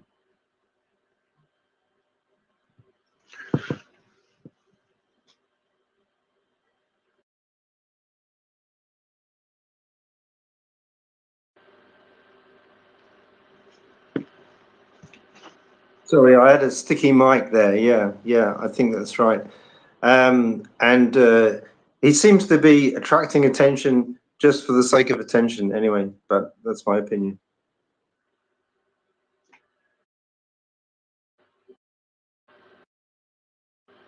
Yeah, I mean, in some ways, the whole, you know, the whole theatre just is this. Let's create a distraction from what really is going on, and that's kind of fairly deeply rooted within the way things work in Absurdistan, to use Will's phrase. This this is just the way things work, right? So,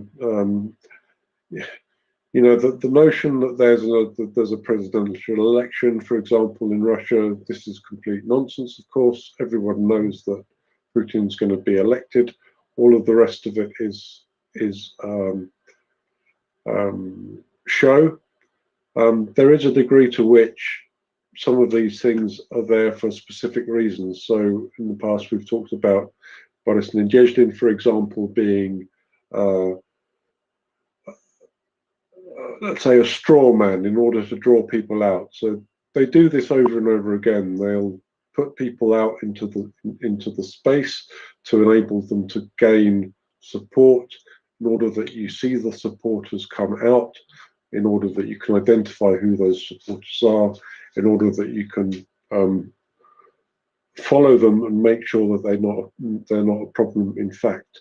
And this is a mechanism that they use over and over again. Peace to Ukraine, you've got your hand up. Yes, David, I will just do a slight pushback because no one is certain if Putin is going to be elected with 85% or 95%. Who knows? Who knows? So just a slight pushback there because no one knows how much he's going to win. Thank you.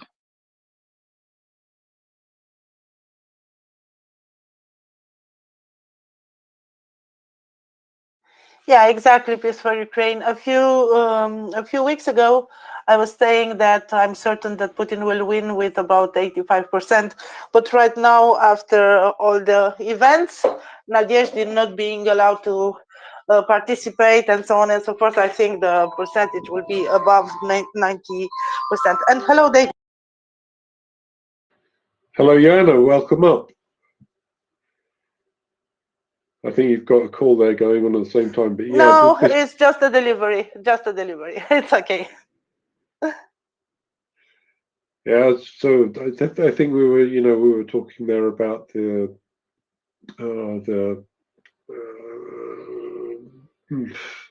Potemkin X, as they say, the fact that everything's a show, and you know, whether Putin gets 85% or 95%, this is kind of, yeah, this is kind of the thing.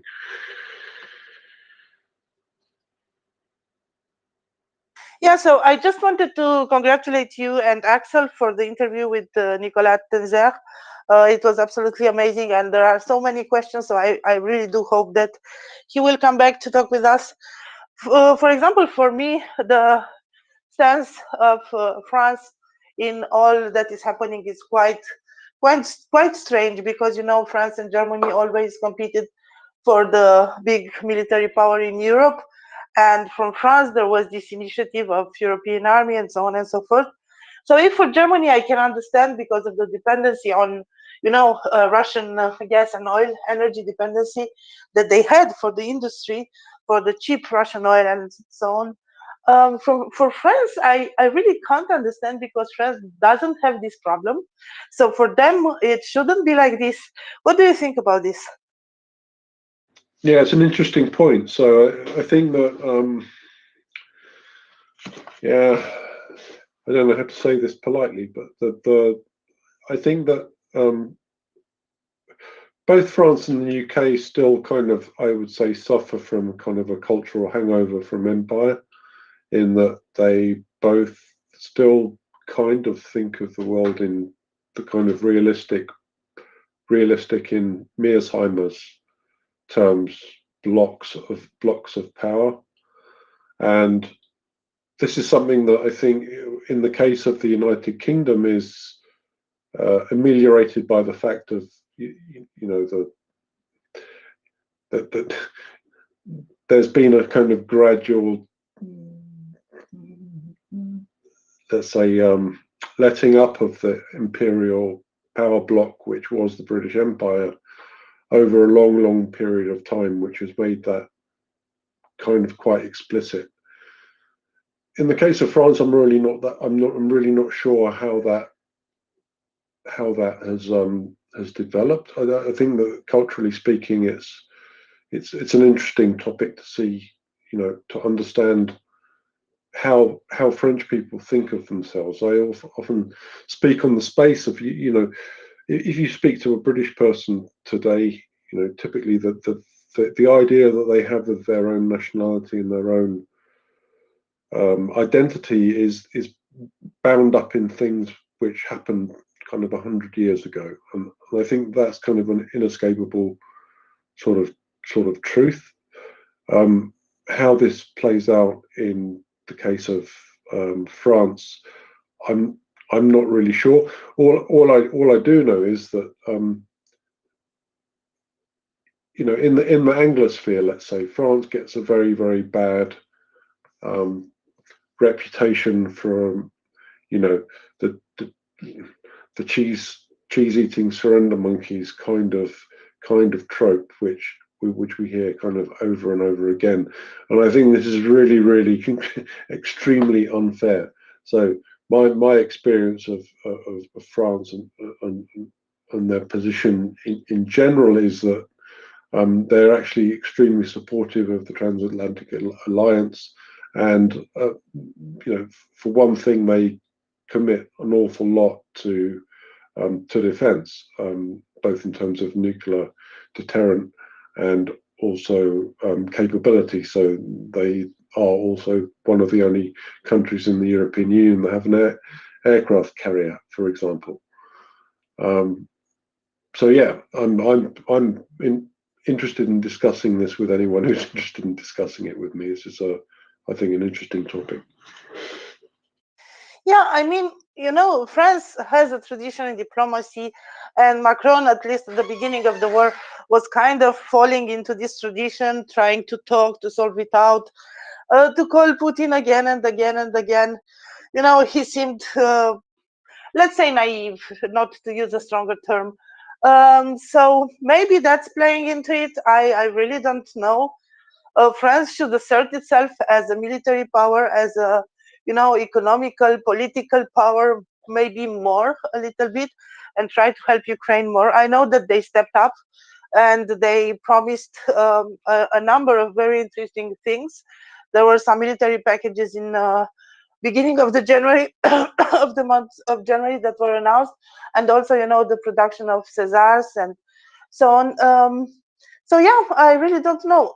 Actually, there was an article in Commerçant the other day saying that the diplomatic relations between Russia and France are at all-time low right now. Maybe as low as in '56, when France was on the other side with Russia in Egypt conflict and so on. So yeah, I really don't know. It's an interesting subject, and if Nicolas Tenzer will come back, maybe we can delve into it a little bit more. Yeah, I think in general, France is just it's a microcosm of the whole of Europe, and it's just kind of sliced and diced in a slightly different way. So I don't think there's any really major differences between, let's say, France, Germany, and the UK in terms of overall, let's say, constitution of the opinion that you have in those societies. But I think that there is a big difference in just the way that those things manifest themselves. So, for example, in the UK, we've had the UK Independence Party, and resulting in Brexit as this kind of, let's say, far right stream of thought within the political debate, obviously financed by Russia on one side, but also rooted in some kind of legitimate crisis in national self-identity as well. And in the German context, you see this with AfD, and you also see a very strong, I think, far left constellation in Germany. So the Sarah Wagenknecht kind of end of the spectrum, Die Linke, the old communist parties of Eastern Germany, and populists aligning with those those kinds of tendencies. Those kinds of things are absent in the UK context, but they're kind of still there, you know, that they're still there in the sense that in, you know, the universities, you know, we've seen in the last few months the reaction to the October the 7th events in Israel has been something that's really taken me aback. I really wasn't expecting to see such a strong kind of level of support and reaction to that in terms of pro-Palestinian, pro-Hamas demonstrations. That's just something that's really taken me aback. I'm kind of speechless, to be honest, in that regard. Yeah, I have strong suspicions that that was orchestrated because it kind of seemed very sudden. So I can understand the concern of Muslim population about what is happening in Gaza. I do understand that. But to have those extensive demonstrations everywhere and those media campaigns and social media campaigns, it kind of seemed to be, organized, especially, drawing in people that not even knew very much about Palestine, about Israel, about what it means from the mountain, from the river to the sea, and so on and so forth. So it seemed that it was arranged in some way, and taking advantage of, in fact, of our liberty of expression, about the taking advantage about on or off how the things are happening in a democracy where you are allowed to express your opinion on things, even if this opinion is based on disinformation, So yeah, it seemed too sudden and too wide just to be a spontaneous reaction, at least in my view.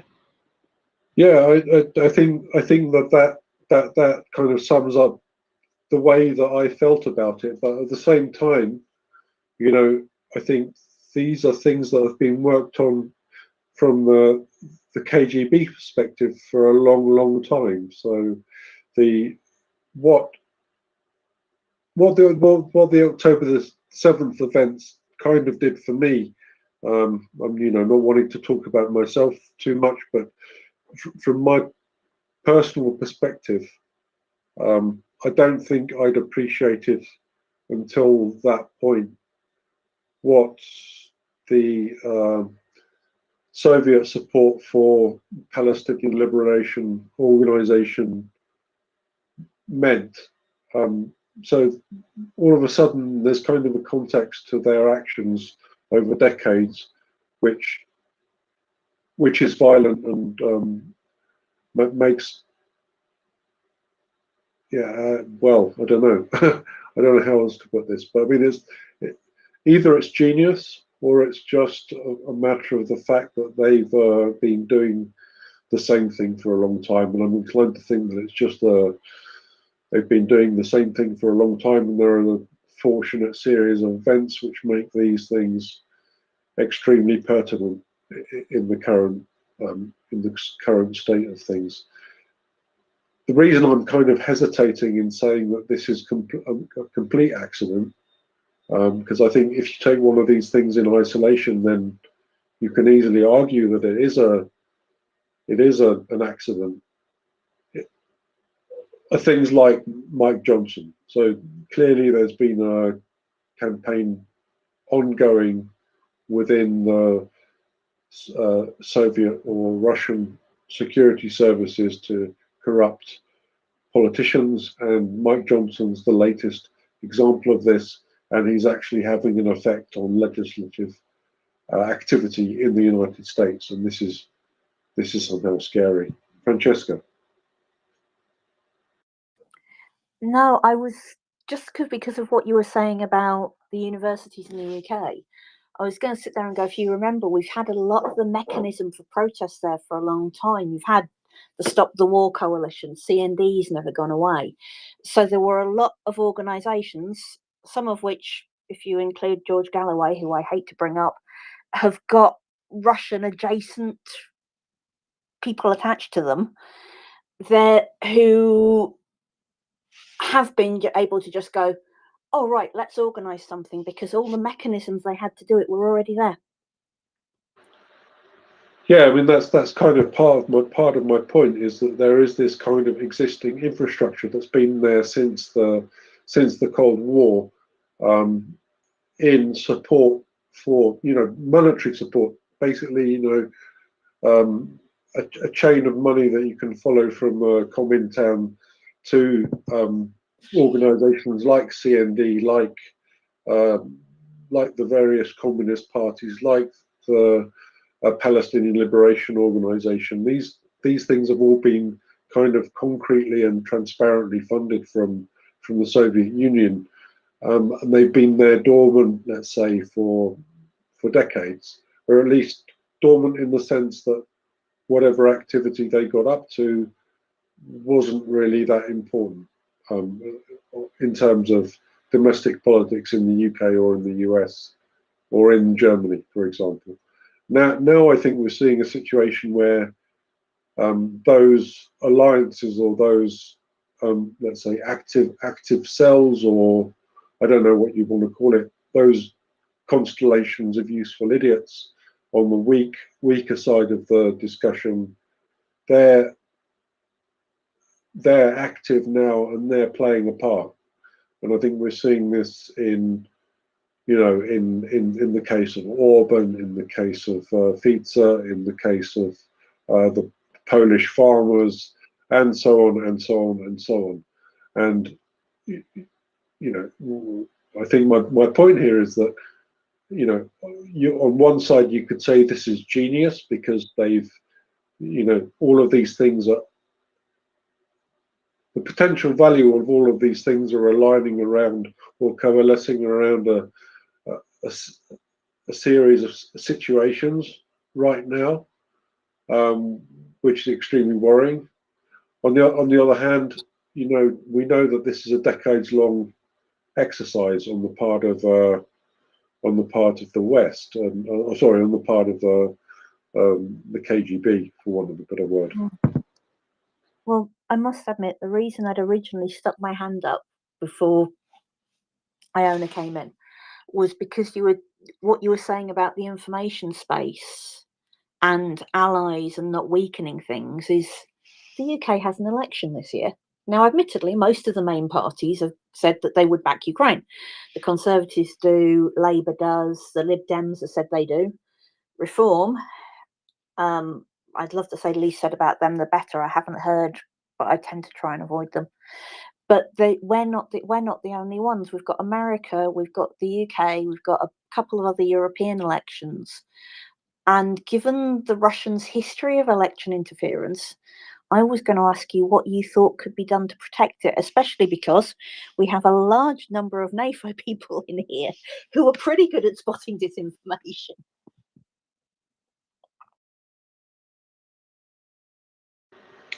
Yeah, I don't know. I don't really know what to say about that. I mean, activism is what I would say. I don't.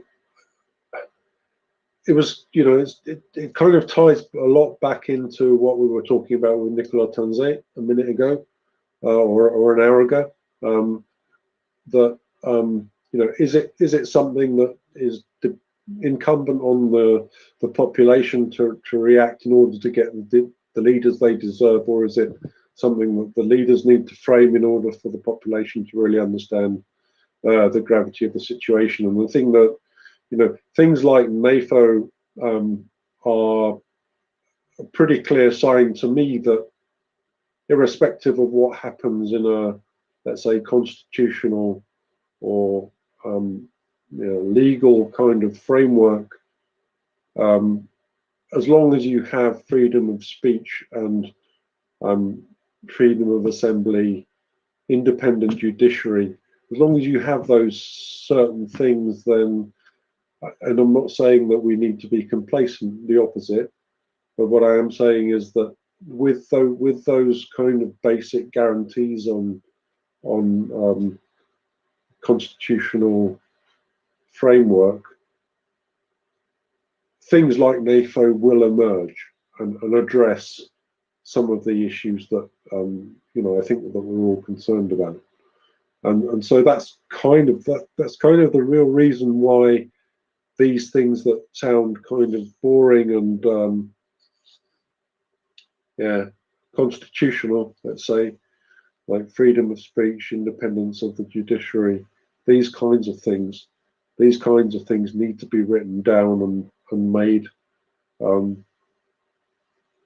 made a core value, and also made a core value in the sense as that they're things that we use to measure also externally. So when we come to evaluate who we're doing business with, for example, these are also things that I think we should be thinking about. Paul Terrier. Yeah, hi David. Just talking about election interference, it's interesting in the UK because the situation, I mean, I do believe there was interference in the Brexit vote. I mean, that's just my personal opinion, backed up by some evidence. But we have a situation in the UK where both political parties are firmly backing Ukraine and ongoing support for Ukraine. So I think we're fortunate there. I don't know what you think. Yeah, I think that there's no real doubt about it. Basically on both sides of the horseshoe, the KGB's been active for decades, and we're seeing that come out, and I guess that's kind of the point of what we're talking about here, is that these things, whether they're generally like engineered in a real in the kind of way that let's say in a kind of predictable deterministic way is one thing, maybe, but for sure there's just a certain mass of activity which has been there, which is kind of throwing up fruit for the people that have been behind it, which is the Russian Federation in this case. The dynamic with China, I think, is interesting. So it's not an area that I'm particularly an expert on, how the Chinese Communist Party works, but they seem to be leveraging and augmenting, let's say, the structures that were laid down during the course of the Cold War.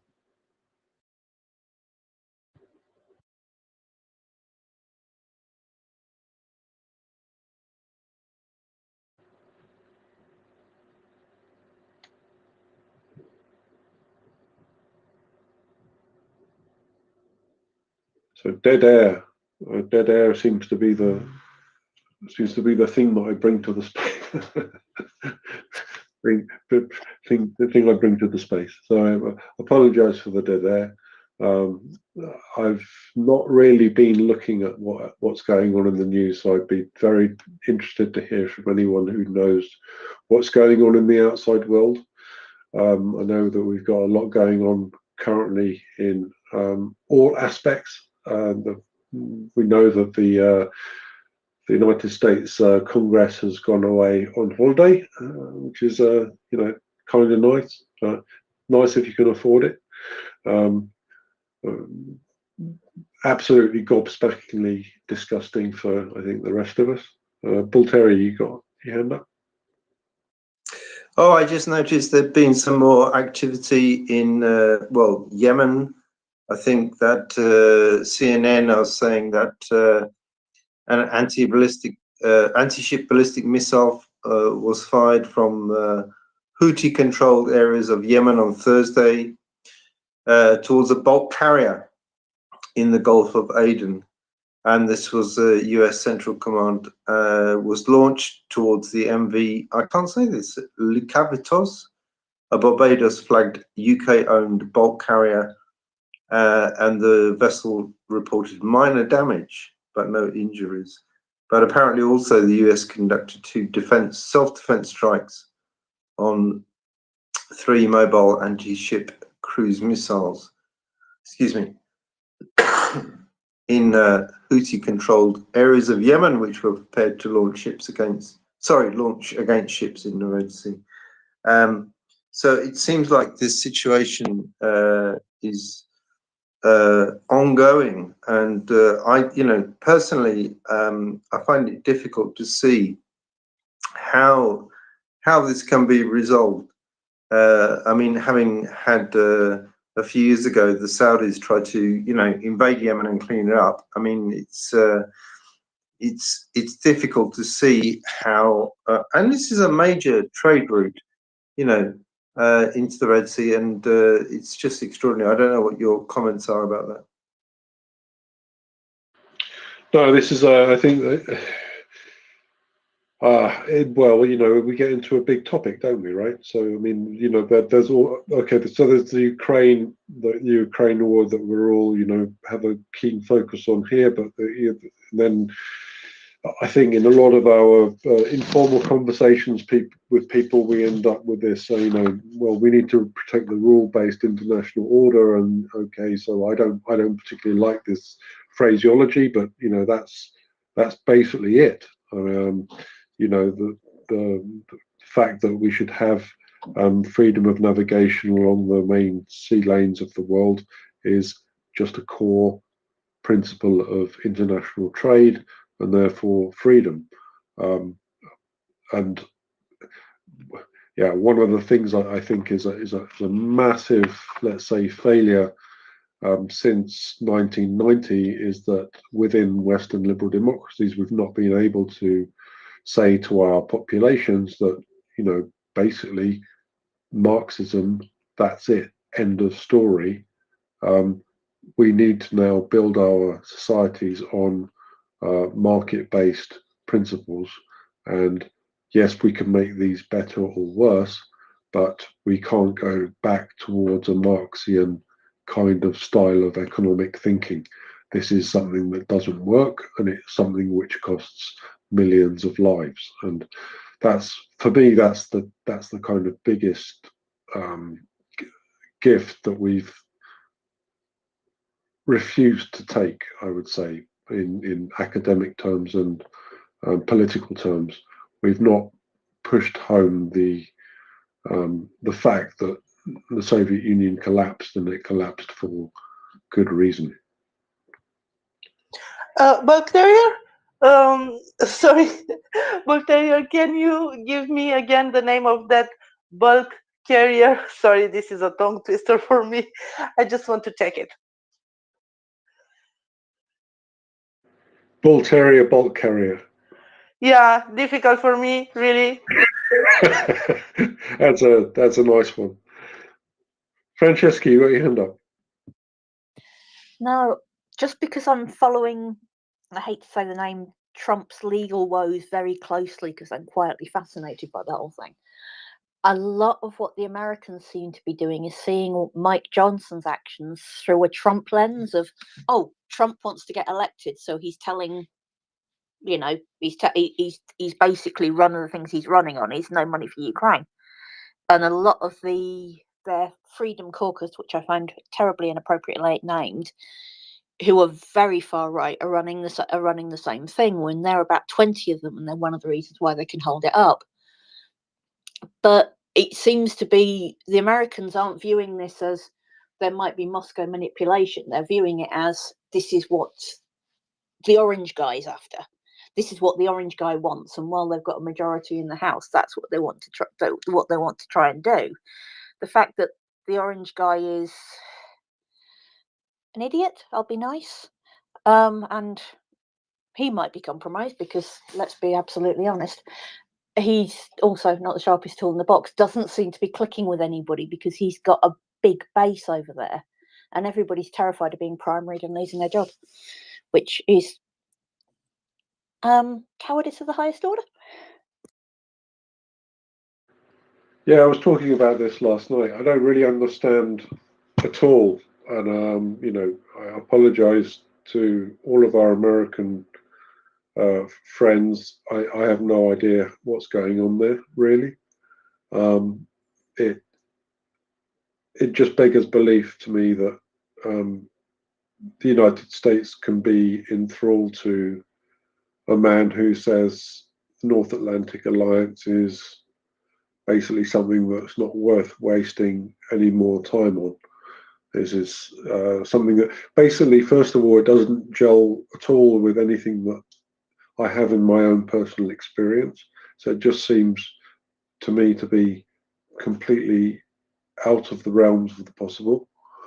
Because, you know, I'm not 16 years old. I'm of a certain age, let's say. I grew up in the 70s, 80s, and 90s, and have a lot of American friends, and I just don't see the position of Donald Trump as being representative in any way, shape, or form of a majority of the people that I know. So maybe that I have a self-selecting kind of bias in terms of who I speak to in the United States. That means that, you know, somehow I'm completely detached from the reality of what it is to be an American and what most American people think about and talk about. But I don't think that's the case.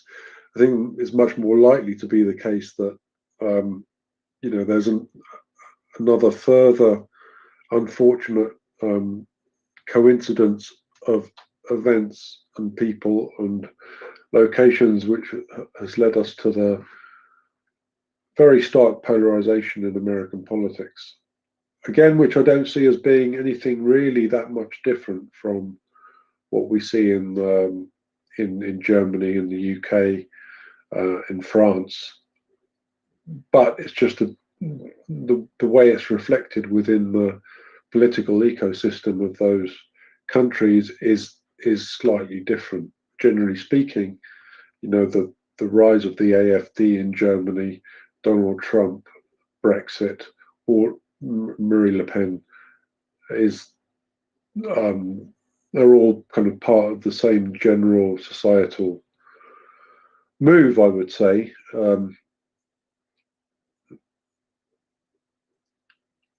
Yeah, there's not an awful lot more I can say about that, I don't think, unless somebody's got some points.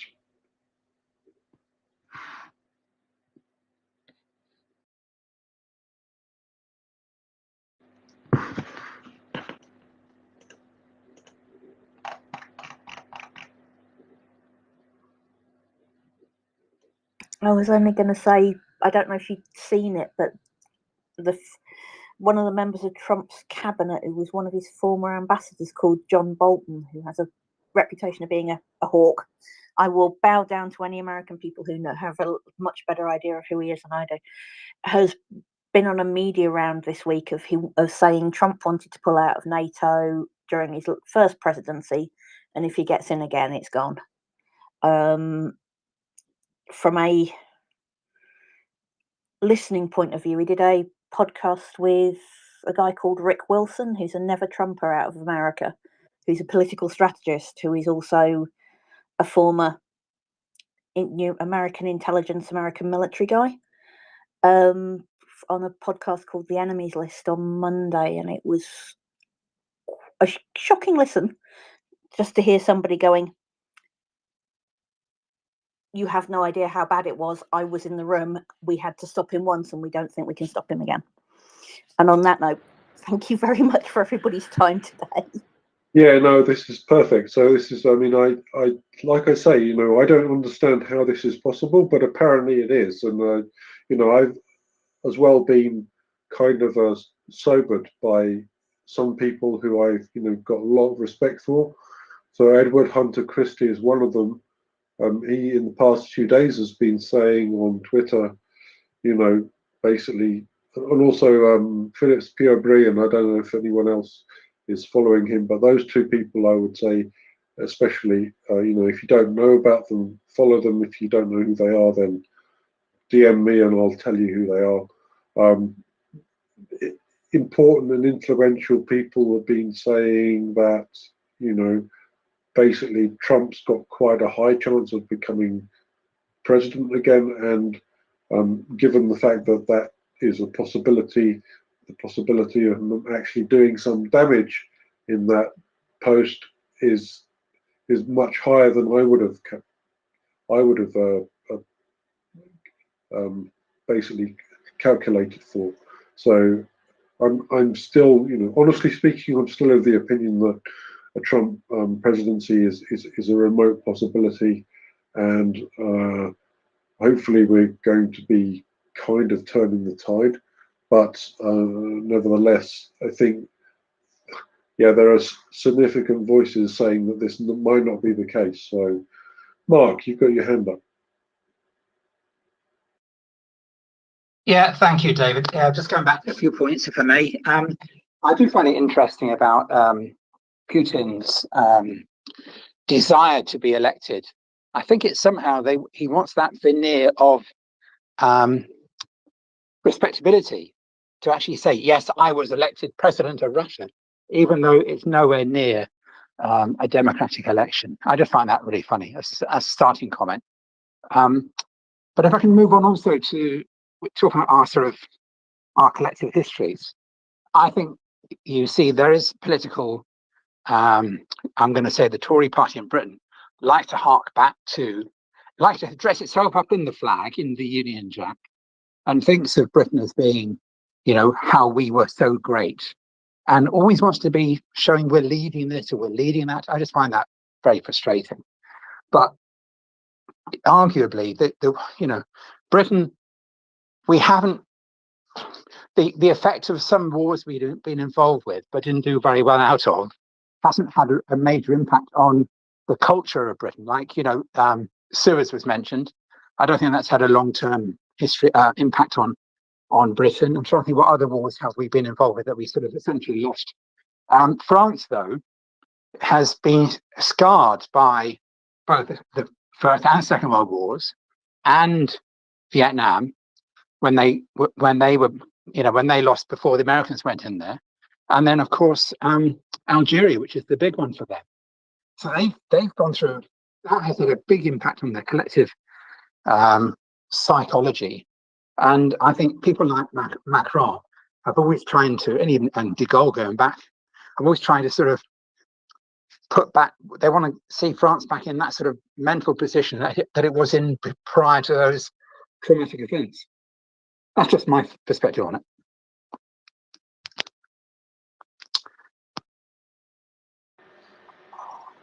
No, I think they're good points, Mark. I mean, I don't really know how much I can add to that. I think I just, generally agree with what you just said. And we're having a co-host swap going on. So Tracy, welcome up. Thank you, David. Hello, good day, everybody. Hello.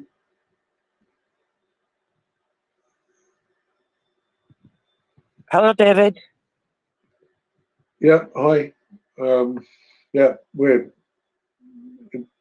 guess we're kind of in the middle of the conversation about existential angst of being European, more or less, and what the American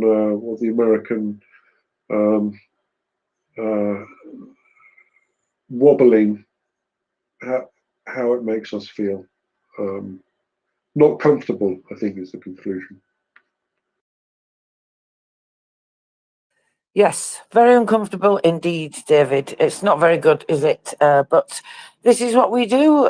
This is how we fight together. So, David, we are going to be having a co-host swap. So thank you so much for stepping in for that. Well, just an hour, was it, I think? So it's very much appreciated, David. Thank you. And I hope you will stick around because we have a guest coming up and it should be a very interesting segment. Yeah, for sure. I'll be here.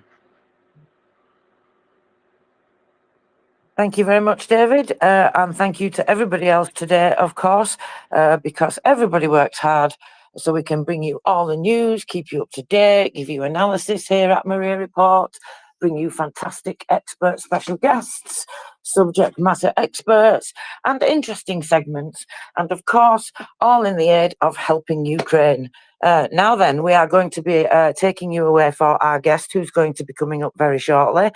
So some of you may have heard before of our guest, and it's a very interesting segment. We're going to be talking to Andriy from Osserville. So we've spoken to Osserville before on a couple of occasions, and it's been very, very interesting, fascinating, great learning for everybody, including me, and very enjoyable indeed. And of course, it's always fantastic to talk to people from Ukraine and Ukrainian companies. So let's get on whilst we transition, shall we? We're just waiting for Christopher to join us, my co-hosting partner. Good day to you, Christopher. How are you today? Hey, Tracy, I'm doing very well. I'm good. Excellent. Fantastic. Got up early, got my train, got in a rant. You know, the usual stuff. Back to you. All the usual things we do around here. Thank you, Christopher. So whilst we wait for you to jump up to the co-hosting seat, I'm going to say good day to you, Chris Windley. Oh, good afternoon, Tracy. I cannot believe the week has gone, and I cannot believe the day has gone either. So I'm like, whoa, is it 4 o'clock already? I know, absolutely. Where do the days go, Chris? They all seem to roll into one. I don't know, Tracy, but what I will say to you, right, is I was like thinking, oh, I wonder what we'll talk about today, and then I was like, well, think, and then I went, oh my gosh, I've got so many things to talk about. so as long as I remember them all, Tracy, we're not going to run out of things to talk about from my perspective. I will just like warn you and Christopher, though, you know, that the usual Malamute feeding exercise will happen probably sometime around 5:30 to 6 o'clock. So, but anyway, one of the reasons I was saying that was because I was thinking that Andriy was going to come at 6, but actually he should be here shortly, so we're all good. Yes, I don't know, is there some confusion? I always thought it was 6 p.m, but of course it is 6 p.m. Kiev time, isn't it? So that's, I think, where the confusion came, maybe, Chris, because these chuffing time zones are confusing. Yeah, well, I can see he's there anyway, and he's been brought up to speaker, so that's good. And when you're ready, then Tracy, we'll say hello. I think we'll get an idea of how long he's got. I know. In the end of the day, he was quite keen actually to come on sooner rather than later. So let's see how much time he's got, Tracy. Dobry večer, Andriy. Good evening. Welcome. Hi everyone. Good evening. Yeah, sorry for the time confusion. Yeah, I had to be on space on 6 p.m. UK time, but I figured out that I could be earlier today, so I guess I would have a spare hour for you today to discuss different topics. And yeah, happy to be here again. Hi everyone. Yes, sorry, go ahead, Chris. No, sorry, Tracy. I was going to say, well, that's great news anyway, Andriy. So we'll assume that we've got you for an hour. And Tracy, Christopher, maybe this time we'll try and get some questions to Andriy if anybody wants to ask him anything. So, Andriy, is there anything particular that you would like to talk about this week? There's been a few things happening. Is there anything that's really struck you that you want to talk about this week? Well, Chris, I would say everything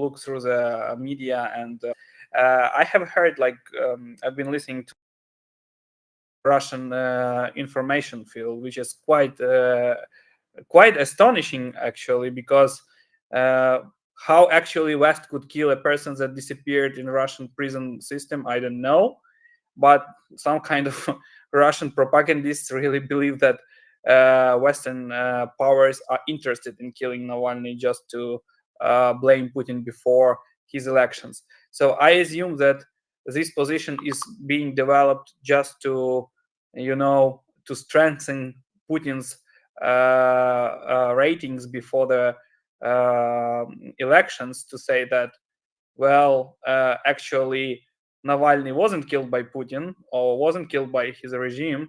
He just died, and the Western partners are trying to make a big fuss of it, which is not relevant right now, and Putin doing everything right.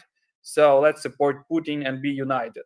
So basically, and the reaction of opposition is quite weak, I would say. If we look at the messages of main oppositioners like Khodorkovsky or others, they just say, please, people, go on March 17th, when it will be a election day, and put the name of Navalny on the ballot just to commemorate his death and something like that. So yeah, I mean, this is quite interesting stuff to watch how they actually react. I think it will not cause any impact on the Russian society. Otherwise, even I think, on the other hand, propagandists and their main reports of propaganda, like Solovyov and others, will create conspiracy theories in a day or two or so. So we will see some conspiracy theories that actually Navalny was guilty of his death of his own, or Western intelligence killed Navalny, or something like that. So we are expecting to see the spike in these narratives. So they will just, do everything to make Navalny irrelevant, or even, past, not the future, because he's already in the past. So let's stick to the future and elect Putin, which is quite obvious. So, Andrei, I'm just looking through people that are listening, and I don't know what you think, Tracy, but I'm thinking that there might be quite a few people here that haven't actually heard Andrei speak before. So before we go on, Andrei, I'm just thinking we should probably just do a quick overview of Osavoul for everybody. Fairly short one, I would say, and then we can come back onto this subject, because I'm very interested to know. I had a message from Alexander earlier on, who sort of basically is from Ukraine, right? But long story, but anyway, and he was quite shocked. And I was shocked that he was shocked, right? Because I thought, well, no surprise at all. But so I'm quite interested what you think the Ukrainian view generally is, and then perhaps we could get Christopher to tell us what he thinks the American view is, and maybe we can do the British view as well, Tracy. But Andrei, if you just give us a short overview of Osavoul, whatever you want to say, my friend.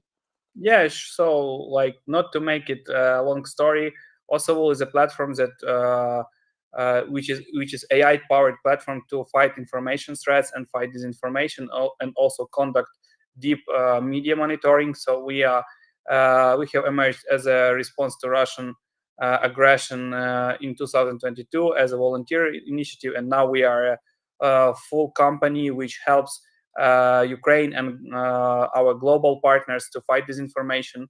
And we are a key partner of Ukrainian government, also honorary digital ambassador of Ukraine, and also member of Alliance of Democracies. So we basically help our all democratic societies in Ukraine, and our partners in the European Union and Americans, to fight disinformation, to search for harmful narratives, to analyze them with AI, and of course to react to them on time, and in a timely manner. And yeah, so basically, if you would like to learn more about us, just go to our website www.osol.cloud, and also you can find different reports that we post. We study different information operations, and we had this Maidan 3 report on the Russian operation against Ukraine. Now we are going to have a huge report on Russian vocabulary, how they actually mask their racism. So basically, we will have a new report of how Russia actually uses slang to cover their racial problems in the country, even though they are positioning themselves as one of the most profound and multicultural country, which is, in fact, in their media, it's not true.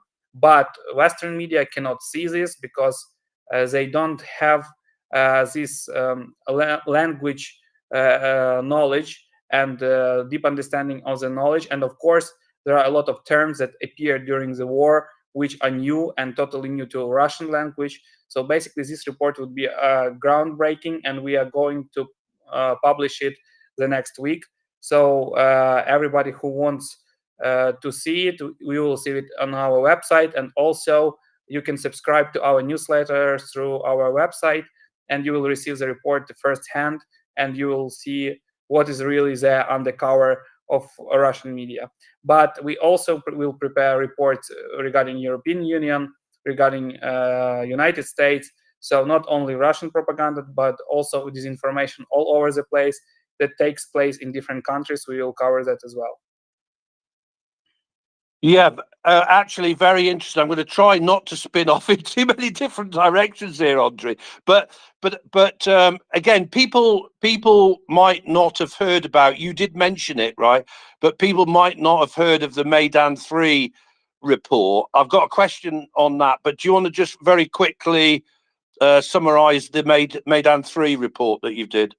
Yeah, so I know this is very, for some who actually come here often, it may be already boring, but I mean, Maidan 3 operation is a huge operation that Russia is conducting now as well.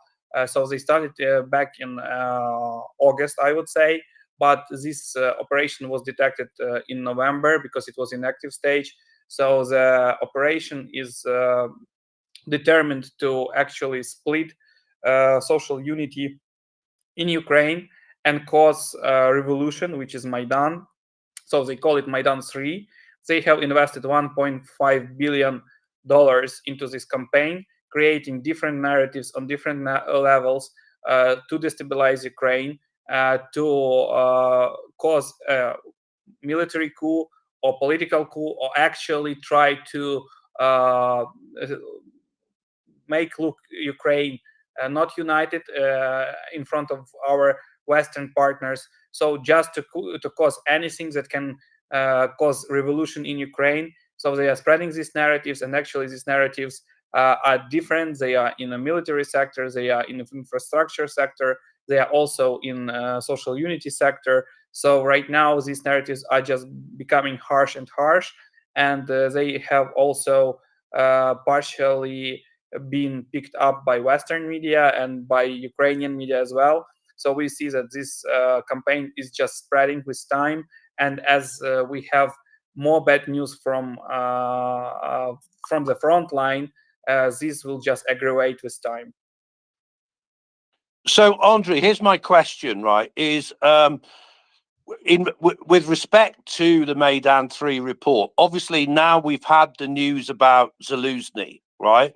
And prior to it being officially announced, you know, there was a lot of speculation, and certainly I was arguing, and quite a few of us were, that this was simply Russian propaganda, right? That there was any sort of split, if you like, between Zaluzhny and Zelensky, etc. How do you see this now that this news is out? How do you see this with respect to the Maidan 3 report, perhaps? Well, in Maidan 3 report, we didn't say directly that this is this is not gonna happen. And the last time I was here, I said, like, I have no guarantee if I leave this space right now and Zaluzhny will not be fired or he will not leave his post. But the thing is, the problem with this narrative is that, as we said, Maidan's 3 operation actually had this narrative that if Zaluzhny leaves, everybody should go and capture power, like capture ruling of Ukraine by power. So they should overthrow Zelensky, and they should try to do this.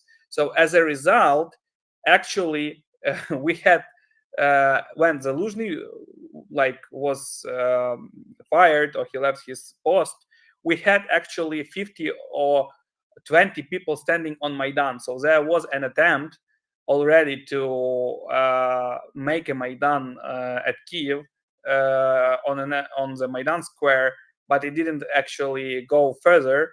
And the Russian propaganda actually acknowledged that Ukraine is still not ready for Maidan 3, but it means that if we are still not ready for that, then they will try to do everything to, to make this operation come true. And actually, this is in case of Zaluzhny. When Zaluzhny left the seat, and they saw that Maidan would not happen, the next step that they took is just to accuse new commander-in-chief, who is Syrsky, calling him a butcher, calling him a general that will not take care of his soldiers, spreading different fakes about Syrsky. And the biggest narrative that they have spread at the very time when Syrsky was appointed is that Syrsky was born in Russia, and that back in USSR he was studying at the Moscow military college, which means that Syrsky is actually a Russian agent. So you have to overthrow Syrsky, or Syrsky will overthrow Zelensky. So this narrative opposing one general to the president or another general to the president is still there. So, and our media, I would say, reacted to this very quickly, saying that this is bullshit because, sorry for my English, but it's a BS, because Syrsky has been there through all of the years fighting Russians since 2014. And back in 2013, Syrsky was one of the generals who was participating in Ukrainian NATO relationships, like providing support for NATO and Ukraine to become closer partners. So, and we have a lot of generals who has this USSR military education, but it doesn't mean that they are Russian agents, because it was USSR back then, and these people didn't have much choice to choose from, because it was a different system where you have, if you are born somewhere, you have to be there in a Moscow college, or in St. Petersburg college, or even in Kiev college, because there are a lot of generals on the Russian side that come from Ukraine, and they have finished Ukrainian military colleges during USSR period. And it doesn't actually, it's not an obstacle for them to serve Putin and to bomb Ukraine. But Russians try to exploit this narrative that Syrsky is a Russian national, he has nationality of a Russian, which is also not proved, because nobody knows if he is Russian by nationality or Ukrainian who was born in Russia. So, and there are no evidence that he is any kind of agent, because he is a hero of Ukraine, and he was appointed by 2 presidents as commander-in-chief. He was actually appointed a commander-in-chief back in 2016 and 2017. So when Petro Poroshenko was a president, and then he was appointed again in 2019, and then he is appointed again in 2024 right now, and there is no problem with him. So this person has been there fighting for Ukraine for a long time, and most successful operations were also held by General Syrsky, because he was the one who was responsible for defending Kyiv at the beginning of the full-scale invasion. He was responsible for Kharkiv operation, where we deoccupied 20% of our territory. And yes, he was fighting in Bakhmut, and his goal was to actually get Wagner Group out of the game, which he actually did. Even though, yes, there were a lot of losses at the front line. But I'm not a military expert, but still, these narratives that Russians tried to do, they didn't work out, and they actually faded when General Syrskyi actually appointed new team in place. And this new team of generals are all Ukrainians, and they are all generals who were at the front line. So people from the military mostly know these people. Yes, there are some people that have different attitude in the military, but most of them are people who have high level of respect. So Russians thought that, okay, this narrative really doesn't work. We cannot accuse Syrskyi of being Russian. So let's do another thing. Let's call him a butcher. So they are now calling Syrskyi a butcher, a general who doesn't care about his people, a general who will lead people to big losses because of his tactics, not because of the lack of the armor that we actually don't have, but because of the his tactics, which is also quite questionable issue for discussion. But this is what Russians try to do. So they have they try to actually aggravate situation with Zaluzhny. They didn't have big success in that, but still they had some success, because the level of hysteric mood that actually dominated Ukrainian media field through the last week was very high.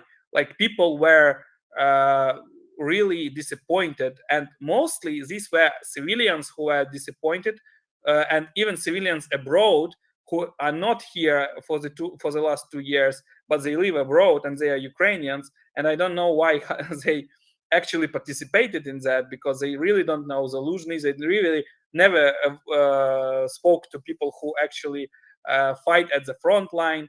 But still, Russians try to, they actually like to play this game with Ukrainians when they glorify someone, and then they try to destroy this hero. So when the hero is destroyed, everybody is losing their temper, they are losing their mood, they think that everything is falling apart, and that we are losing, and that Syrskyi will not be a best general, even though there were some rumors that Syrskyi was recommended by Zaluzhny, which we cannot actually confirm or approve, but Syrskyi was there in place. He was the second person after Zaluzhny in this army for 2 years, and I don't really understand the problem of, if Zelensky picks up this person who is there, who was actually right arm of Zaluzhny, why would you make a problem out of that? But Russians tried to actually aggravate it in the terms of Maidan 3 operation, but they saw that there are not so many people who will go out to Maidan, that actually Ukrainian media who actually supported this idea of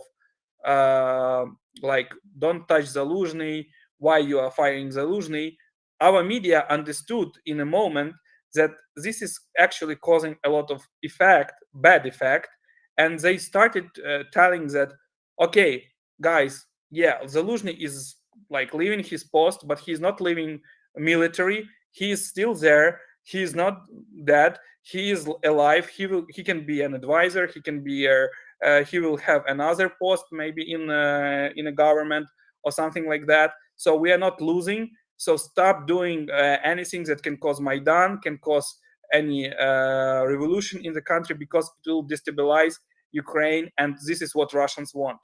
So yeah, I actually not jealous of General Syrskyi right now, because this person entered his post with such a huge information campaign in place, blaming him for every loss in Ukrainian army, even though some of these laws are not his responsibility, but still he has a really hectic task to do with his PR, and he is not such an open person as we know as Zaluzhny. So he is a more and more military guy, more introvert guy who actually thinks about operations and about how to actually win the war, but still, as Zaluzhny did as well.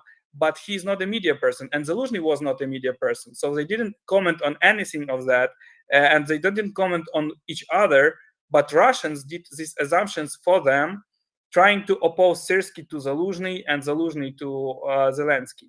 So I don't see any problem with what we have predicted, because there is still this narrative in place that Syrskyi is opposite of Zaluzhny, which is quite actually interesting to understand why that happens, why they think that Syrskyi is opposite of Zaluzhny if he was his right arm in the army, and they have mutual photos.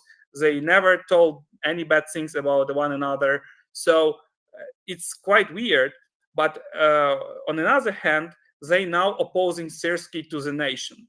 So they think that they try to destabilize mobilization track, saying that Syrskyi doesn't care about people so much. He doesn't care about soldiers. He will not care about soldiers. So don't go to the military. Don't be mobilized. Don't go to the army. This is one of the track of Maidan 3. And to the current military, they say Syrskyi is not your choice. Syrskyi was put by president in place. So you have to oppose president and take power by yourself and appoint the general or chief in arms who can actually be your choice, which is anti-constitutional, because president has a constitutional right to actually appoint any commander-in-chief he or she wants to appoint in Ukraine according to the constitution and our laws. But Russians doesn't care about that. They still try to meddle with military. They still try to meddle with civilians. And the weirdest thing that happened this time is that there were questionnaires in Telegram and in Facebook. Whom do you support, Syrskyi or Zaluzhny? It was like internet election where they try to say that it's a job of Zelensky who does this.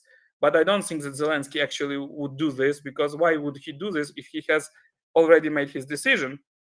But they try to make it a question of vote, whether like in any country of Europe or in any country in the world, no civilian can actually choose commander-in-chief. This is a total nonsense. But Russians try to create this narrative that you were deprived of your right to choose the commander-in-chief, which is a total nonsense. We don't have a right to choose a commander-in-chief. What we have a right to choose a president. And yeah, this is actually what they have done over the week. They have shifted their side from Zaluzhny totally, and now they are concentrating on Syrskyi and his team, trying to deprive them of any chance to tell the truth, to tell their point of view, to tell their plans for a war. And they try to meddle with his facts of biography, his personal traits, or something like that. They make a lot of different stories about Syrskyi, which actually you will not hear from military so much, but they still try to put Syrskyi against people. And I think in the near future, what they will do, they will put Syrskyi against Zelensky or General Budanov or General Maluk, because they want conflict in power, and this is what they actually pursue. Go ahead, Tracy. Thank you, Chris. Thank you so much for that, Andrew. You said so many interesting and very important things there.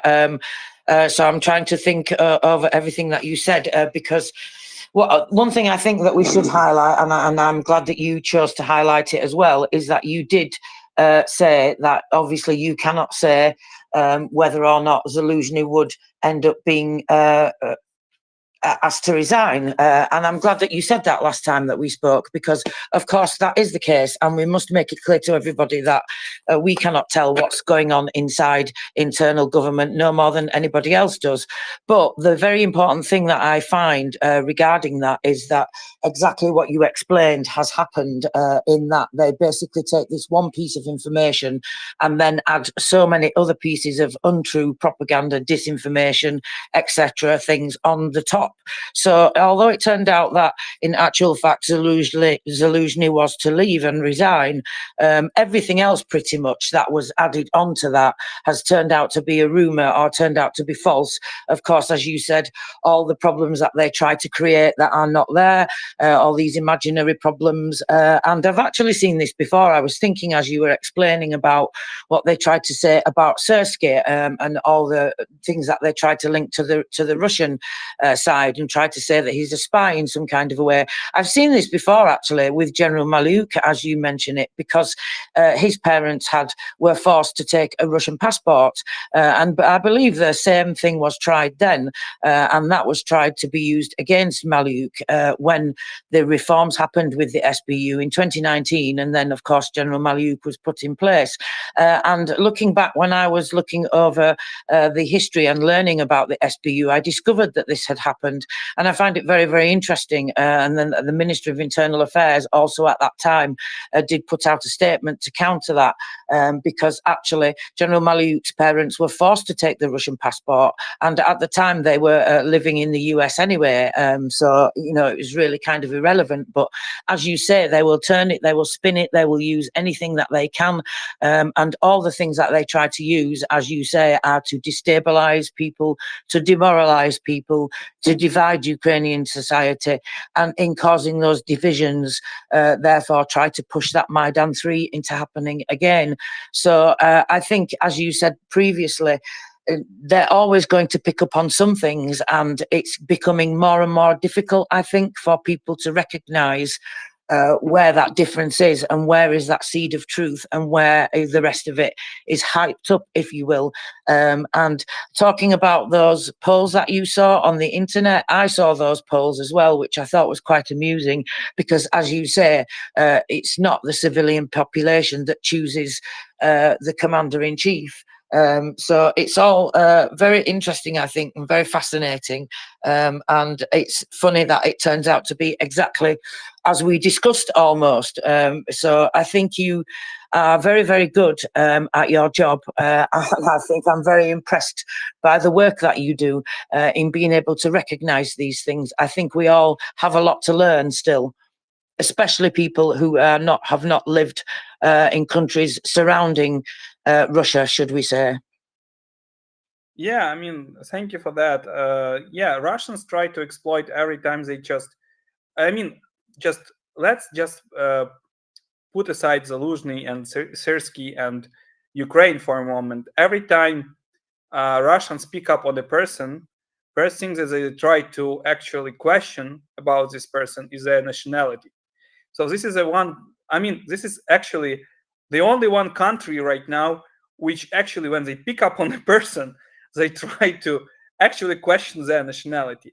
So when they talk about some kind of congressman or MVP or MP in UK, or potential candidate for the presidential chair in any European country, they try to take their nationality as a first step of propaganda. So if this person has ever been linked to Russia, or they had Russian ties, or parents of these people were visiting USSR, they will definitely put this into the news as the first place. Like, okay, you have some kind of minister of foreign affairs somewhere in other country. They will say, okay, this is our guy because he was in Russia, he understands us, so basically he will support Russia, and you should all prepare that this person will support Russia.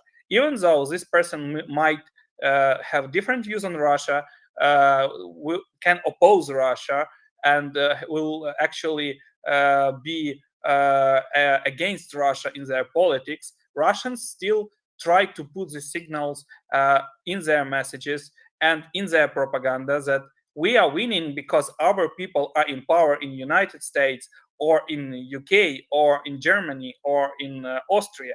So they try to meddle with this nationality issue every time they can do this, because they think that these Russian ties are very important to destabilize some kind of a person. So if, for instance, tomorrow there will be elections in Poland and somebody will come out from Polish government and say, okay, I'm opposing Donald Tusk or Andrzej Duda, who is a president of Poland, but this person will have in their biography, for instance, some kind of participation in Communist Party of Poland. Russian will pick up on that and will say that this person will definitely be our agent, even though this person is not their agent. But they will say that, like, yeah, he participated in Communist Party back in 1980s, so you should assume that choosing this person, you are choosing option to connect with Russia. And this is very interesting, actually, because this is the only nation that really cares about nationality of people in power. Because in Ukraine, we don't really care about nationality of our president, of our commander-in-chief, or our soldiers, because Ukrainian army, even though we have most of Ukrainians in the army, we have also different international volunteers and people of Ukrainian national minorities who have been fighting for Ukraine. Because if you recall Maidan, Euromaidan, the first victims of Euromaidan were Belarusian guy who was from Belarus. So he was an oppositioner. He was killed. He was one of the first who was killed at Maidan. And second was Armenian, whose surname is Nigoyan, Serge Nigoyan, who was killed. And he was Armenian. He was Ukrainian Armenian. But nobody at that time really talked about his nationality in Ukraine, because for us it was a loss of our citizen. We didn't really care about his nationality, and Ukrainian Armenians were supporting, like they had even their own stand at Maidan with their Armenian flag there, but they were part of Ukraine because they are a minority, but still they speak Ukrainian, they speak Armenian, and it was never a problem for Ukrainians if somebody speaks other language or is a minority but supports Ukraine. So actually, this what Russians cannot understand about Ukraine. Ukrainians are not Nazis. They don't care about nationality of their leaders. They don't care about nationality of their heroes, because if you are a hero and you are fighting for Ukraine, Ukrainians will embrace you. Ukrainians will make memorials for you. Ukrainians will make songs about you. And Russians pay only attention to the nationality, whether you are Russian or you are not Russian. If you are not Russian, then you are a minority, which is less interesting for Russian government to support. So basically, even though they actually try to position themselves as multinational country, which has so many nationalities, if you see from this war even, the first people who were actually forced to go to the war were people from Chechnya, Dagestan, or Ingushetia, which are former republics who were opposing Russia in 90s. And these people were the first to be on the front line, and Russian troops were the second to go to the front line. So, which you will not see in Ukrainian army, and you will not see in Ukrainian society such a division, because we don't really care. We have even Russian people, oppositioners, who have their own military brigades, who work and who fight for Ukraine. We also have Belarusian actually brigades, who have only Belarusian people there in their place, and they are still considered part of Ukrainian army, part of Ukrainian military, and they are also considered as citizens. So actually nobody pays attention to that, and everybody helps them as they can. But for the Russians, this nationality issue is the first step to meddle with the mentality of people, and they still think that it actually plays a role in the Western world, which is multicultural. And for me, it's very interesting why they still think that it will work, because it will never work, because the world have changed, and we are in the 21st century where your nationality doesn't really matter. It matters what values you are standing for, rather than what nationality you are standing for. So this is actually very interesting when they blame Ukrainians to be Nazis, but on the same time, every time they can pick up on the nationality, they will never miss a chance to do this. Thank you so much for saying that about other nationalities. I think that's really, really important, because something that I've learned from meeting Ukrainians in the space and from being engaged as we are 24/7 here, is that, I mean, I've heard many Ukrainians say this saying that you are Ukrainian by choice. And of course, President Zelensky is looking at doing the dual nationality for everybody else except Russians, which I thought was absolutely fantastic when he said that. And we know that there are many nationalities and many brigades that are fighting for Ukraine. There's an Israeli brigade, there's the Chechen brigade, there's many different ones, and we see and hear from them all the time. And I think it is really important that you mention that this is what Russians try to do, when in fact they are the worst at being multicultural. As you say, that they are not multicultural at all. And interestingly, actually, this is something that Russia has done for many, many years, is trying to create that image that we are not multicultural in Western countries. And they always try to say Western countries, they always try to use that, even to the point of creating lists and imaginary groups to show to Africans and other people, other countries, that we hate them here in the UK or in the US. It's all about division, isn't it? And it's all about dividing societies and dividing people. And that's something that I see that doesn't happen in Ukraine. I think, you know, they embrace other people, and they embrace other nations, and they embrace other languages and other religions. And the other thing that I say to people as well is that you must learn that pretty much everything that Russia says and accuses you of is actually something that they are doing. And I think this is a common theme through everything that they say and do.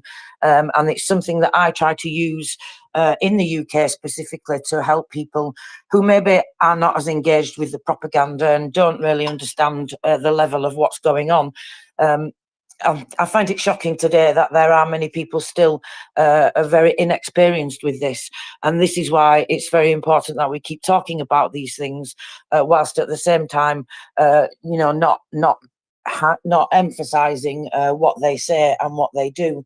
I think it's all absolutely fascinating, and as you say, the nationality thing, it makes me wonder, why do they keep doing this? It's like they still have this idea that we're very, very racist in the countries that are outside of Russia, when in fact it is the complete opposite. As you say, the first people that Russia pushed to the front is people from far out places like Kazakhstan and places like that, that they actually really don't consider these people to be Russian, even though they are Russian, but you know, because they weren't Russian once. They were, of course, I call them assimilated. I say that Russia likes to try to assimilate peoples and nations and steal all the good things that they like about that nation's history and culture and all the rest of the things, and then twist that around. But I think I'm waffling now a little bit, so I'm going to go to Hans Andrew, if that's okay, because Chris has had his hand up for a little bit. So please go ahead, Chris.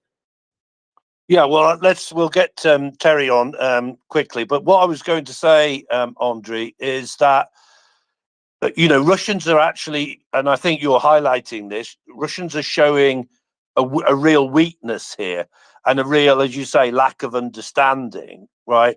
And I also wondered that with Sersky, if it shows actually how scared of him they are, right? That they've tried so hard to you know, to slag him off, basically, to use a UK phrase, and that, right? That, because as you say, right, his track record is actually fantastic. If we throw away the propaganda, his track record is fantastic, right? He's actually, I think you might agree, Andre, a known Russian killer, if I could say that, and use nationality, right?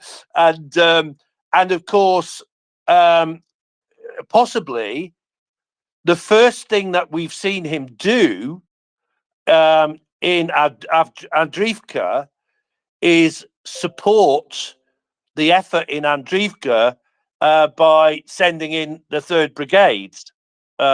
Maybe you would agree. So yeah, if you've got any comments on any of those things.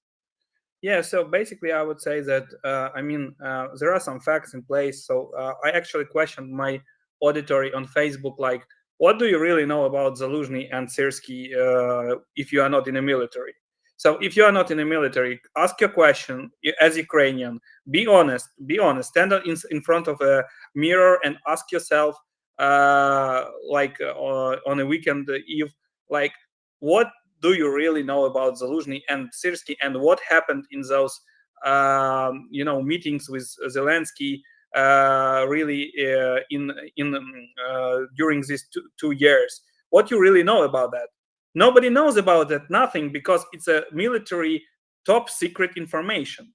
And which is interesting thing that Russians tried to actually get to know what really happened there between Zaluzhny, Zelensky, and Syrsky, and their discussions, to know what went wrong with counteroffensive, or why counteroffensive, because I think counteroffensive was quite effective with such limited resources that we had, but they tried to know what really happened there, what Ukrainians are hiding, not to tell them where actually, what went wrong, because they want this information to become public.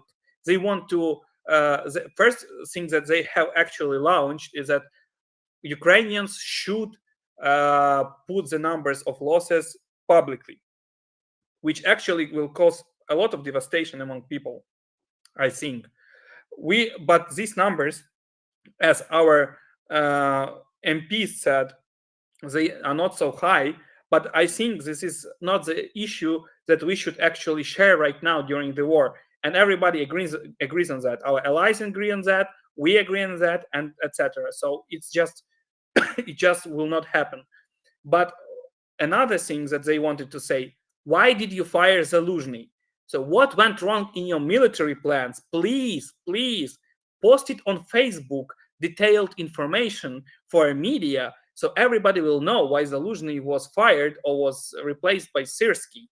And it's actually very tricky stuff to do. So they pushed Ukrainian media and Ukrainian influencers or separate people in our media sphere to put this question online. So tell us what really happened.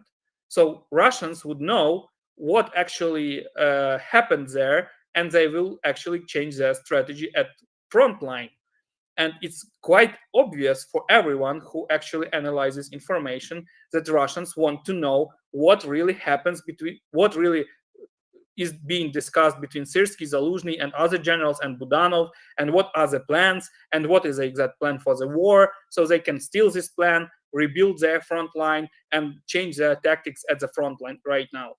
And when we talk about Syrsky right now, his effectiveness was not in doubt when he was defending Kiev. It was not in doubt when he was actually doing a Kharkiv operation, when he was actually beating out Wagner groups from Bakhmut. And actually, I would say this is the biggest achievement of our soldiers right now. And of course, I guess maybe of General Syrsky as well, and General Zaluzhny as well, that they have actually destroyed the biggest and the most powerful military group in Russian army, which called Wagner. So actually, the main task was to destroy this group, because this group was, and everybody who is in the military right now and listens to me, I can bet they will agree with me that Wagner was very effective. They were very effective. They were very, very well trained, and they were one of the hardest enemies to fight at the front line. And what actually Syrsky did, and actually Zaluzhny did, They actually killed potential of Wagner near Bakhmut, and Prigozhin had to pull out from Bakhmut, go to Belarus, and then he was destroyed by Putin because he tried to make a coup.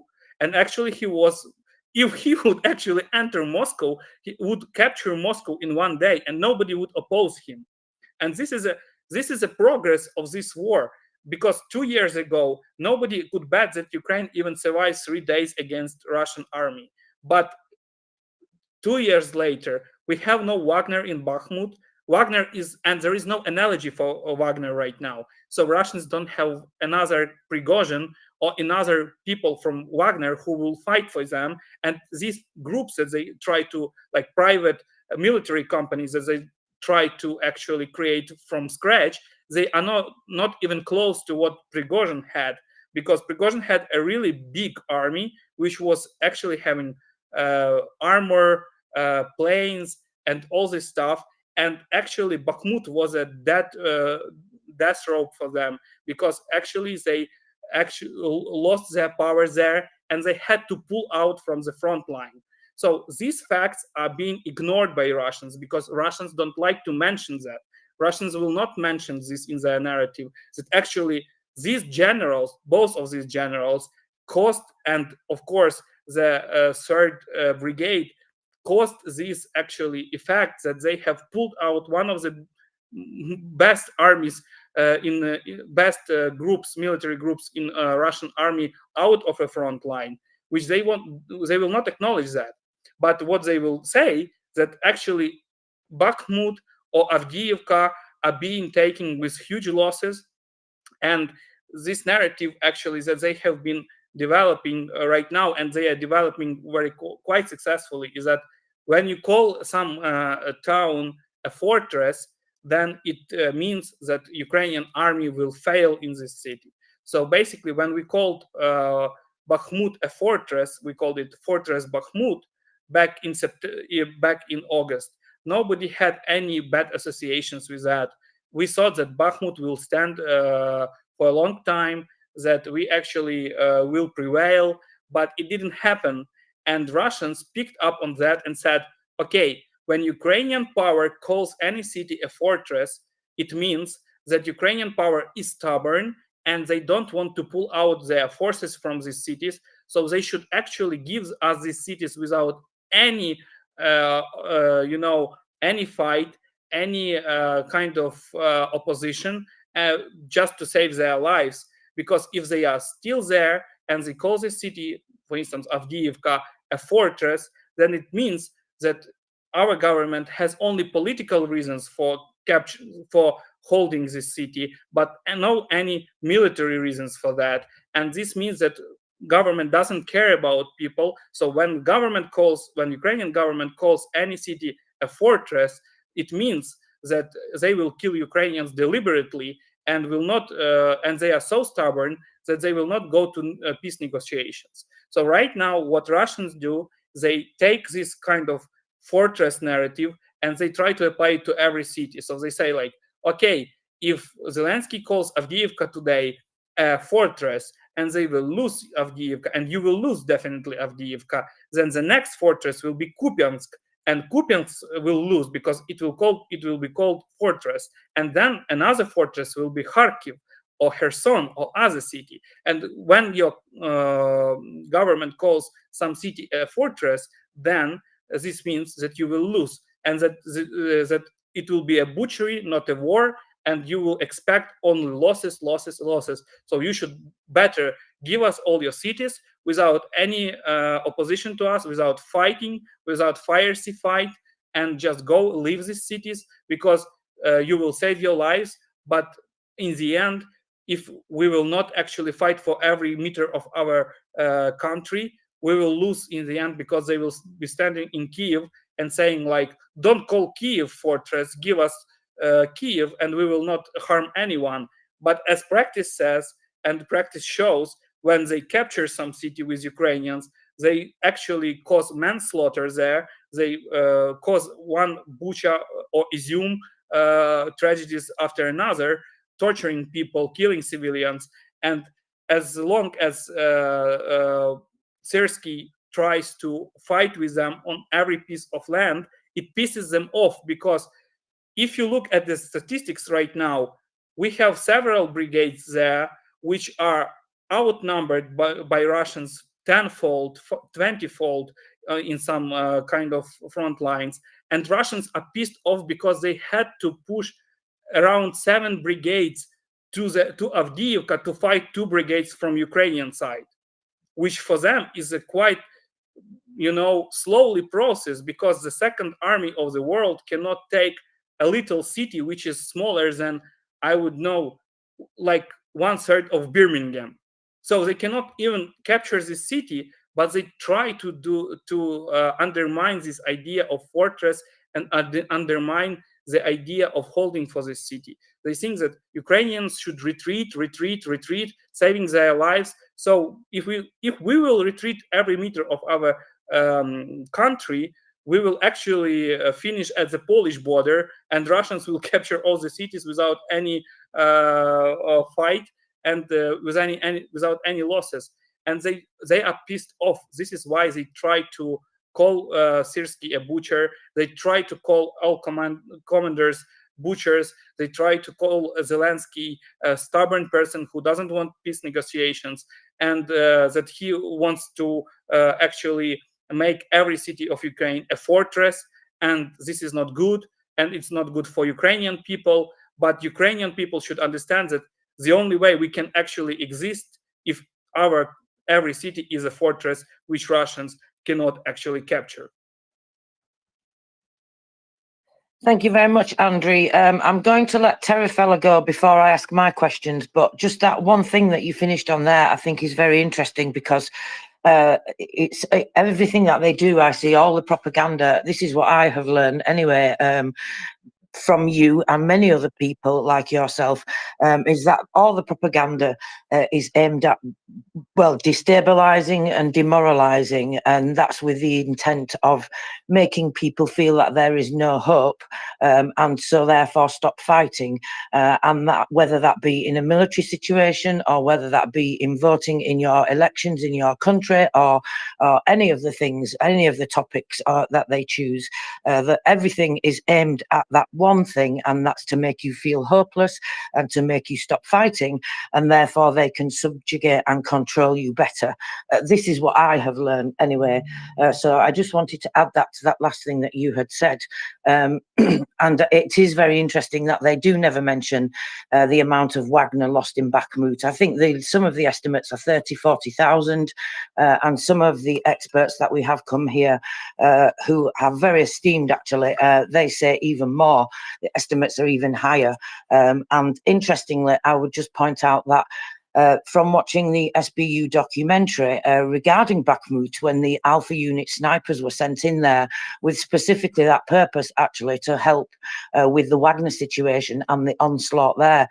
Something that one of the snipers said in that documentary was that a sniper would normally fire 2 or 3 shots every maybe few days, and just basically lay there a great deal of time doing nothing else but watching and paying attention and surveilling, etc. He said in these instances they were firing 30 shots an hour sometimes. The onslaught of Wagner was that intense, and the number was that great, and I think we always have to point this out, because again, you're right, this is happening exactly the same again, the intensity that's increased all across the front line, but yet when we look at the numbers every day, the attrition that Ukrainian armed forces are completing against Russian artillery, vehicles and fuel tanks every day, the numbers are absolutely staggering, and we just hit 400,000 today, just over 400,000 today in terms of eliminated personnel as well. And of course, we know that those estimates are low. So, and I think we should always point this out, that even in the general staff reports, the amount of attacks that Russia launches in Avdiivka per day, 20 attacks per day, for example, and the defenders are fighting that off. So I just wanted to add that to your last points. And Terry Feller, welcome. Please go ahead. Thanks, Tracy. Yeah, I agree with you about the sniper business as well, because I remember there was a guy called Roman, and he used to always take his sniper rifle with him, but also a machine gun. I don't know what sort of, but one time he went and he'd forgotten it. Probably because it was too heavy or he thought he might not need it. But he said that taught him never to forget it ever again, because he was having to start to use his sniper rifle almost as if it was a machine gun, because the onslaught was so horrific. Anyway, I've got two questions for Andrei.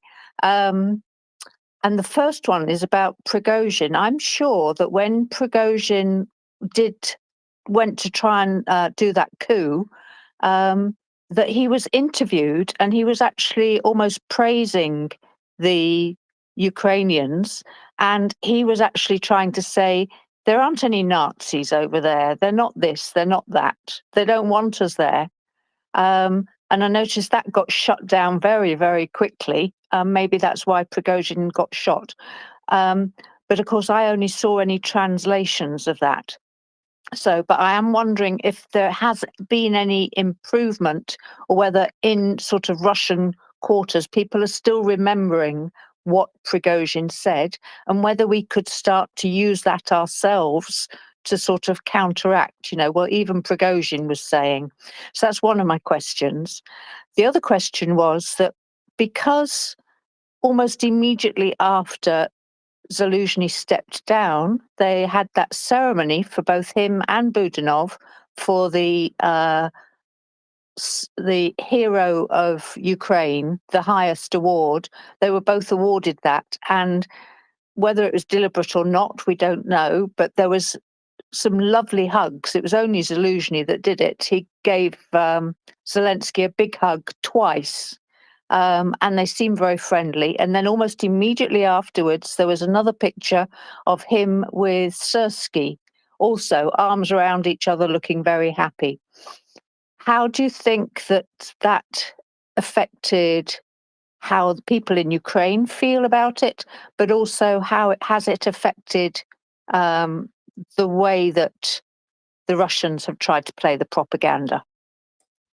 Yeah, it's a great question and a great comment about Prigozhin. So I would pay attention to Prigozhin separately because you need to understand, sometimes we try to think about Russia as quite a Western country, which is not.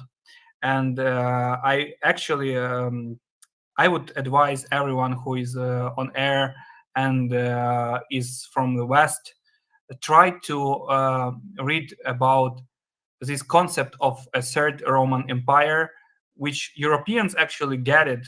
Most of Europeans get it. The last country who was falling for idea of third Roman Empire was Third Reich, which where actually Hitler would say, we are the third Roman Empire and we will create empire like 1000 Reich, which will actually exist for a long time. So but the his attitude towards generals was quite similar as Putin has. So Prigozhin, he lived in a system of Russian totalitarianism, which is quite an mix of Asian and European not best traits. So actually, when you are going against your Tsar or your ruler, which is Putin, actually it will end only one way: you will be killed. So the Prigozhin case has shown us that he actually has beaten a hand that was feeding him, because Prigozhin was created by Putin. He was given a huge amount of power in Russia, because Wagner is not the only thing he was managing. He was managing a lot of financial resources. He also had a lot of compromise on people that were in a close cycle of Putin, and maybe he knew a lot of things about Putin himself. But the thing about Wagner is that why they don't like to mention Wagner, because of Prigozhin, of course, and because of his attempt to overthrow the power, even though maybe it was a very played scene to show that, yeah, we have power, we can do whatever we want. But his mistake was he has shown that Putin can be actually overthrown by power, and only by power, in Russia. And actually, that if you have enough resources and people who are dedicated to you, because Wagner's people were dedicated not to Putin, not to Shoigu, not to Gerasimov, but directly to Prigozhin. And these people were, and now they still think that Prigozhin is the best commander-in-chief, and he would make a better commander-in-chief than Shoigu and other people. This is the first thing. Second thing, Prigozhin was not a part of a system. So he was not a part of Russian MOD. He was not a part of Russian political system. So when he went into clinch with Russian system, he was actually, his loss actually was imminent, because when you try to actually fight against the Russian system, there is only way: you whether conquer this system and actually destroy it and build your own system, or you will die. This is just one-way ticket. And I think Prigozhin didn't think in advance about what he has done and what he actually did. So I think his complimentaries about Ukrainians was not only his sincere feelings about Ukrainians, but also he used this argument to recruit people in colonies, in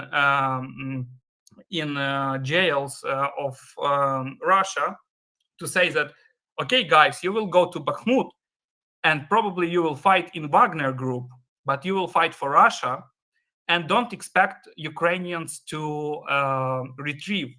Don't expect that Ukrainians will leave their land, because they are good fighters. And people thought that Prigozhin is sincere with them, and more sincere than Shoigu or Gerasimov or Kirienko or other kind of bureaucrat sitting in Kremlin. And they thought that Prigozhin is a voice of nation. So he is a voice of ordinary people. This is the first thing. The second thing that we should understand, when Prigozhin was eliminated, all the mentions about Wagner Group, all the mentions about their successes or mentions about them in Russia were eliminated too. So even cemeteries where Wagner Group members were buried are now under the concrete. So there are no even graves of those people who were buried by Prigozhin, and no one has the right to mention about those people.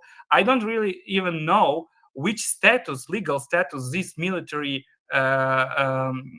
people have right now in Russia, because if they were part of Wagner Group, actually, and Wagner Group is no more there and it doesn't exist, and they haven't signed a contract with Ministry of Defense of Russia, what kind of status they have? They are not veterans. They are just mercenaries in Russian law. So actually, they will not have any social or other benefits inside of Russia, and even they will not have a level of respect, because most of the Wagner Group were people who were served, who actually being sentenced to some crimes in jails in Russia, and they were recruited by Prigozhin, by himself, who actually also was former convict, and yeah, he actually using this convict background, he was recruiting people.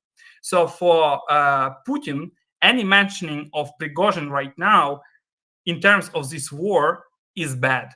It's even worse than mentioning of Surovikin, because Surovikin, who was in place of Gerasimov for some time, he actually built an effective line of defense, which we call Surovikin line right now in the front line. But Surovikin was also convicted of bad managing of the military and also collaborating with Prigozhin. And allegedly, because of that, he was imprisoned. Right now, he has home imprisonment. He is in his flat. He cannot actually command any military brigades or something like that. But any mentioning of Surovikin, any mentioning of Prigozhin is a red flag for Putin. So actually, this is why they will never mention Prigozhin. They will never mention his Wagner group.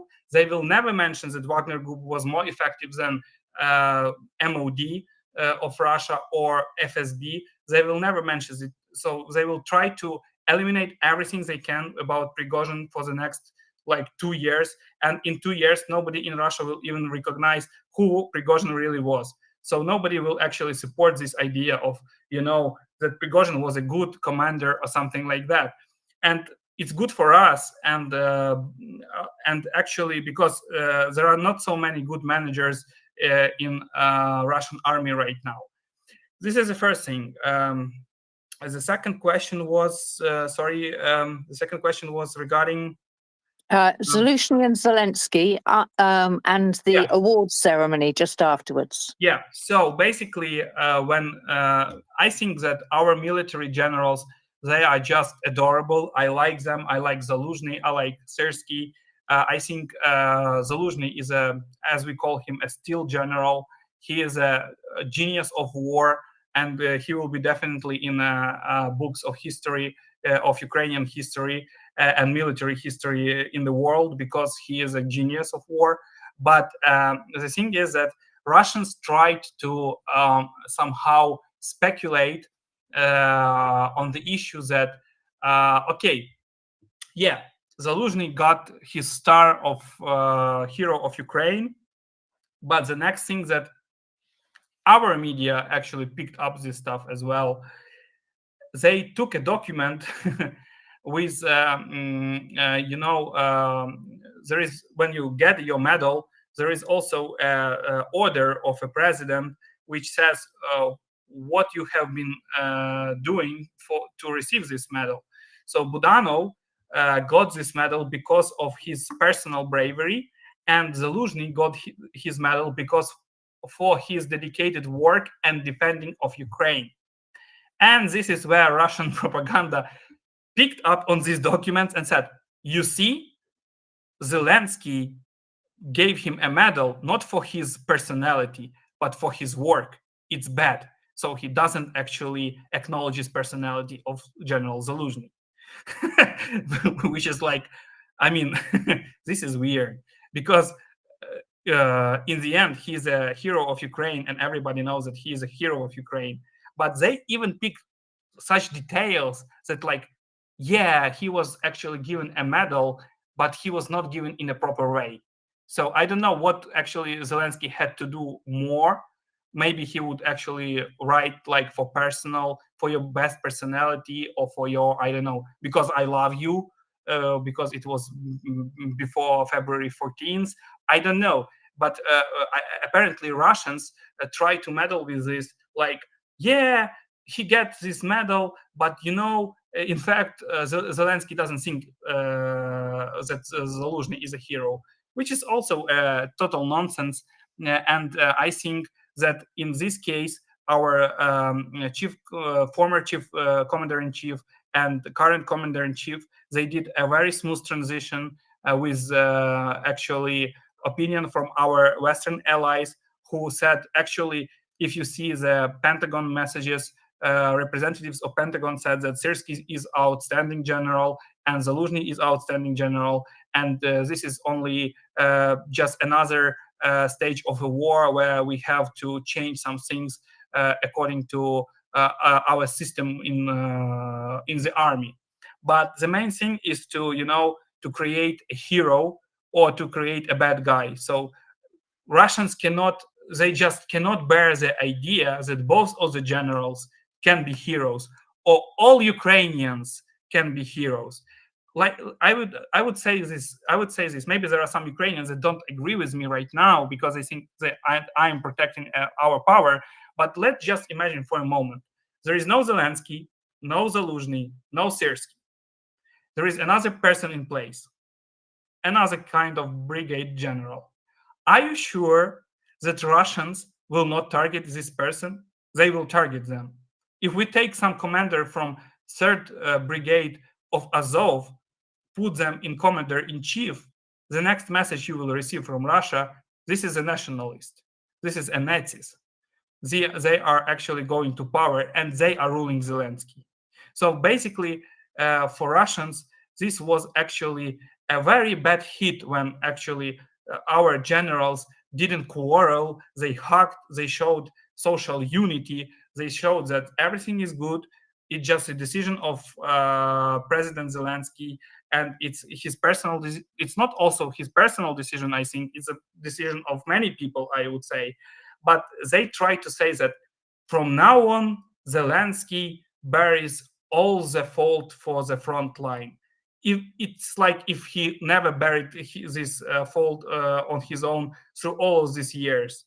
I mean, like, this is very weird narrative. Like some of the journalists try to say that Zelensky is now responsible for everyone and for everything, but he was responsible for everyone and for everything 2 years ago as well, because he was the last person to make a decision. So Russians try to, pick up on details that will cause emotion, because they like to play with people's emotions. And this is what they do. They try to play with people's emotions, with emotional stuff.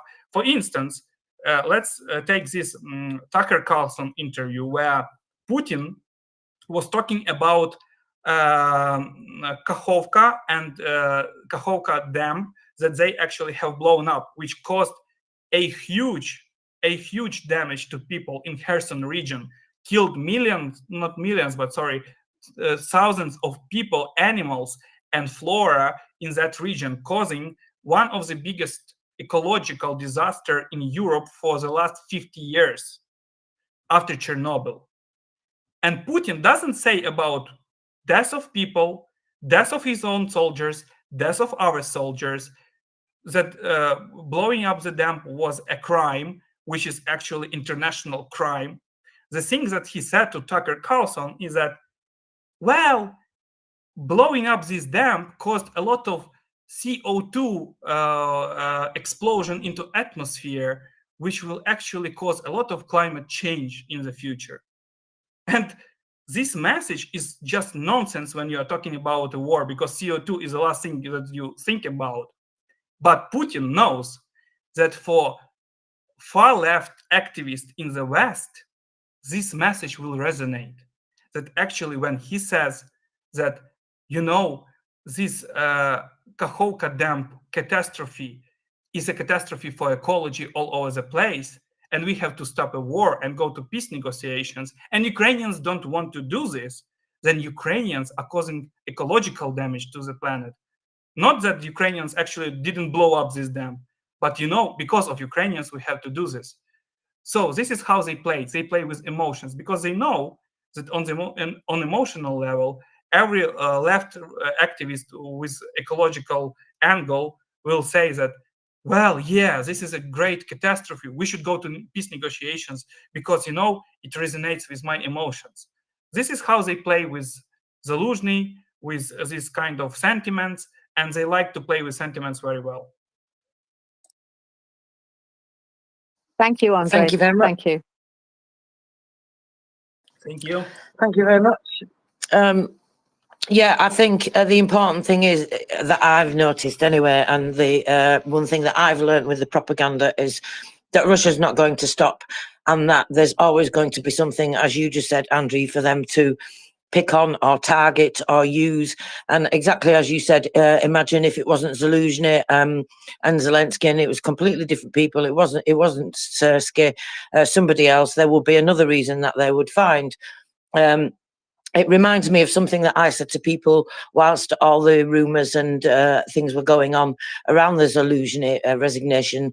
What I said is that I think what you need to do is we have to trust Ukrainians, trust the Ukrainian government, and trust people in Ukraine to know what they're doing, and look at the results instead of looking at all these things that get pushed, all these propaganda things, all these stories, all these ifs and whats and wherefores and all these different things, and he said this and she said that. Instead of looking at all that, you must put all that to one side, because that's there really to confuse you as well and stop you looking at the real issue, and just wait a little bit and see what happens. Have trust in the Ukrainian government, have trust in Zelensky that he knows what he's doing.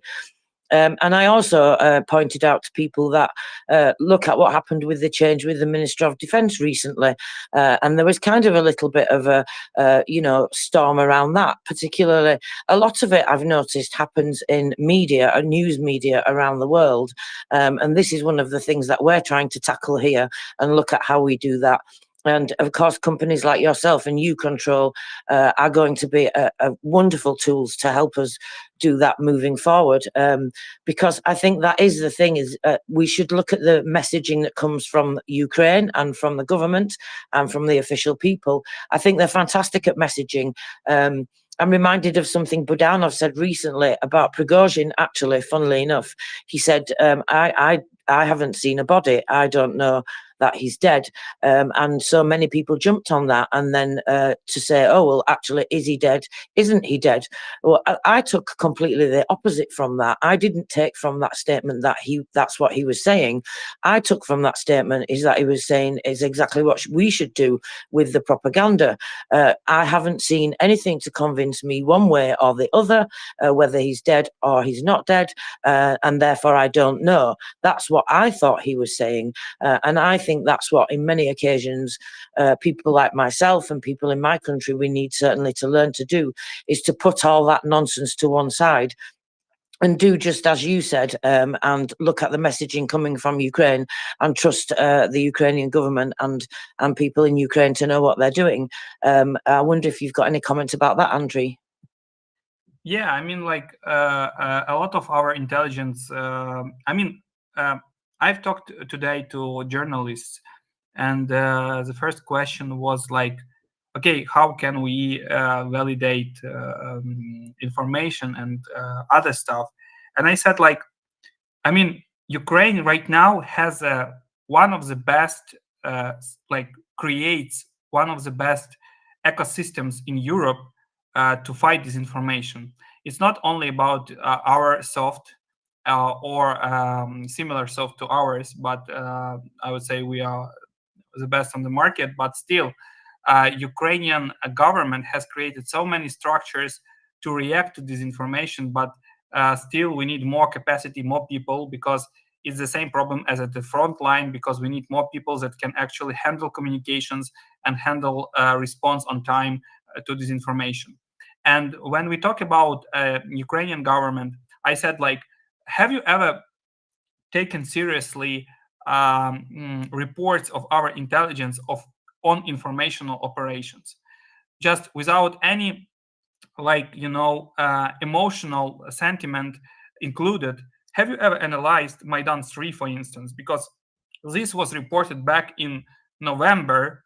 We have actually debunked it also in November. You had all information in place that you can use, but you have waited for 20 people to appear on Maidan to understand that something going on wrong. And actually, we have a lot of centers that react to disinformation. We have head of intelligence. We have like GUR, which is Budanov's structure. We have SBU, which is Maluk's structure. We have our Security Council, which also reacts to disinformation and publishes channels that are banned from Ukrainian media sphere, and they mark them as propaganda channels. We have also Center of Fighting Disinformation, Center of Strategic Communications. So at least we have 5 or 6 authorities, not including donors from United States, from European Union, from the UK, that actually help us boost this cooperation between media, NGOs, and government. And Ukraine is a very unique country right now because Ukraine has this structure.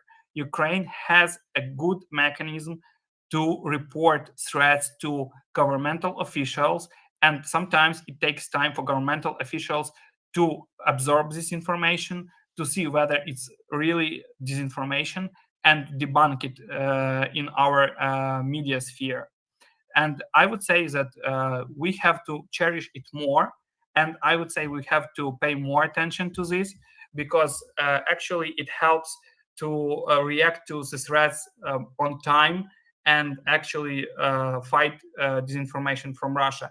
And actually, I would say this unique experience of Ukrainian government, of Ukrainian NGOs and our experience as a platform, it would be valid for any European country who is preparing, not just sleeping and waiting that Russians will appear on their border, but still want to create some kind of instruments that will fight disinformation inside their country. They can actually look at Ukraine right now and see what actually authorities we have. It's not only about intelligence authorities, it's also about such authorities like Center of Fighting Disinformation or Center of Strategic Communications, where people's main goal is to react to disinformation on time and debunk it with collaboration with donors and platforms like ours.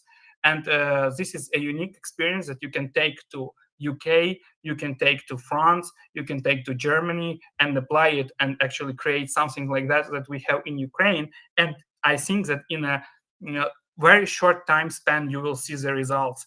You will see that you have such a huge network of channels and Russian propaganda media and influencers in your country that you will be, first of all, stunned, and secondly, you will be figuring out how to actually react to this, because this is a problem. Many countries don't have these authorities in place. They don't have this soft in place.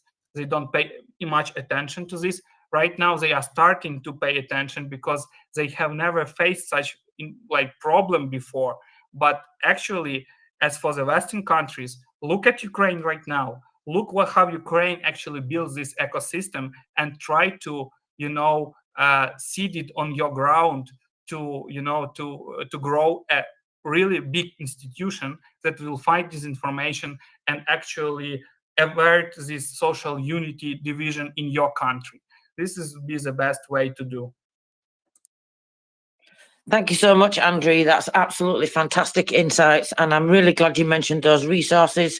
Those are ones that I tweet out often for people, and I'll make a tweet thread again, actually, after this interview, so that people, if they don't know where they are, and many of you probably already do, but yeah, I think these are the ones that I use: Stratcom, the Centre for Countering Disinformation, all the resources that you mentioned, and actually the official general staff account as well. They're very good at putting out accurate information and very timely as well.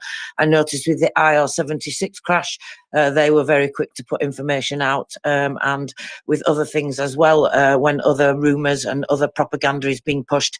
And very often the Centre for Countering Disinformation is actually ahead of the propaganda narratives that Russia is intending to push. I've seen on many occasions they will put things out and put out warnings days, sometimes even up to a week before you actually see these messages being pushed and coming through on social media.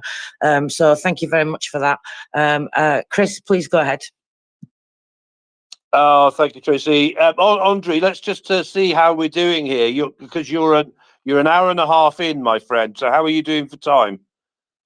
Yeah, I have time for several questions. You can ask me 2 or 3 more questions, and I will just leave. Yeah. Oh, okay. Well, it's fantastic. As always, so it's really great to hear you. So listen, there was a couple of things. Well, actually, first of all, Andriy, is there anything that you want to say? Is there anything that you wanted to talk about before we go on? Well, nothing specific. Yeah, I would be rather answering questions, so it would be more specific. Okay. Yeah. Okay. I just wanted to check just to make sure if there was anything. So what I was going, you may not be able to answer this right, but Tracy, I this morning, I think it was, I was picking up on the story of another bot farm being found in Ukraine. Yeah. Andriy, I don't know whether you've seen that. I mean, there's been quite a few, hasn't there now? Bot farms that have been found in Ukraine, right?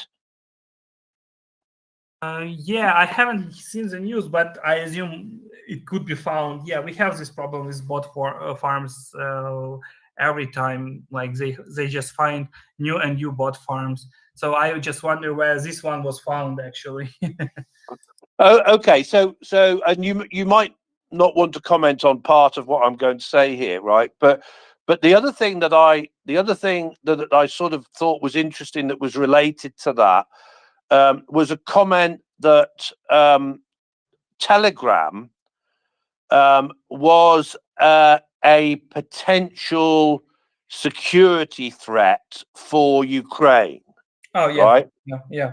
Yeah, okay. And because a lot of Ukrainians used Telegram, right?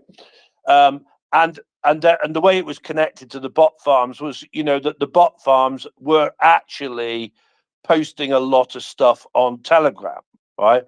Now, this was sort of a question. So there are a couple of things here, right? One was obviously I know how you are constantly analyzing, for example, social media streams, and also, as we know, website comments as well. And one day, if we have time, I'll tell you about some stuff that I've been doing on various newspaper sites later. But anyway, so Osaval is able, just for information really for people, is able to analyze what is going on every social media platform and on every website, for example, or what?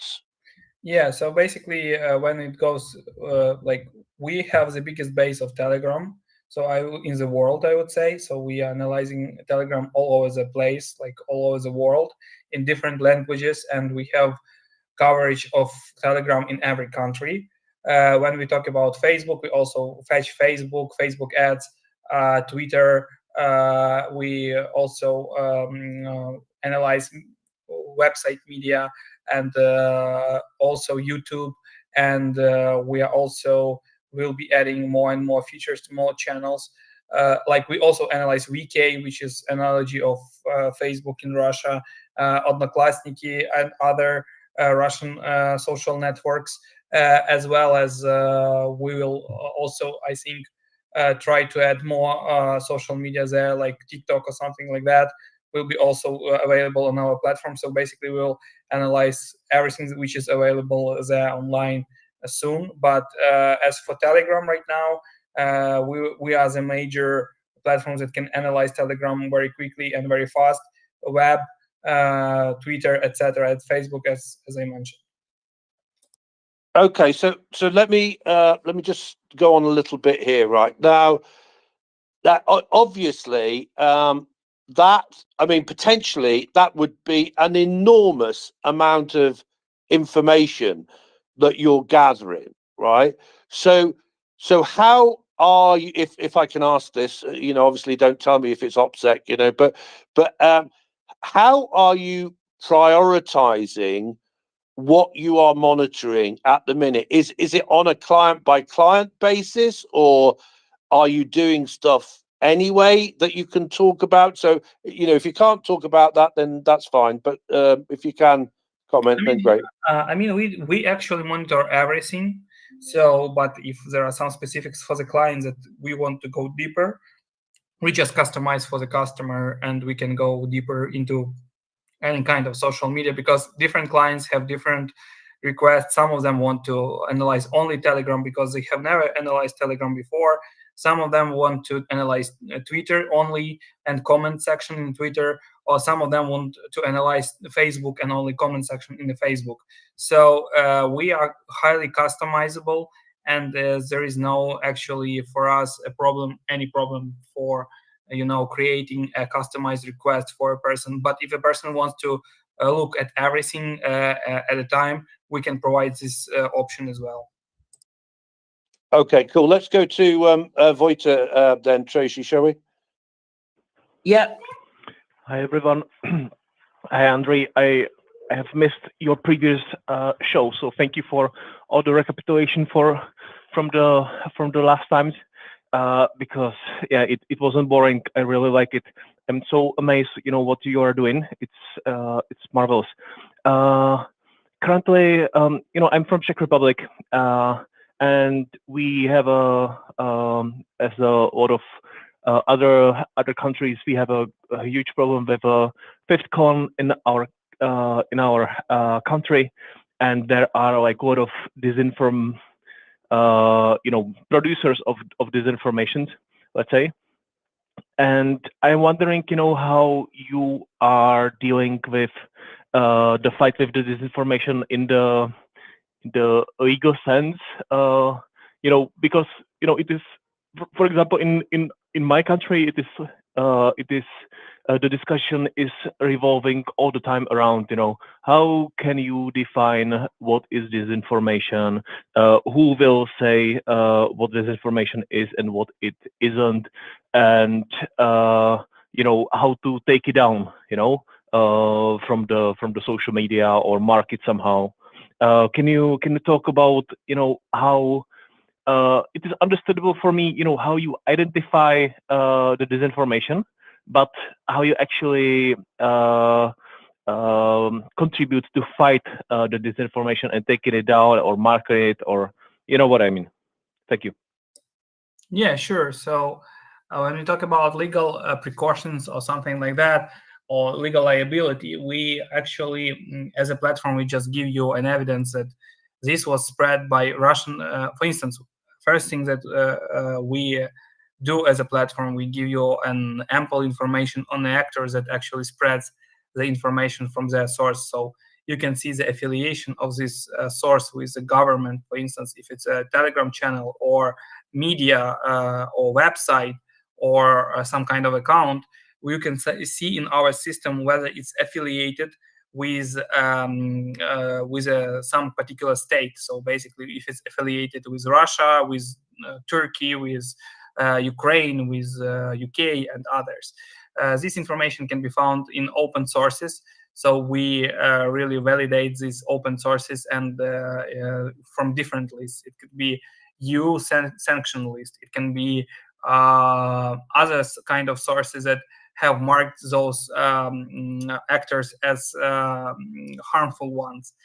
So you can ban them on territory of your country, or try to go to authorities and try to ban those guys if they actually spread some kind of hate speech. Because disinformation is not the only thing that we monitor. So it can be hate speech, it can be direct threats to people. For instance, during elections, some people that are responsible for the elections, they can actually have threats coming into their accounts, threatening people in election offices that if you don't do this, I will kill you and kill your stuff, which is actually a direct threat. And you can go to police, just shows them a print screen of their channel, or they can post something like, let's go to that office, election office, and try to kill all the people who are responsible for the elections. This is actually this is a crime. So basically you can go and hold these people accountable at the first place. The second thing that you can do is with bots, you can ban bots in one click. So basically when we identify bots with disinformation or direct spam, you can actually took 5,000 accounts, go to Facebook and ban them in one click. It's just a very easy procedure, so it's not very complicated stuff to do. And another one thing that when we talk about disinformation, yes, there is a huge difference between freedom of speech and real opinion of a person and propaganda. And it's sometimes this line is very slick, but still we have our own metrics, which is AI metrics that shows you coefficient of disinformation in this message. So basically, and also we fact check these messages. So AI fact checks whether it's a fact or not. For instance, somebody says that COVID kills infants in Brno. Yeah. And you say that this is nobody actually reported this stuff, but this person writes this disinformation. Why they are writing that? You can actually fact check in our platform or with our analysts. This because our analysts work like a second source of if it's a complicated case, they just fact check for you, or you can check on your own. But you will see who actually spreads this information and also try to hold them accountable. As a platform, we don't really act on legal issues because we are not the actors, because we have so many narratives. We just provide people with analysis and raw data, because sometimes people just provide raw data without any analysis, and it doesn't help them, because people just get bunch of messages and with different unrelevant messages, and they just don't know what to do with that. And our platform allows you to actually group these messages to analyze them. Platform analyzes it for you, and you just get this preliminary screening of the messages, and you actually can build your communication according to your strategy, how to react to this disinformation. But I would like to say that European Union right now is trying to adopt some kind of acts that will actually hold people accountable for spreading disinformation. This is a problem of authorities, how they actually react. As Chris mentioned, for instance, right now there is discussion in Ukraine about Telegram, because Telegram is seen as a threat to national security, and most likely it can be banned in Ukraine. But still, I would say this is a very two-sided coin, because right now a lot of people are sitting in Telegram in Ukraine. They get notifications about air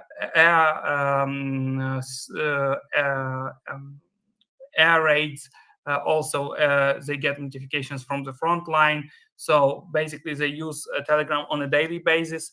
And some of the people, like influencers, use, for instance, Telegram for their own purposes, just being an independent media in Ukraine. So, I mean, if we ban it, maybe we will get rid of harmful narratives from Telegram on our territory, and people will not read this news. But I really doubt that Russians will not find other way to spread this news, because people still will use Telegram, because it's a huge platform. So better to monitor it, react to it, and try to actually label those channels by affiliation to see who is behind those channels and what they are trying to spread. Because if you ban it, yeah, maybe it actually will solve the problem with that data leak or personal data leak. But on the other hand, you will not know what is going inside of Russian minds, or you will not actually also spread news very quickly, because there is no analogy of Telegram right now in Ukraine or in other country, because WhatsApp is trying to create also like WhatsApp channels, WhatsApp groups, but WhatsApp is not such popular thing on this territory in Eastern Europe and Ukraine and in Russia. So basically, I would say, yes, there is some threats with Russian security, because some part of servers, they actually in St. Petersburg, some part of servers are in Dubai, and we don't know whether Russian intelligence has actually access to these servers. I would say there is high probability they can have it, but still monitoring their channels would be inevitable, because we need to know what they are posting and what they are thinking. So I would rather doubt that actually government will ban it, because everybody wants to know what is going on. It's a big problem of critical thinking of people, because a lot of people believe some Telegram channels, which is not true, should not be like that. People should actually think more critically and think more about their safety and whether they are not being misled by this channel. Go ahead, Chris. Yeah, thanks, Andre. That's actually brilliant. And that, and where I was going to get to, just give me 1 second, please. Sure, no problem, Chris. Thank you, Andrew. That was absolutely wonderful information, and all these things. I think, I'm really pleased that certainly the UK seems to be waking up to things and learning from Ukraine. I really would hope to see more of these tools and things employed, as you said, especially amongst media and, you know, all the agencies that you spoke about previously, the Centre for Countering Disinformation. And I think we all need to get used to doing this much faster, really. You know, in terms of the SBU and the bot farms, Chris, they gave a report last year, it's quite a while ago now, 6 months ago, maybe more. They'd taken down 76 bot farms in Ukraine up to now. Of course, that will have changed since then. So I would have to double check what the figures are now and if they've made those public. But they do report quite often about taking down bot farms and that type of thing. So I think, you know, they're really on it, as we see with all the different agencies in Ukraine. So it's very interesting that that report came today as we're having this segment. Are you free now, Chris, or are you malu-muting? I think he's malu-muting. So whilst he's doing that, let's go to Terry Fella.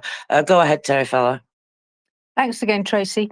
One interesting thing that occurred to me, Andre, when you were talking about getting people to be more aware, have you managed to contact all of, say, all the television studios within Europe or the States? I know there's rather a lot of them.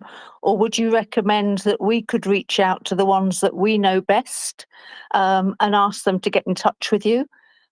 Because you've got so much information on your website, I think it'd be really useful if they could actually go to you, particularly about the Medan 3, to see what information is likely to be coming out so that they can be aware of it in advance.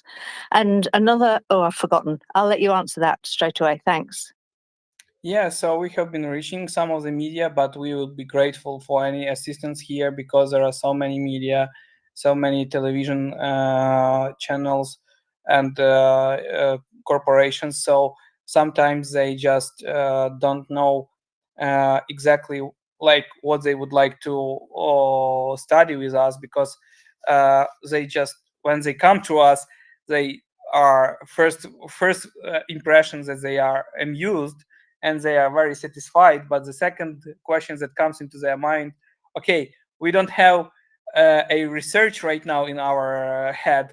Can you please give us some time to contemplate on that? And we just come back to you with a plan. So they sometimes come back with a precise plan what they would like to use our platform for and how they can actually apply all of this knowledge that we have. But if you can reach out to the to any media, we are wide open to collaborate, to help them with their research, not only about Russian propaganda, but also about disinformation in their country, because we know that Russian roots are spreading all over the place. And it's not only Russia, because Iran and other malicious actors, they are studying from Russia right now, and they are applying the same tactics against UK, against France, against Germany, against Sweden. And when we talk about United States, it's just a whole sort of things. Russia, Iran, terrorist groups, all this stuff is attacking their society all day long. And this is a huge problem. So yeah, we are wide open to any collaboration in this regards.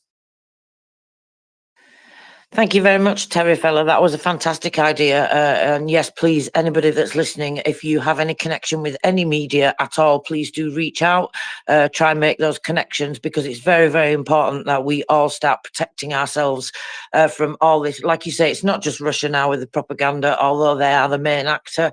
Of course, it's all the axis of evils, as we call them. I would like to use another word beginning with A, but I won't say it because it's a little rude. But anyway, never mind that. Joking aside, yeah, please do reach out, everybody, if you have those connections. Go ahead, Chris. Thanks, Tracy. Thanks for yes, realizing I was malamuting. I was indeed malamuting. Andre, so we're coming to the end, but really, really fascinating again. You know, one of the interesting things, right, is that you mentioned that Ukraine has this system, in place, right? And you don't need to do this for us now, right? But I think that is I think you'll agree, Tracy, that is a very fascinating thing to think about, that Ukraine has this really, overall system, if you like, that which may actually comprise of a number of tools, for example, Osavul and U-Control, but is helping Ukraine to, combat the attack from Russia. And Andrei, one of the things, it's so weird because actually one of the things that I was saying was like when the raid on this last bot farm was being reported, I said, oh wow, I've just got this vision in my head here, right? First of all, of like the SBU going and kicking down somebody's door, if you like, and then basically, finding all of these bot farms there. And I've got like a vision of U-Control being involved in that, but I also had a vision of Osavul being involved in that, because obviously somebody has got to, and again, you don't need to confirm or deny this, as we used to say in the Navy. I cannot confirm or deny that I was I have nuclear weapons on board, or that we were involved in this, but maybe you can. That obviously somebody has to like look at all of this stuff that's coming out from these bots, and then somehow work out where they're coming from. And it was interesting actually that you were mentioning servers in different places and stuff like that, so you obviously know about that. So I don't know if you can comment on any of that about Osavul's place in this system in particular, for basically tracking down and ultimately kicking the door in on the bot farms. So yeah, I would say that we are not kicking any doors, but we can show the coordinated behavior.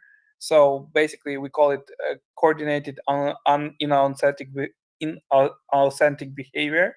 So basically, when there is a message there, you can see the amount of bots that are being working on the message.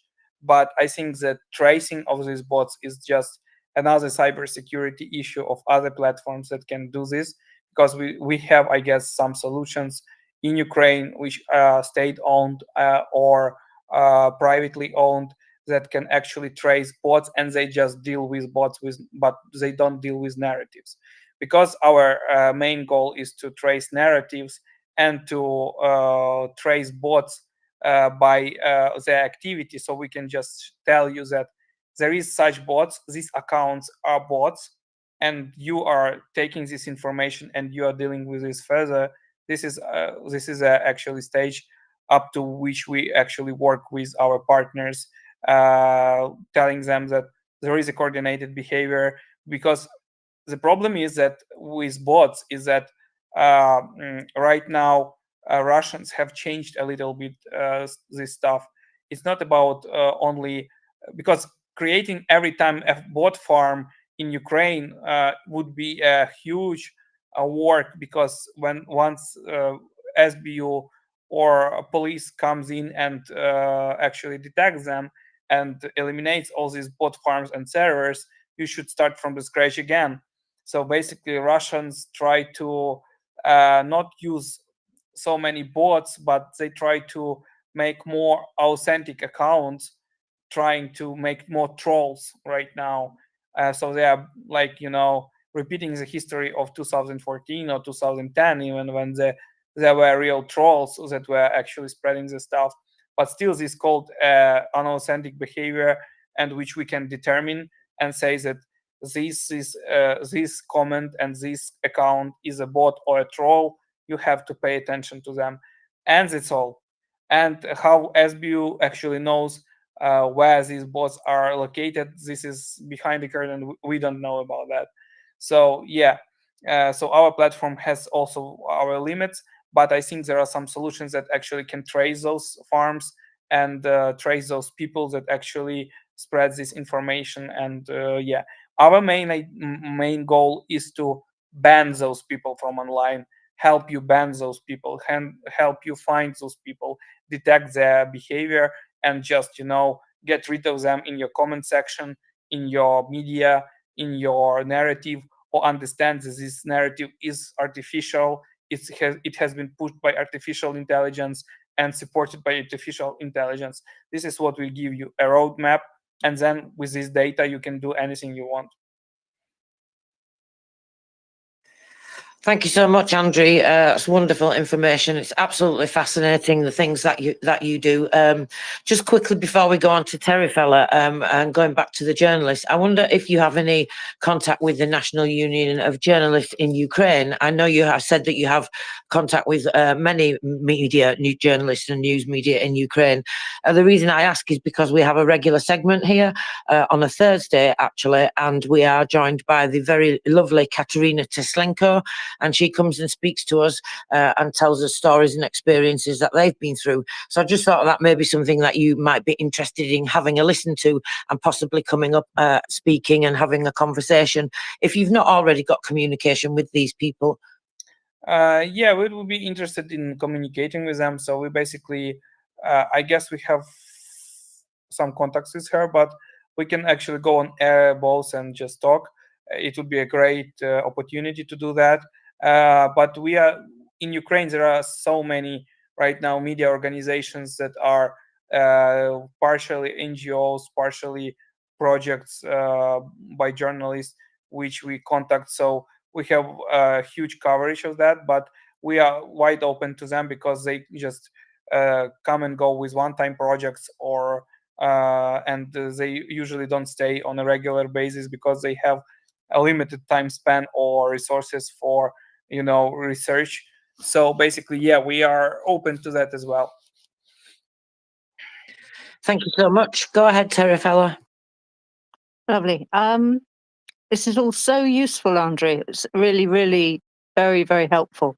I don't know where I heard it, but sometime within the last week, I heard, with everything that's going on over in the United States at the moment, that apparently there've been a lot of bots or trolls, I don't know which, that have been pretending to be American veterans who have been saying they don't want anything happening with all this aid stuff. Is that the sort of thing that you could track down, or have you tracked it down? It seems very likely to me that they will be ones that will have sort of 300 or 400 followers or whatever, pretend to be ex-disabled vets, and they're really anti-Ukraine, anti-everything. Yeah, we try to track this. I think that with vets in particular, we haven't tracked it, but because we have a lot of projects going on right now, and tracing bots in the United States would be a huge project. But yeah, we have seen these narratives not only from bots, but also from different channels. And when we try to track bots, we usually need a narrative to see what they are pushing. So basically, I haven't have a closer look to that. I will have a closer look with our team to see what is the scope of the problem right now. If it's a growing problem, then it would be great. But it would be also great to address someone to, you know, to pay attention to, because of course we can do a research on that, and maybe somebody will use it. But I think the reason why bots, and not only bots, but channels, influencers, and Russian propaganda, soft propaganda especially, is so successful in the United States or in other countries, because most of these countries are fatigued from Ukrainian Russian propaganda, like not propaganda but war. So basically they are fatigued from Russian propaganda. When they even see that it's a Russian propaganda, they are just like, okay, another case with Russian propaganda, I am not interested in that, I will not read that. Because but the thing that they actually omit in this case, that if we talk about Ukrainian Russian war against Ukraine, of course, people are fed up with this topic in the West. Some of the people are so fed up that they don't want to hear about this. They just want to think about their lives. But the thing is that it's not about only aid, because if these bots are talking about aid, these wets, then the next step that they will take, they will meddle with inner politics in the United States. So they will affect people's life directly on the issues related only to United States. So basically, if it will be a border conflict in Texas, you will actually see some kind of Russian side there as well. Of course, there will be a huge amount of United States people that spread information, but Russia will also go there. And when there is another conflict in the country, they will go there as well. So these bots that are not supporting Ukraine right now, they will be just, directed to another problem, and they will just act on the problem, which causes inner discussion in the country on the topics that are not related to Ukraine, but related to the United States. And they will try to make collision inside the society, trying to cause, this civil war. I mean, when Texas border conflict appeared, Russian Telegram just went wild, not in the United States, but in Russia. So they basically were cheering up, trying to say that, okay, United States are on the edge of the civil war. Hooray! We are we are having success there. Look at them; they will separate. There is more likely to be a war there, and they were cheering up, while all the Western countries were worried about this situation because it's not good for anyone. But Russian Telegram was actually very, very happy with this situation, and I think that they actually like it when they can meddle with inner information in any country. If it also be any election coming up in European Union, they will actually do all the stuff linked to the inner cycle of problems, and they will pick up on the regional topics in Estonia, Latvia, Poland, Germany, France, and they will play with this kind of groups where they will, say that Turkish immigrants in Germany are causing a lot of problem, and on the other side they will hit up other things like let's get rid of Nazis in Germany because Turkish people need more rights in Germany. So they will support both sides, and this is a problem with actually people who are feeling fatigue from Ukrainians telling people and the rest of the world that, hey, Russian propaganda is not only about Ukraine, it's also about the West, because Ukraine is just a first stage where they experiment with Ukraine, but then they go to the West, they try to meddle with Ukrainian aid, and then these bots will actually meddle with your elections and with your inner issues in the United States. People don't believe that. They think that, nah, they will just target Ukraine. But no, they target Israel right now as well. They will target Taiwan as well. And they will target US as well when US will have some inner problems, like border problems, or not only border problems, for instance, some climate change problems. They will also go there and try to meddle it because it's a combinatory war. And I would say just one fact. General Gerasimov, who is being called a very stupid man usually in media, he is not that stupid. He actually an author of combinatory war in Russia. He actually wrote a book about that. So when Ukraine, just think about that, when Ukraine had a conflict back when the conflict with Russia burst out in 2014, Gerasimov was one of the generals who said Putin, we should not invade Ukraine directly, but we should use their inner problems, like problems in Donbas region, to cause revolution in Donbas region, support them with the guns and our specialists, and then make it look like it's a civil war in Ukraine.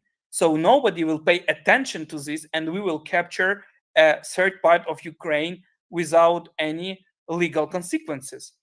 And let's be fair, for 10 years before full-scale invasion, these tactics really worked. And Russia made a huge mistake when they actually invaded Ukraine directly, because until that moment, everybody perceived Russian invasion in Ukraine from 2014 as a local conflict, but not as a Russian aggression, direct Russian aggression. And this is the thing that they actually apply to bot farms, and to disinformation.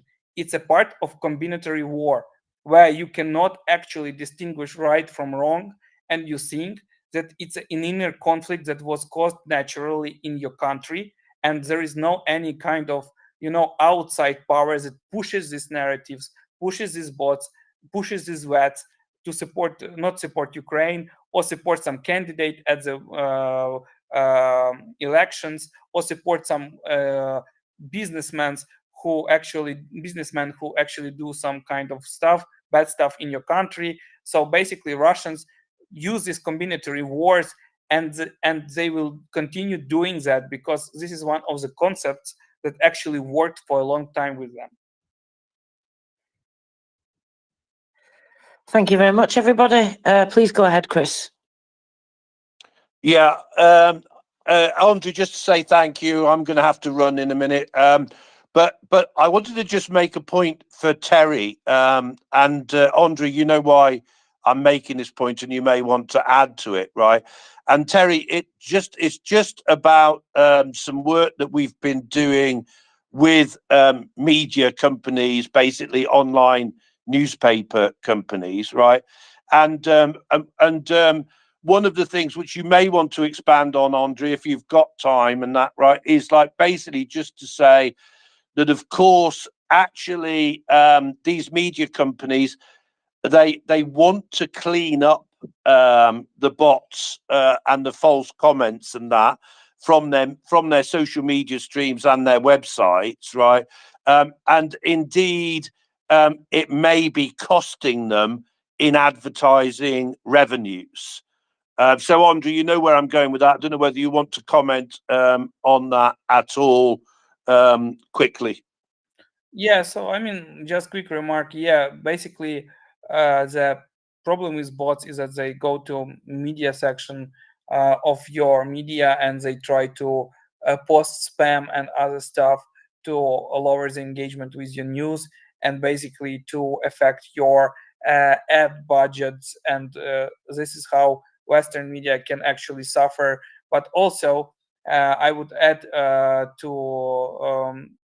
the previous question that these bots actually target they will not target only media, but we expect, and we see it now, that they will target pages, official pages, and media pages of the most prominent figures in every government which will have elections.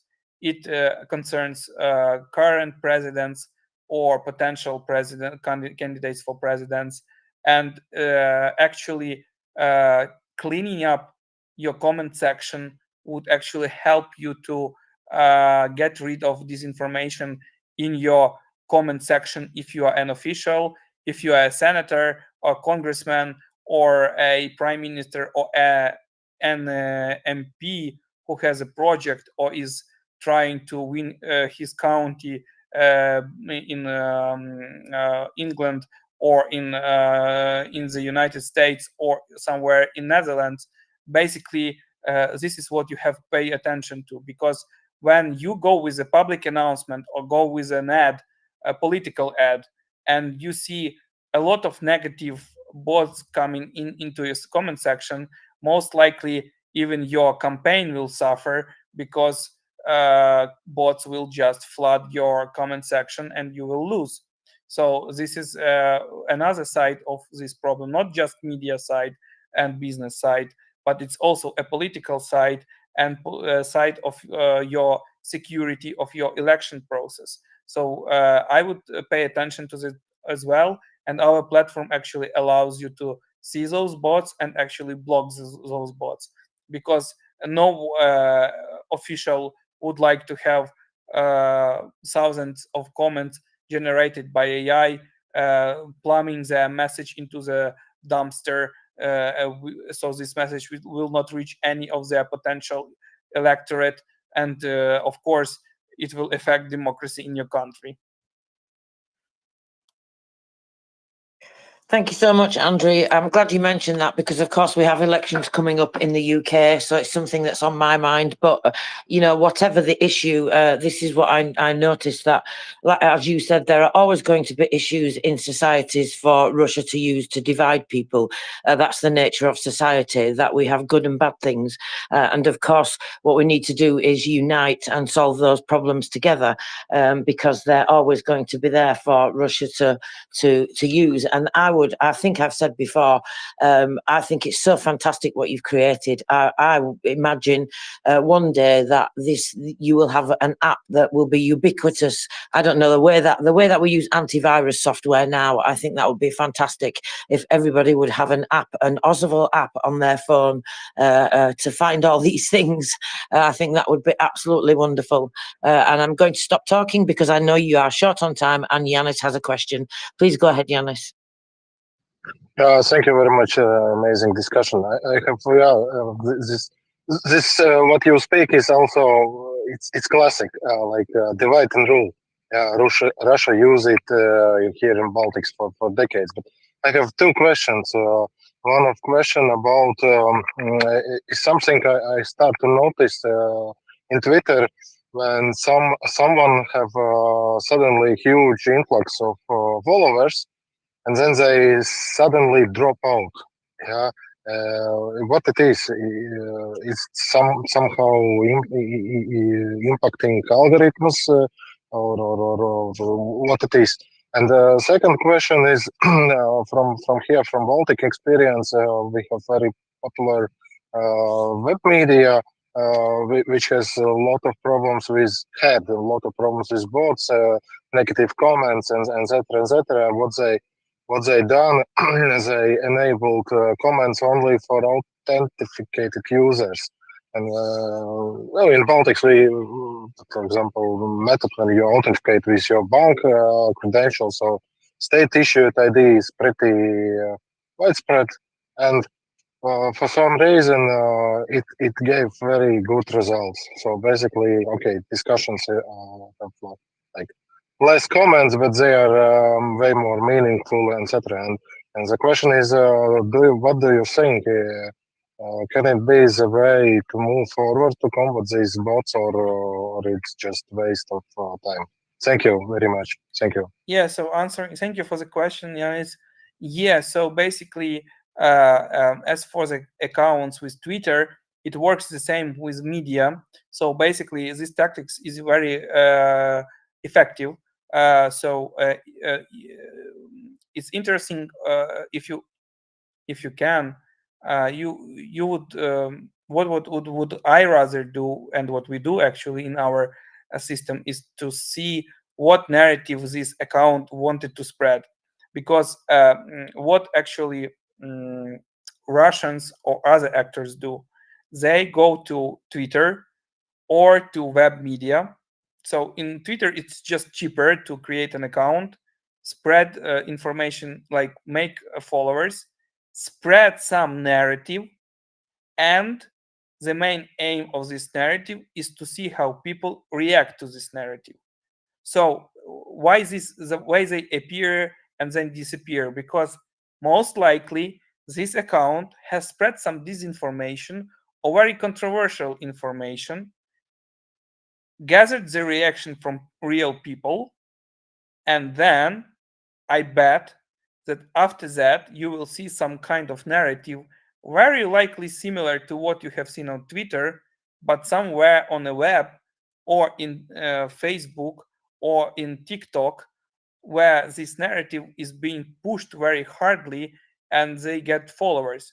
This is a very interesting tactics when you use Telegram or Twitter or Facebook. You just make real people subscribe to your account. Then you put total nonsense to this account, like total nonsense news or some kind of disinformation about a politician or some kind of disinformation about any kind of event, and you get the metrics of how people react. The main aim of this actual operation is to see the sentiment analysis of how people react to the news. When this data is collected, you just delete your account, and with web story it's better because web archive actually gives you opportunity to see this original article in the media where it was posted and then vanished. Then you can actually drag it from the archive and see what actually was posted and put it as an evidence that this was an experiment and this narrative was experimented in this media. But the main thing is to gather reactions and exposure of the narrative, and then if this is successful, create a full-scale campaign with this narrative but in different variations with the help of generative AI, where generative AI will rewrite this narrative in different words and create multiple messages, like hundreds of one messages. For instance, somebody has picked up on Prime Minister of Latvia and said that he is bribed and linked to, I don't know, global government. And this is a total nonsense, but they have seen that people react to it positively, and somebody even reposted this in their accounts. They know that they will be held accountable in Twitter, for instance. They will be banned. They just vanish this account or go like put it in archive. They just put this news, they take this message, put it in ChatGPT, make various messages with Prime Minister of Latvia that he is or she is corrupted, and spread it in various words, even without mentioning all these keywords that they have used. And then they spread it in your country, various from different resources, especially using foreign resources, like some kind of resources that are not linked to your country, to actually show that it's not only your regional media are writing this stuff, but some kind of Asian Times post or Nigerian portal or any kind of other media where they can buy a slot and put an article, so that people will actually believe this news and this narrative will actually harm this person or harm your country. So I think this is why this is happening, because it's just a part of experiment. We have actually seen some of these activities with our generals, where we can go to Instagram and we see account where we see only one subscriber, but one deep fake with a general Zaluzhny, for instance, new deep fake. But they actually try to spread it as a reel, and they see that this reels doesn't work, so they will not use this deepfake because nobody reacts to it. So okay, no time to waste money for this deepfake. So this is the first answer to your first question. And the second is, yes, I think that validation of people who can comment is a kind of a solution, but still people will be frightened that their data can be used improperly when they authorize to the media to leave a comment, and they can also get legal liability for what they comment, because it may actually somehow affect their freedom of speech and affect their private data. So people are not really likely to share their IDs or photos to comment something, but still it would be more interesting and more valid if people could authorize and show their real faces to, to actually show what they post online and what they comment online. But I mean, it's in a country which is not under the war. If you are under the war, there is a kind of, I would say, other side of a coin. If you are an activist and you try to comment and, on occupied territory something to fight the occupation authorities, then you want to stay anonymous, so they will not find you. And of course, you try to hide your personality. And also, just imagine if your country is occupied and you have been an activist for a long time and you have posted something on Twitter, or you have commented something on a news, and it can be found by a Russian FSB as evidence that you have been opposing Russia, most likely you will end up in jail unless you escape the country before they come to your city. So this is, this kind of a system works for the countries that are protected by NATO, or they don't have any kind of, problem with being invaded. But if you will be invaded, the problem with you leaving a comment somewhere actually can backfire at you if you can be authorized by those people, because those people will go to the system, break the system, find you, and put you into the jail. And this is what happens in Russia right now, because people cannot comment real thoughts, they cannot comment real things about Putin, even though I don't think that all like 100% of people are satisfied by their government. But they cannot do that, because once they are authorized, and actually Putin tries to do this as well. So this is very interesting. Democratic societies try to put this regulation because they want to fight disinformation, and autocrats try to put the system in place to find people who have opposing opinion to their government, to persecute those people. So in democratic societies, yeah, this is a working system. But in societies under war conflict, or in the societies where we have Putin in power or other dictator in power, this is a very dangerous thing. And about there is a YouTube, but there is analogy of YouTube, RootTube. And if you go to RootTube, you have to put all your data there. And actually, they try to make RootTube the main platform in Russia right now, so they can actually trace people who actually comment anything there, because they are not really fond of the idea that somebody can go to YouTube and really anonymously comment on Putin's interview that Putin is, get off the rails and he is insane.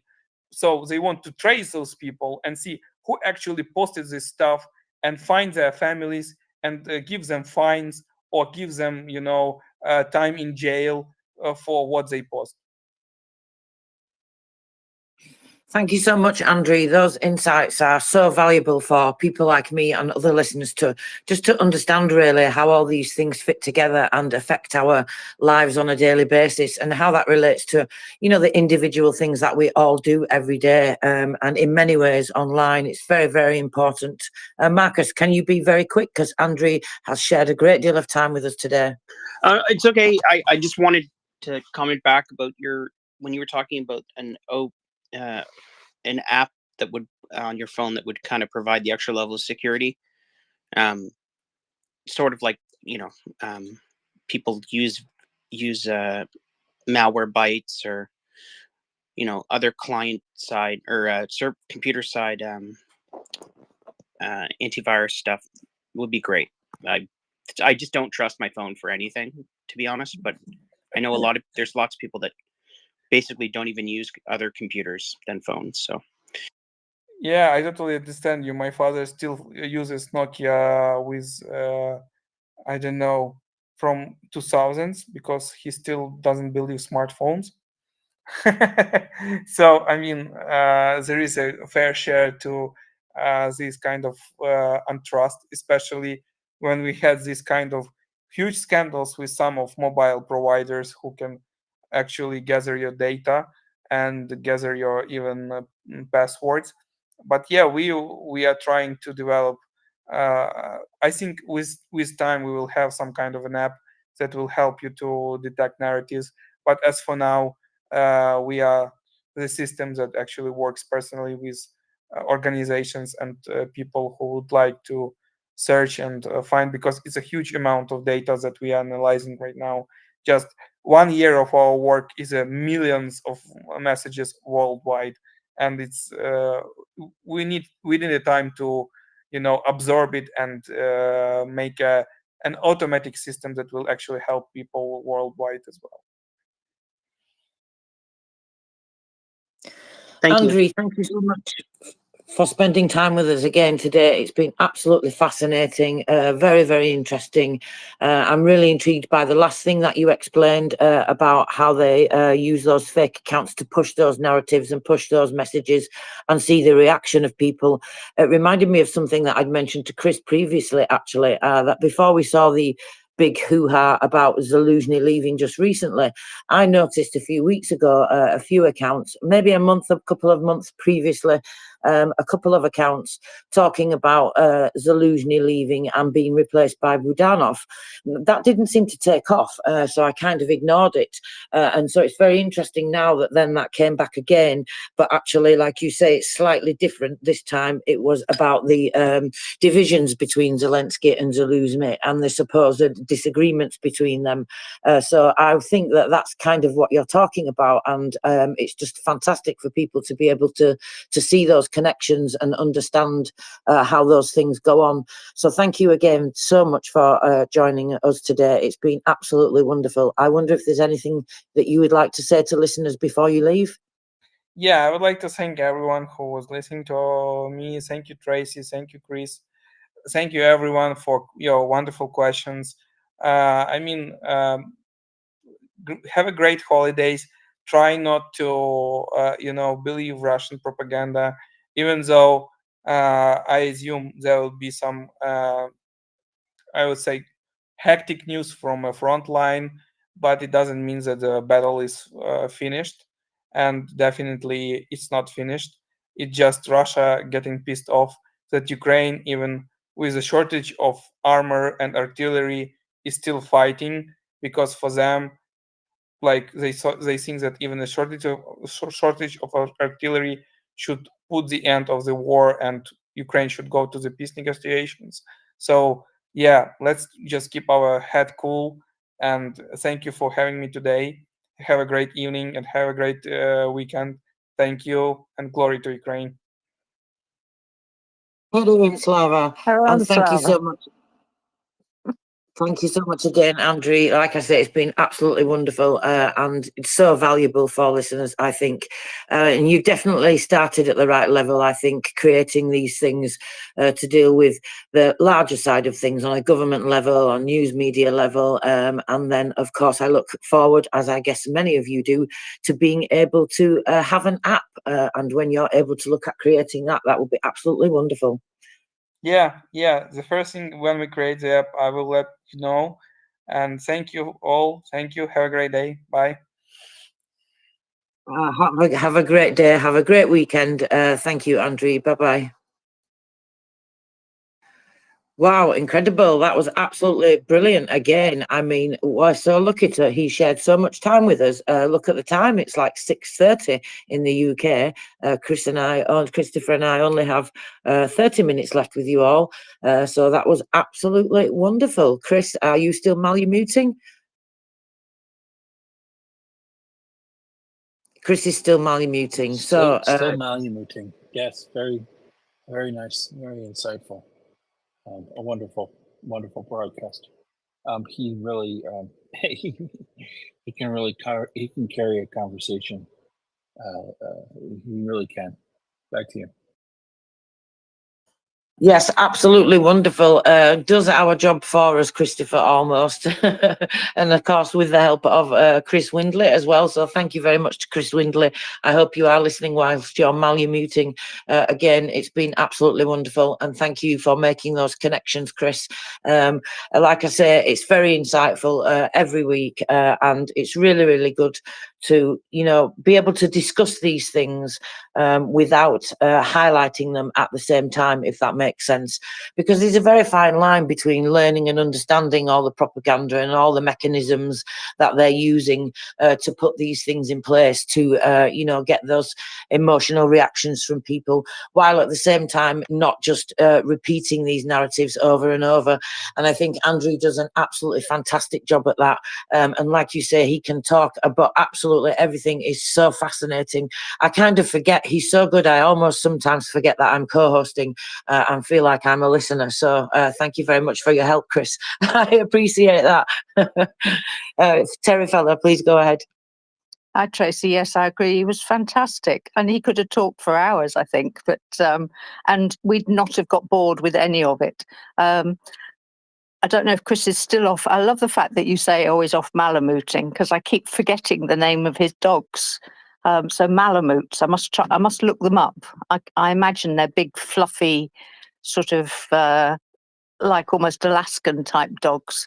But anyway, I wondered if you could ask him a question when he comes back and he's available again about this U-control. I've heard him mention it quite a few times, and specifically when we're talking about disinformation and propaganda. And I know last time he was on when we were talking with Andre, heard a bit about it, but I still don't understand fully what it is. I gather it's more for businesses, but that it could be useful for